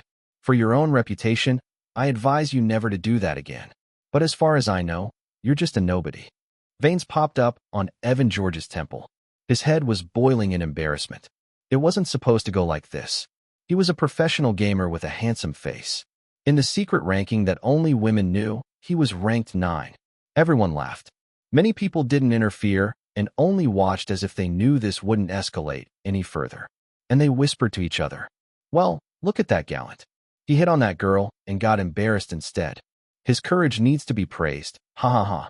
Even I try not to greet Breeze and talk to them because Lily Pixel looks like in a bad mood. Does he not know who she is? That's impossible. Anyone who follows streamers, or at least watches them, surely knows who Lily Pixel is. Too bad. Breeze stepped forward. While his words are harsh, he saved that boy from getting destroyed. That gallant is lucky Stone Sword didn't see this. He will say goodbye to his gaming career if that Siscon catches the drift of what happened. Unlike the angry gallant, his teammates were able to hear what other people talked about. Their faces paled. Hey, I think it's bad continuing this. Maybe you don't know because you just stepped into the professional scene for less than a month, but that girl is dangerous. Let's go. He patted Gallant's shoulder in an attempt to calm him down. Huh. Blinded by anger, the blonde-haired guy glared at his teammates. However, the other party looked back calmly. Just follow my word right now if you want to stay in the team. The leader will kill you if he knows you hit on a girl before an important practice match. Hearing that, Gallant clicked his tongue. Tisk. He glared at Max for the last time before walking away. I won't forget this. Their appearance and their disappearance were like those of a third-time criminal in a movie. Max's anger disappeared in the middle of their conversation. Gallant was just a clown. Still, that clown dared to bother them. His smile turned into a feral grin, but he quickly wiped it off and turned to Lily. Are you okay? She nodded and smiled. I was okay, but thank you. You're welcome, he said. Observing them from the sideline was Farron and Atlas. The platinum-haired girl who saw everything secretly texted her other friend. Farron, yeah? A nameless runt named Evan George, tag name Gallant, hit your sister. Breeze stops him, but I think that man will try to do something to both of them. I leave the rest to you. A mischievous giggle escaped her lips, and it didn't escape her boyfriend. What are you trying to do? Nothing. Farron closed the small screen next to her and smiled brightly at him. I just think there will be a bloodbath later. Atlas looked at her while holding on to the urge to sigh. Just don't get yourself involved directly, or Breeze won't be able to blow his steam. I won't. The party continued as if nothing had happened afterward. The couple joined Max and Lily and talked until the leader returned from their meeting and joined. And then, at 4 p.m., it's time. Chapter 267, Scrim Start. Ladies and gentlemen, welcome to Flexi Channel. We're with me, Grand, and Nature. This time, we have been given a chance to comment on the scrim. What do you think, Grand? This is an interesting concept, no? Flexi really blew his money out to prepare for this. Indeed, his preparation is also meticulous. He finished everything in less than a week, it seems. And this concept, which is proposed by Breeze, looks so interesting. I have to agree. But many people are still skeptical as to why they decided to hold this kind of practice match. They said this will expose team weaknesses. Haha, let me answer that question. The truth is, two hosts, Grand and Nature, started the stream when the scrim was about to start. They skillfully led the conversation to introduce scrim, the benefit, and why it was held, all while pushing Flexi into a higher moral ground to increase his popularity. Something like this was too much for a scrim. Even Max was surprised that the preparation was just like that of an official tournament instead of just a normal practice match. The rich are different, he thought as he looked at Flexi standing in front of him. They were waiting to enter the arena with other players. Naturally, their team was on the frontmost row, and as Lily was a reserve member, she wasn't among the line and had to watch from the spectator seat. And I just noticed because it wasn't there earlier, but his eyes drafted on the stage. Floating in the air, just right above it was a Spencer Company logo, a white heron inside a perfect circle. And sitting on the VIP seat was none other than Stone Sword. He was accompanied by a beautiful woman with blonde hair tied in ringlets. They seemed to have a pleasant conversation, and the former had a rare smile on his face. He didn't want to join and chose to become a sponsor instead. A smile crept onto Max's face. So his business in this city is a date with his fiancée and watching this scrimmage. What a difficult brother he is. At that moment, the hosts finished the idle chats. A staff member with an earphone was notified. He nodded before looking at Flexi. Please be ready anytime. All right. A simple confirmation was the answer. After that, he distributed a vial filled with red liquid to each member behind him. You can drink it.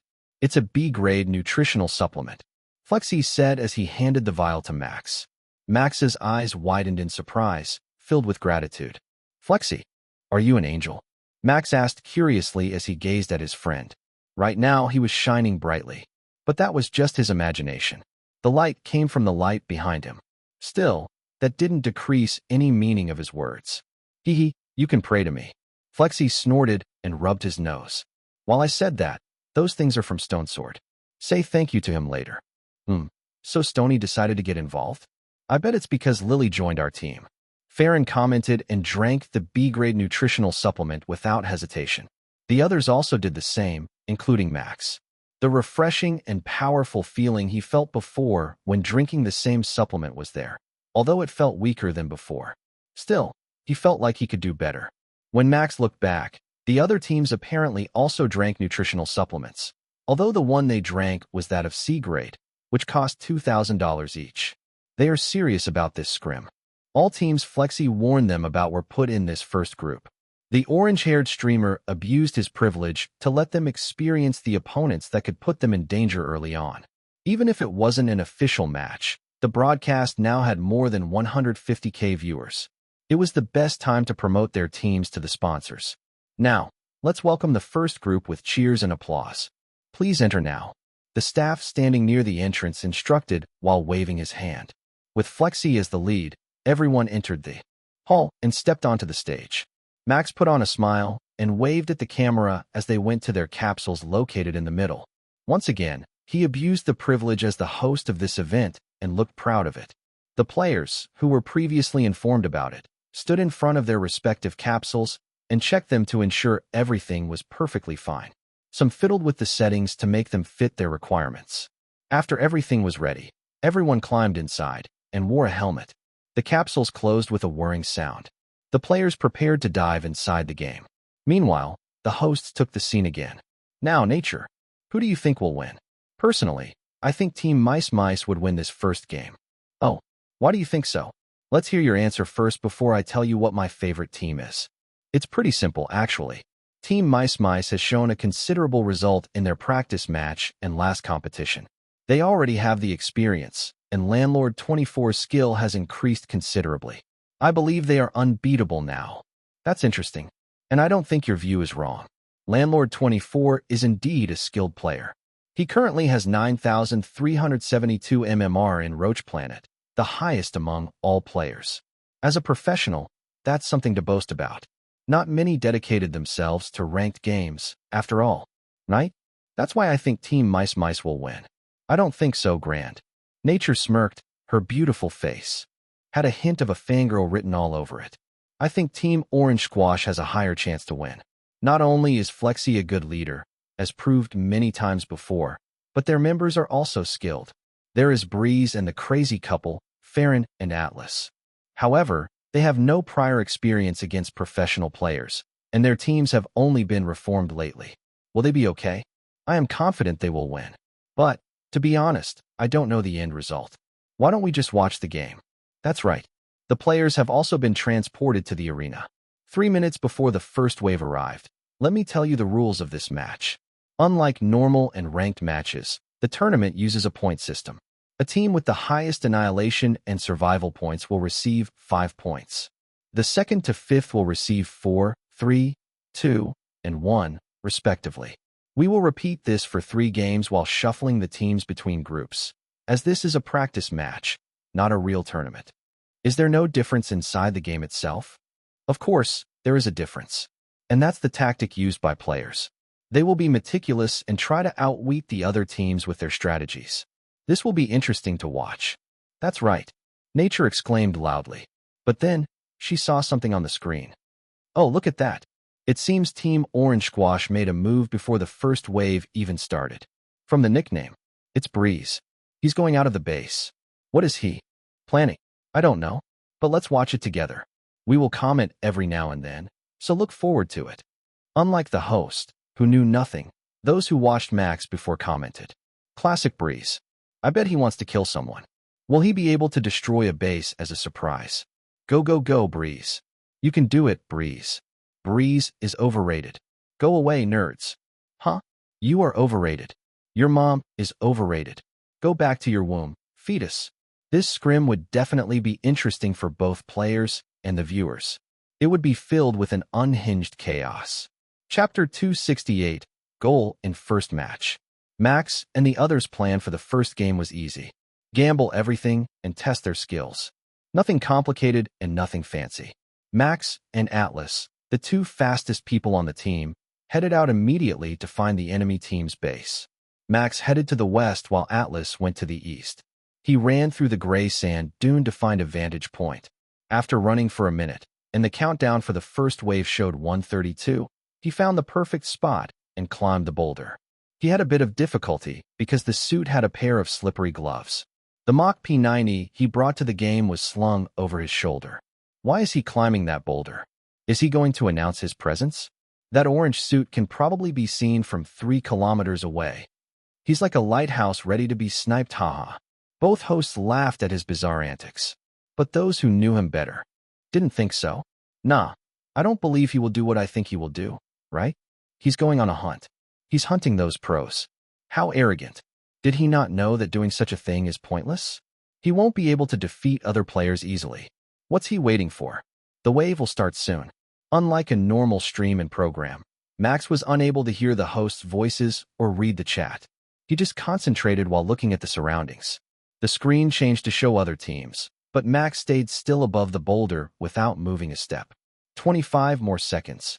After that mob train strategy with Atlas in the last practice session, Max found an effective way to find his enemy's base.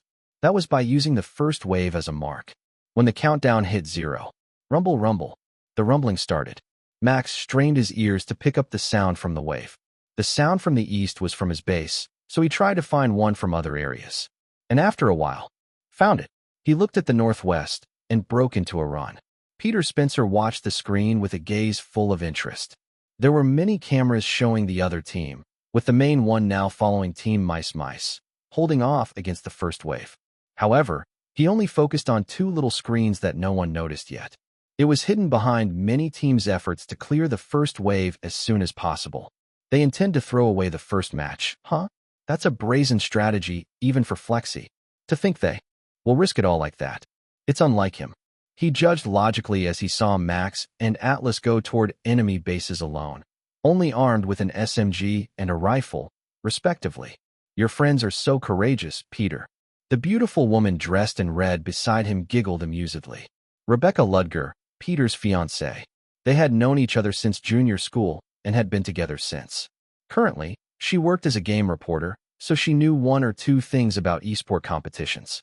Through her, he could control the media to help in case someone attacked the Spencer family or spread bad rumors about him and those he knew. Atlas aside, that Breeze is so cute.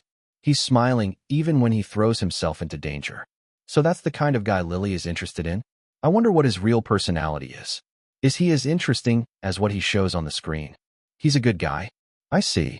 Rebecca nodded. He seems like a good boy. Their conversation stopped at that, and they focused on the screens. The first one to arrive at the enemy base while the first wave was still attacking was Atlas.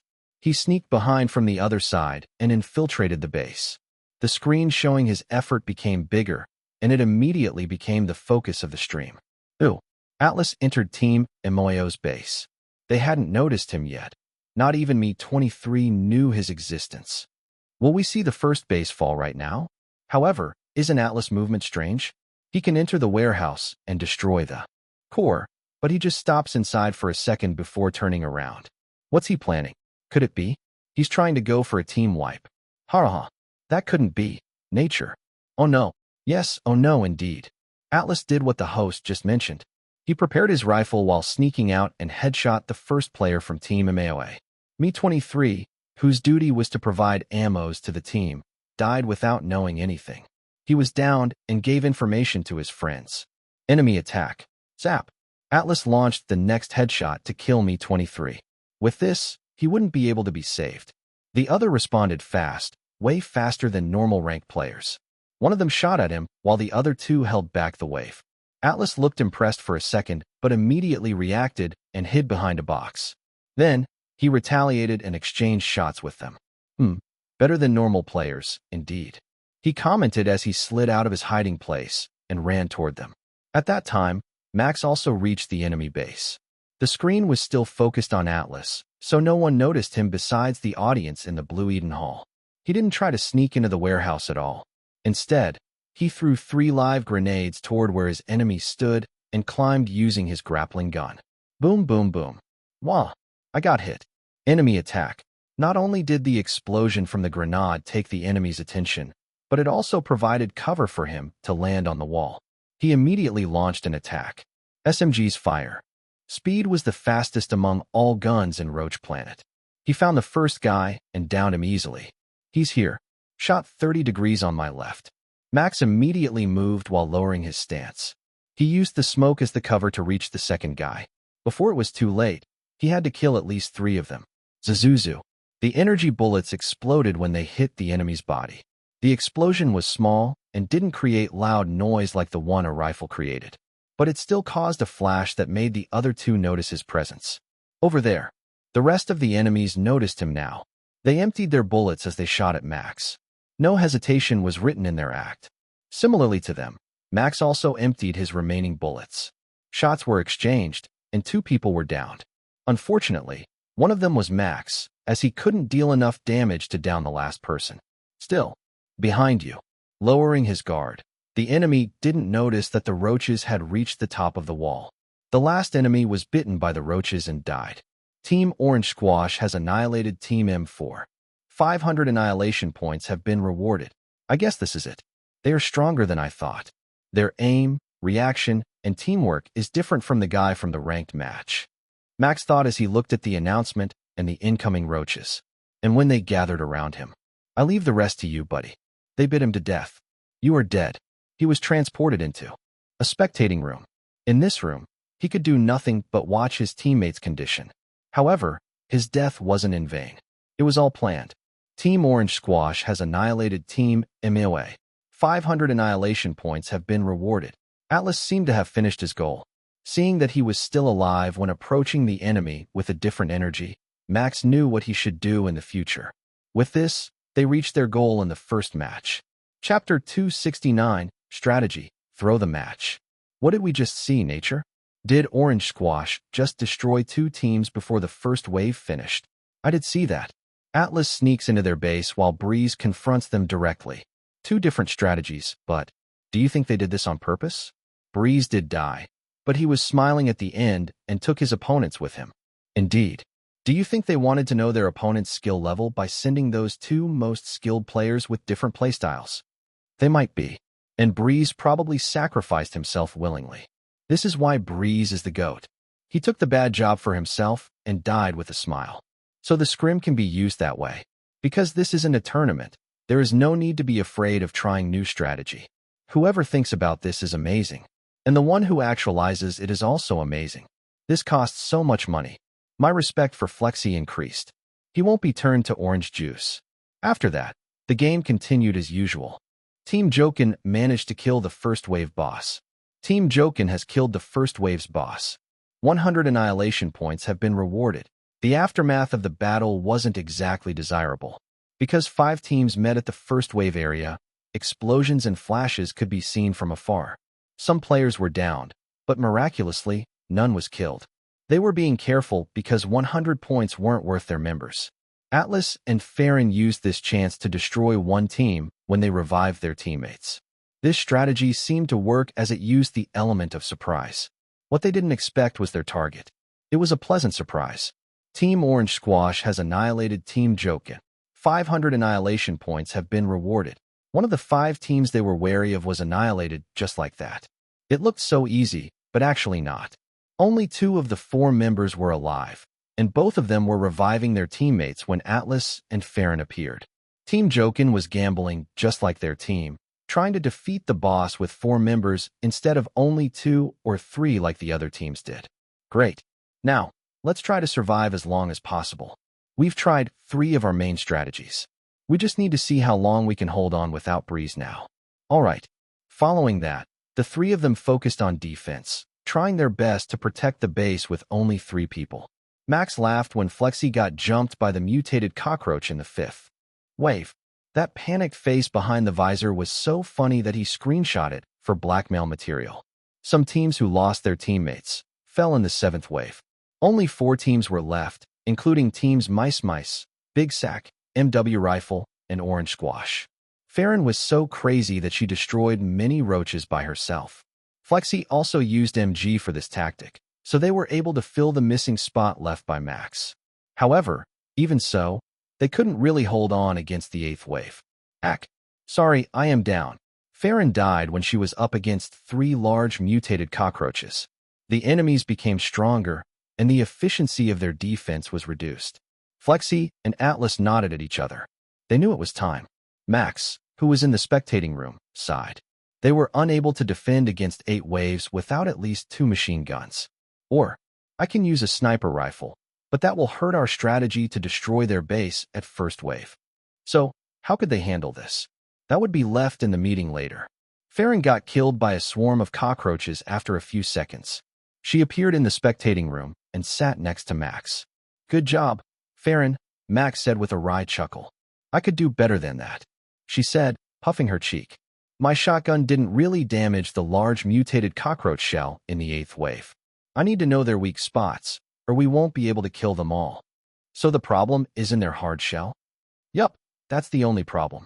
Maybe it will only be destroyed by repeated fire from MG or a single fire from a sniper rifle. Either way, it's too hard for a shotgun. I need 3 buckshot to destroy it, and I can't stay with one enemy for that long. Indeed, that was the main problem. Just as Max had thought earlier, he needed to try the sniper rifle. Or, there was a better way to handle this situation, although he didn't know the strategy's effectiveness. Lily can enter the match and take Farron's position. She's fast and uses a sniper, so that would be perfect. I will bring it up to Flexi later. The cockroaches ran over the base before long. They were eliminated in 4th place. The combined annihilation points and survival points they gained were around 8821, the highest they ever received because of the extra 4,000 survival points from surviving until the 8th wave. The next team to be eliminated was Big Sack. They made a mistake and were unable to handle the incoming 9th wave. The combined number of the remaining 8 waves overwhelmed them, and the 7th wave boss, who hadn't been killed yet, attacked their base. That spelled their doom. Soon, the 8th wave boss spawned near Mice's team base. This miscalculation destroyed their base core, and they ended up annihilated. However, their annihilation point was higher than that of the last team, MW Rifle. In the last calculation, the team placement based on combined points was like this. 1. Mice plus 5 points. 2. MW Rifle plus 4 points. 3. Big Sack plus 3 points. 4. Orange Squash plus 2 points. 5. T9 plus 1 points. 8. Jokin. 9 M4. 10 MUA. All players exited their capsules after the game calculation finished. Flexi was happy with the result and smiled brightly. They gained a lot from the first match. Not only did they find out about other enemies' skill levels, but they also found their weaknesses. The second group's first match would start soon. The players walked off the stage so the cleaning department could prepare the capsule for the next players. As for everyone who just finished the first game, it was a strategy meeting time. Let's talk in the back. We will change our strategy based on what we found out earlier, Flexi said, and everyone nodded in agreement. Chapter 270, Change in Strategy. When the team entered their private waiting room, Lily immediately greeted Max with a smile and handed him a towel. He received and used it to wipe his sweat. Lisa was also inside. The secretary had prepared drinks and towels for each of them. Of course, she didn't hand them in personally. She even asked Flexi to fetch them for his teammates. Farron helped Atlas wipe his sweat lovingly. Both of them were the epitome of what ideal lovers could be. And on the side, Lily began to imitate them, snatching the towel from Max and beginning to help him despite his unwillingness. What is this difference in treatment? The orange-haired streamer slumped his shoulders, looking at Lisa with a hopeful gaze. The secretary only looked at him coldly and pushed her glasses up. I am busy, so I will excuse myself first, she said before turning around. Breeze, if you whine, tell me. I will give you $100 for each report of Flexi's bad behavior. Roger that. Max smiled at Lisa and saw her leaving. That would be easy money. Buddy, you aren't serious, aren't you? Flexi groaned. Turning at Flexi, he grinned. What do you think? Ugh, $150 to keep you silent. Make it $200. $175. That's final. More than that will only make me broke. Deal. Hee. Nice to have a business with you, buddy. I will hold that promise. Don't tell Lisa if I ever whine in the future. I got you. Both reached an understanding and invited laughs from the other three. A little joke was nice to break the tension from the first game, and everyone understood that. They gathered and created a small circle. Flexi began to tell them what he gained from the first match and exchanged ideas. All of them agreed that the attack toward the enemy base at first wave should be done by at least 2 people to catch the enemies off guard. The other thing they agreed on was that they couldn't defend the base past the 8th wave. However, Max proposed something. I want to try a defensive strategy and put Lily inside the team for one time, with her using a sniper rifle with me. So our team will have 2 SR, 1 rifle, and 1 milligram. I think this will work. Can you give us the reason? Flexi asked as he seriously considered the strategy. Max proposed. Atlas and Farron also looked at him, waiting for the explanation. The problem we faced on the 8th wave is that there is not enough firepower. But if we focused on firepower alone by adding MG, our strategy to attack one base at the start of the game would be useless. That's why SR is a good choice, in my opinion. I am confident that holding SR will only affect my movement slightly. And we have proved that Atlas was enough to destroy one base alone if we're careful. So, I was thinking of supporting the first attack, and we can focus on defense after that. But what about me? Why should I take Farron's place? Lily, who didn't join the first match, asked curiously. If it's about attacking, isn't Farron and Atlas enough? You can stay with Flexi to defend the base. The wave boss. Flexi raised his voice in realization, and Max nodded. Our opponent teams can't handle the wave boss from the 6th wave onward.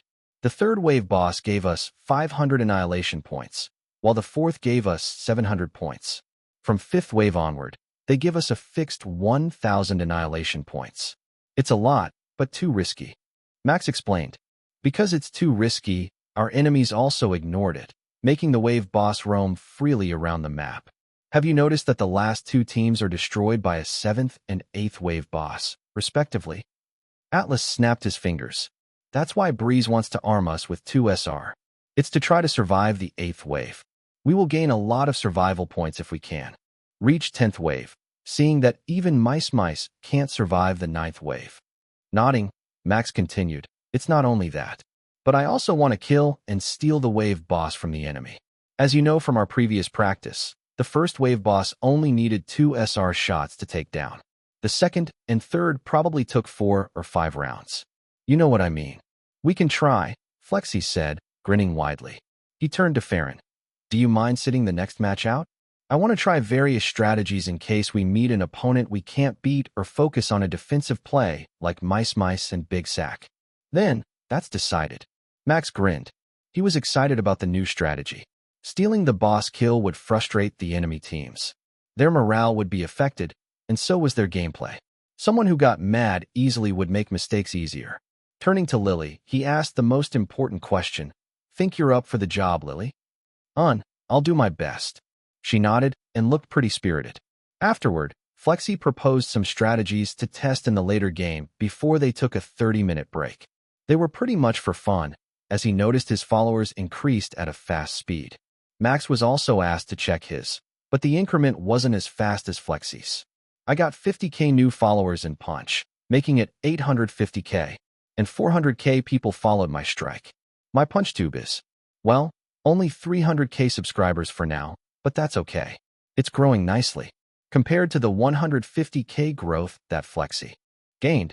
Even when he already had 1 million followers, 50k was just not much. The main reason was that he didn't stream this scrim. At first, he planned to stream it, but after watching his friend's effort, he decided not to. I don't want to bother Flexi with a chance to grow his channel more. It wasn't all bad for him, considering his name was still included in the description along with the others. And if Flexi had more followers, he would definitely be affected, as they were seen as a pair of friends and often streamed together. Max walked down the corridor behind the stage near their waiting room. He noticed Lily sat on a box while sipping orange juice. He approached her and asked, "Are you nervous?" Lily looked at him and nodded, slightly. Her hands moved non-stop, showing how nervous she was. That's rare. It was pretty surprising. Lily being nervous? Max never saw her like that.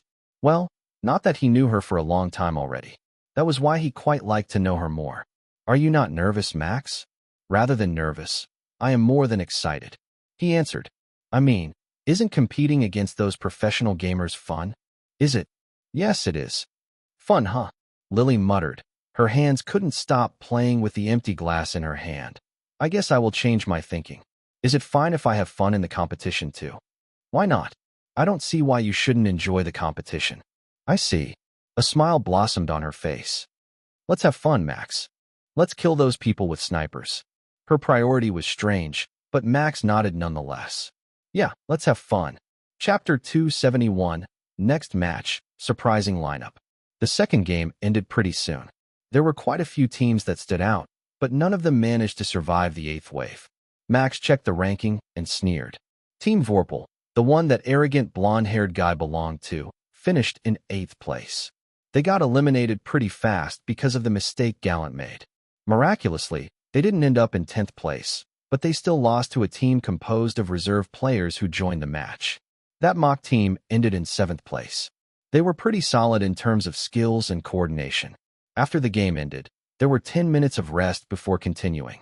Unlike the scrim in his past life, where people could continue the game just right after one match, this world was different as the game was a full dive VR. It took immense stamina just to finish one match. Of course, professional players could play more than 6 hours without a problem, but the rest was given not only for them to regain their stamina. It was also given so they would be able to strategize and have self-reflection for the weaknesses they discovered in their team. While the players were resting, the host continued the show. It was an exciting moment many viewers were waiting for. "It's shuffle time." "Oh, team change. Team change. I see. The group is different every 2 games, so the teams could go against each other. Good rule. This way, all teams could go against different opponents and try their new strategy. Teams could also have a change in their players, letting the reserve member to play and test their coordination." "Exactly." After reading them, Nature exclaimed and agreed with the chat. "This is all Flexi's idea. We will mix and match all teams until everyone is satisfied. There will be 6 official scrim matches today, but that won't be the end of it. All teams could hold a match anytime until tomorrow. It's the perfect place to learn and perfect their coordination. Right? In fact, our host today also changed their player. The previous player, Farron, is resting for the next match, and she will join us to comment on the match," Gran said, and the camera revealed Farron to viewers. "Hello? Ha ha ha. I will join the host for a while. I hope I don't impose." "Farron, Kyashi's so beautiful. Please don't show the match. Show them. I can watch Farron and the host forever." "Fufufu. I know you want to watch me, but the match is important, you know?" Farron said. "But well, let's shuffle the teams. Can I do it? I just need to press this shuffle button, right?" "Please, feel free." Nature gestured for her to press it. "As much as I want to press it, I will let you do it." "Hee hee, I will press it next." Grand rubbed his nose and played coy. "All right," Farron exclaimed with high energy and pressed the shuffle button. Beep! A large screen hovering above the stage moved. All teams were shuffled for a few seconds before stopping. Max looked at it and whistled. Team MW Rifle and Team Mice are still with us, but the others are different. He thought, his gaze going to the team under theirs. And Team Vorpal is also with us. Well, isn't this perfect? Max retreated into the waiting room after seeing the result. In fact, he didn't need to watch it directly, as he could see the shuffle through the live stream. However, for some reason, his feet brought him here. It's more fun seeing it by myself, he thought as he hummed a song from his past life while walking back. The waiting room was just around the corner. He turned in the intersection and halted. Someone was in front of him, blocking his way. Huh? What do you want? That someone had blonde hair and a familiar face. It was Gallant, or Evan George. He suddenly raised his chin as soon as he saw Max. What do I want? Let's just ignore him. Max mused in his mind, amused by this third-rate villain show. It's so cringe that he asks that. What does he think he is? A young master in a fantasy novel? And what did he want me to answer? Fight him? I just want to walk back, idiot. Ignoring Gallant, Max walked around him and continued to the waiting room. Every rational individual did this, but apparently, that rationality escaped the arrogant boy's mind. Don't ignore me, bastard. Even so, Max didn't stop. He just hummed and walked away. Hey, once again, he continued. Eventually, he heard a tongue click and a mutter from behind. Coward, that was fine. A curse and provocation from someone with no brain wouldn't affect him. Instead, it felt like a melody in his ears. We will meet in the match if our bases are close to each other, anyway.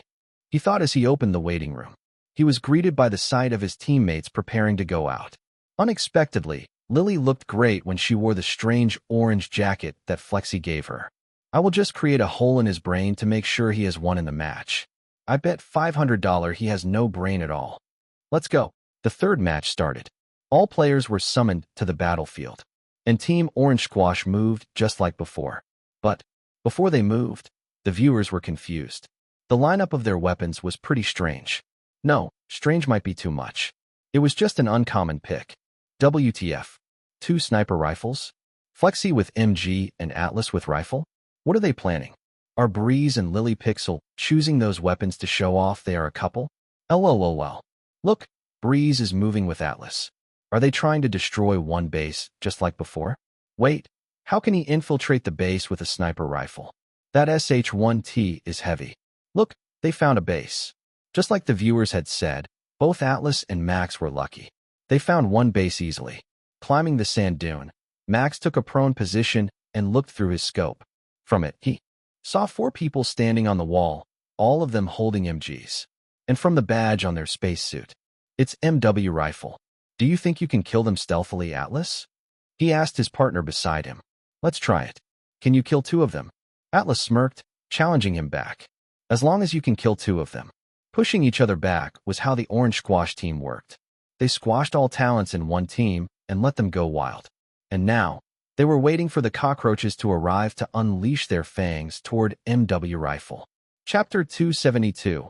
Isn't this strategy working better than expected? Max positioned himself on a boulder northwest of the base, meaning he could move either north or west depending on where the wave spawned. We're lucky, Atlas commented. Indeed, they were pretty lucky, because the wave appeared from the south, the opposite from where they were hiding. I am going now. We will start with my signal. Got it. As soon as Max replied, he saw Atlas run through the gray desert in a stealthy way. He didn't even create a big cloud of dust. From afar, his movement wouldn't be seen clearly.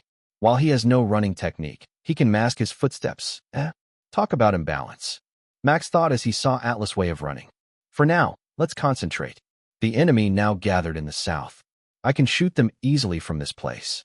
In just a few seconds, Atlas had positioned himself behind the base, hidden from other enemies.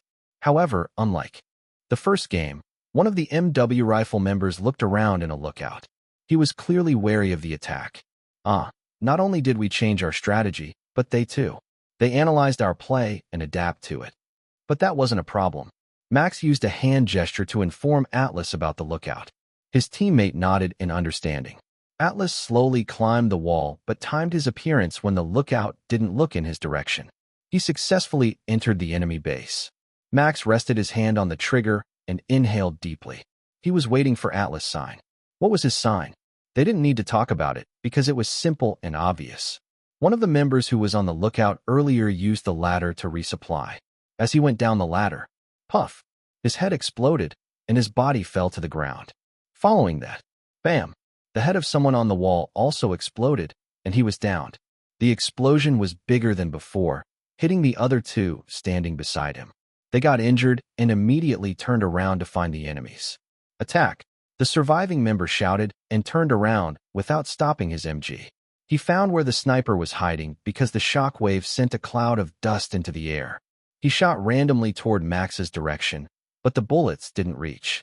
He was too far and was out of the MG's fire range. Shit, it can't reach him. We need to hide. Grinning, Max shot another bullet toward the guy who tried to shoot him. The bullet grazed the man's hand, but that was enough. Bam! The explosion engulfed him whole, and he got downed immediately. The last guy jumped down the wall, trying to hide from the sniper. However, what he met was a muzzle from a rifle instead. Too bad. Zuzuzuzu. Bullets riddled his body and killed him immediately. After the last guy was downed, everything crumbled into gray sand, the corpses and the base. Team Orange Squash has annihilated Team MW Rifle. 500 annihilation points have been rewarded. Seeing the notification, Max rose from his prone position and wiped the sand off his orange space suit. He waited for Atlas to go together and find the first wave boss after this. While waiting, he looked at the direction of the base. I wonder if Lily is doing well. Ha ha ha ha. Die. Zoo.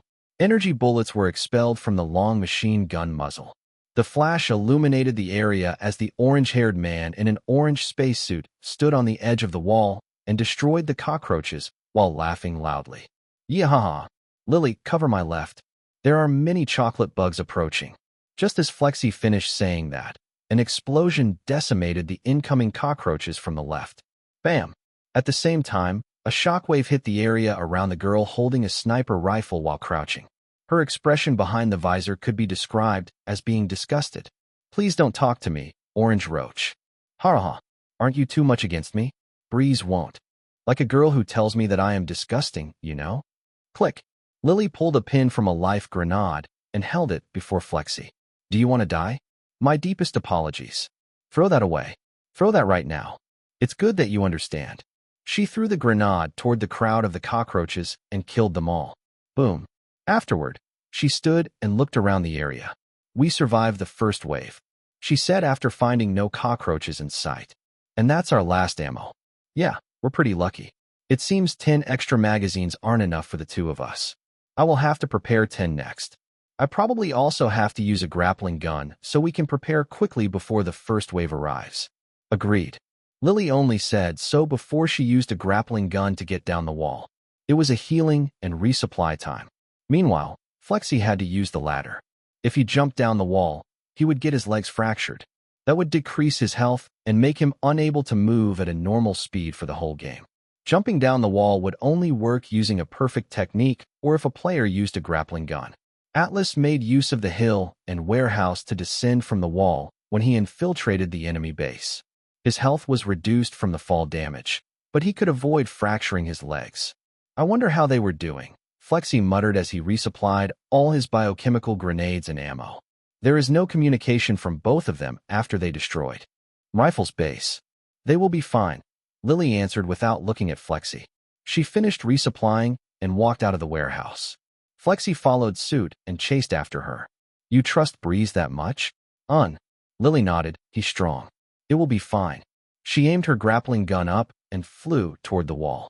Watching her, Flexi could only laugh wryly. It seems she still hasn't opened up to me. Or is this her usual attitude toward other people? How strange. She only changed her attitude when Breeze was around. Well, maybe not strange. They liked each other, after all. He slowly climbed the ladder and reached the top of the wall after a few seconds. Just as he stepped on the solid wall, Lily had already unloaded her magazine and went to the warehouse again to get more. At that time, Team Orange Squash has killed the first wave's boss. 100 annihilation points have been rewarded. The notifications rang, followed by a pretty familiar voice. Kill steal success. We're coming back, leader. Putting his hand on the communication device, Flexi couldn't help but grin widely. Roger that, buddy. Have a safe trip. The communication ended just like that. Looking at the gray desert around him, Flexi let out a sigh. Isn't this strategy working better than expected? A shiver was sent down his spine. This was too scary. Nothing ever worked this well before. Forget it. We can win, so let's not think about anything else. After unloading his magazine, he turned around and saw Lily landing on the wall. A smirk was apparent behind the visor. See, she only said that before unloading her ammo and jumping down the wall again. Cheeky girl. She's so similar to her brother. In terms of saying a few words, why can't they express themselves more? Like, speaking a bit more so people won't misunderstand them. Sighing, Flexi went down the ladder. Truly, his team was strange yet strong at the same time. People would ask whether it was a blessing or a curse. For Flexi, however, he considered this a blessing. Why? Because it's interesting this way. He laughed loudly like a madman, which Lily saw. After that, she distanced herself from Flexi, calling him creepy. Chapter 273, third and the most exciting match. Second wave. I am going. Max left after the wave ended, positioned himself a bit away from the wave boss, and stole the kill. Team Orange Squash has killed the second wave's boss. 300 annihilation points have been rewarded. An SR proved to be really good at annoying other teams from afar. After he got the boss killed, Max also managed to down one team and made them run for their money as other teams tried to annihilate them. Third wave. A similar thing happened. Once again, Max stole the kill and gained 500 annihilation points. This time, every enemy around the boss was furious and desperately chased after him.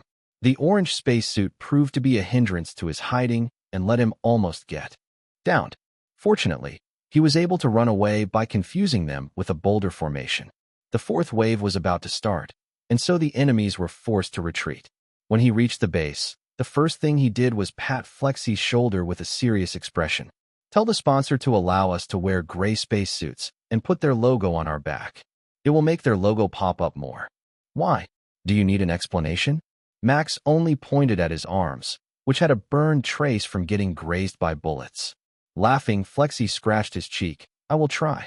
On the fourth wave, the enemies became cautious.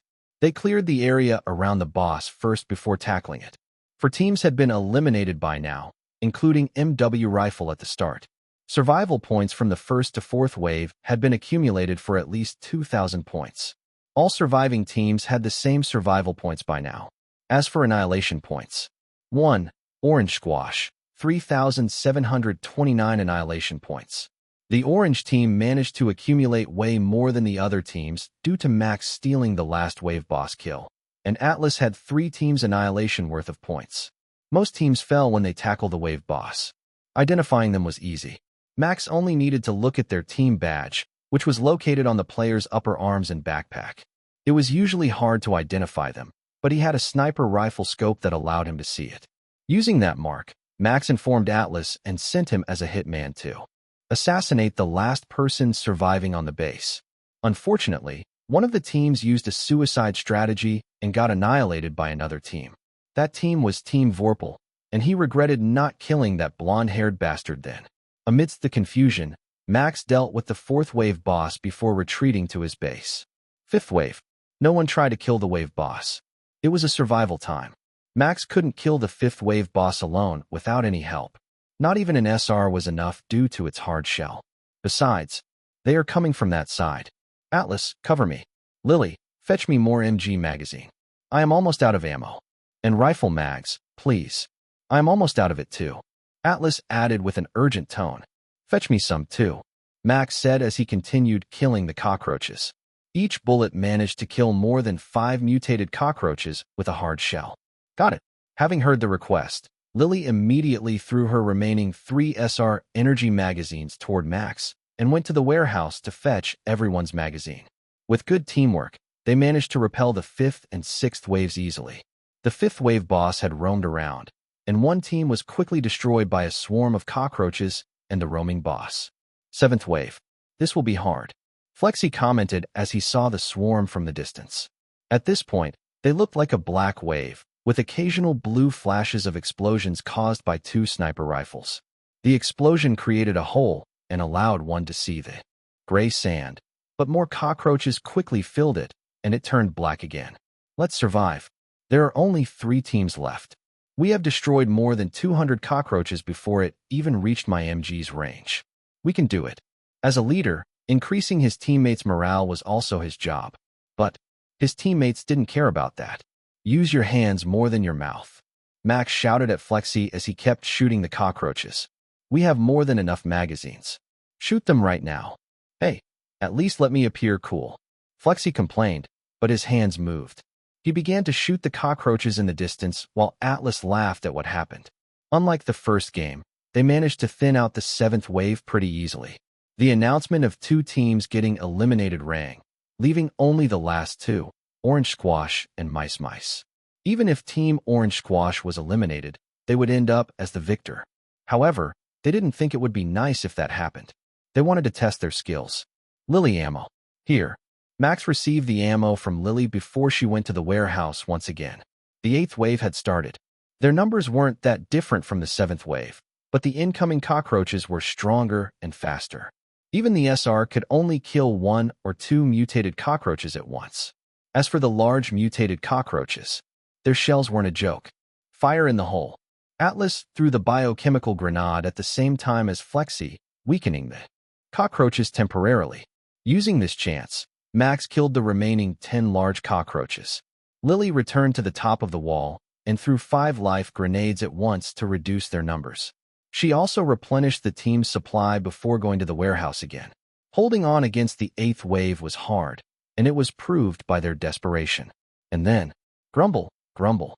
The ground shook. Shit, we're unlucky. From afar, 2 wave boss monsters appeared.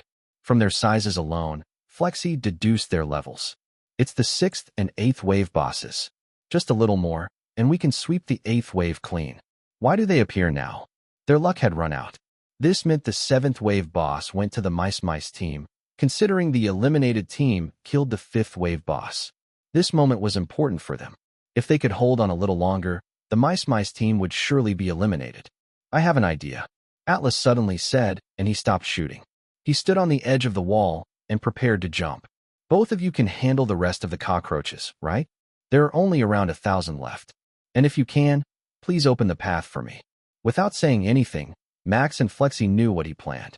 Yeah, go for it, Max said as he threw a grenade and shot his sniper 3 times in a row. Explosions followed suit, and a path clear of the cockroaches was created. Atlas grinned and jumped down, sliding down the wall to reduce the impact. The blonde-haired man ran toward the bosses and shot his rifle at them to gain their attention. With a precise aim, he managed to hit their eyes, aggroed them, and ran toward the direction opposite the base. The bosses opened their wings and flew, chasing after Atlas. This would give them time, for sure. When Lily returned, Max explained what happened in a few words and asked her to help defend the base. A few minutes passed, and the 8th wave was cleared. In a few seconds, the 9th wave would arrive. At this moment, Atlas' voice rang through the communication device. We win. Atlas' vital sign turned black as soon as he said that. Max and the others couldn't understand it at first, but the notification made it clear. Team Mice has been annihilated by a swarm of cockroaches. Match over. Following the announcement was the ranking of each team, and based on the combined points. 1. Orange Squash, plus 5 points. 2. Mice, plus 4 points. They managed to sit on top of the ranking while breaking their record of surviving the 8th wave. Yeah, we won. Huh? Flexi shouted loudly while letting his machine gun rampage, shooting it toward the sky. Meanwhile, Lily jumped toward Max and hugged him. Her happiness made her forget where they were. No need to mention it. Lily's face flushed pretty red when she climbed out of the VR capsule, and she was unable to look at Max for a while. Chapter 274, Scrim Result, and Secretly Handsome Lair V.2. While the team celebrated their first victory and went out of the stage, someone in the audience seat also enjoyed what they saw. Fufufu, that's so cute. Lily is so assertive. Rebecca giggled and turned to her right at her fiancé. You don't need to put on that displeased face, Peter. Didn't you say you will support her? I did, but it's still irritating. Even more so when someone is trying to hype it up. He commented and looked at the host table. A certain platinum-haired girl was speaking excitedly with a big smile on her face. Hiya. Lily Pixel hugged Breeze after they won the match. Fufufu, they are so cute together. A power couple, just like me and At. I hope to see more of their shenanigans together. I agree. I am now their fan. Is there any fan club? Please invite me. Nature, as a professional host, added excitedly. Half of it was due to her job, and half of it was because she genuinely wanted to watch them more. There is. I will invite you later. Farron answered, and it caused chain reactions from the viewers. Yikes, cringe. Cringe your 4SS. You're just jealous of their relationship. No, Maidenless Breeze is no more. But, please invite me to the fan club. I will change enjoying Breeze to enjoying Breeze x Lily later. I am the mod. Cough, Farron. As a self-proclaimed fans, please invite me too. Seeing the comments and the hosts act, Rebecca giggled louder. She couldn't help but be happy too. Just don't interfere with them too much, or I will be angry. You know, I promise I won't, Peter said as he looked at the time from his smartwatch. Seeing that it was almost 8 p.m., he narrowed his eyes. It's time for us to leave. Is that so? What a shame, I want to watch more. Rebecca answered with a sigh and stood up. She held Peter's hand and let him escort her out. We can watch in the car, Peter said in a soft voice. This business is important to keep the bugs away from our family. Fufufu, still the same overprotective brother as ever. Do you really plan to take over Greenleaf Company, owned by George family, just because of that small talk? I already planned to take over a long time ago because our company has a new project to create a specialized capsule. Someone gave me a reason to take over them faster than planned. Is that so? Then, do you need me to spread that footage? I believe we can lower their value by a few million with that alone. Don't. Peter immediately shot down the idea and narrowed his eyes. A few million isn't worth showing off my little sister getting hit by an arrogant boy who doesn't even remember our faces. Besides, you also don't want that, no? Fufufu, of course. I was just joking. Never in my mind would I think of using our cute little sister as a chip in this world. She deserves to be innocent and have her hand clean from our dirty job. That's right. Everything moved pretty fast after that. The 4th to 6th games were pretty much the same. And most teams were trying to apply Orange Squash's strategies, only to fail because they didn't have what it needed to pull them off. After the 6th game was over, Flexi gave a short speech before the stream ended and showed many sponsors that made this program possible. And at the end of his speech, he bowed and left after saying that all teams were winners. Everyone who joined expressed their gratitude and a positive result for the scrim. The tag scrim and Flexi became trending on Strike. Some people who wanted to join but were unable to due to their team's decision expressed their regret. Damn, if I knew it would be that fun and productive, I would try to convince my team once more. Now I regret not joining the scrim. There are many factors that I want to say, but I will focus on one. I wanted to turn back time and join the scrim. Many teams grow just from this scrim alone. With their skill levels similar to each other, it fueled their competitiveness, blah blah blah blah. No one denied the fact that teams that joined the scrim got stronger, especially in the 6th round. Team Mice managed to survive until the 10th wave by replacing one of their rifles with an SR, imitating what Orang Squash did. MW Rifle, who loved rifles and specialized in ambush, also tried a defensive strategy using machine guns. Unfortunately, in the 3rd match, they could not respond quickly due to their change in weapon and were annihilated by Max and Atlas. But Strike wasn't the only place where this scrim became big. A certain secret community was on heat for another reason, which wasn't too far from the scrim. This community's members were all girls who loved spicy stuff, mainly forbidden relationships between two streamers. Their love for brother romance was too much to the point they often made a fantasy about them. However, a rare thread appeared today. Pics of Breeze and Lily. Hot stuff? No matter how much they loved spicy stuff, they also liked something wholesome. The thread starter posted many pics with a certain caption. Rare stuff. I managed to steal some pics from the live stream. And the highlight is, of course, this. Hugging.png. Lily is so innocent and cute when she hugs Breeze. I am jealous, but I will forgive her. After all, we are just fans. Breeze x Lily for life. This is art. So wholesome. Vice leader. Look at her smile. She is genuinely happy with the win. And this is when she came out of the capsule, attached image.jpg. Her face is so red. She's blushing like a maiden in love. No, She's not like a maiden in love. She's a maiden in love. I can look at them for a whole day. Not even a romance drama. Is this wholesome? They are pretty cute together. I am rooting for her. And I will allow this post here. You don't need to delete it. Leader. Me too. Me 3. Me for life. Leader. You're the best. Thread starter. Let's use this thread to post their wholesome pic in the future. Agree. Let's do that. Good idea. The rule of the secret forum was void for a day. This thread became additional content in secretly handsome lair. As for the new member who had just joined, her face couldn't help but turn red when she read the thread. She typed a message in the thread with trembling fingers. Please, don't torture me with more images, Lily Pixel. The girl is here. You're so cute. I am rooting for you. You can do it, Lily. I am on your side. Leader, please tell us if Breeze is doing something. We will protest against him together. Vice Leader, welcome to heaven.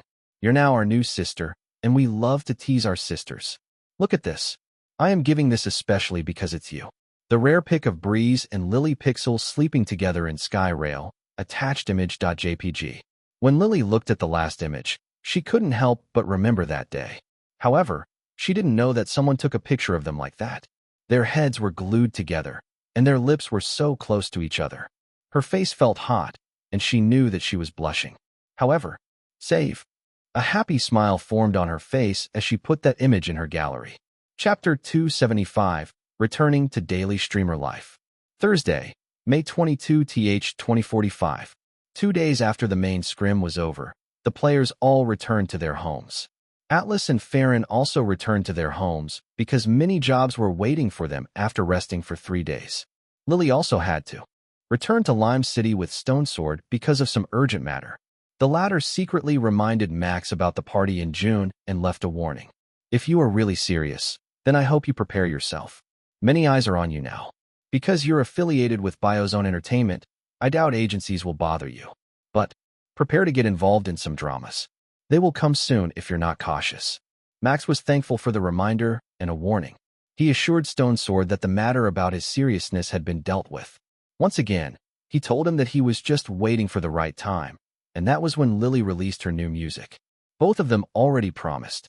Left behind in New Eden City, Max was currently facing Michael, his new assistant in Biozone Entertainment. The man suddenly asked to meet because there was something to discuss. They met in the CAF in Biozone Hotel's lobby, where Max stayed. As soon as they were seated, the black-haired assistant immediately cut into the case. There are sponsorship offers. In total, 3 companies are interested in you, but I believe we can only take one because the terms and product they make are similar. Max was dumbfounded. He thought Michael wanted to talk and converse with him to deepen their relationship and continue their conversation from the past about ad preference. However, what Michael talked about was beyond something Max could ever imagine. A sponsor? Me? I just started streaming on April 5th. And it's not even 2 months yet. And I get a sponsorship offer. Usually, a newbie streamer wouldn't get a sponsorship offer. In this world, the terms sponsorship and ad offers were truly different. The former was a long-term contract, which 2 sides, the company and the streamer, agreed on. For example, the streamer had to use the company product each time he was live streaming. They usually also asked them to display it on the live stream or PunchTube video for a few seconds. And if the product was sold using the unique link given to the streamer, then he would get a part of the revenue. Of course, there was also a signing bonus and support from said company. An example would be Flexi's program. He managed to get sponsors from Scrim and not for himself. It was probably a short-term contract, but the benefit was massive. For a long-term profit, a sponsorship was truly beneficial for a streamer. The problem here was, how long is the contract? What are those companies' products? And what kind of endorsement should I do for them? The terms. Depending on it, Max probably would refuse. Sponsors who approach me this early will usually undervalue me. I don't need to be too rash, as I can probably only sign with 1 or 2 sponsors as a newbie streamer. And I can't endorse a brand with the same market, so I must choose carefully. Let's start with their product, Michael said, putting on a serious expression. All 3 companies dealt with a gaming product.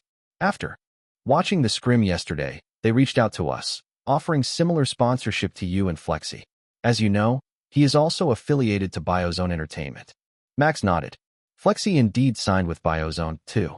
And the fact that he also got an offer only meant one thing. So it's not because of me, but because I was affiliated with BioZone Entertainment? He laughed dryly in his mind.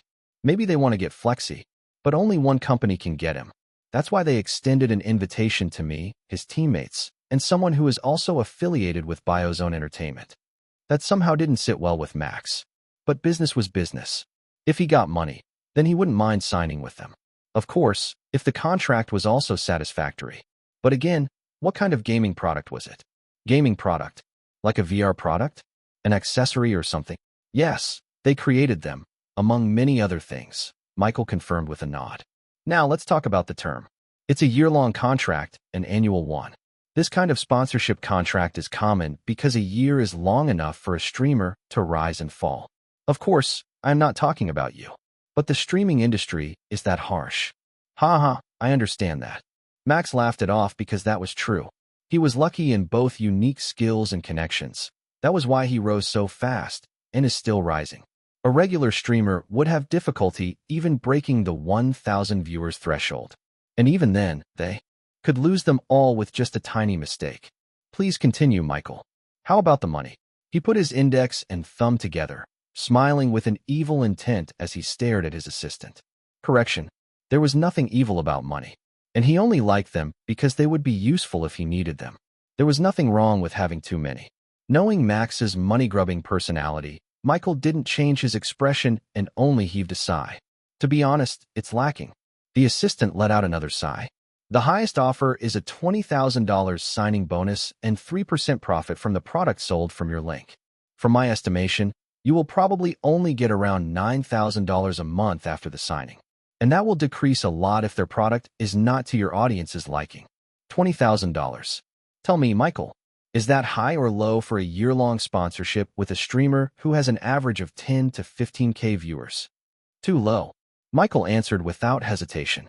Usually, a streamer of that caliber would be given a $30,000 signing bonus. But what's important here is the profit share.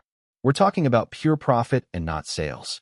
The lowest that streamers usually get is around 5 to 10% profit. That's the main target of the sponsorship contract. Besides, the clause in the contract has you to promote and use their product. There is nothing that says a separate pay for that. So you're essentially promoting their product to get the profit only. It's a scam contract. 2. Think those companies dare to send this to you. It's embarrassing. To me, Max caught a certain word and chuckled. So Flexi contracts have different content. I remembered you said they also sent sponsorship offers to Flexi. Is it different? Yes. I don't know the details, but the sponsorship offered to him is rational. I mean, it is still within common sense and within an acceptable range. As expected, receiving a sponsorship contract offer as a newbie was indeed still strange. So they did change the contract slightly. The way sponsorships worked here is slightly different from my past life. The clause and benefit are also different. I am glad I have an assistant already now. How about the other two?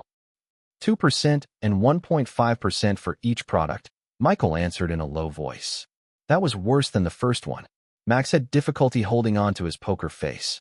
His flying time was indeed not that high yet. But to think the companies would blatantly try to use him like this. Please refuse them. They weren't sincere enough and looked down on him. He knew his value well. Even he could get offended. It's not like when I signed with BioZone Entertainment or joined those programs. I got to spread my name using those programs. But this, it will only bring them profit. There is nothing to gain from them. They will only use my name to promote their product. And if they try to increase the term, please tell them to forget it. Hearing his answer, Michael finally smiled. I will do so, he said with a proud expression. Then, how about ad offers? I found 2 that you might like. Oh, Max raised his voice pleasantly. It seemed like this was the main topic for today. What are they? It's this. The assistant opened 2 screens filled with information about the ads. Please choose them. Or if you'd like it, you can take both. Max was curious and read them carefully. And when he finished, his lips curled up into an excited smile. Now, this is what I call being sincere. Please accept both of them and negotiate the schedule. As long as it's not around May 29th to 31st, I will be available. Very well. Please leave the negotiation to me. I will bring good news soon. I am counting on you, Michael. Thanks in advance. Ha ha ha, it's my job. Please don't worry about it. Afterward, They talked about the ad and Max returned to his room to rest after having an early lunch. When he was inside, he called Flexi to ask about the sponsorship from the 3 companies he received because he was curious. But the answer he got from his friend wasn't something that he had expected. Well, they don't look fun, so I rejected them. I am glad I did because they seem like companies that use streamers as if they are tools. Ha ha. Thank you, buddy. I will put them on my blacklist. Instead of the fact that Flexi casually said he would blacklist the companies, Max focused on the other things he said. This fucking insane man rejected sponsorship offers because it wasn't fun. Once again, common sense didn't seem to apply to Flexi. Chapter 276. Nurturing Plan and Secret Reward. A man with glasses was looking at a young employee standing in front of his desk in a certain office. They looked at each other before the former asked, "How is it?" He refused. The young employee, Michael, answered with a serious expression. However, he accepted the 2 ad offers I chose for him. The commercial shooting will start in June. I see. Mr. Taka smiled as he laughed merrily. That's good. I don't think he will refuse. This is good. As expected, he was only desperate to get money because he got none. I am glad he has enough money now. We can focus on nurturing him as a streamer more. A misunderstanding. If Max was here, he would tell Mr. Taka that his love for money wasn't less than before. Breeze has indeed grown. I will choose a more appropriate first sponsor for him soon. He deserves better than those 3 companies. Michael said, his lips curled into a smile. May I send a proposal for a sponsorship to one of the companies that have a close tie to Biozone Entertainment? I will send you the list later. Some already inquired indirectly. You will be able to get their contract easily. Mr. Taka nodded in agreement, moving on. How about that? That, manager? A grin formed on Michael's face. They have reached out to us, and I already get the invitation. However, I plan to keep this as a surprise for Breeze. He has many on his plates right now. I want him to focus on the incoming competition and commercial shooting. Good decision. The marketing team manager praised with a calm tone. Let him focus on that for now. That will be held in July, 2 months from now. Tell the team responsible for our streamers to prepare a promotion for him.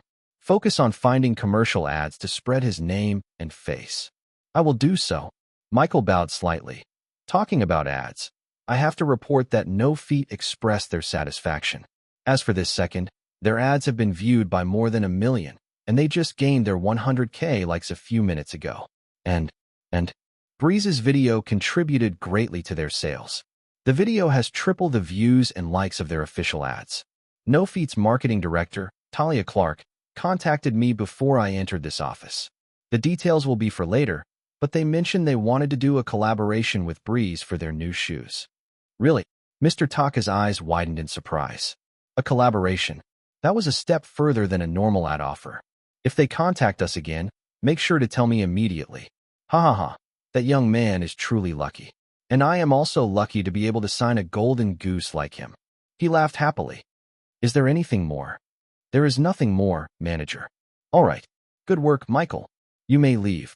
Make sure to negotiate the commercial ad price with the other party. Take as much as possible to show that Breeze is a premium streamer. Yes. Excuse me. With that, Michael left the office, and Mr. Taka leaned his back against the chair. He had a happy smile on his face. If he keeps building on good rapport like this, he will bring good outcomes for our company soon. I need to focus on growing him right now. He's no golden goose anymore. He's the gold itself. While the 2 people were meeting, Max was dancing happily in his hotel room. He jumped up and down his bed, not caring whether it would break or not. Hell yeah, why would he do something like this? It was pretty simple. Quest is completed. Your reward will be sent to your address. This notification suddenly appeared when he was relaxing and improved his mood greatly. He was a human who knew what greed was. If he wasn't happy at this notification, then he would as well be called an emotionless man. More specifically, if he got a reward like this. Reward: 1x A-grade nutritional supplement plus secret reward. Even a rich person would be happy. A-grade nutritional supplement alone costs around 10 grand. But that wasn't the main reason why they would be happy. This nutritional supplement wasn't produced in large numbers. If one got one every 3 months, they would be considered lucky. That was why Flexi and other professional teams only drank B-grade nutritional supplements before the scrim at that time. In terms of money, they had many spares. Unfortunately, this product was too limited compared to the large demands in society. Also, I wonder what the secret reward is. I need to book SkyRail to return as soon as possible. That didn't take long. He quickly booked the train ahead of his planned time and checked out of the hotel. Max was really curious about the reward he received. Last time, he got a miracle ticket that he hadn't used yet. It was pretty much a cheat item that he wanted to save for emergencies. Now he got another secret reward. He would be really happy if it was at least as good as the energy drink he received for the first time. The ride home wasn't as lonely as before because he was sleeping. Before he noticed it, he had arrived at Lime City and rushed toward his apartment. When he arrived inside his room, he saw a large box with secret reward written on it in his living room, with a smaller one sitting on top of it. Max's jaw dropped. What was this ridiculous size? It was around 1 meter big. He circled the box, first securing the smaller one and putting it in a safe place. A vial of golden liquid was inside the box, which was wrapped nicely with a red ribbon. This must be the A-grade nutritional supplement. I will drink this before the competition to boost my performance. Now then, he sat in front of the large box and looked at it. Shall we see what's inside? Opening the large box excitedly, Max wondered what could be inside. He peered inside, and his expression changed. Crazy, he muttered in a low voice as he looked at the secret reward. Chapter 277, Refreshing in a New Game. Clank, clank, click. It's done. A man wiped the sweat off his sweat and looked at the man younger than him. How is it? Phew, finally. It's perfect. Thank you, mister. Max laughed and looked at the security in front of him. I thought you would stop me from putting it together here. I will buy all the securities for tonight's meal. It will arrive soon, I believe. Ha ha ha. This time is different. The landlord has shown us your video, and this one has good security with the mattresses. As long as you don't jump down the building, we will allow you to use the roof. I will remember that. Great. Good luck, then. I will be waiting for the meal. With that, the security left the roof and returned to the entrance. Max watched him leave before turning to the new structure he and the security had just built. The system really knows what I want, he commented as he approached it. The structure in front of him was a complicated monkey bar. The rectangle structure was made from mini bars, allowing Max to use this to train his movement. A hanging ladder was also connected to the monkey bar, which could be used for pull-ups. Underneath the structure were soft mattresses. It all came in that large box sent by the system, the first secret reward. I can use this to make a tutorial video and get used to my new body more. While it wasn't the best reward, it was a good one. Besides, there was still one more reward to wait for. Quest. I can do it better. Ads video. Meh, you are a streamer. Your job is to stream and shoot videos. Prove that you are better than a professional by getting your original version more likes than your first ad video. Progress. 461, 726, 120 seconds, 271. Reward. Secret reward. Deadline. July 30th days, counting after the ad is released. This is a bonus quest. Failure will result in nothing. Another secret reward was already waiting for him in 22 days. That would be the real secret reward. This time, the A-grade nutritional supplement was good enough for a reward already. This monkey bar was just a bonus. That was how Max thought because he was slightly disappointed by the reward. I want to try the monkey bar, but it will be night soon. I need to buy lighting equipment to make this roof brighter if I want to use it at night, or it will be dangerous. Thinking so, Max returned to his room. Today was the rest day, so he had time to stream something different from Roach Planet. He was thinking of playing Mercenary Quest now, but when he was about to start, he felt that his mood wasn't right. He didn't want to play this game right now. Let's try something different. I don't want to play with a sword for now. It will destroy my aim in Roach Planet. Max relaxed in his lobby and pulled up a list of popular offline games. After the midnight heist, he preferred to be away from other players for a few days. At least until the Roach Planet competition finished. For now, something exciting and cool would do. And if you asked a man what an exciting VR game, it should be that. Mecha. No matter how much parkour junkie Max was, he still appreciated technology and robots. And it seemed like one mecha game was on the rise lately. Stranded Mech. This sounds good. Reading the game's introduction, it seemed like this story focused on a space military officer who was stranded on Earth and couldn't return to his own planet. The said Earth had far more advanced technology than the current one. Due to a mishap of one artificial intelligence, the robots on the planet raged and controlled the planet. Survivors tried hard to regain the planet's control and developed a manhandled robot called Strand. This Strand used no artificial intelligence and was purely controlled by a human to avoid getting taken over. Hope returned, and the war between Strand and rogue robots started until a certain stranded military officer turned the tide of battle with his tactic and genius control over his strange Strand. The battle in this game included long-range using shell bullets, cannons, and tactical missiles. There was also a close-range battle with Strand using sharpened metal to cut down robots. Max watched the trailer and was immediately hooked. And as usual, BioZone Entertainment. They truly publish many good games. He chuckled and bought the game. It cost $125 as it was a fairly short game with good graphics. Based on the review, it was only a 3-hour game with a fairly straightforward story without any branches. The main point of this game was the battle between mechas. There was no need for a complicated story to make this game good. Max set up his live stream while the game was downloading. I am a BG, bad robot. Hashtag stranded mech, hashtag mecha, hashtag steel warrior, hashtag thruster_time. He started the stream and waited. Thruster time? T2 lewd. He thrust something. We're playing mecha now? What about the mercenary quest? What about Blackie? Oh, explosion time. This noble me is disappointed not seeing Blackie or black cockroaches, but I will be patient. Why? Because Robot is a cool motherlicker. This noob agrees with Viscount. Besides, Stranded Mech is a short game. Probably, Breeze only plays out of boredom. Maybe he's tired of cockroaches and wants to do something cool, like flying with a thruster and shooting large missiles. It's apocalypse time. The chat managed to guess Max's real intention of playing this game. With a chuckle, he started the game and changed the stream screen. A loading and introduction scene appeared in front of his eyes. It's starting. Breeze. Kill them all. Oil for the oil god. Petrol for the petrol god. Steel god is with you. Max appeared on what seemed like a spaceship. He was dressed in a murky brown military officer uniform, wearing a beret that showed his high rank. And as soon as he appeared, he saw a large black hole waiting for him. It was just the start of the game. Without any kind of explanation, he knew one thing. I am fucked. With that, the game started. Chapter 278. Mecha, Every Man's Dream. The spaceship nosedived toward the black hole without moving to the side. It shook intensely as if an earthquake had hit the very core of the ship. Every NPC in the bridge accepted their fate. Only Max had a pale face when darkness engulfed them. Darkness quickly engulfed them, and he felt as if he was underwater. His body was heavy. No, it wasn't heavy. Max was unable to move his body. Has the cutscene started? He asked quietly. His ability to speak only made him sure this was part of the game's cutscene. Still, because he took the perspective of the main character, he was unable to see anything but a chat window. Yes, you will only see darkness for a few seconds. Be patient. Darkness is your friend.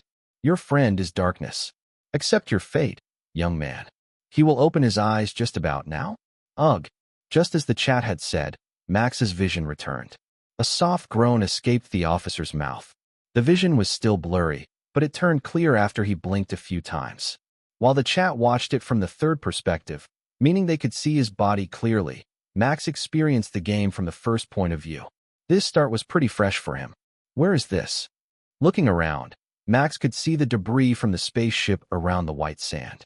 Water spread infinitely in front of him. Some parts were burned from the crash. The black hole sent him and part of the destroyed ship around a beach. At that moment, a woman's voice rang. You are awake, officer. I am Eva, your assistant. We're currently on a planet named Earth 19 and are in a dire situation. Our spaceship crashed, and your condition isn't top shape. Critical injuries aren't detected. No danger to life. Eva. The character looked at his wrist, at the watch where light flashed. It was an advanced artificial intelligence that accompanied the officer since his birth.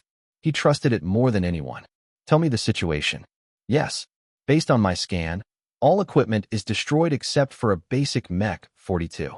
It landed near the forest behind the current location. An emergency supply is detected inside.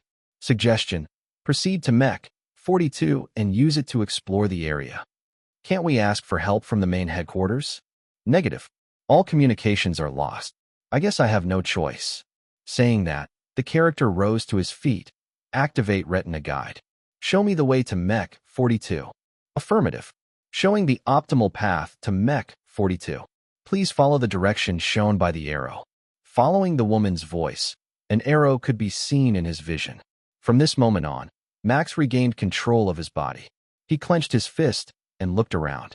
He noticed the arrow kept pointing at one point on the edge of his vision, on the opposite side of the chat window. Wow, this is amazing. He muttered in amazement at the scenery around him.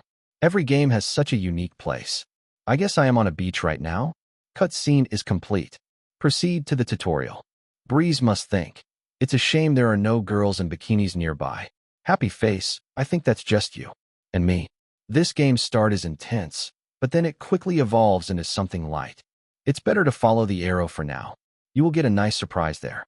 Max had to agree with the chat. Nodding, he began to walk, following the arrow. I saw the trailer, but I still couldn't help but get excited right now. He said as he used his hand to move the branches in his way. I mean, I will see a real robot for the first time. It's a man's dream. I understand you nod. Kek. If only our governments built a robot, that would be cool. Military or manhandled robots are banned in our world because they can be potentially used in war. I am glad they did it. Man, I am willing to ride a robot if they made one. While the viewers chatted among themselves, Max concentrated on the path in front of him. Based on what the arrow showed him, Mech 42 would be in sight soon. And just as he parted the bush in front of him, ooh, a loud exclamation escaped his lips. Max was pretty happy with what he saw. His inner child surfaced on his smiling face. Sitting against the snapped tree, with evidence of a destroyed landscape, was a humanoid robot with silver color. Some scratches and damages were apparent on its body and bulging chest, where the cockpit was, but overall, it looked intact. A wing-like thruster was installed on its back. From the look of it, they were partly destroyed. He wasn't sure whether they would work or not, but there was one thing he was sure of. This robot looks so cool. No debate. Yeah, you understand it. Nothing can excite man more than their hobby, their lover, weapons, and robots. I can't understand boys. Men are simple. Give us robot, and we will be happy. Men are stupid, then. Huh. What did you say? Repeat it, Bish. When the chat was divided into two factions, Eva's voice rang once again. Officer, please enter the cockpit. I have unlocked it from inside. As soon as she finished, a mechanical sound rang from the robot. ZSSD, clank, WRRR. The chest part of Mech 42 slowly opened, revealing a futuristic seat with controls connected to the armrest. There was nothing that could be used to climb the robot, but the way the robot was seated made the chest area close to the ground. Not to mention, the snap tree could be used to climb up. The setting was perfect to prepare players to enter the robot for the first time. However, it wasn't needed for Max. Stop fighting, guys. Let's enjoy the robot experience together. After saying so, he jumped onto the robot's leg and climbed to enter the cockpit. When he was inside, he noticed it was similar to his VR capsule. The seat was comfortable, and everything was within an arm's range. Pilot has entered. Closing the cockpit. The whirring sound echoed within the cockpit. The chest area of the robot was closed. The cockpit turned dark. Max couldn't even see what was in front of him. But that was only temporary. Mech 42 starting up. Checking damage. Lights flickered around him. The previously dark cockpit was lit. Everything around him was clear, and the outside scenery was visible as if he wasn't inside a small cockpit. Destroyed grass, snapped trees, blue sky. Everything was clear. Main thruster is damaged. Flying is impossible, but it can still be used for dodging maneuver. Everything else is all green. With the voice ringing once again, the robot began to move. Max felt like his hand was guided to pull the right lever. Whoa! The sudden movement surprised him, but he soon got used to it. After the right lever, he pulled the left lever. Those two were for leg movement. If the button was pressed, then the one that moved was the hand. Interesting. He smiled excitedly as he tried to move the robot. He just needed to think about it, and his hand moved itself to control the robot. So, I just need to think about what I want to do, and the game system will assist my body movement according to that. The support system is pretty much appreciated. Indeed, that's the basic control of the robot. If you want to hold a weapon, Just use voice commands such as sword, or gun, or thruster, and it will follow your command. No one can actually pilot a robot on a get-go. The tutorial is pretty simple. It's a short game, so the support and control is massive. Just enjoy the story and robot fight. Go, go, go. The game processed as Max read the chat, and he got the first mission. Mech 42 is ready. First objective, scout the surroundings and find an intelligent individual to collect information. Easy to understand. He nodded and tightened his grip on the lever. Let's go. Chapter 279, Robot Fight is exciting and hard. Max moved the robot slowly. Right step, left step. He also moved the hands to match the foot's movement. It was pretty awkward at first, but he got used to it soon. If there was something he wasn't used to yet in this game, then the frequent voice from the AI on his wrist worked as the game system to give missions and information. It answered all questions Max had regarding the robot. Mech 42 efficiency at 84%. Calculation complete. Maintenance required. Armory available. Mk2 beam rifle, Mk3 photon sword, Mki shield. Mech 42 capable of running more than 80 kilometers per hour. Maximum speed is impossible due to damage around the joint. Having Eva was like having a capable assistant ready to assist you anytime. Max wanted to have one in real life, and it seemed like he wasn't the only one thinking about that. My life would be better if I had one Eva at home. AI, like Eva, is expensive. Only those rich people can afford something like her. My original smartwatch AI is more than enough. Kikik, I have one in real life, and it's pretty dang useful for a lazy 4SS like me. Of course, it's not as useful for diligent people. Correction, it wasn't as useful as Max had thought before. His interest in having a similar AI diminished at the time he exited the forest area. In front of him lay a vast field, and in the distance, there was something that looked like a house. Eva, scan that area. He commanded the AI, and the voice answered. Scanning. The screen covering the cockpit showed the scan process. A green circle appeared in the area Max commanded to scan, and it zoomed in, showing a close-up image of a dilapidated house. Scan end. Result, 67% chance of the scanned object being a residence of an intelligent creature. From this, he noticed the AI's weakness. It's indeed not as useful as I thought. Unlike humans, who knew that the structure was a house at first glance, the AI was still not sure. It probably could only do a predetermined task. Well, if that's a house, then there is probably a human there, no? Please don't tell me a spoiler. I want to enjoy the story this game has to offer. No problem. We know the drill, officer. No spoilers shall appear in chat. Spam team ready. Don't worry about reading the chat. We will bury the spoilers with chats. Spam team 2 is ready. Good. Max nodded and controlled the robot to approach the house. No, approaching would be the wrong word. Running was more apt to describe what he did. The chat was surprised at his control, but the older viewer's reaction was lackluster. Why? Because it was a natural thing for Max to do, breaking their expectations and getting used to the game faster than anyone. It was something that was only possible for him, whose SR was nearing perfect.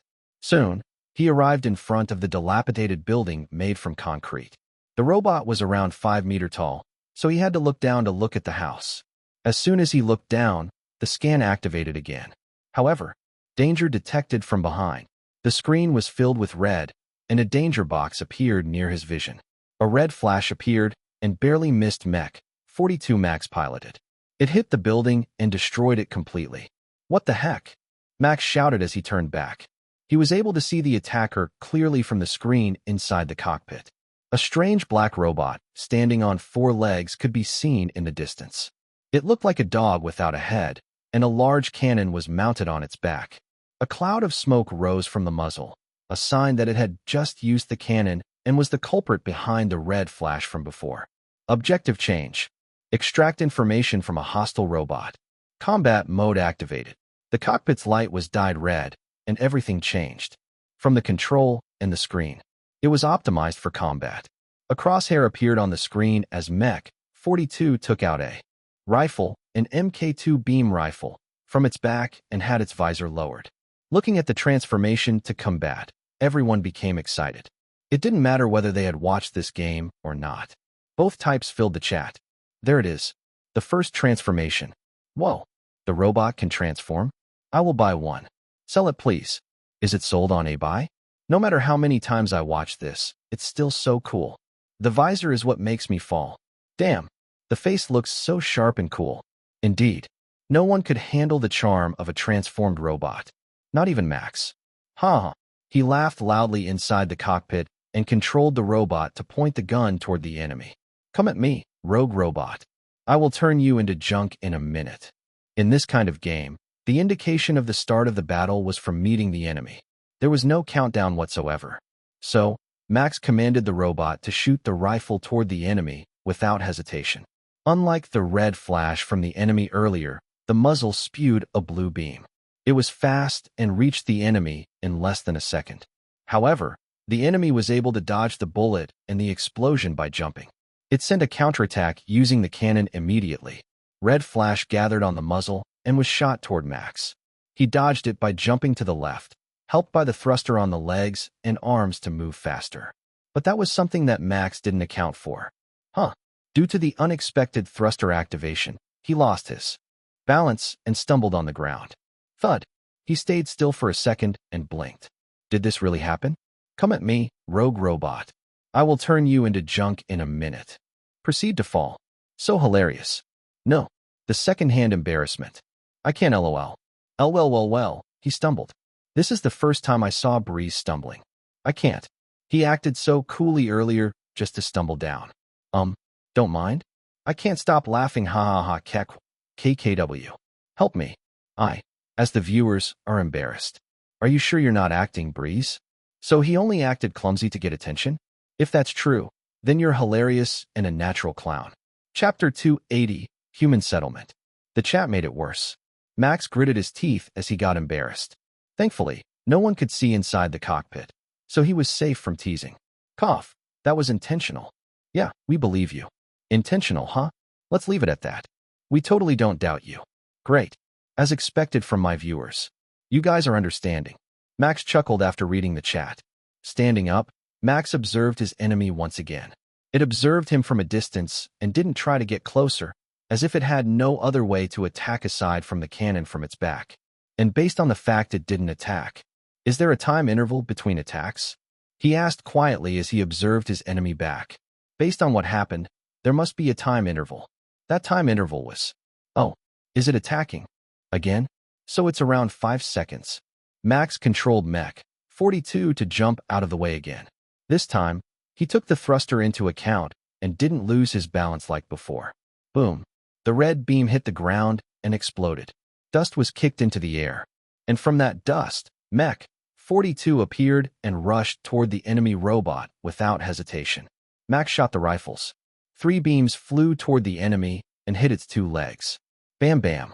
Parts that were hit exploded into pieces. The black robot lost balance and fell to the ground. At that time, Max had reached where the enemy was by utilizing the thruster to his advantage. He got the hang of it now. Standing in front of the robot, he identified its weak point from the scan. It showed the part under the cannon was the most vulnerable. But by robot. Zoo. The last shot was set for the beam to only have a penetration power and not an explosion. It created a hole in the enemy robot and rendered it down. With the core operation destroyed, it couldn't move anymore and became a metal junk. However, well done, officer. Objective complete. Begin collecting information. The main part of the robot was intact, and Eva scanned it using Mech 42. Phew, that was good. Max released his hands from the lever and created a second camera for his live stream inside the cockpit. Robot fight is exciting, huh? When will I be able to fly? I can't help but look forward to it. No spoiler, but mid of the story. Flying in a robot surely is fun. You will like it. Kek, you got addicted to a robot. I wonder if you can use parkour in a robot too. I wonder about that too. Max shrugged his shoulders and looked forward. Oh, the scan is complete. I will change the camera again. With that, the screen changed to show the perspective outside the robot. Scan complete. Information gathered. Calculating next move. Combat mode stays activated until the safe zone. Mech 42 maintenance is a necessary key for the officer's survival. Prioritizing search for human settlement. Data confirmed. New objective created. Objective, move toward a nearby human shelter. After the row of notifications from Eva ended, Max could see a blue arrow pointing toward a certain direction opposite the sea. 5 kilometers was written beneath the arrow, showing the next target wasn't that far from him. I guess I need to go that way, Max said as he looked at the direction the arrow pointed at. Mech 42 still held the rifle as he moved. Being in combat mode meant the assist thruster was still activated. It increased his speed slightly. Based on the distance covered in a few seconds, Max guessed the robot ran around 60 kilometers per hour. Reaching 5 kilometers with such speed would usually take 5 to 6 minutes. However, this was a game. There was something called a skip scene. After running for around 10 seconds toward the arrow, he found himself standing on a cliff. The indicator below the arrow also showed 300 meters. In short, he skipped all the distance without running for a long time. Well, that's convenient for me. This game understands that travel takes time and is boring. Don't worry about it. Just think you're jumping through a wormhole. Free teleportation as long as you move toward the direction the arrow pointed at you for more than 10 seconds. No, the running robot is skipped. Before being able to fly, this skip feature is pretty convenient. Of course, it will still be convenient until the end of the game. TSK, I want to see Breeze running in a robot. Why is it skipped? Bad game. As usual, the chat was divided into two, but Max supported the one who loved the skip feature right now. He just wanted to enjoy the story and the fight. He didn't need to run for 5 minutes straight in a robot, because that would be boring. Now then, where's the settlement? Only dense forest could be seen from above the cliff. There was nothing that resembled a human settlement or a house. However, the arrow pointed at that area, so it wouldn't be wrong. The problem now was how to go down the cliff. That's a foolish question. Max smirked as he moved Mech 42's hands and feet. He got used to controlling it now. There is no wall I can't climb. And there is no cliff I can't handle. Oh, how cool. How cringe. I like it. Cringe Breeze. But his words aren't wrong. Parkour in a robot? Cool plus cool equals marvelous. But can you do it? Yeah, as I said before. There is nothing I can't do. Max smirked and looked around. He wanted to find the perfect spot to descend while wondering about something. The game must have prepared the path for the player to reach the settlement safely. From the look of it, it is located to the side, a bit away from this place. The path leading down should be right there, but finding a slightly slanted area, he proceeded toward that place while humming and put the rifle to his back. That won't be fun and interesting. I wonder how far I can push this robot. Based on what he knew, this robot surely could break. With that in mind, he jumped down the cliff. Yahoo! He shouted excitedly as he let the gravity pull him down. Crazy. This motherlicker just jumped. What the? Is he going to suicide? I thought he would parkour his way down. Look, he's close to the wall and used the thruster to slow his fall. His hand reached the wall. Just like the chat said, Max utilized the mini thruster to move midair. He managed to grab a solid wall and used it to slow down. Arm is damaged. Performance decreased by 2%. The notification told him what he wanted to know. So that was how it was. The damage would affect the robot's performance. That's harsh. 2% just from this. He raised his voice in a questioning tone. But well, better than being brittle, I guess. It can handle harsh movement well. Saying so, he jumped down again and went down slowly by stepping on rocks that jutted out of the wall. Some of them crumble, unable to bear the robot's weight. But overall, the plan worked, and he reached the ground safely, with only 2% damage in performance. I see, so that's the damage it can handle. Good to know. Max nodded in understanding, and Mech 42 imitated his movement. Only 2% damage from that extensive movement? So this robot actually can handle damage. Why is he so brittle when I use it then? I jumped down this cliff and died. It's not fair. Didn't you guys see him use the thruster to slow his fall and control his movement in midair? It's just a skill issue. Yeah, those who are dead are just noobs. Including me. Me too. Ignoring the chat with a laugh, Max began to walk again. Now, the settlement was only 152 meters from him. It was close. Still, Max forgot about one thing. This game world was where humanity fought against robots. So when he entered the 150-meter range from the settlement, beep beep beep. Robot detected.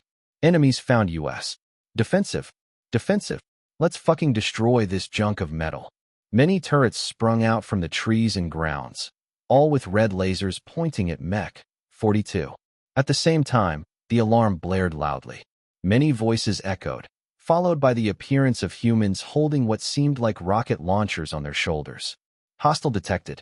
Officer, prepare for combat. Everyone was ready for combat except for the intruder inside the robot's cockpit. Shit.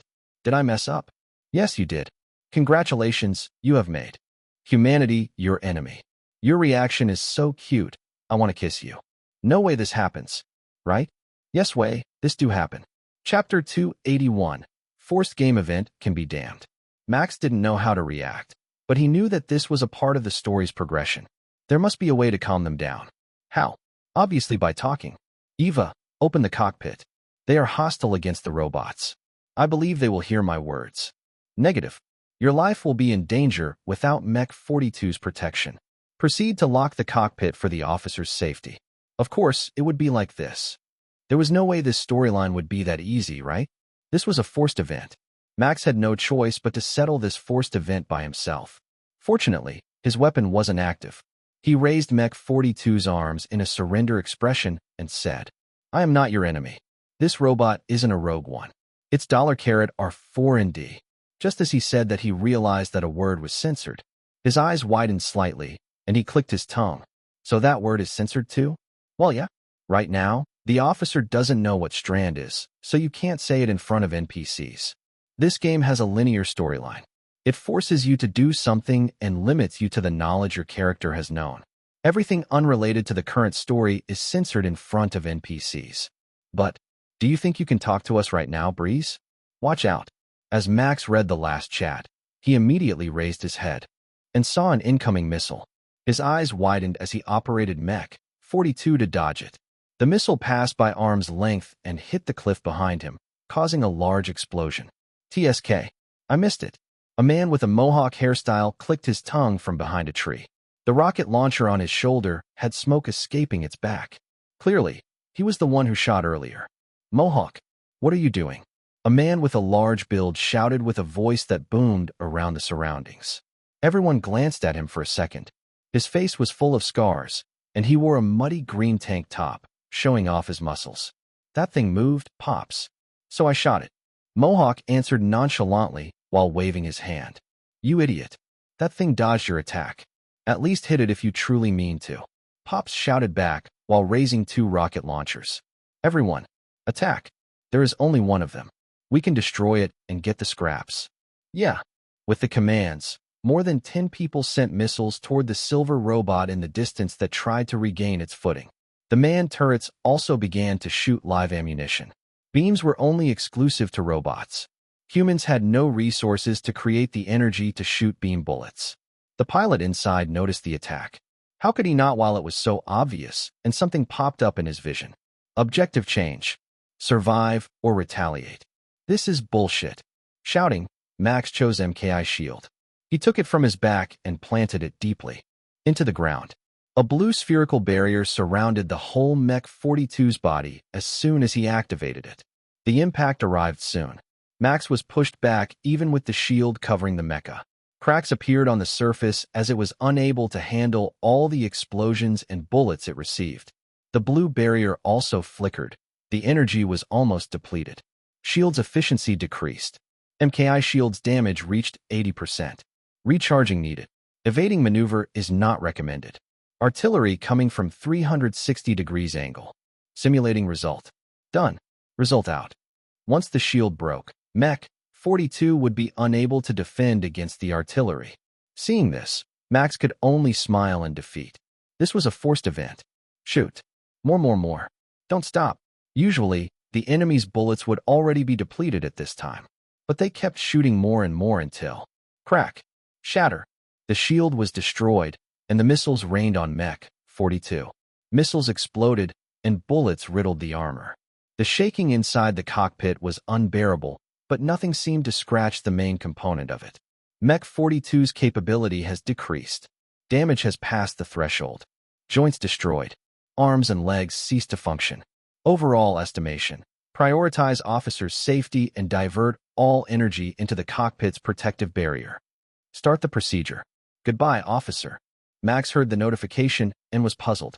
Soon, He knew the reason why Eva said goodbye to him. His consciousness slipped into darkness, and he couldn't see anything. What happened? He shouted within the darkness, but there was no reply. The system was still working perfectly fine. He could see the chat window on the edge of his vision. It's cutscenes time. Plot moves so fast in this game that the cutscenes happen at a strange time. Don't worry, Breeze. It's part of the story. You just finished the forced event, so the story progresses to the next part. I see. He sighed in relief. He had never played a game with this kind of story pacing before. All games he ever played only threw him in the wild. Put him in an abandoned city, let him fight cockroaches on the moon, made him participate in a monster hunt right off the bat, and put him down in a luxurious place to steal something. Yes, that was a record, all right. All of them had the same pattern, all right.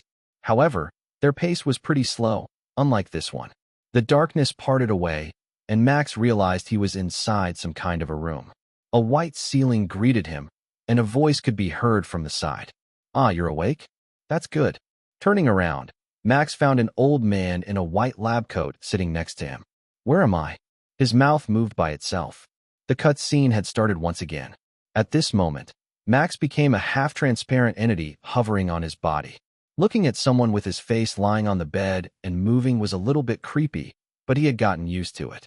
Ah, so I am rescued. Don't those people know that I am inside the mecha when they bombarded me with missiles? He complained in a loud voice, but only the viewers could hear him. They don't. Robots are enemies. It's common sense. Yeah? From their perspective, it's as if they saved you from a big, bad robot. You were almost eaten and they saved you. You should be grateful. TSK, TSK, TSK. I didn't raise you to be this kind of person, Breeze. You should say thanks to your savior. Keckle. NPCs, shoot at him. Kill him. Then they proceed to rescue him, saying he was lucky. I can't deny them, Max thought. If I were in the NPC's shoes, I would probably do the same. An enemy popped up in front of their settlement. Of course, they would do anything to survive. And if I find a survivor, I would probably help that guy too. He reasoned. I am worried that you might not wake up at all. To think you are inside a strand that got taken over by AI and survived. That's a miracle itself. The doctor smiled gently. I have checked your vitals. Besides the small injuries all over your body, you are fine. Ah, we have destroyed all equipment invested with AI, so you can rest easy. At those words, the officer's face twisted uncomfortably. He didn't believe that his equipment was destroyed, the only thing that could possibly lead him home. However, he was smart. He didn't know the situation in this place. And based on the man's words, AI was a frightening enemy on this planet. He was unable to get the information he gained from the robot enemy from Eva yet. Right now, he was a clueless man in a foreign land. Hiding his emotion, the officer forced a smile. Thank you, he said to the doctor. No problem. The old doctor nodded and stood up. There will be someone here to guide you around our shelter soon. In the meantime, just rest. Ha ha ha. I can leave you alone, right? There is no problem. Great. See you around the dining table then. With that, the doctor left, and the officer was left alone. After hearing the door got closed, he climbed off the bed and checked his situation. Small injuries. There is nothing bad. He muttered and patted his whole body before his gaze settled on his wrist. The device containing Eva was gone, and he was stripped bare, leaving only a simple shirt and pants. Furrowing his brow, the officer contemplated while observing his surroundings. I must find information about this world and why AI is hated. Their technology was pretty good. There must be a library somewhere. Maybe I can find information in that place.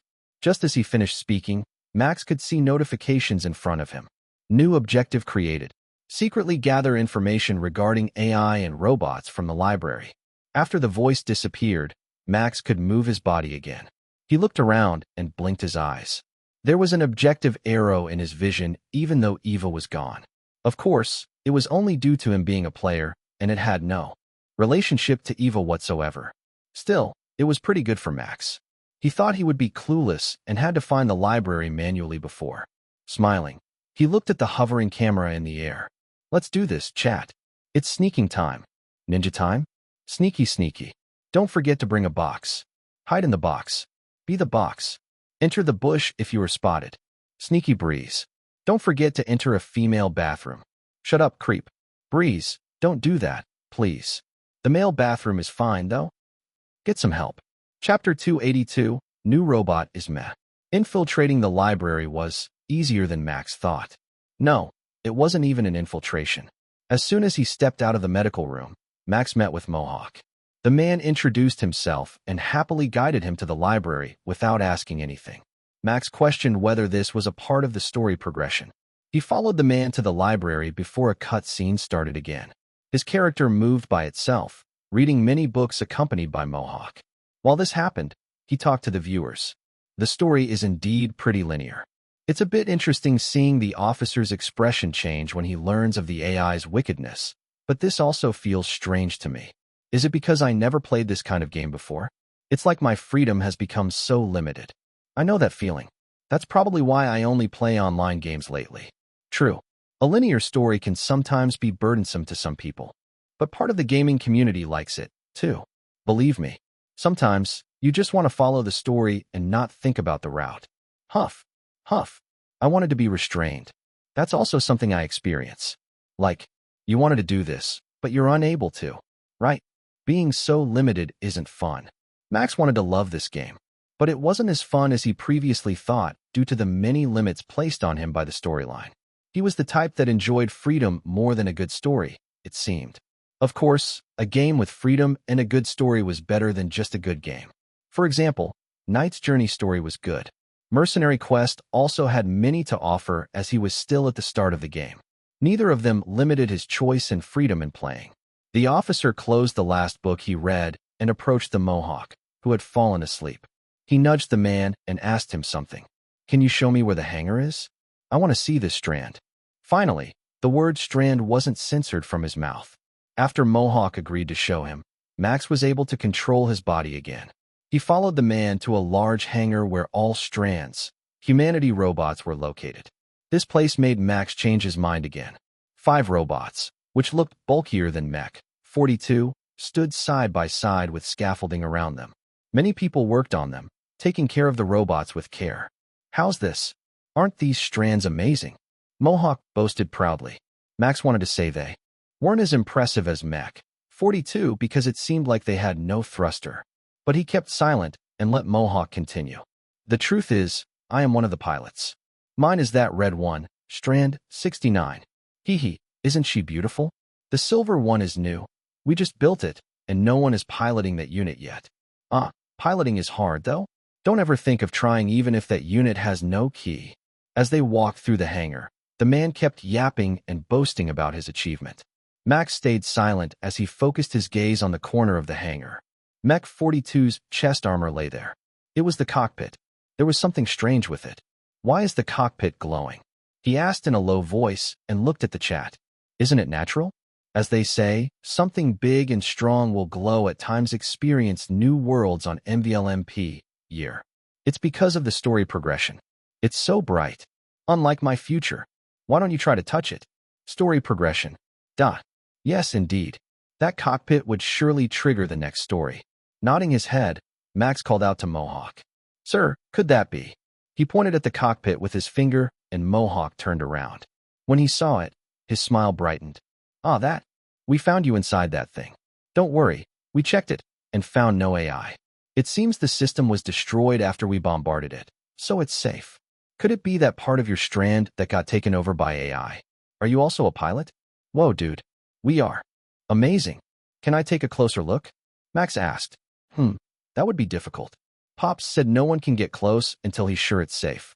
Sorry, bud. No can do. Mohawk made an X mark with his arms. At that moment, the glow around the cockpit disappeared. The story progressed. I see. That's a shame. Mohawk patted his shoulder and brought him to another area. They walked around the base and met with Pops in a meeting room. You're here. The scary man with a large build expelled smoke from his mouth and glared at Max. What's your name? Opening his mouth, Max was about to answer Pops with Breeze. But what came out of his mouth was different. Call me officer. That's what my friends call me before. Was Breeze acting? He's role-playing. No, it's a natural story progression. Breeze can only answer that. I thought he was role-playing for a second, lol. Yeah, this is a linear game. You can't choose your name here. Reading the chat, Max managed not to blurt out strange words and appeared calm. So even the name is forced? Talk about too stiff. Even so, it was getting interesting. Pops explained something that Max ignored. No, it was more like his words moved so fast that he could only hear the important part. We welcome you as part of our shelter now, but you joined at a hard time. The AI and robots will attack us soon, as they found us yesterday. Thankfully, we defeated it before it could send a distress signal, so we had at least a day to move. Humanity has no hope against them yet. We plan to destroy their main server in a week and regain our footing in the world, but we need to push that back and move our shelter first. People from other shelters have prepared a place for us. We will move tonight. I hope you also help us. A day? No distress signal? Hearing Pops, Max had a bad feeling. Didn't he destroy a robot before going toward the settlement? And based on the location where that four-legged robot appeared, it seemed like it just returned from the human settlement area. A cutscene started so suddenly. Max was expelled from the officer's body as the character suddenly turned serious. Pops. The truth is, boom. A deafening explosion rang and shook the ground greatly. Beep, beep, beep. Attack. We have been attacked by robots. Following that, the alarm and the speaker on the ceiling rang loudly, informing the situation. Pops narrowed his eyes dangerously as he grabbed a rocket launcher beside his desk. TSK. How can they find this place so fast? He clicked his tongue and strode out of the room. We changed our plan. We will move now. Tell everyone else. Yes, sir. Mohawk and the officer followed suit. Explosions kept happening above the ground, but they didn't stop. They went to the hangar, and Max stood to the side, looking at the hectic situation. Everyone prepared for war. Pops and Mohawk entered the Strand with two other people, a young man and a busty woman. They had no fear written on their faces, unlike the normal shelter citizens who were evacuated using trucks. For robots quickly departed and were sent above the ground using a large elevator. And Max, who was left alone, stared at the panel in front of him. New objective. Help Pops and the shelter to fend the enemy off. The cockpit glowed brightly, with an arrow pointing at the silver strand left in the hangar. And the officer moved toward the engineer. Combine them. He commanded in a cold tone. Chapter 283, Combination. Junk plus meh robot equals good. Above the ground, black robots bombarded a certain forest area. Around 24-legged robots were sending beam missiles toward the hiding place. Each beam was packed with tremendous power, creating an explosion that kicked black smoke into the sky. The fire spread easily, and the sky turned reddish-orange. The definition of hellfire fit this place perfectly. Among the 10 defensive turrets, 5 had been destroyed by an initial attack. The rest, and the defensive squad with rocket launchers, tried to defend the area by themselves. Swoosh. Boom. There were limits to traditional weapons. They were pretty limited in ammunition, and the damage against the rogue robots was minimal. Even taking down one robot required tremendous effort. 3 minutes after the battle started, the defensive squad only managed to destroy 2 out of 20 rogue robots. However, their goal wasn't to defeat them. They only bought time so the evacuation squad could escape. Hope returned when 4 strands were deployed. They immediately took over the situation and confronted the enemies head-on. Pops and Mohawk had great control over the robot and defeated the enemies one by one. However, that hope was extinguished soon. 4-legged robots belonging to the AI weren't built for battle. That was why they were pretty easy to defeat. But a humanoid one was a different story. A 5-meter robot hovered in the sky. Its metallic black appearance and eerie red eyes pointed its 6 laser cannons attached to its back to the ground. Red beams were concentrated on the muzzles. Everyone lost hope. We will die. Mohawk's body trembled in fear as he sat inside his strand cockpit. Red is cool, but that one is not. Don't lose hope, Mohawk. Shoot with all your bullets. We just need to buy 3 more minutes. Pop's voice resounded on the battlefield. Turrets, cover us. Deal with those pesky dogs. Everyone else, with me. I know, Pops. For strands aimed their rifles toward the new enemy, a humanoid AI robot. They shot without hesitation, emptying the bullets in the chambers. Dust from small explosions covered the sky. It was cleared in just a second, and the despairing sight awaited them. A red spherical barrier covered the robot's body and negated all damage it received. No way. No one knew who said that, but everyone knew their end was near. Not even Strand's armor would be able to block those 6 beams. Steel could easily be melted with that laser. Knowing this, Pop sent out an order. Retreat.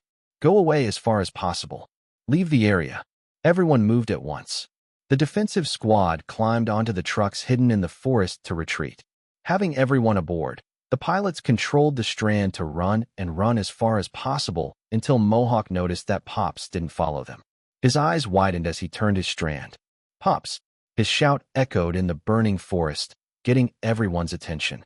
Pop's strand stood under the enemy and attacked it relentlessly, even though it didn't work just to get the enemy's attention. Knowing his intention, Mohawk tried to hold back his tears and continued running away. The gathered beams were concentrated in one spot, right in front of the robot. It was about to shoot. This is the end, huh? Pops muttered inside his cockpit and puffed out smoke. Not too bad of a life, I guess. The concentrated beam was shot as soon as he finished speaking. However, boom. Before it reached the ground, an explosion rang. Pops looked up and saw the beam disappear, and the robot's arm was destroyed. He didn't know what happened, so he quickly scanned the surroundings. From the last elevator leading to the underground, a silver strand appeared. On its back was a cannon crackling with blue electricity. The chest area was a bit thinner than usual strand, making its design sleek and futuristic. Pops knew that this strand had saved him, and he smiled. Meanwhile, inside the silver strand's cockpit, Max sat on the soft seat and grinned. Strike. The cutscene had ended. Before everything on the surface unfolded, he had once again entered the cutscene where Officer ordered the engineer to install Mech 42's cockpit into the strand. All was finished in a minute. It was surprising, considering that the cockpit was an unfamiliar design. The installment was unexpectedly easy. Mech 42's cockpit was special.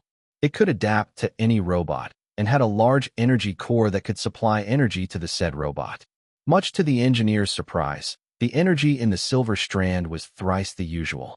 It could handle the new weapon they created, a railgun. They also installed it in a hurry and sent the strand out, with Officer piloting it. When the surface was in sight, Max first saw that the world had turned gray, and a scene flashed on a screen that suddenly appeared before him. It was like a movie.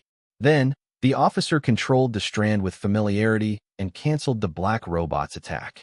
That was how he arrived at this situation. Guys, I think that if I destroy the enemy robot without damaging its wing, I would be able to get the thruster and install it in this robot, no? He licked his lips as he looked at his enemy that hovered in the air. Just tell me yes or no without spoiling it. Makes me excited. Yup, that's right. It will be a hard battle since the enemy is in the sky. You might fail and retry, but do your best. Look at that black thruster that looks like wings. If you attach it to your unit, it will make you cooler. I believe you can fly. Right? Screw the long cut scene.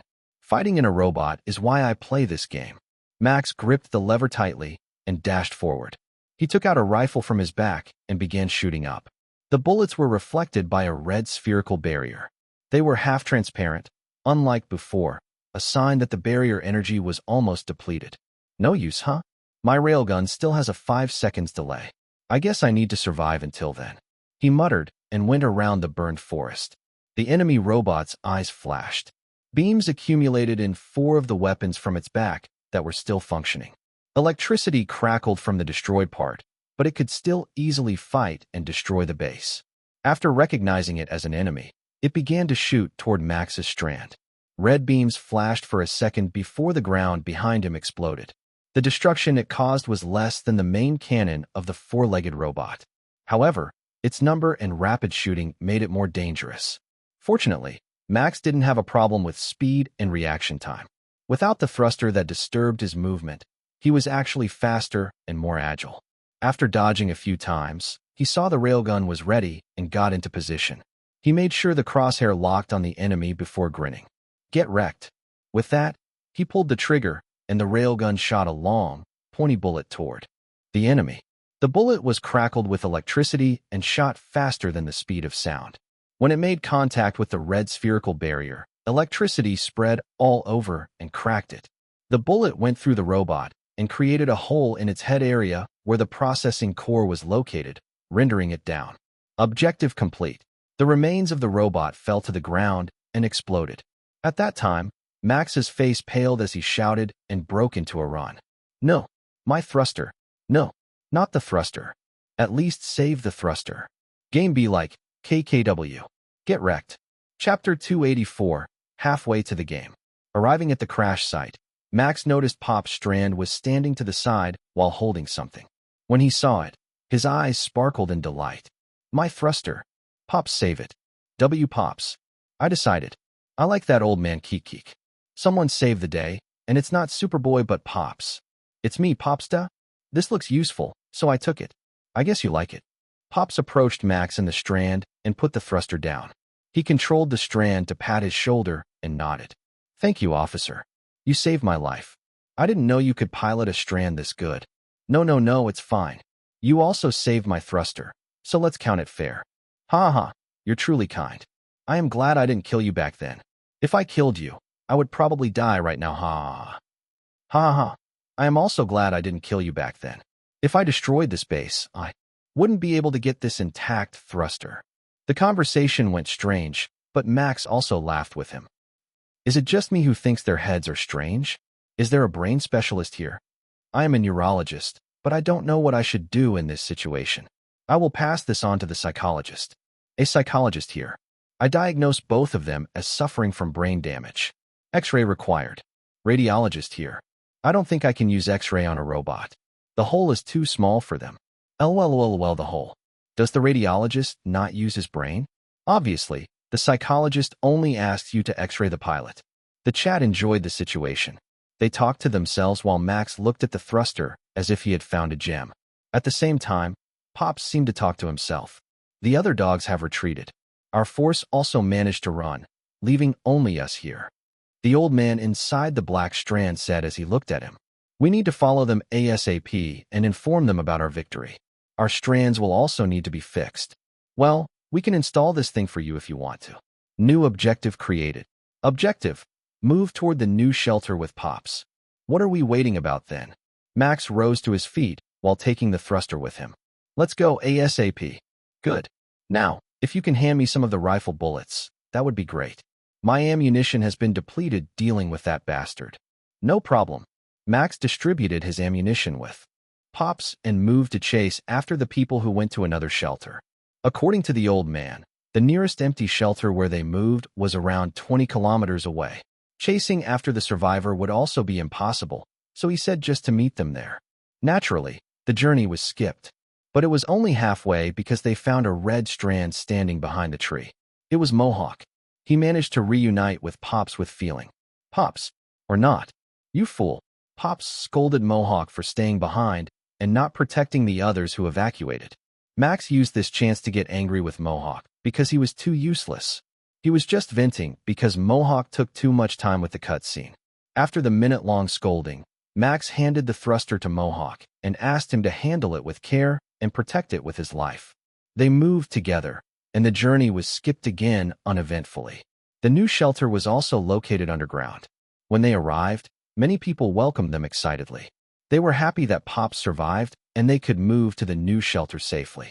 Objective complete. Everything moved fast from then on. Literally. Holy. Max was ejected from the officer's body and watched what happened on the screen. The image was blurry as if it were played at 10x the speed. Is this normal in a game like this, guys? Why did they do this to me? I want to fly right now. The sky is calling me. It's normal. There is an uneventful time in a game. Officer is now getting used to the new life. Let Officer rest. He just returned from war, got stranded, and got attacked 3 times.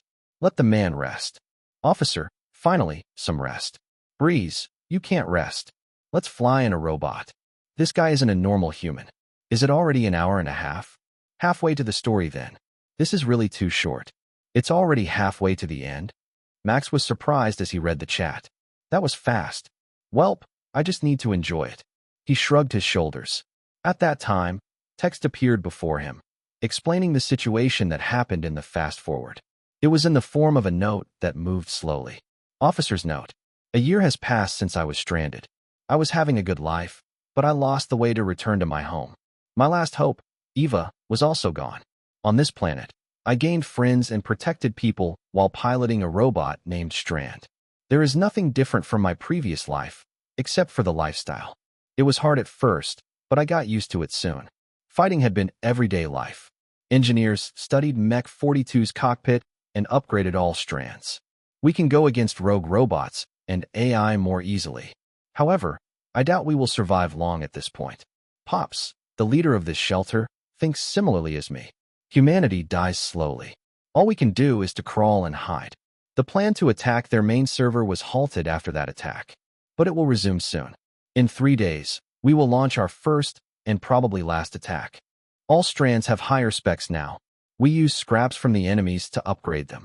Out of 127 strands all nearby shelters have, 30 of them can fly and use railguns.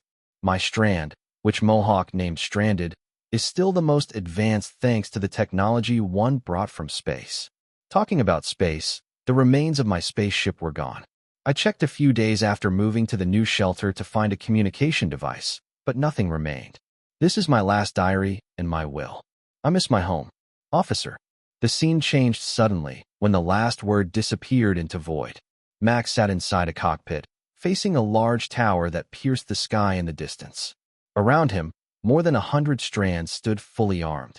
A tense atmosphere was brewing in the background. Looking around the cockpit, he found a flying option attached to it now, but he was still clueless how to use it. One thing flashed inside his mind right now. Are you kidding me?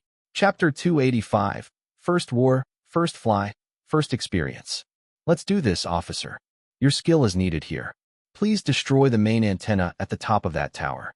It's a crucial step to raid the main server in 3 days. If we fail here, then our comrades' sacrifices will be for naught. Do this for and in Dylan. Max only nodded. If 3 small battles already covered half of the story, then only 2 would probably be left. And those 2 were big ones. Whoever and in Dylan were, he didn't care. They must be a random name that pops through to create a sad atmosphere. It's really a short story. He thought. Only 5 or 6 battles, huh? I chose the correct game then. If you understand, then it's good. Go after we make a commotion. Pops continued. I am counting on you, bud. Watch me from above. Mohawk chirped in excitedly as he raised his rifle. The preparation to attack only lasted for 5 seconds. Everyone was ready to storm in. This is the part one liked a lot. Will we see Breeze rampaging now? 1 versus 1 is too boring.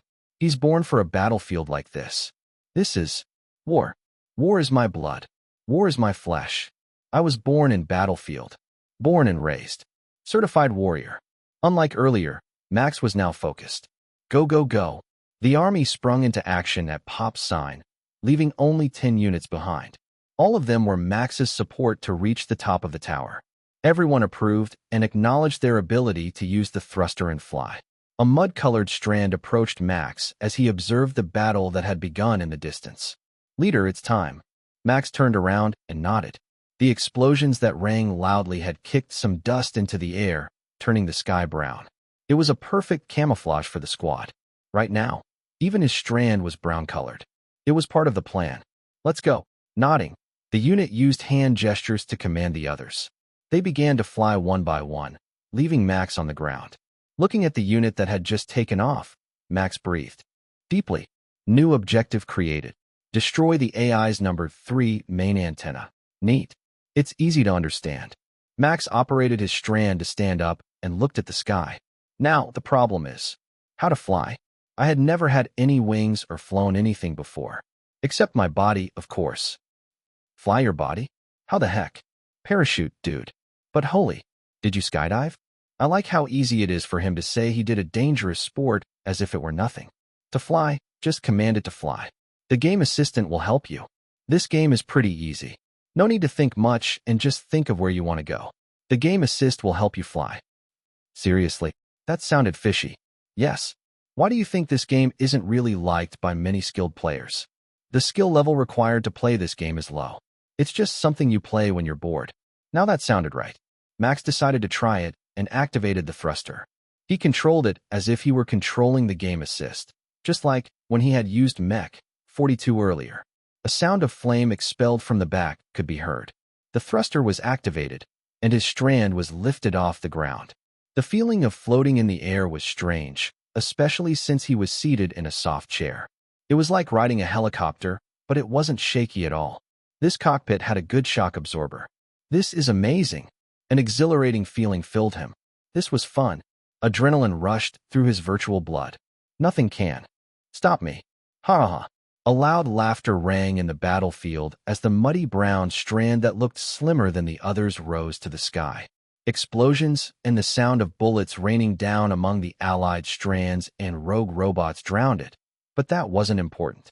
Now let's get to the top, he said, full speed ahead. Responding to his command, the game assist system activated the thruster at full speed, sending Max flying.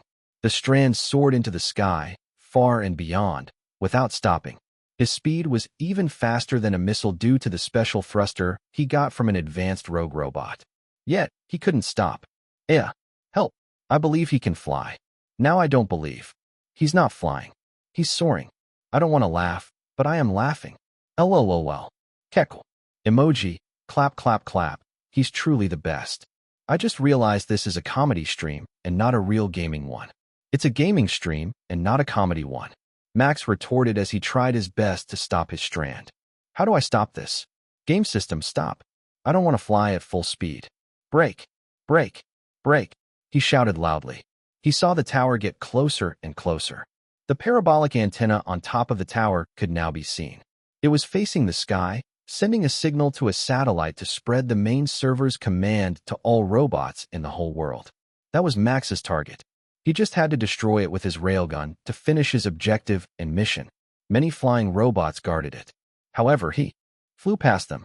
No enemies could stop him, not even himself. Fuck it. Railgun ready. He readied his main weapon, and the railgun on his back crackled with electricity, ready to shoot a bullet toward the antenna. After a second, the word ready flashed on the cockpit screen. He immediately pulled the trigger and sent the bullet filled with electricity there. It created a sonic boom and flashed through all the robots in the area. The bullet hit the antenna's weakest point, the joint, and destroyed it cleanly. Still, Max hadn't stopped yet. The thruster kept him flying straight toward the exploding antenna. There was no sign of stopping. Thus, Max accepted his fate. Thank you, world. Goodbye forever. Goodbye? It's good knowing you. As extreme as usual, I like it. The biggest firework is created by oneself, just like the wise man once said. I am looking forward to the explosion. Closing his eyes, Max waited for the explosion to happen. The chat began counting down as he was unable to stop his strand. The thruster had stopped, but the force that sent him flew from the start was still carried over. And after the chat's countdown stopped, objective complete. The explosion never happened. Chapter 286, Last Battle in Main Server 1. I survived, Max shouted excitedly as he raised his arms in a half-transparent mode. Hell yeah, I told you guys that I am too good at this game. Ha. Breeze in the past, goodbye forever. Breeze now. Hell yeah, take that, sucker. Why call my name? This noble me said nothing at all. And Breeze, you suck at handling robots. It seems Breeze isn't that good with technology that uses something to assist him. Lol, he's a manual guy. If he can't handle this, how could he drive a hover car? Happy face, simple, just hire a chauffeur. In his delight, Max looked around. The cutscene had started again, showing his strand, with some damage all over its body, slowly descending to the ground. All enemy robots were rendered useless, with no antenna relaying commands to them. Humanity gained significant results from this attack. Many robot parts could be salvaged for the incoming attack on the AI main server. The flying squad apparently lost 5 members, even though Max ended the battle pretty fast before they could even reach the enemy. But it was just for a story progression. And Pops, there was another victim in this attack. Just when Officer landed on the ground, exiting his strand, he could see Mohawk desperately digging a half-destroyed black strand. His expression hardened at once. Ignoring the cheers from his surroundings, he ran toward Mohawk. What happened? He asked the crying man. Officer, help me open this cockpit. Pops, that was enough words. Officer immediately sprung into action and helped Mohawk pry off the steel covering the black strand. It was hard. Even with their combined strength, they couldn't do it. More people noticed them and gathered to help. One person used a strand to peer open the cockpit.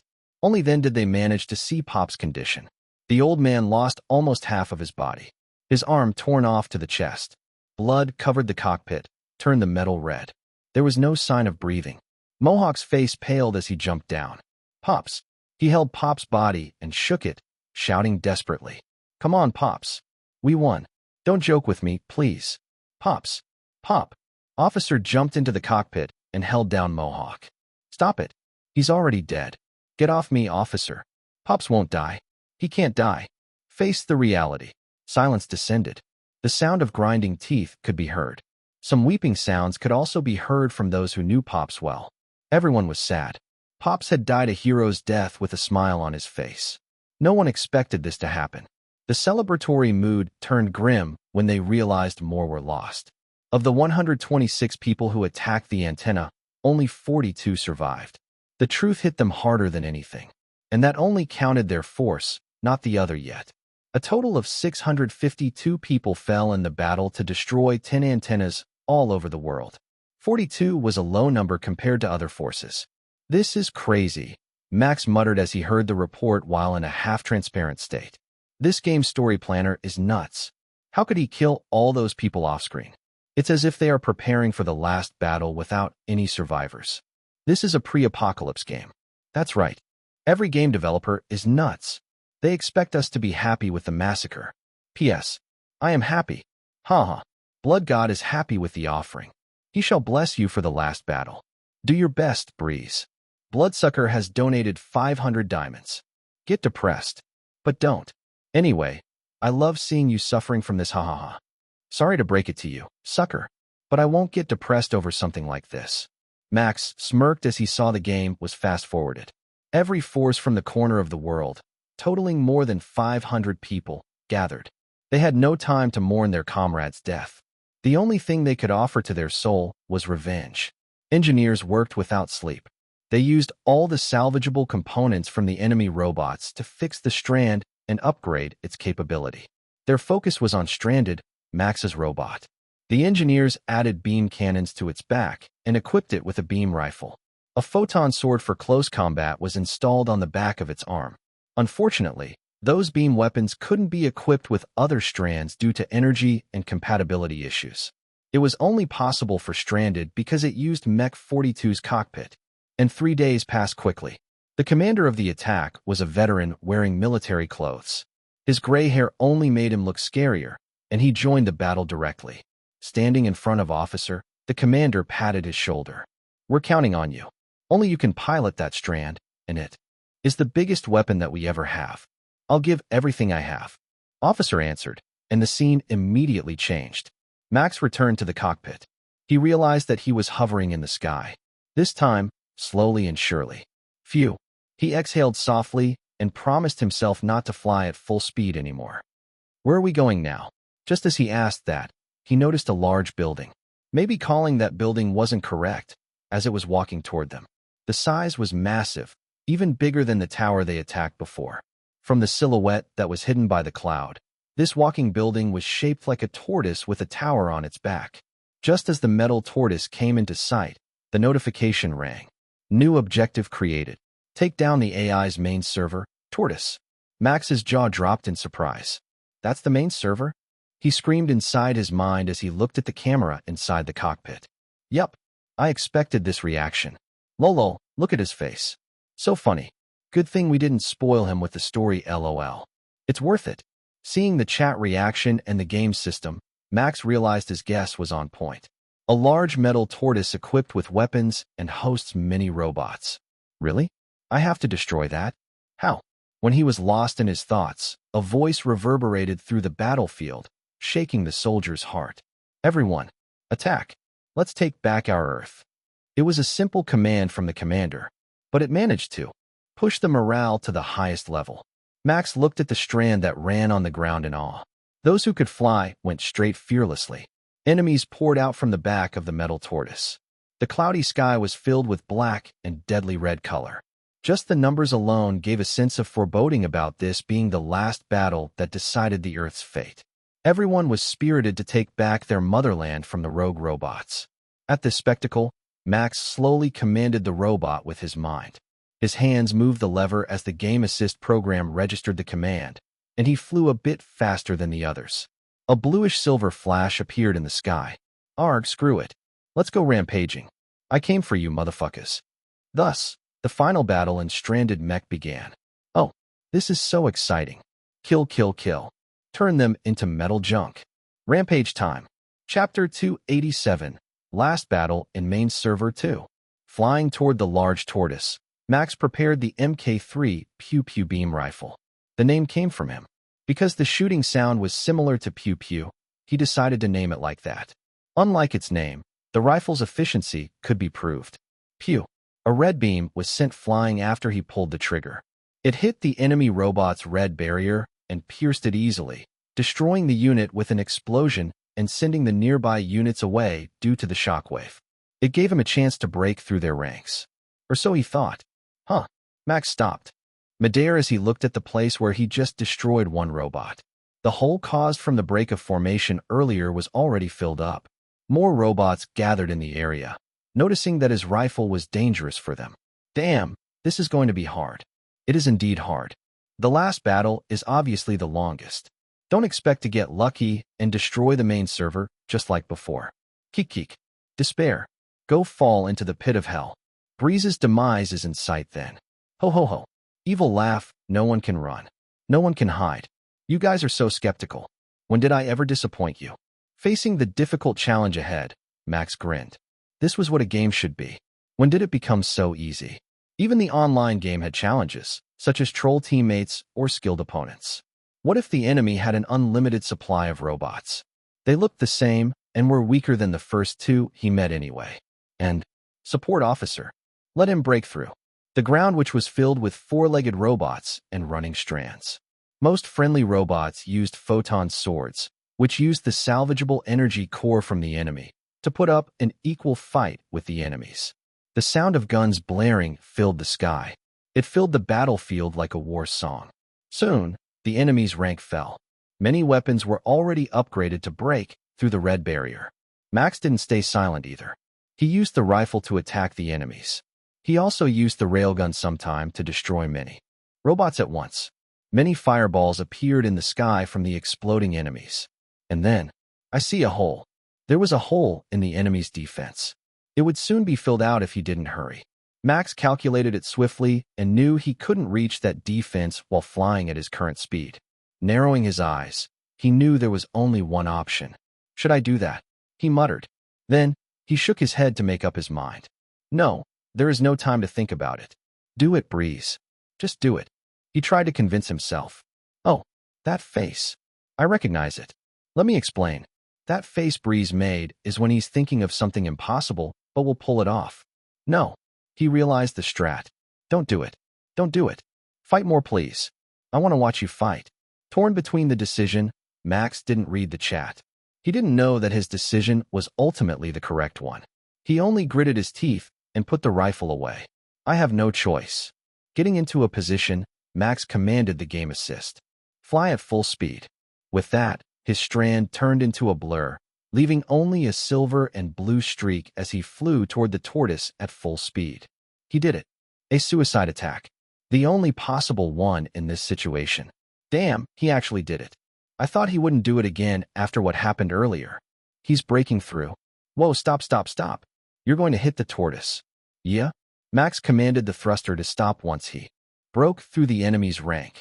His speed slowed down slightly, but the force behind the full-powered thruster still sent him flying faster than before.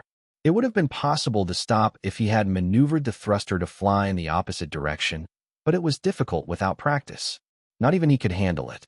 So, once again, he accepted his fate and let the strand crash at the base of the tower on the tortoise's back. Boom. A loud explosion rang loudly. Black smoke was sent toward the sky as fire spread to the surroundings. One would imagine Max to die after such an explosion. It was too great. A hole was even created in the metal wall. But this was a game, and there was a game script. Miraculously, Mech 42's cockpit was intact even though the strand's body blew into pieces. It was only damaged at some part, and the cockpit opened to reveal Max inside. Ugh. Holding his head, he climbed out of the cockpit with difficulty. That was so painful. I don't want to do it again. Lol, of course. How high did you set the pain sensitivity? To think you would whine like that. We can set up to 80% with the new capsule. Don't tell me you used that setting all this time, Breeze. Yeah, You never talked about that. Huh? I didn't. Max patted his body as he looked at the camera. I set it to the highest. He said, naturally, that highest was the one his capsule allowed. The pain made him feel alive. Not that he was a masochist, but he was done with a dull life for 3 months. Don't try it at home, guys. It's so painful. We're not lunatics like you, so we won't do it. 10% is a limit for me. Ugh, it was hurt even with that. How can you handle that? Do you even use that setting for Roach Planet? Crazy. This is the first time I saw someone use a max setting on pain sensitivity. This guy's nuts. I think there is someone who uses the same setting as me. Max chuckled as he jumped down the cockpit. Setting that aside, why doesn't the game over screen appear? Is this also part of the story progression? He looked around in confusion. From what he could see, he was in a long hallway. The debris and fire from the crash closed the area behind him, so he could only go in one direction.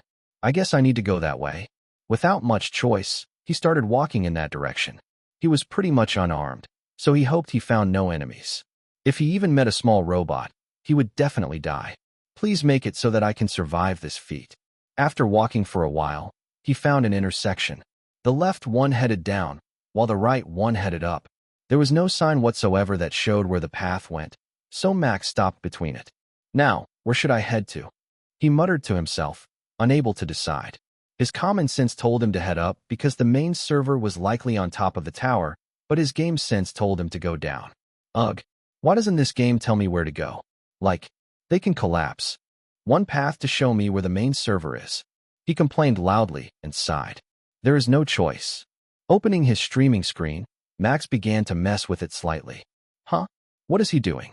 It seems Breeze don't know where to go. Yeah, but why is he opening a streaming screen?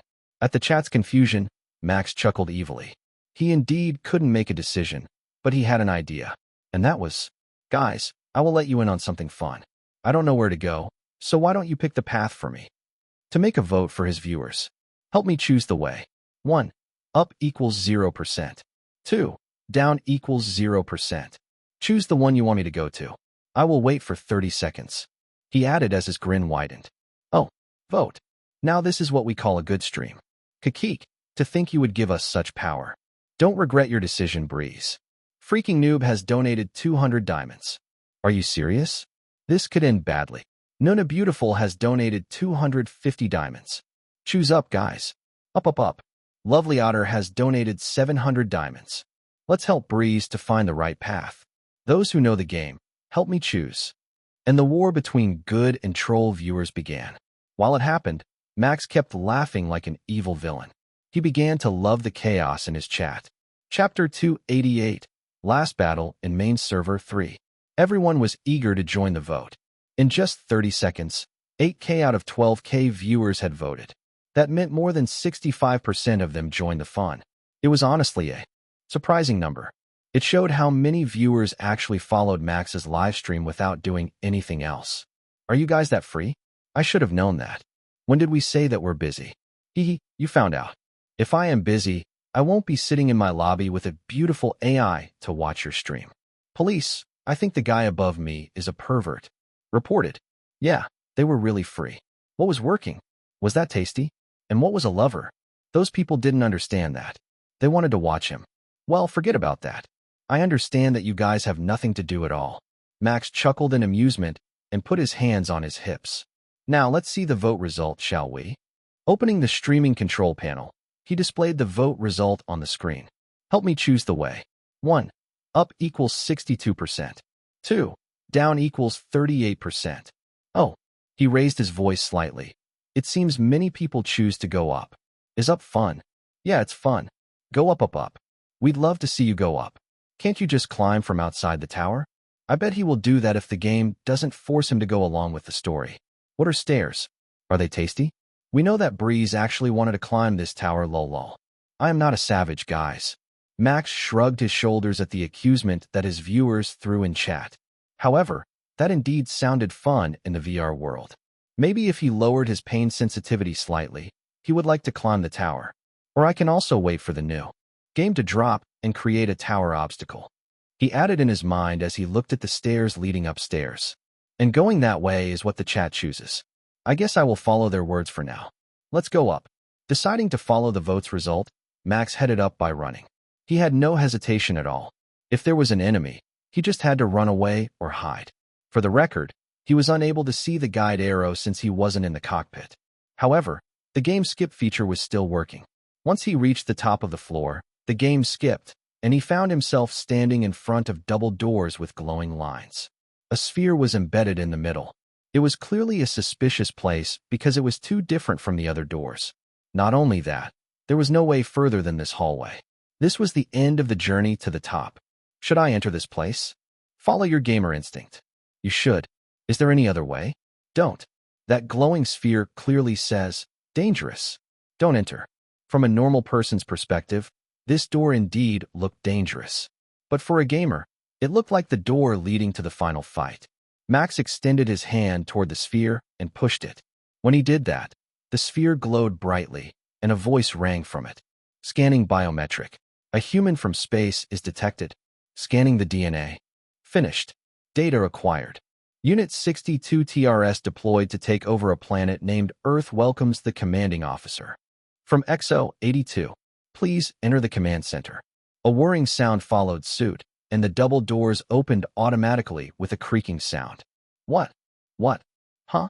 Plot twist. It's Officer's planet that takes over Earth? How? Why? And this is nuts. Poor Officer. Wait, what does this mean? Max and the viewers who watched this game for the first time were confused. What the heck was this plot twist? Did Officer's home planet actually send the AI and rogue robots to take over Earth? That was just stupid. Max stepped into the command room and looked around. It was filled with pipes and the whirring sound from the computers. The only light from this room was the screens filling the wall. They were all connected to the large screen at the end of the room, with the control panel right in front of it. Looking at this room made him feel sick. Not because of the flickering lights. That was insignificant. This room reminded him of his old one, chained into a chair without being able to do anything. The only thing he heard was the whirring sound of the health machine that kept him alive. And the only light he usually saw at night was his computer's screen. Damn it. Just when he was about to forget about it, the memories came rushing back like a flood. His expression couldn't help but melt with both sadness and frustration. Breeze is angry at the story? Whoa, he enjoyed the story that much. I bet he felt how sad the officer was after knowing it. Was his home planet that tried to take over Earth. This is some peak-level emotion. Now I am getting emotional. How cute. So he's also emotional? Young sister has donated 500 diamonds. Brother, are you sad? You want me to hug you? Yes, sister. Hug me. She's not talking to you, pervert. The chat misunderstood what he felt. However, Max stayed silent as the cutscene started.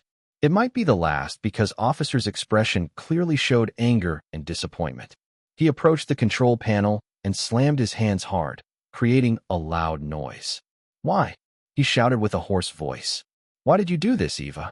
Reacting to his voice, the screen flickered before showing a beautiful woman with wavy pink hair. Officer scowled hard until his eyebrows met in the middle when he saw her. Once again, he asked, Why? I am unable to answer your question. Why? The mission has to be fulfilled. My mission before I met you was to take over Earth. Cease it at once. It's an order, he said sternly, taking no for an answer. My apologies. Your position is too low to issue the command. Hearing that, Officer narrowed his eyes. How could that be? I am second ranked in the uni. He realized what Eva meant and stopped. Could it be my father? The Emperor was the one who issued the command. And you kept it hidden from me, even though your separated unit realized it after extracting information from that robot? He gritted his teeth hard to the point they almost snapped. It was all his fault. His family's fault. Everyone's death. Pop's death. All of it could be said to be his fault because he didn't realize it sooner. If only he knew that Eva had been hiding something since the first fight. That's correct, officer. If you want to stop this invasion, there is only one way. And you know it. Is there no other way? Your help will make the reconstruction easier. Please, don't make me do this. There is no other way, officer. People from Earth will not believe in AI anymore after this. Besides, they have accepted you. It's your chance to begin a new life. I have promised you I will give you a new life. You remembered your promise. Officer lowered his head and began to sob. Was everything within your calculation? Affirmative. Please command me, officer. I cannot cease the current mission. but I can receive a last command from you. Officer sobbed loudly. He had difficulty saying the words that stuck in his throat. However, he had to do this. He had to end this, even by betraying his homeland. He was more comfortable here. So, Eva. He gave Eva her last command. With my authority as the Imperial Prince, I command you to self-destruct. Silence reigned the room for a second before the screen changed. The light turned red, and the robotic voice answered. Affirmative. Self-destruct initiated in 60 seconds. Chapter 289, End of Stranded Mech and a Special Surprise. You? He's a freaking prince. Officer. Breeze is a prince. Goddamn, I didn't know the story development would lead us to this. Look at him running. He's as fast as Breeze. No, he's even faster. Could his body be enhanced? He managed to get out before the main server exploded. Lovely Otter has donated 1,000 diamonds. Congratulations. You have finished another game. Officer Love has donated 300 diamonds. Mommy Big has donated 250 diamonds. It ends. So sad. Mommy wanna cry. So they just self-destruct? Max commented as he saw the credit scene start. It ends just like this? Officer could be seen walking toward his half-destroyed allies in tatters as the metal tortoise exploded in the background. Mohawk protected him and brought him away from the battlefield to get medical care. Various forces celebrated the victory when the night arrived. They held a large party. All preserved meat was taken out. Alcohol was distributed. It was humanity's victory. They did celebrate it. Max, however, this feels empty. If only this game lasted much longer and introduced the character better, it would become a good game. The story should be able to branch a lot. A shame it needs to end like this. He wasn't satisfied. The possibility of this game being on par with Knight's Journey was there. Unfortunately, the story was too rushed. Too many things were skipped. Like Officer's relationship with people on Earth and what made him dream of being free. His past was still unclear besides the fact he was a Prince of Space. Indeed. I heard the investor pulled up at the last minute when this game was developed, so they need to make it smaller. There was a problem with the development that caused this. Still, it's a good game and they made profit. It's not confirmed yet, but apparently, this game will get a remake in 2047. That's in 2 years. I hope Eva will get more appearance. Please. I am a sucker for a dangerous AI like her. A problem in the production, huh? For a game that experiences that, this is already good. At least this game was able to be distributed and published by BioZone Entertainment. That might be the factor that saved this game from being a flop. More importantly, I finished the game, huh? How long was it? Only around 2 hours? Pretty fast, isn't it? Well, it's mostly because you never failed. It's a short game, what do you want? Knight's Journey is around 5 to 8 hours, but it has many routes and is hard. I finished this game in 3 hours because I died a few times. Yeah, it's pretty short. I guess it's the end of today's stream then. Max sighed as he was teleported back to the lobby. The credit ended with Officer laughing with Mohawk and other people at the party. He seemed happy to be left on Earth. Sitting under the large tree, Max crossed his legs and looked at the stream of donations he received. Before ending, he decided to tell the viewers about his plan. From tomorrow until May 29th, for a week straight, I might focus on Roach Planet. If I have time, I will create the movement tutorial I promised, but expect it to be uploaded after the competition is over. Fine by me. That's no problem. Focus on your competition, man. I watched the scrim, and you really need a lot of practice, lol. If you're free, do grace us with an IRL stream. Maybe a date stream with Lily, emoji, bear please. Karaoke sounds good too. It's effortless. And we can hear Lily Pixel singing. I will think about it. That was Max's answer before he ended the stream. Live stream ended. After ending it, he logged out of the VR world. The rest was just a routine, wiping his sweat and taking a shower before opening his message and email. Afterward, it was free time, and we had the usual call with Lily.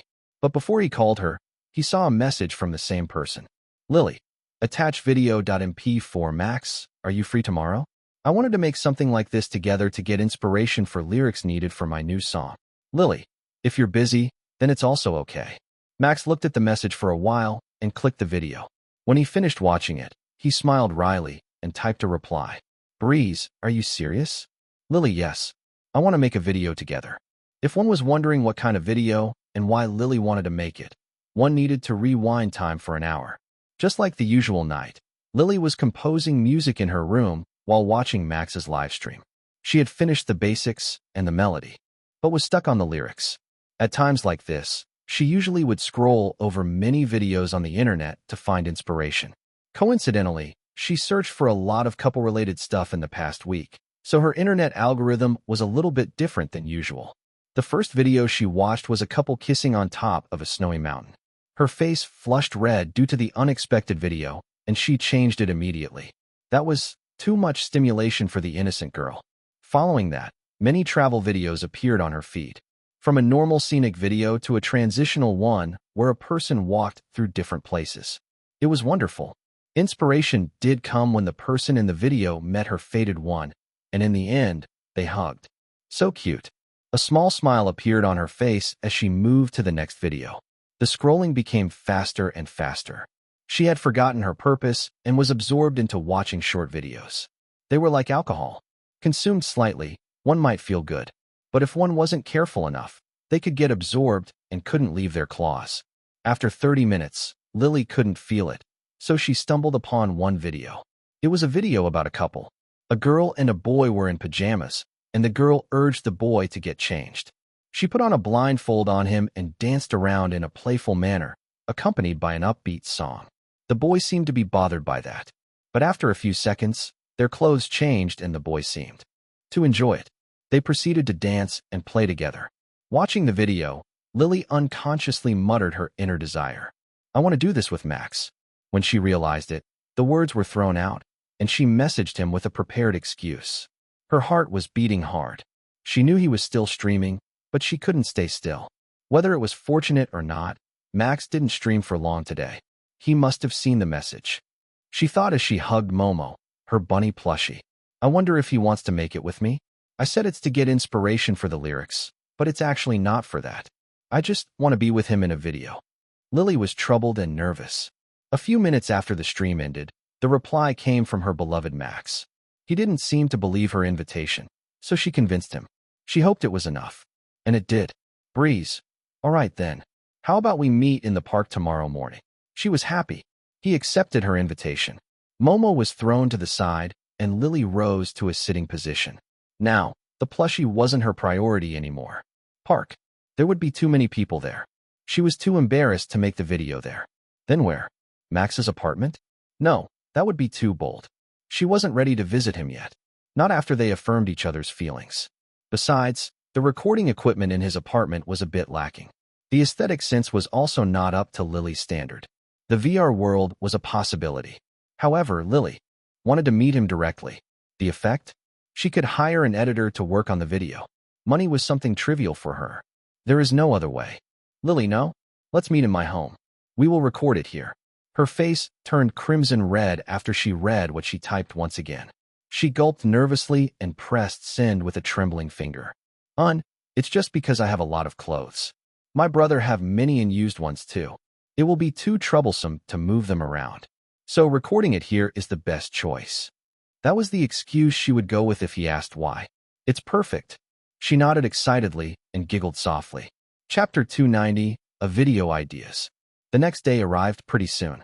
Max's heart was beating faster than usual with excitement. He was looking forward to today. He woke up pretty early, finished his morning routine, and went for a jog in the park. Last night, he promised to make a video together in Lily's home. This morning, they would meet to exercise, just like usual, while talking about the video concept. They naturally couldn't just copy the one Lily showed. That would be hit with copyright. Arriving at the park, Max started warming up first while waiting for Lily. Her home was a little bit away from it, so she needed time to arrive. And it didn't take that long. Sorry, did you wait for long? Just as he finished his stretch and warm up, Lily arrived at the park while wearing her exercise clothes, a black tank top and pants. Max smiled at her and shook his head. No, I just finished stretching too. You arrived on time. I was just too early. I am glad. She smiled back and put her hand on the chest. So, shall we run and talk about that? The video. Her face turned slightly red as she brought up the topic of the video. She was like a cute bunny at times like this. Small and precious. Max couldn't help but chuckle at the sight. Sure, he said, and they began to run together. Many people glanced at them for a second before turning around. They were already used to their sight every morning and only smiled from a distance, appreciating the sight and atmosphere. Due to their height difference, Max had to slow down his pace and match her, but that was easy. They had done this many times before. While running, he decided to tease her a little bit. But still, I didn't expect you to ask me to create that kind of video together. What's the occasion, Lily? Do you miss me? Yes. Lily stared at him with a flushed face. I wanted to meet you. That answer was cheating. Now his face also turned red. He wanted to tease her, but she had learned how to counterattack. The smirk on her face showed that she answered like that intentionally. Damn it. I said I would hold off until she's ready. But if she did that to me, it would make me rethink my decision. I really want to say it right now. Fortunately, Max had a high ceiling for patience. He calmed himself down and decided to change the topic to the video. Lily didn't pursue the earlier topic and actually told him an idea. A dangerous idea. How about if we start by waking up together and continue with changing clothes and having fun together? Like, we cut a frame to frame each activity. That would help me to get inspiration for the lyrics. Is it not good? Lily, did you realize what you just said? Lily only tilted her head slightly at his question. Getting used to her innocent nature, Max let out a sigh. He thought she began to understand how relationships worked a little, but she still needed to learn a lot. If we made a video like that, people would think that we're going out. When he pointed it out, her face flushed red. Smoke seemed to rise from her head, and she averted her gaze. I know about that. She mumbled quietly. It seemed like there was no third-party influence this time. Max realized she was the one who got the idea. There was no way he didn't realize it after hearing that. Seriously? Somehow he felt happy. While both hadn't made it official yet, they knew their relationship wasn't normal and they were closer than just normal friends. No friends would hold hands together and sit next to each other to the point their skin touched. If that's what she wants, let's create one video like that, Max said and smiled at her. And let's make another kind of video, a fun one. Hearing him, Lily's face brightened. She looked at him and nodded repeatedly. She said with a happy smile. What kind of fun video? What kind of fun video? Max hummed. He remembered the ideas given by his viewers before. The problem is whether Lily would want to go with him or not.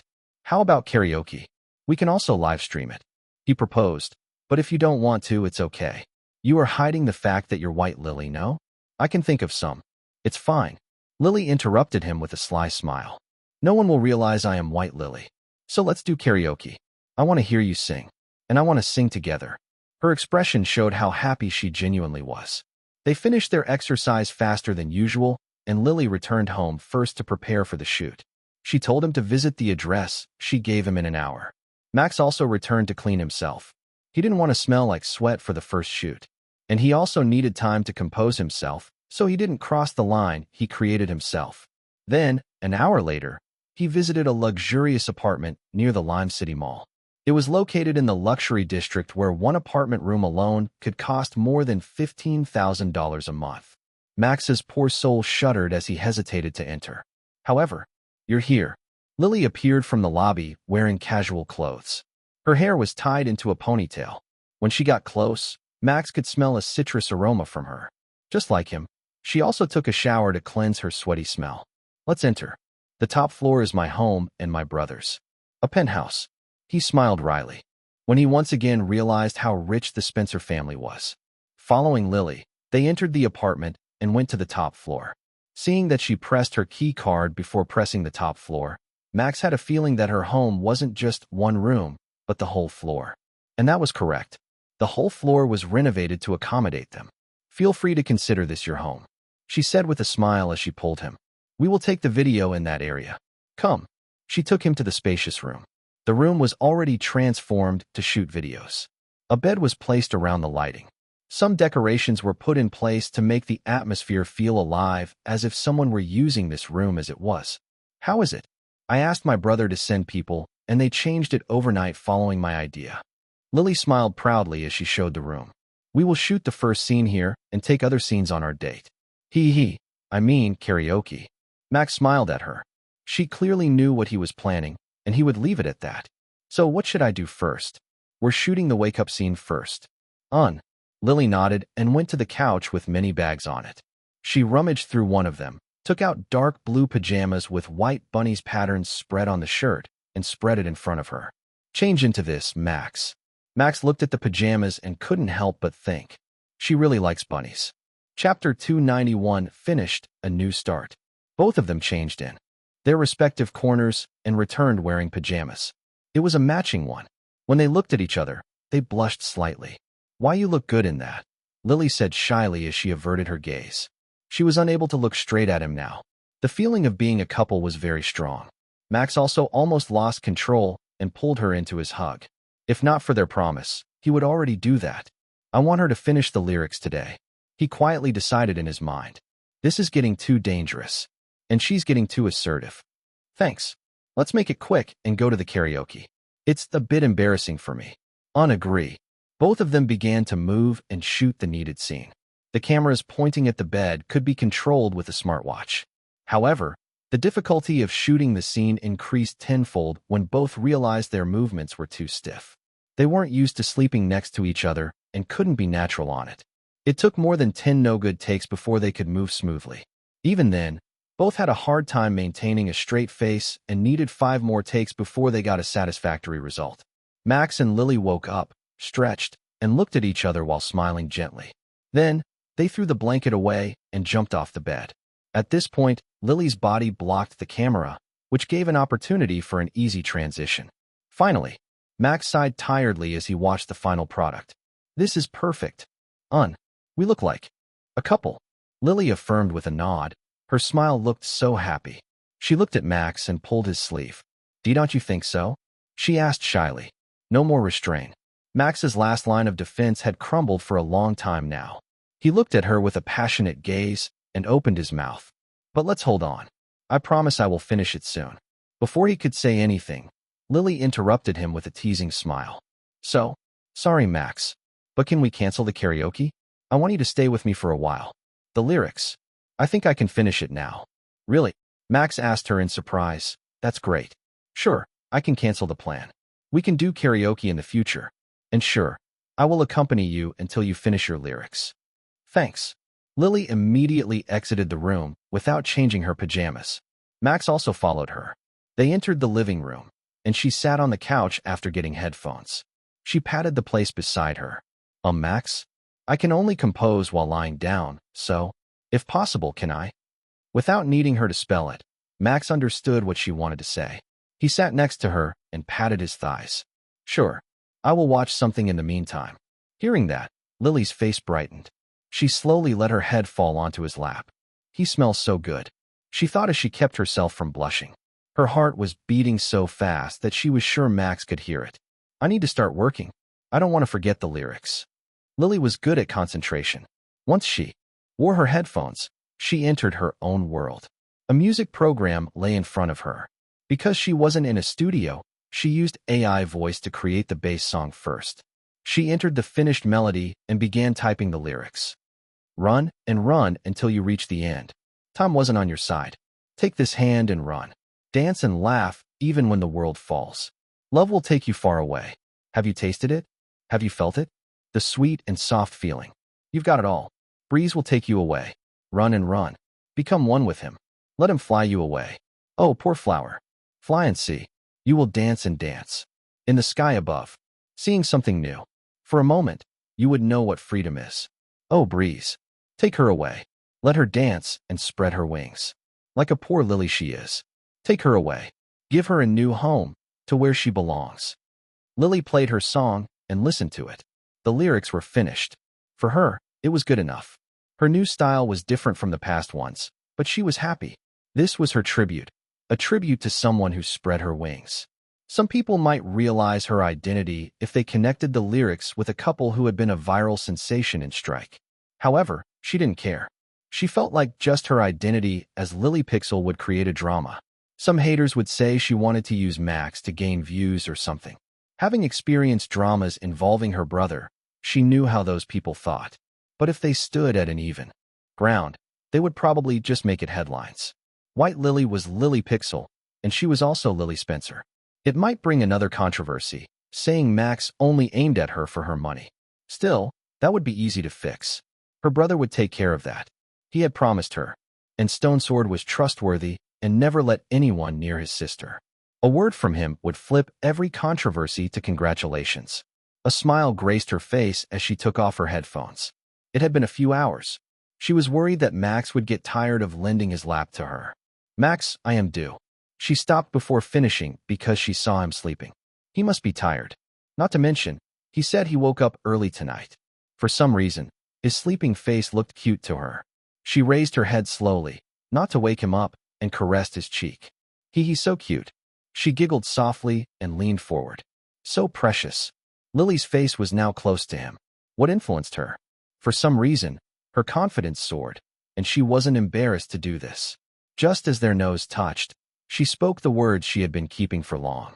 Not even she could keep this feeling down. I love you. And their lips met in the silent living room. Chapter 292, Breeze, Take Me Away. Max was dreaming. It was a dream of the past, which he seldom experienced after coming to this world. A young him was running through the roof with his friends, laughing excitedly as they finished the hardest course they had just found. Body bruised, but none of them cares. The freedom they felt, the wind brushed against their skins. Everyone was fulfilled. In the past, he was just a member. His name was unknown, a stage name called Breeze. He just wanted to run away, away from his home that bound him with rules. Wealthy household with nothing lacking. Money wasn't a problem. His monthly pocket money was higher than some workers. High school was when he became less and less bound. He lived in a dorm, learning about subjects he didn't want to. Economics bored him. The talk about money was burdensome. Then that accident happened. After getting freed from the family, he was now tied to a chair, unable to move. Fortunately, his family sent him to the hospital with the most advanced equipment, allowing him to survive and live. This was the lowest point in his life, until he found out about streaming. Then, he got a second chance and reincarnated without memories for 18 years. His personality changed slightly, and he understood the importance of money for the first time, seeking it greatly. He got a new friend, someone who cared for him, and someone he loved. He supported Nina with her dream, remembering his past situation. Unlike his past parents and family, he wouldn't restrict someone from their dream with the words love or money. He wanted them to experience freedom. Following that, he found a girl in a similar situation as past him. He related greatly, but her situation was unique. She could acquire freedom if she wanted to, and she did. And he was attracted to her as someone with a similar fate. Max only watched his dream as if it was a movie. He wasn't afraid anymore. The scent of Lily tickled his nose, calming him. He looked down and saw a beautiful girl with black hair looking back at him. Her head was on his lap. It was tiring, but he didn't dare to move and disturb her. She was at an important point of her life. Getting a bit sore on the legs sucks, but that was worth it. Suddenly, the girl moved. The weight on his lap was lifted. She stared at him, caressed his cheek, and leaned closer. The flowery scent became stronger as their noses touched each other. The tickling feeling woke him up. He opened his eyes only to see that Lily was in the same situation as he had been in his dream. Strangely, it was still vivid in his head. And then, I love you. She kissed him. Max's eyes widened slightly, but then enjoyed the soft sensation that brushed against his lips. It was an awkward light peck, but it was their first regardless of anything. After Lily backed away, their eyes met with each other. She blinked a few times before her face became as red as a tomato. Surprised, she jumped back from him. Watch out. Seeing how dangerous it was, Max immediately caught her by the waist and pulled her close. Thankfully, he didn't freeze and managed to save her. Their bodies were squished together. They stayed still together. Max could feel Lily's heart beating fast through their contact. After a while, she raised her face, still red from embarrassment. Did you hear it? Yeah. Max nodded and smiled at her. I heard you. Ugh. So embarrassing. She snuggled her face closer to his chest to hide it. I thought you were sleeping. I did. He chuckled, amused by her new reaction.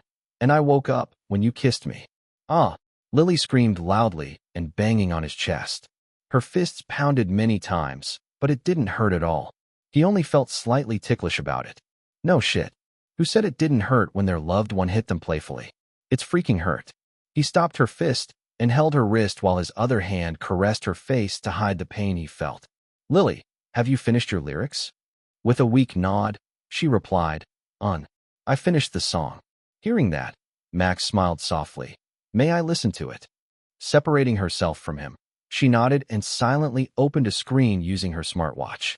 She opened a music player and connected it to the surround speaker in the room for a good experience. Before she played the song, she looked at Max once again. I used AI voice for now, but it's done. Don't expect it to be that good. It's fine. I wanted to hear the song you composed. All right. The soft but quick melody filled the room as soon as she said that. The lyrics started off strong, but soon turned softer. Max closed his eyes and noticed that the lyrics were about them. He couldn't help but smile as he felt a weight on his shoulder. Lily had leaned against him and enjoyed the song with him. In the middle of the lyrics, he heard another voice. Heavier than the first one, it belonged to a man. This song wasn't a solo but a duo.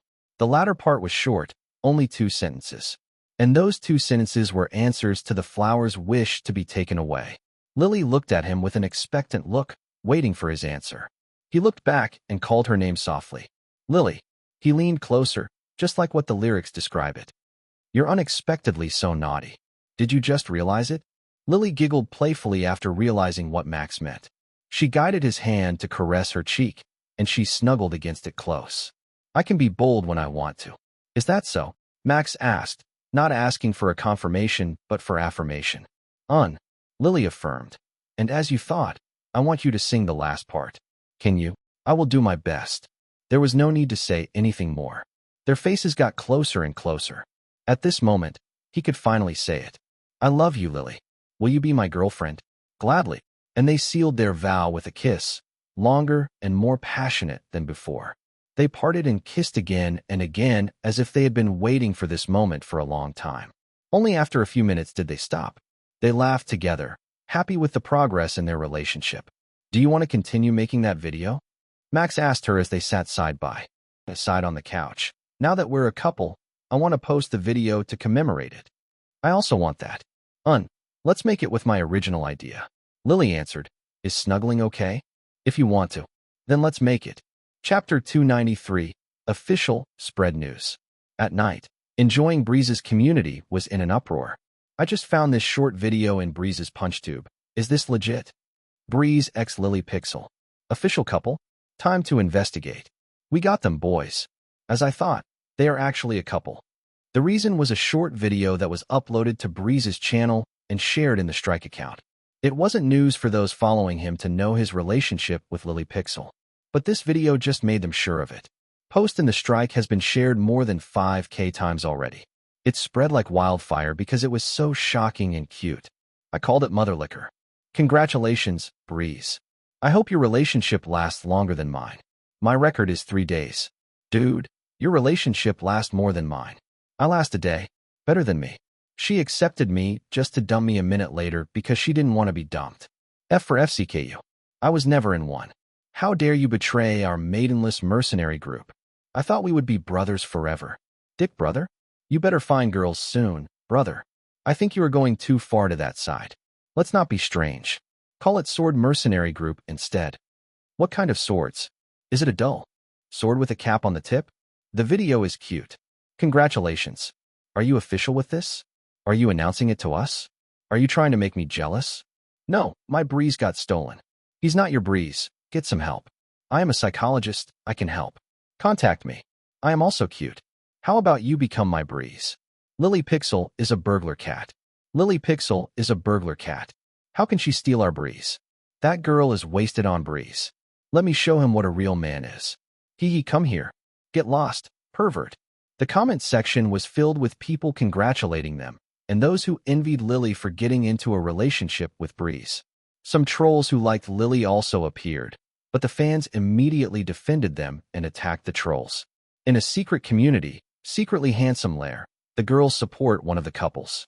They offered congratulations and even created a thread dedicated to it. And, fweet, look at them arriving together. Wanting to show off, Fu. First day and wake up together? Aren't they bold at? We didn't even do that, right? We did that, fair. You dragged me to move with you on the first day. Well, that might be true. But you slept on the couch, so we didn't wake up together. So it didn't count. Their Roach Planet's teammates teased them when they arrived together in the private room for practice.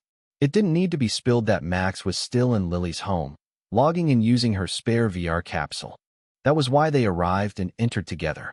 Shut it, Flexi. Want me to show off what you did to Lisa? I have some footage of you doing something stupid in my cloud storage. Max threatened his friend as he sat on the couch for the boys, while Farron dragged Lily to the corner.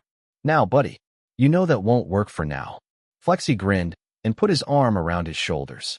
We have a contract. I can silence you with $175. If you do report it to her even after I give you that much, you will be someone who can't be trusted. He secretly transferred the bribe to Max's bank. Hearing the notification from his bank account, Max clicked his tongue. TSK, I shouldn't have accepted the deal. He said, Hey, your fault. Flexi smirked at him. So, when did this happen? Spill the tea, buddy. Let the viewers know what happened. Wait, I haven't set up my stream yet.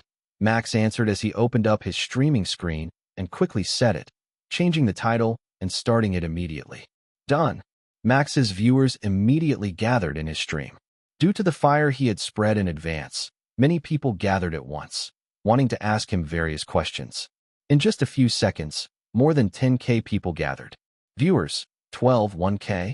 Compared to his highest point, it wasn't much, but it would increase slowly, filled with his fans and haters. Spill the tea. Congratulations, Breeze. Tell us. You haven't even told this noble me and just edited the short video by yourself. How could you? Does this noble me useless now? Justice for Bloodsucker. Curious people. The usual chat.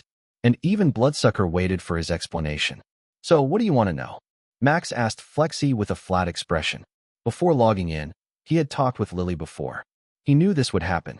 There was no escaping the interrogation of a curious friend and a crowd. Cough, very well. Judge Flexi here will be the representative and ask suspect Breeze questions. Flexi straightened his back and looked at him. This is stupid. Atlas looked like he wanted to have nothing to do with this and left to get a drink. Shoot. Meanwhile, Max was as serious as he was about to go on an important war. There was a rule he briefed Lily with. No matter what, just answer any questions on the stream. Whether you were lying or not wasn't important. As long as the viewers were happy with the answer, they would take anything. Flexi also knew his limit and only asked a few questions that didn't touch private matters. Max answered all of them skillfully with jokes and indirect words. He also admitted that they were now in a relationship and had a surprise soon. Oh, what's this surprise? Something big. Max smirked at his friend. I bet you will be surprised. Because only you didn't know about this secret in this room. Oh, and I have no intention of telling you what it is before the time arrives, even if you beg for it. Stingy. Flexi clicked his tongue. Then, he smiled and patted his shoulder. Putting that aside. Congratulations, buddy. I am happy for you and Lily. Thanks, buddy. Both of them fist bumped and stood up, getting ready for the practice. When they didn't check the chat, the hidden force waiting for the right moment appeared. The vibe is still strong. Yeah, Breeze x Flexi is still strong. Breezy will never falter, even with a girl between them. They are destined to be together. As usual, the chat was filled with strange people. Chapter 294, Duo Stream. Days passed quickly. With live stream, practice, and dates, Max didn't realize that it was already 2 days before the tournament. May 29th. Tomorrow was a joint practice day. All 40 teams had to gather in Eden Hall for a last-time check before the actual tournament. Max decided to arrive a day earlier to prepare. He was sitting in a private jet across from a displeased man with a frown as his attention was focused on the passing cloud. That man was Stone Sword, and he seemed to be pissed. And no, he wasn't displeased because Max had a relationship with his sister. He already accepted that and gave his blessing. The cause was something else. What happened? He asked Lily, who sat next to him. Apparently, someone tried to send a marriage proposal to me. It's that idiot blonde from our scrim. Should I kill him? His expression was serious as he blurted it out. Now he knew why Stone Sword was pissed. How could he kill that bastard? Stab? Gun? Drop him from a skyscraper and make it as if it was an accident? No need. Stone Sword spoke coldly as he turned to Max. He's already dead to me. His family's company, too, will soon fall into my hands. Just focus on your competition. Make sure your team wins. Ha! Already dead, huh? Max thought as he chuckled wryly. I hope he doesn't rest in peace. The power of money was scary. Max decided to change the topic of the conversation. There was no point in talking about something that had already been decided. In the middle of the conversation, Stone Sword suddenly said, "The family party has been decided to be held on the 15th of June. Lily narrowed her eyes at that information. Can I not attend? It's tiring. You must attend, Stone Sword said, glancing at Max, who would introduce him if you don't. Oh, she raised her voice slightly and nodded. Max will also attend? She turned to him. I guess so. Max shrugged his shoulders, not knowing what to answer. Then it's good. Lily smiled and nodded in understanding. Even a boring event would be okay if he was with him. Besides, they probably just had to stand on the side and let Stone Sword deal with everything. Stone Sword sighed in relief. He didn't know how to convince his sister to attend the party next month. If she didn't attend, then his plan would go awry. But now he could rest easily. Though I dislike the fact she changed because of him and not me. He thought as he looked at Max, who chatted with Lily across from him. Since a few days ago, Lily was clearly happier than before. She smiled a lot when she was at home. Stone Sword felt complicated when he saw it. He was happy but frustrated at the same time because it wasn't him who was able to put a smile on his sister's face. I doubt our parents will object to their relationship. Breeze is a good and kind man. His past is clean, and he was an orphan, meaning he would enter our family in the future. He needs to learn how business works, but I can teach him that. Without realizing it, Stone Sword thought that his sister would definitely marry Max. This came from his experience. People in high society would usually marry their first partner, although there was some cheating that could be heard every now and then. It also applied to himself. He knew he would marry his fiancée, Rebecca. The difference was he wouldn't cheat on her because he loved her. He was also confident Breeze wouldn't cheat on his sister. Surprisingly, he considered himself to be good at judging people's character. The problem is that arrogant prick who doesn't know his place. He looked out of the window, noticing the private jet would land soon. I guess I need to burn money to acquire 51% share faster and take over Green Life Company. A private driver chauffeured both Max and Lily to Bio's own hotel, where they would stay for a few days. Before leaving for his fiancée's apartment, Stone Sword warned Max to take care of his sister and not to do something she hated. You can trust me. Both of them entered the hotel and went to their respective rooms. As much as Max wanted to stay in the same room, it was impossible because Stone Sword was the one who arranged their stay. Lily was also still too shy to stay together, so he couldn't help but follow the arrangement. Afterward, Max met her in the VR room. Apparently, Lily had found a game they could play together and wanted to stream it with him. So, what kind of game did you find? So I stumbled upon this. Lily opened a screen and showed the game to Max. It's called Survive to the End. Apparently, it's a hard multiplayer game. Let's see. Max looked at the screen and watched the trailer.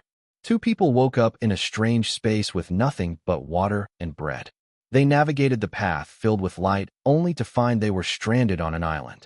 The only way out was to finish the task given by a system. It was as if they were in a reality show where they had to overcome obstacles. However, this game was deadly. If one of the two died, it would be game over. The collar around their neck would blow up and shatter them into pieces. Round in this game wasn't limited to clearing obstacles, but there was also a game where they had to survive mutated animals and poisonous gas or solve puzzles. And because this game was an online multiplayer, people actively tried to sabotage one another even when they had to work together to solve the obstacle. It was a perfect game to increase teamwork and think out of the box. Just like the title, you had to survive to the end.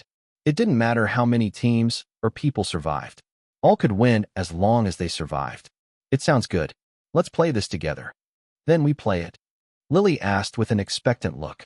Somehow, it was strange that she was so spirited. But Max didn't think much about it and nodded. He bought the game and downloaded it. Then, he invited Lily to his party, and they logged into the game's lobby together. Survival to the End's lobby looked like a jungle with wooden houses built here and there, hidden among the trees. The atmosphere around this lobby was lively, more than Knight's Journey and Roach Planet. However, it also retained the calm atmosphere that wasn't present in Midnight Heist's lobby. He looked at himself and noticed his clothes were very modern and easy to move in, all black to blend in the darkness. Looking around, he noticed some people were holding cold weapons. They were the main equipment used to survive in this game. Guns didn't exist. This is cool. Max liked it here. Now, he just had to find Lily and join the tutorial together. The tutorial center was in a large building in the main square where people gathered. Let's see. Where is she? He opened the map of the lobby to locate Lily. Finding her was easy, as they had created a party before. A green that showed her location was shown. Moving toward him slowly. There she is. She's behind the crowd, huh? It will take her a while to get here. While waiting, he set up his stream. The loading screen appeared, and he just needed to wait for her. After a while, he saw her. A girl wearing clothes similar to his appeared in the crowd. She waved her hand and got closer. Have you started the stream yet? Yes. Right now, the loading screen is showing up. I can change it to the in-game screen and do an intro anytime. Max answered and brought up the screen. How about yours? Perfectly set up. She put her index and thumb together near her face, creating an OK mark. And there are 1K viewers waiting. It's a lot. I just put your name in the title. That's normal. It also happened when I had a collaboration with Flexi in the past. He explained, smiling at her. And don't mind using my name. I am glad that your channel grew thanks to my name. She hummed, and her lips curled up slightly. Thank you. No problem, he said. Now, shall we do the intro together? Do you have any idea? At his question, Lily shook her head. I have no idea. I never do any intro, she said, tilting her head. How about doing your usual? Well, let's just do that. With the intro being decided, Max changed the screen at the same time as Lily. Then, they stood next to each other, and he started the intro. Hello guys. Ha ha. Today we are playing Survival to the End. He greeted them excitedly and turned the camera to Lily. And we have a guest. It's Lily. Hello. Lily nodded at the camera and said nothing more. Even so, the chat was immediately filled with booing. Bo, you show off. You show off. We've been waiting for this. A week and finally a couple content. Sugar. Yes, please. I'm not envious at all, damn it. I don't need a cute girl as my couple. Happy face, so you need a macho guy, huh? Want my contact? And in response to that booing, Max laughed loudly. Ha ha ha, cry more. I love your cry. It's a music in my ears. Chapter 295, Survival to the End 1. After finishing the intro and conversing with the viewers, Max and Lily proceeded to the tutorial zone. They didn't need to explain what kind of game it was because most viewers already knew about it. Survival to the End was a sensational game 2 years ago, reaching a monumental punch's 1 million concurrent views in its first week. Most viewers already knew the gameplay. For those who didn't know, the tutorial was said to explain the game to them. In summary, the goal of the players was to escape this facility where they found themselves without much information.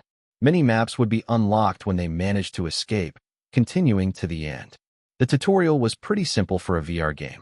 It only taught the players how to solve puzzles, loot weapons, and unlock a crate that was apparently filled with useful things, such as healing items and antidotes for poison, and was spread across the map. Not only that, the tutorial zone also explained the importance of teamwork. 2 people were one. They weren't separate entities. Max managed to finish the tutorial with Lily in a short time. The climbing tree tutorial, which was the difficult part for other players, was pretty easy for them. They cleared it in a breeze. Firstly, Max climbed the tree by jumping twice, reaching the thick branch where he hung himself down. Then, using his hands as a swing, he helped Lily get up. We need to nerf them. Breeze aside, Lily Pixel has a crazy movement, too. That's why she's in the top 30 in the SR ranking. Find something they do badly. I want to believe that they're not perfect. Happy face, easy. Breeze is a money grubber, lol. No normal human loves money more than him. True, I can attest to that. This noble me has lost more than 5K to him. That's just your fault, bloody suckery. Indeed, we're by no means perfect humans, guys. What are you talking about? Max retorted to the chat as he exited the tutorial center. Just as he exited, he noticed that some people stared at them. Some of them had a hologram screen in front of them, clearly watching their live stream. While Max didn't mind giving a fan service, he was worried that Lily would be uncomfortable with them. So, he walked into the forest with Lily to get away from all the stare people gave them. That tutorial was fun and all, but how about we go into the real game now? Let's go. Match. Found. Starting the matchmaking was easy. It was similar to other games. Open the game screen, press start, and the players would be transferred into a truck where they had to wait for the others. Max stood next to Lily. Their clothes had changed from plain black clothes into camo clothes. There was a number written in front of them, showing 1820. The game only needed 2 more pairs before it started. It's just as the tutorial explained earlier. We will be dropped off in a random location, and we need to find 5 slates with the corresponding images of lion, snake, eagle, elephant, and chicken to open the door to the next map. Easy to understand. Lily nodded at Max's explanation. And to get the slate, we need to finish the games or survive and find it, no? True. The game we encounter will be random, but the system will inform us of the type of game we will play. As for the rules, well, it seems we need to figure it out ourselves. That's inconvenient and cruel, right? But it's part of the puzzle system, so we can't complain. Cruel, lol. What an apt word to describe this game system. That's the charm of this game. You won't know what will wait for you, huh? Fear the unknown. Embrace the despair. An element of surprise in this game is the big raffle. Bloodsucker has donated 500 diamonds. Finally, I can see you suffer many times. Ha ha ha. The editing of this part will be fun. Foo-foo kufa-foo-foo. How could Bloodsucker manage to gross me out? Every time. The talent is so scary. So cruel. Cruel. Somehow, the word became a meme in the chat immediately. When Lily saw that, she blushed in embarrassment while Max laughed out loud. No matter how many times he saw it, blushing Lily was cute, especially since it contrasted greatly with her usual cold look. And it wasn't only him who thought that way. Oh no. Now I understand why Breeze left our maidenless group. No men can handle that. I forgive you, buddy. I am sorry for creating a doll of you and throwing curses at it every day. I was wrong. Yeah, I would also fall if I were him. I will throw my voodoo doll away. Too bad. My project was about to finish, but I guess I will stop it since the maidenless brotherhood has forgiven him. What the heck did you do? Max felt a shiver down his spine when he read the chat. They weren't doing black magic, right? Because of the system's existence and the fact he had memories from his past life, he became a bit aware and afraid of supernatural stuff. What if that mock black magic worked? Would he really be cursed? Thinking about it alone was scary. I don't want to get cursed, damn it. I hope these guys aren't serious. He prayed sincerely. All players have gathered, deploying to the survival zone. Just as he was lost in thoughts, 2 pairs entered the matchmaking, and it started. The truck they were in shook slightly before it stopped completely. Following that, light seeped out from the gap that appeared. From the door, looking at each other, Max nodded at Lily and pushed the door open. He stepped out of the small space and looked around. They were in a jungle full of large trees and bushes. Some animal trails could be seen, and bird cries could be heard from above, along with the shouts from monkeys. Based on the vegetation and the wet dirt, it looked like they were in a rainforest. Ma Breeze, doesn't the tutorial say we will get starting equipment? Lily asked curiously, patting her chest because she was just so close to calling his real name. She took a breath and continued. I checked my body, and there is not even a GPS in my pocket. That's right. We should at least get 2 survival knives and a GPS based on what the tutorial said. He answered and looked around before finally finding something. Oh, isn't that the equipment? A backpack was hung on the crate the truck used to transfer them to this forest. He took it and checked inside. True to what the tutorial told him, there were 2 survival knives and a handheld GPS inside. He handed one knife to Lily, and she strapped it behind her back while he put it on his chest strap. After getting ready, Max looked at the GPS and found many marks on it, with 2 blue triangles showing their location in the middle of the screen. The mark ranged from 2 swords crossed against each other, a lion head, a black circle, a mushroom, and a golden lightning. He looked at Lily and showed her the GPS. There was no point in a multiplayer game if he made the decision by himself. Which one did you want to visit first? Lily peeked at the screen and put her index finger on her lips, humming softly. The sonar beeped every second, showing how close they were to the location where the marks were. After thinking for a second, she pointed at a certain mark. I want to visit this. Her decision was caught on camera and shown in both of their live stream, inviting the chat's reaction. Oh, good decision. This would be fun. No backsies. Go there and follow your GF, Breeze. Deep voice, there will be hell. Somehow, Max got a bad feeling about this. Chapter 296, Survival to the End 2. Max cut small branches and bushes that were on his way. The goal that Lily chose was 200 meters away from their starting location. However, the straight path toward that location was filled with vegetation. How long have we been walking? 5 minutes. And we haven't reached the destination yet. Max grunted in frustration as he cut the bushes in front of him. The forest is too dense. Now I understand why they said hell is waiting for us. He tasted leaves hell. It's only the first layer of hell in survival to the end. More is waiting for you. It YLLNOTND. Dude, learn how to type. It's hard to read MF. Just like Max, Lily also grunted in irritation as she cut all the leaves that were on her way. I shouldn't have chosen that spot. We better follow the animal trail next, she said, swinging her knife with another grunt. Or just climb trees. Agreed. Max nodded as he swung his knife, cutting through the last bush before he arrived at a large clearing.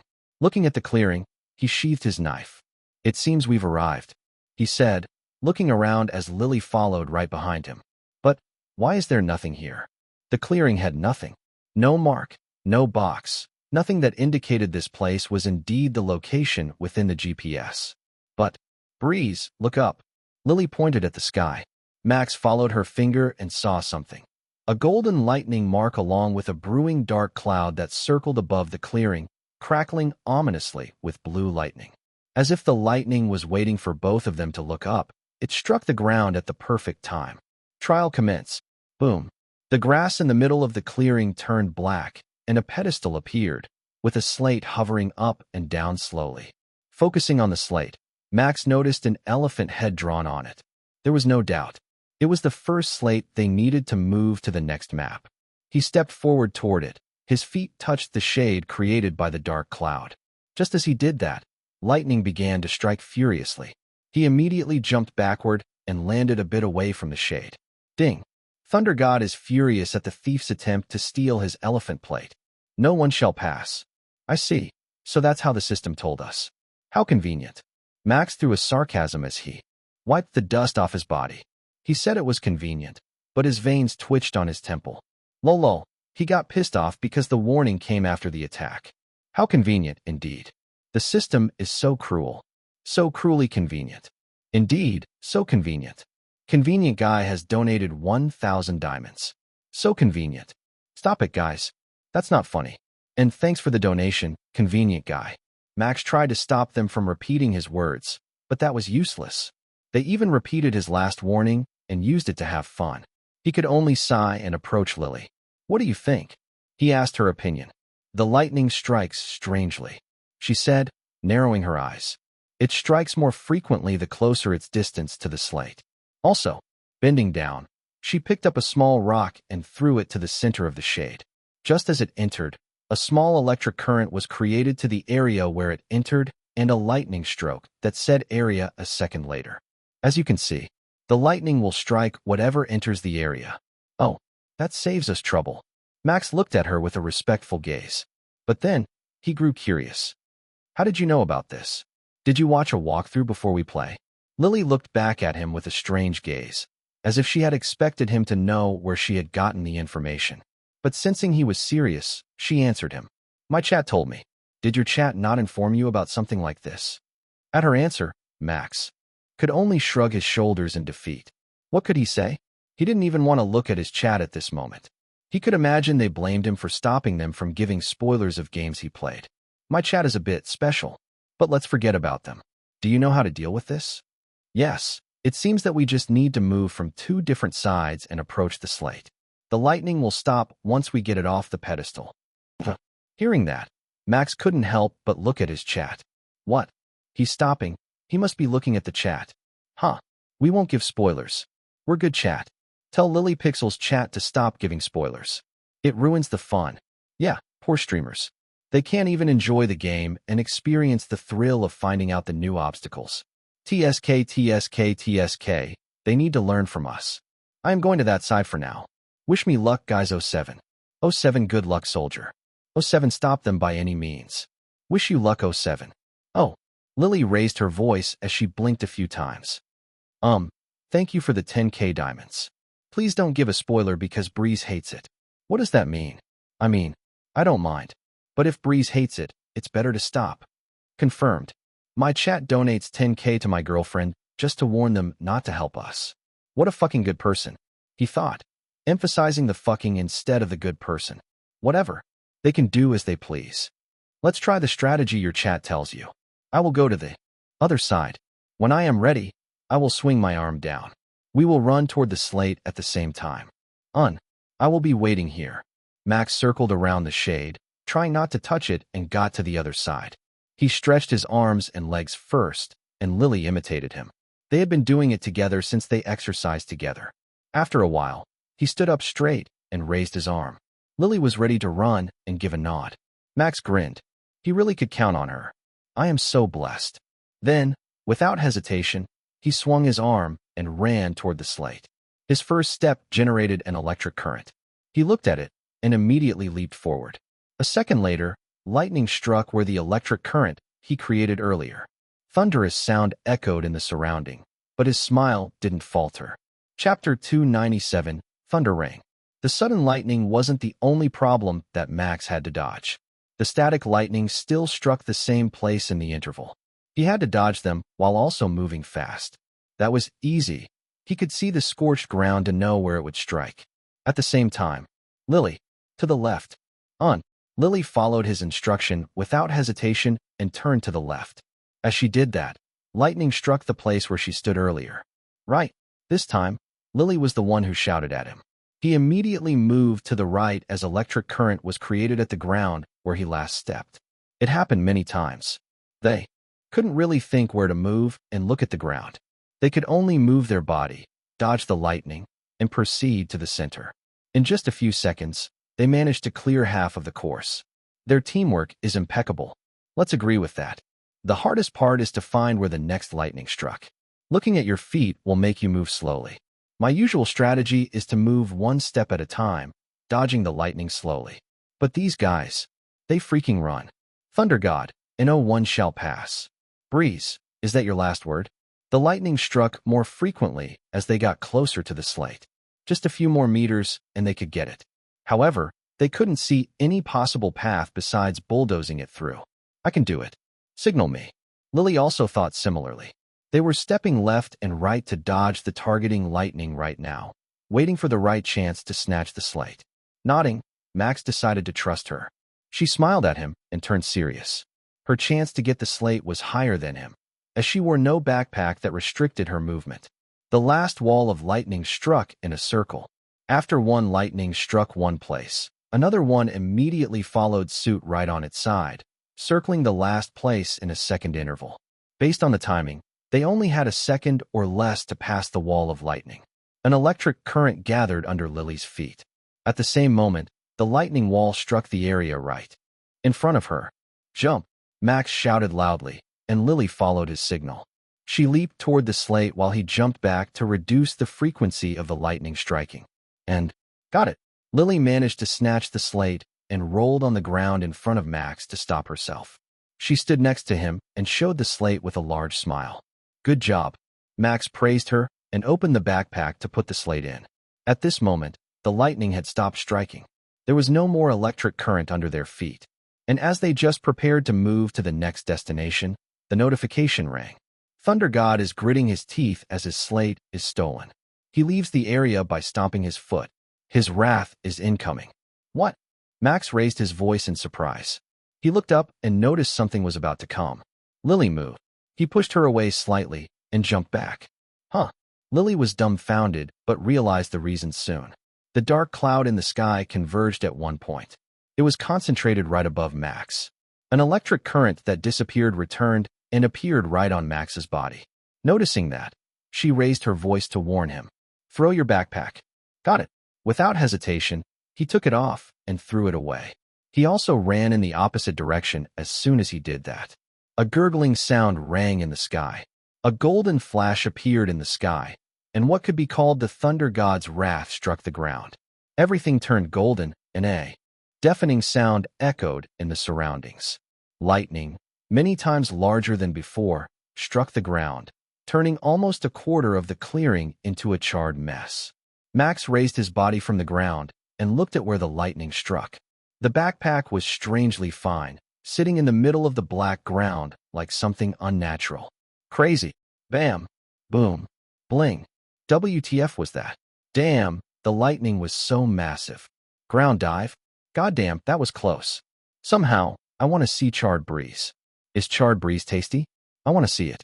If Lily hadn't warned him, he would have absolutely become a charred human in that place. It seemed like the last lightning struck the slate to kill anyone who didn't know about the mechanic. The dark cloud in the sky disappeared as Max picked his body up. Are you okay? Lily asked worriedly, knowing that her boyfriend set the pain sensitivity to the maximum. Throwing himself to the ground like that was painful. Really painful. Yeah, I am okay, Max answered, smiling at her. More importantly, that was close. Thanks for the warning. Thank God. She sighed in relief and looked at the backpack, approaching it. She took it and looked inside. Max peeked from behind him and noticed everything was perfectly fine. So this backpack is an immortal object? He asked in interest. Immortal object? Lily asked back, handing the backpack to him. What is that? It's an object that can't be destroyed in a game. Hey, key quest item if you want to use an MMORPG term. He explained and put the backpack on. In short, no matter what we do to this item, throw it, slash it, burn it, it will remain intact, with the item inside it too. Ah, like a portable safe? Something like that. Max nodded and took out a GPS. The lightning mark in his location had disappeared, along with some other marks in the GPS. There were still too many to count, but the other pairs also seemed to finish some trials. The lightning mark is an elephant slate. That's good to know, he said, turning to Lily. Do you mind if I choose the next one? I'll let you choose. Thanks. He looked at the remaining marks and decided to choose another one. He pointed at one and looked at Lily. How about this? The sword mark? I don't mind. All right then. It's pretty close, so let's go there. Both of them proceeded to the next destination without resting. Their survival knives were ready to cut all the branches and bushes in their way. However, due to their previous experience, they decided to choose an animal trail instead. What will await them in the next trial? Look forward to it. Why the heck are you guys narrating for them? Well, it seems fun. The bush hell, the thunder hell. What kind of hell is waiting for this couple next? Stop narrating, Motherlicker. Bloody Axe has donated 300 diamonds. I have returned, and I shall wait for a bloody duel. Chapter 298, Next Slate. The cross sword mark was located 150 meters away from the previous lightning trial. Max already had an idea of what kind of trial and game they had to finish in order to get the next slate. Following the animal trail proved to be the correct choice. All trails were connected from one mark to another. Choosing the straight path would only slow them down. Unlike the lightning mark earlier, the double cross sword was pretty easy to spot. Whoa, this is amazing.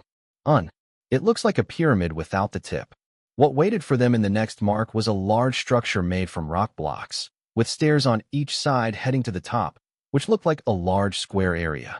The cross sword mark floated right above that square area.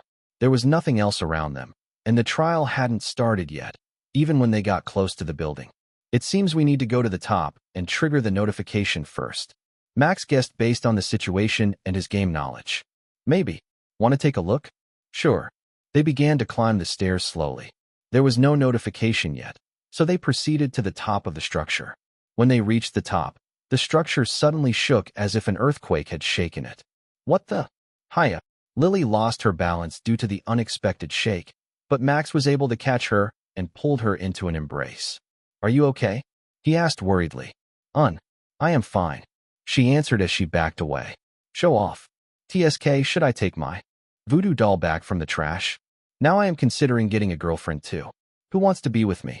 I am half as handsome as Breeze. Cough, just half. Bro has no confidence, lol. The shaking stopped after a few seconds. Max regained his composure and looked around. When he did that, he noticed that the stairs behind him were gone, and the structure became taller than before, jutting out to the sky like a tower. Following that, the notification rang.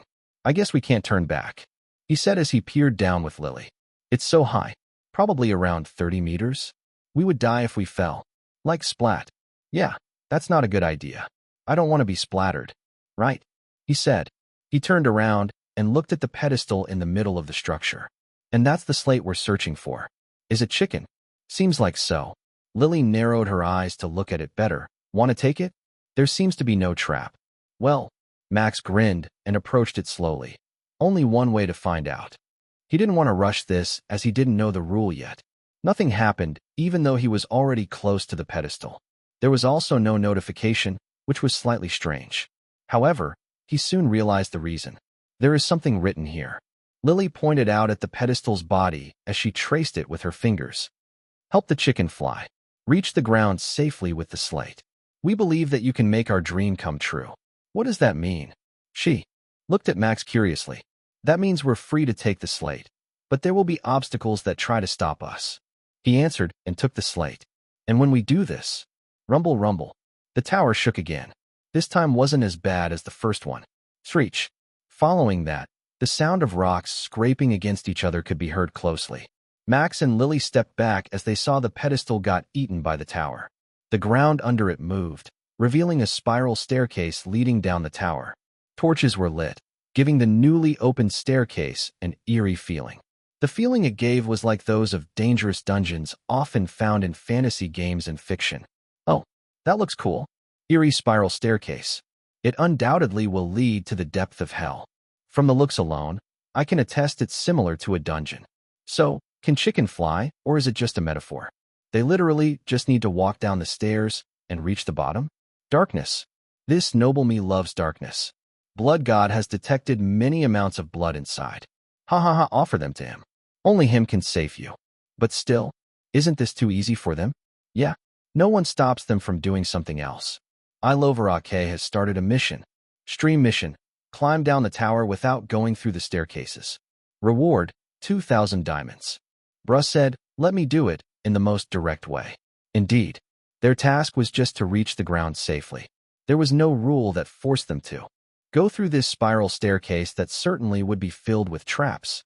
Say, Max looked at Lily and grinned. Do you want to learn how to climb down a wall with small gaps? As expected, this crazy B4SD4RD. He still prioritizes money over his lover. Still, can Lily Pixel climb down the wall with him? You must be new. Let me tell you a story. No need. Lily Pixel can move as crazy as Breeze. She's that talented. They are just too scary. Climb down the wall. She asked with sparkling eyes. Her interest was piqued. Can we do that without any equipment? We can. I will instruct you and use this chance to teach my chat, too. If you say so, please teach me. It sounds interesting. All right, let me show you how it's done then. Saying so, he went to the edge of the structure and looked down. It was a bit scary, just thinking about what would happen if he felt adrenaline pumped into his blood. There was nothing more exciting than the thrill of the extreme sport. If only this is in real life, he thought, but he immediately shook his head. No, I shouldn't do that. I will worry Lily if I do this in real life. Yes, the VR world is good enough. A shame, but he didn't want to risk it too much like in his past life. He was satisfied with his current life. Not to mention, there was also a VR world where he could experience everything with just a slight difference.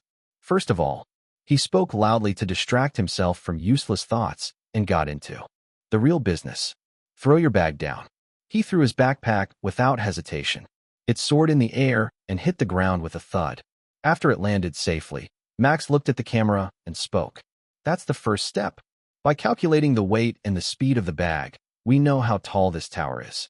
All equipment in the bag and the backpack itself is around 1 kilogram, and it reached the ground in less than 5 seconds. With the gravity being 10 meters per second, you can just count it yourself. Yeah, we don't know. Isn't that like around 50 meters? How can he calculate it like that? I mean, I am not confident saying my backpack is 1 kilogram.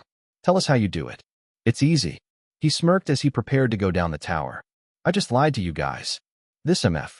WTF. I trusted you. How could you betray us like this? I thought we were friends. Lying is easy.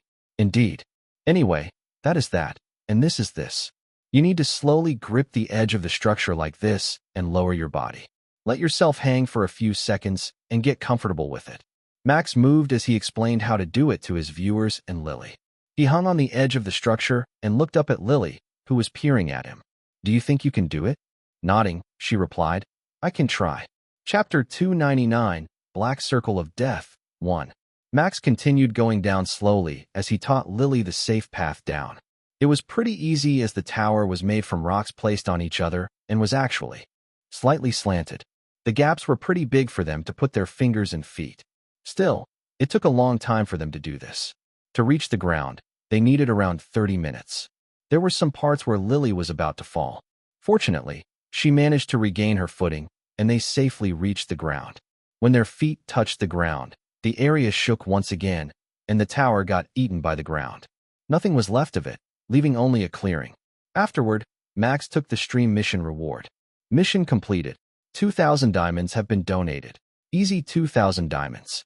Done. Isn't it easy? Yes. Surprisingly easy. As I thought, they were crazy. No one said it's surprisingly easy after climbing down a 50-meter-tall tower with a straight face.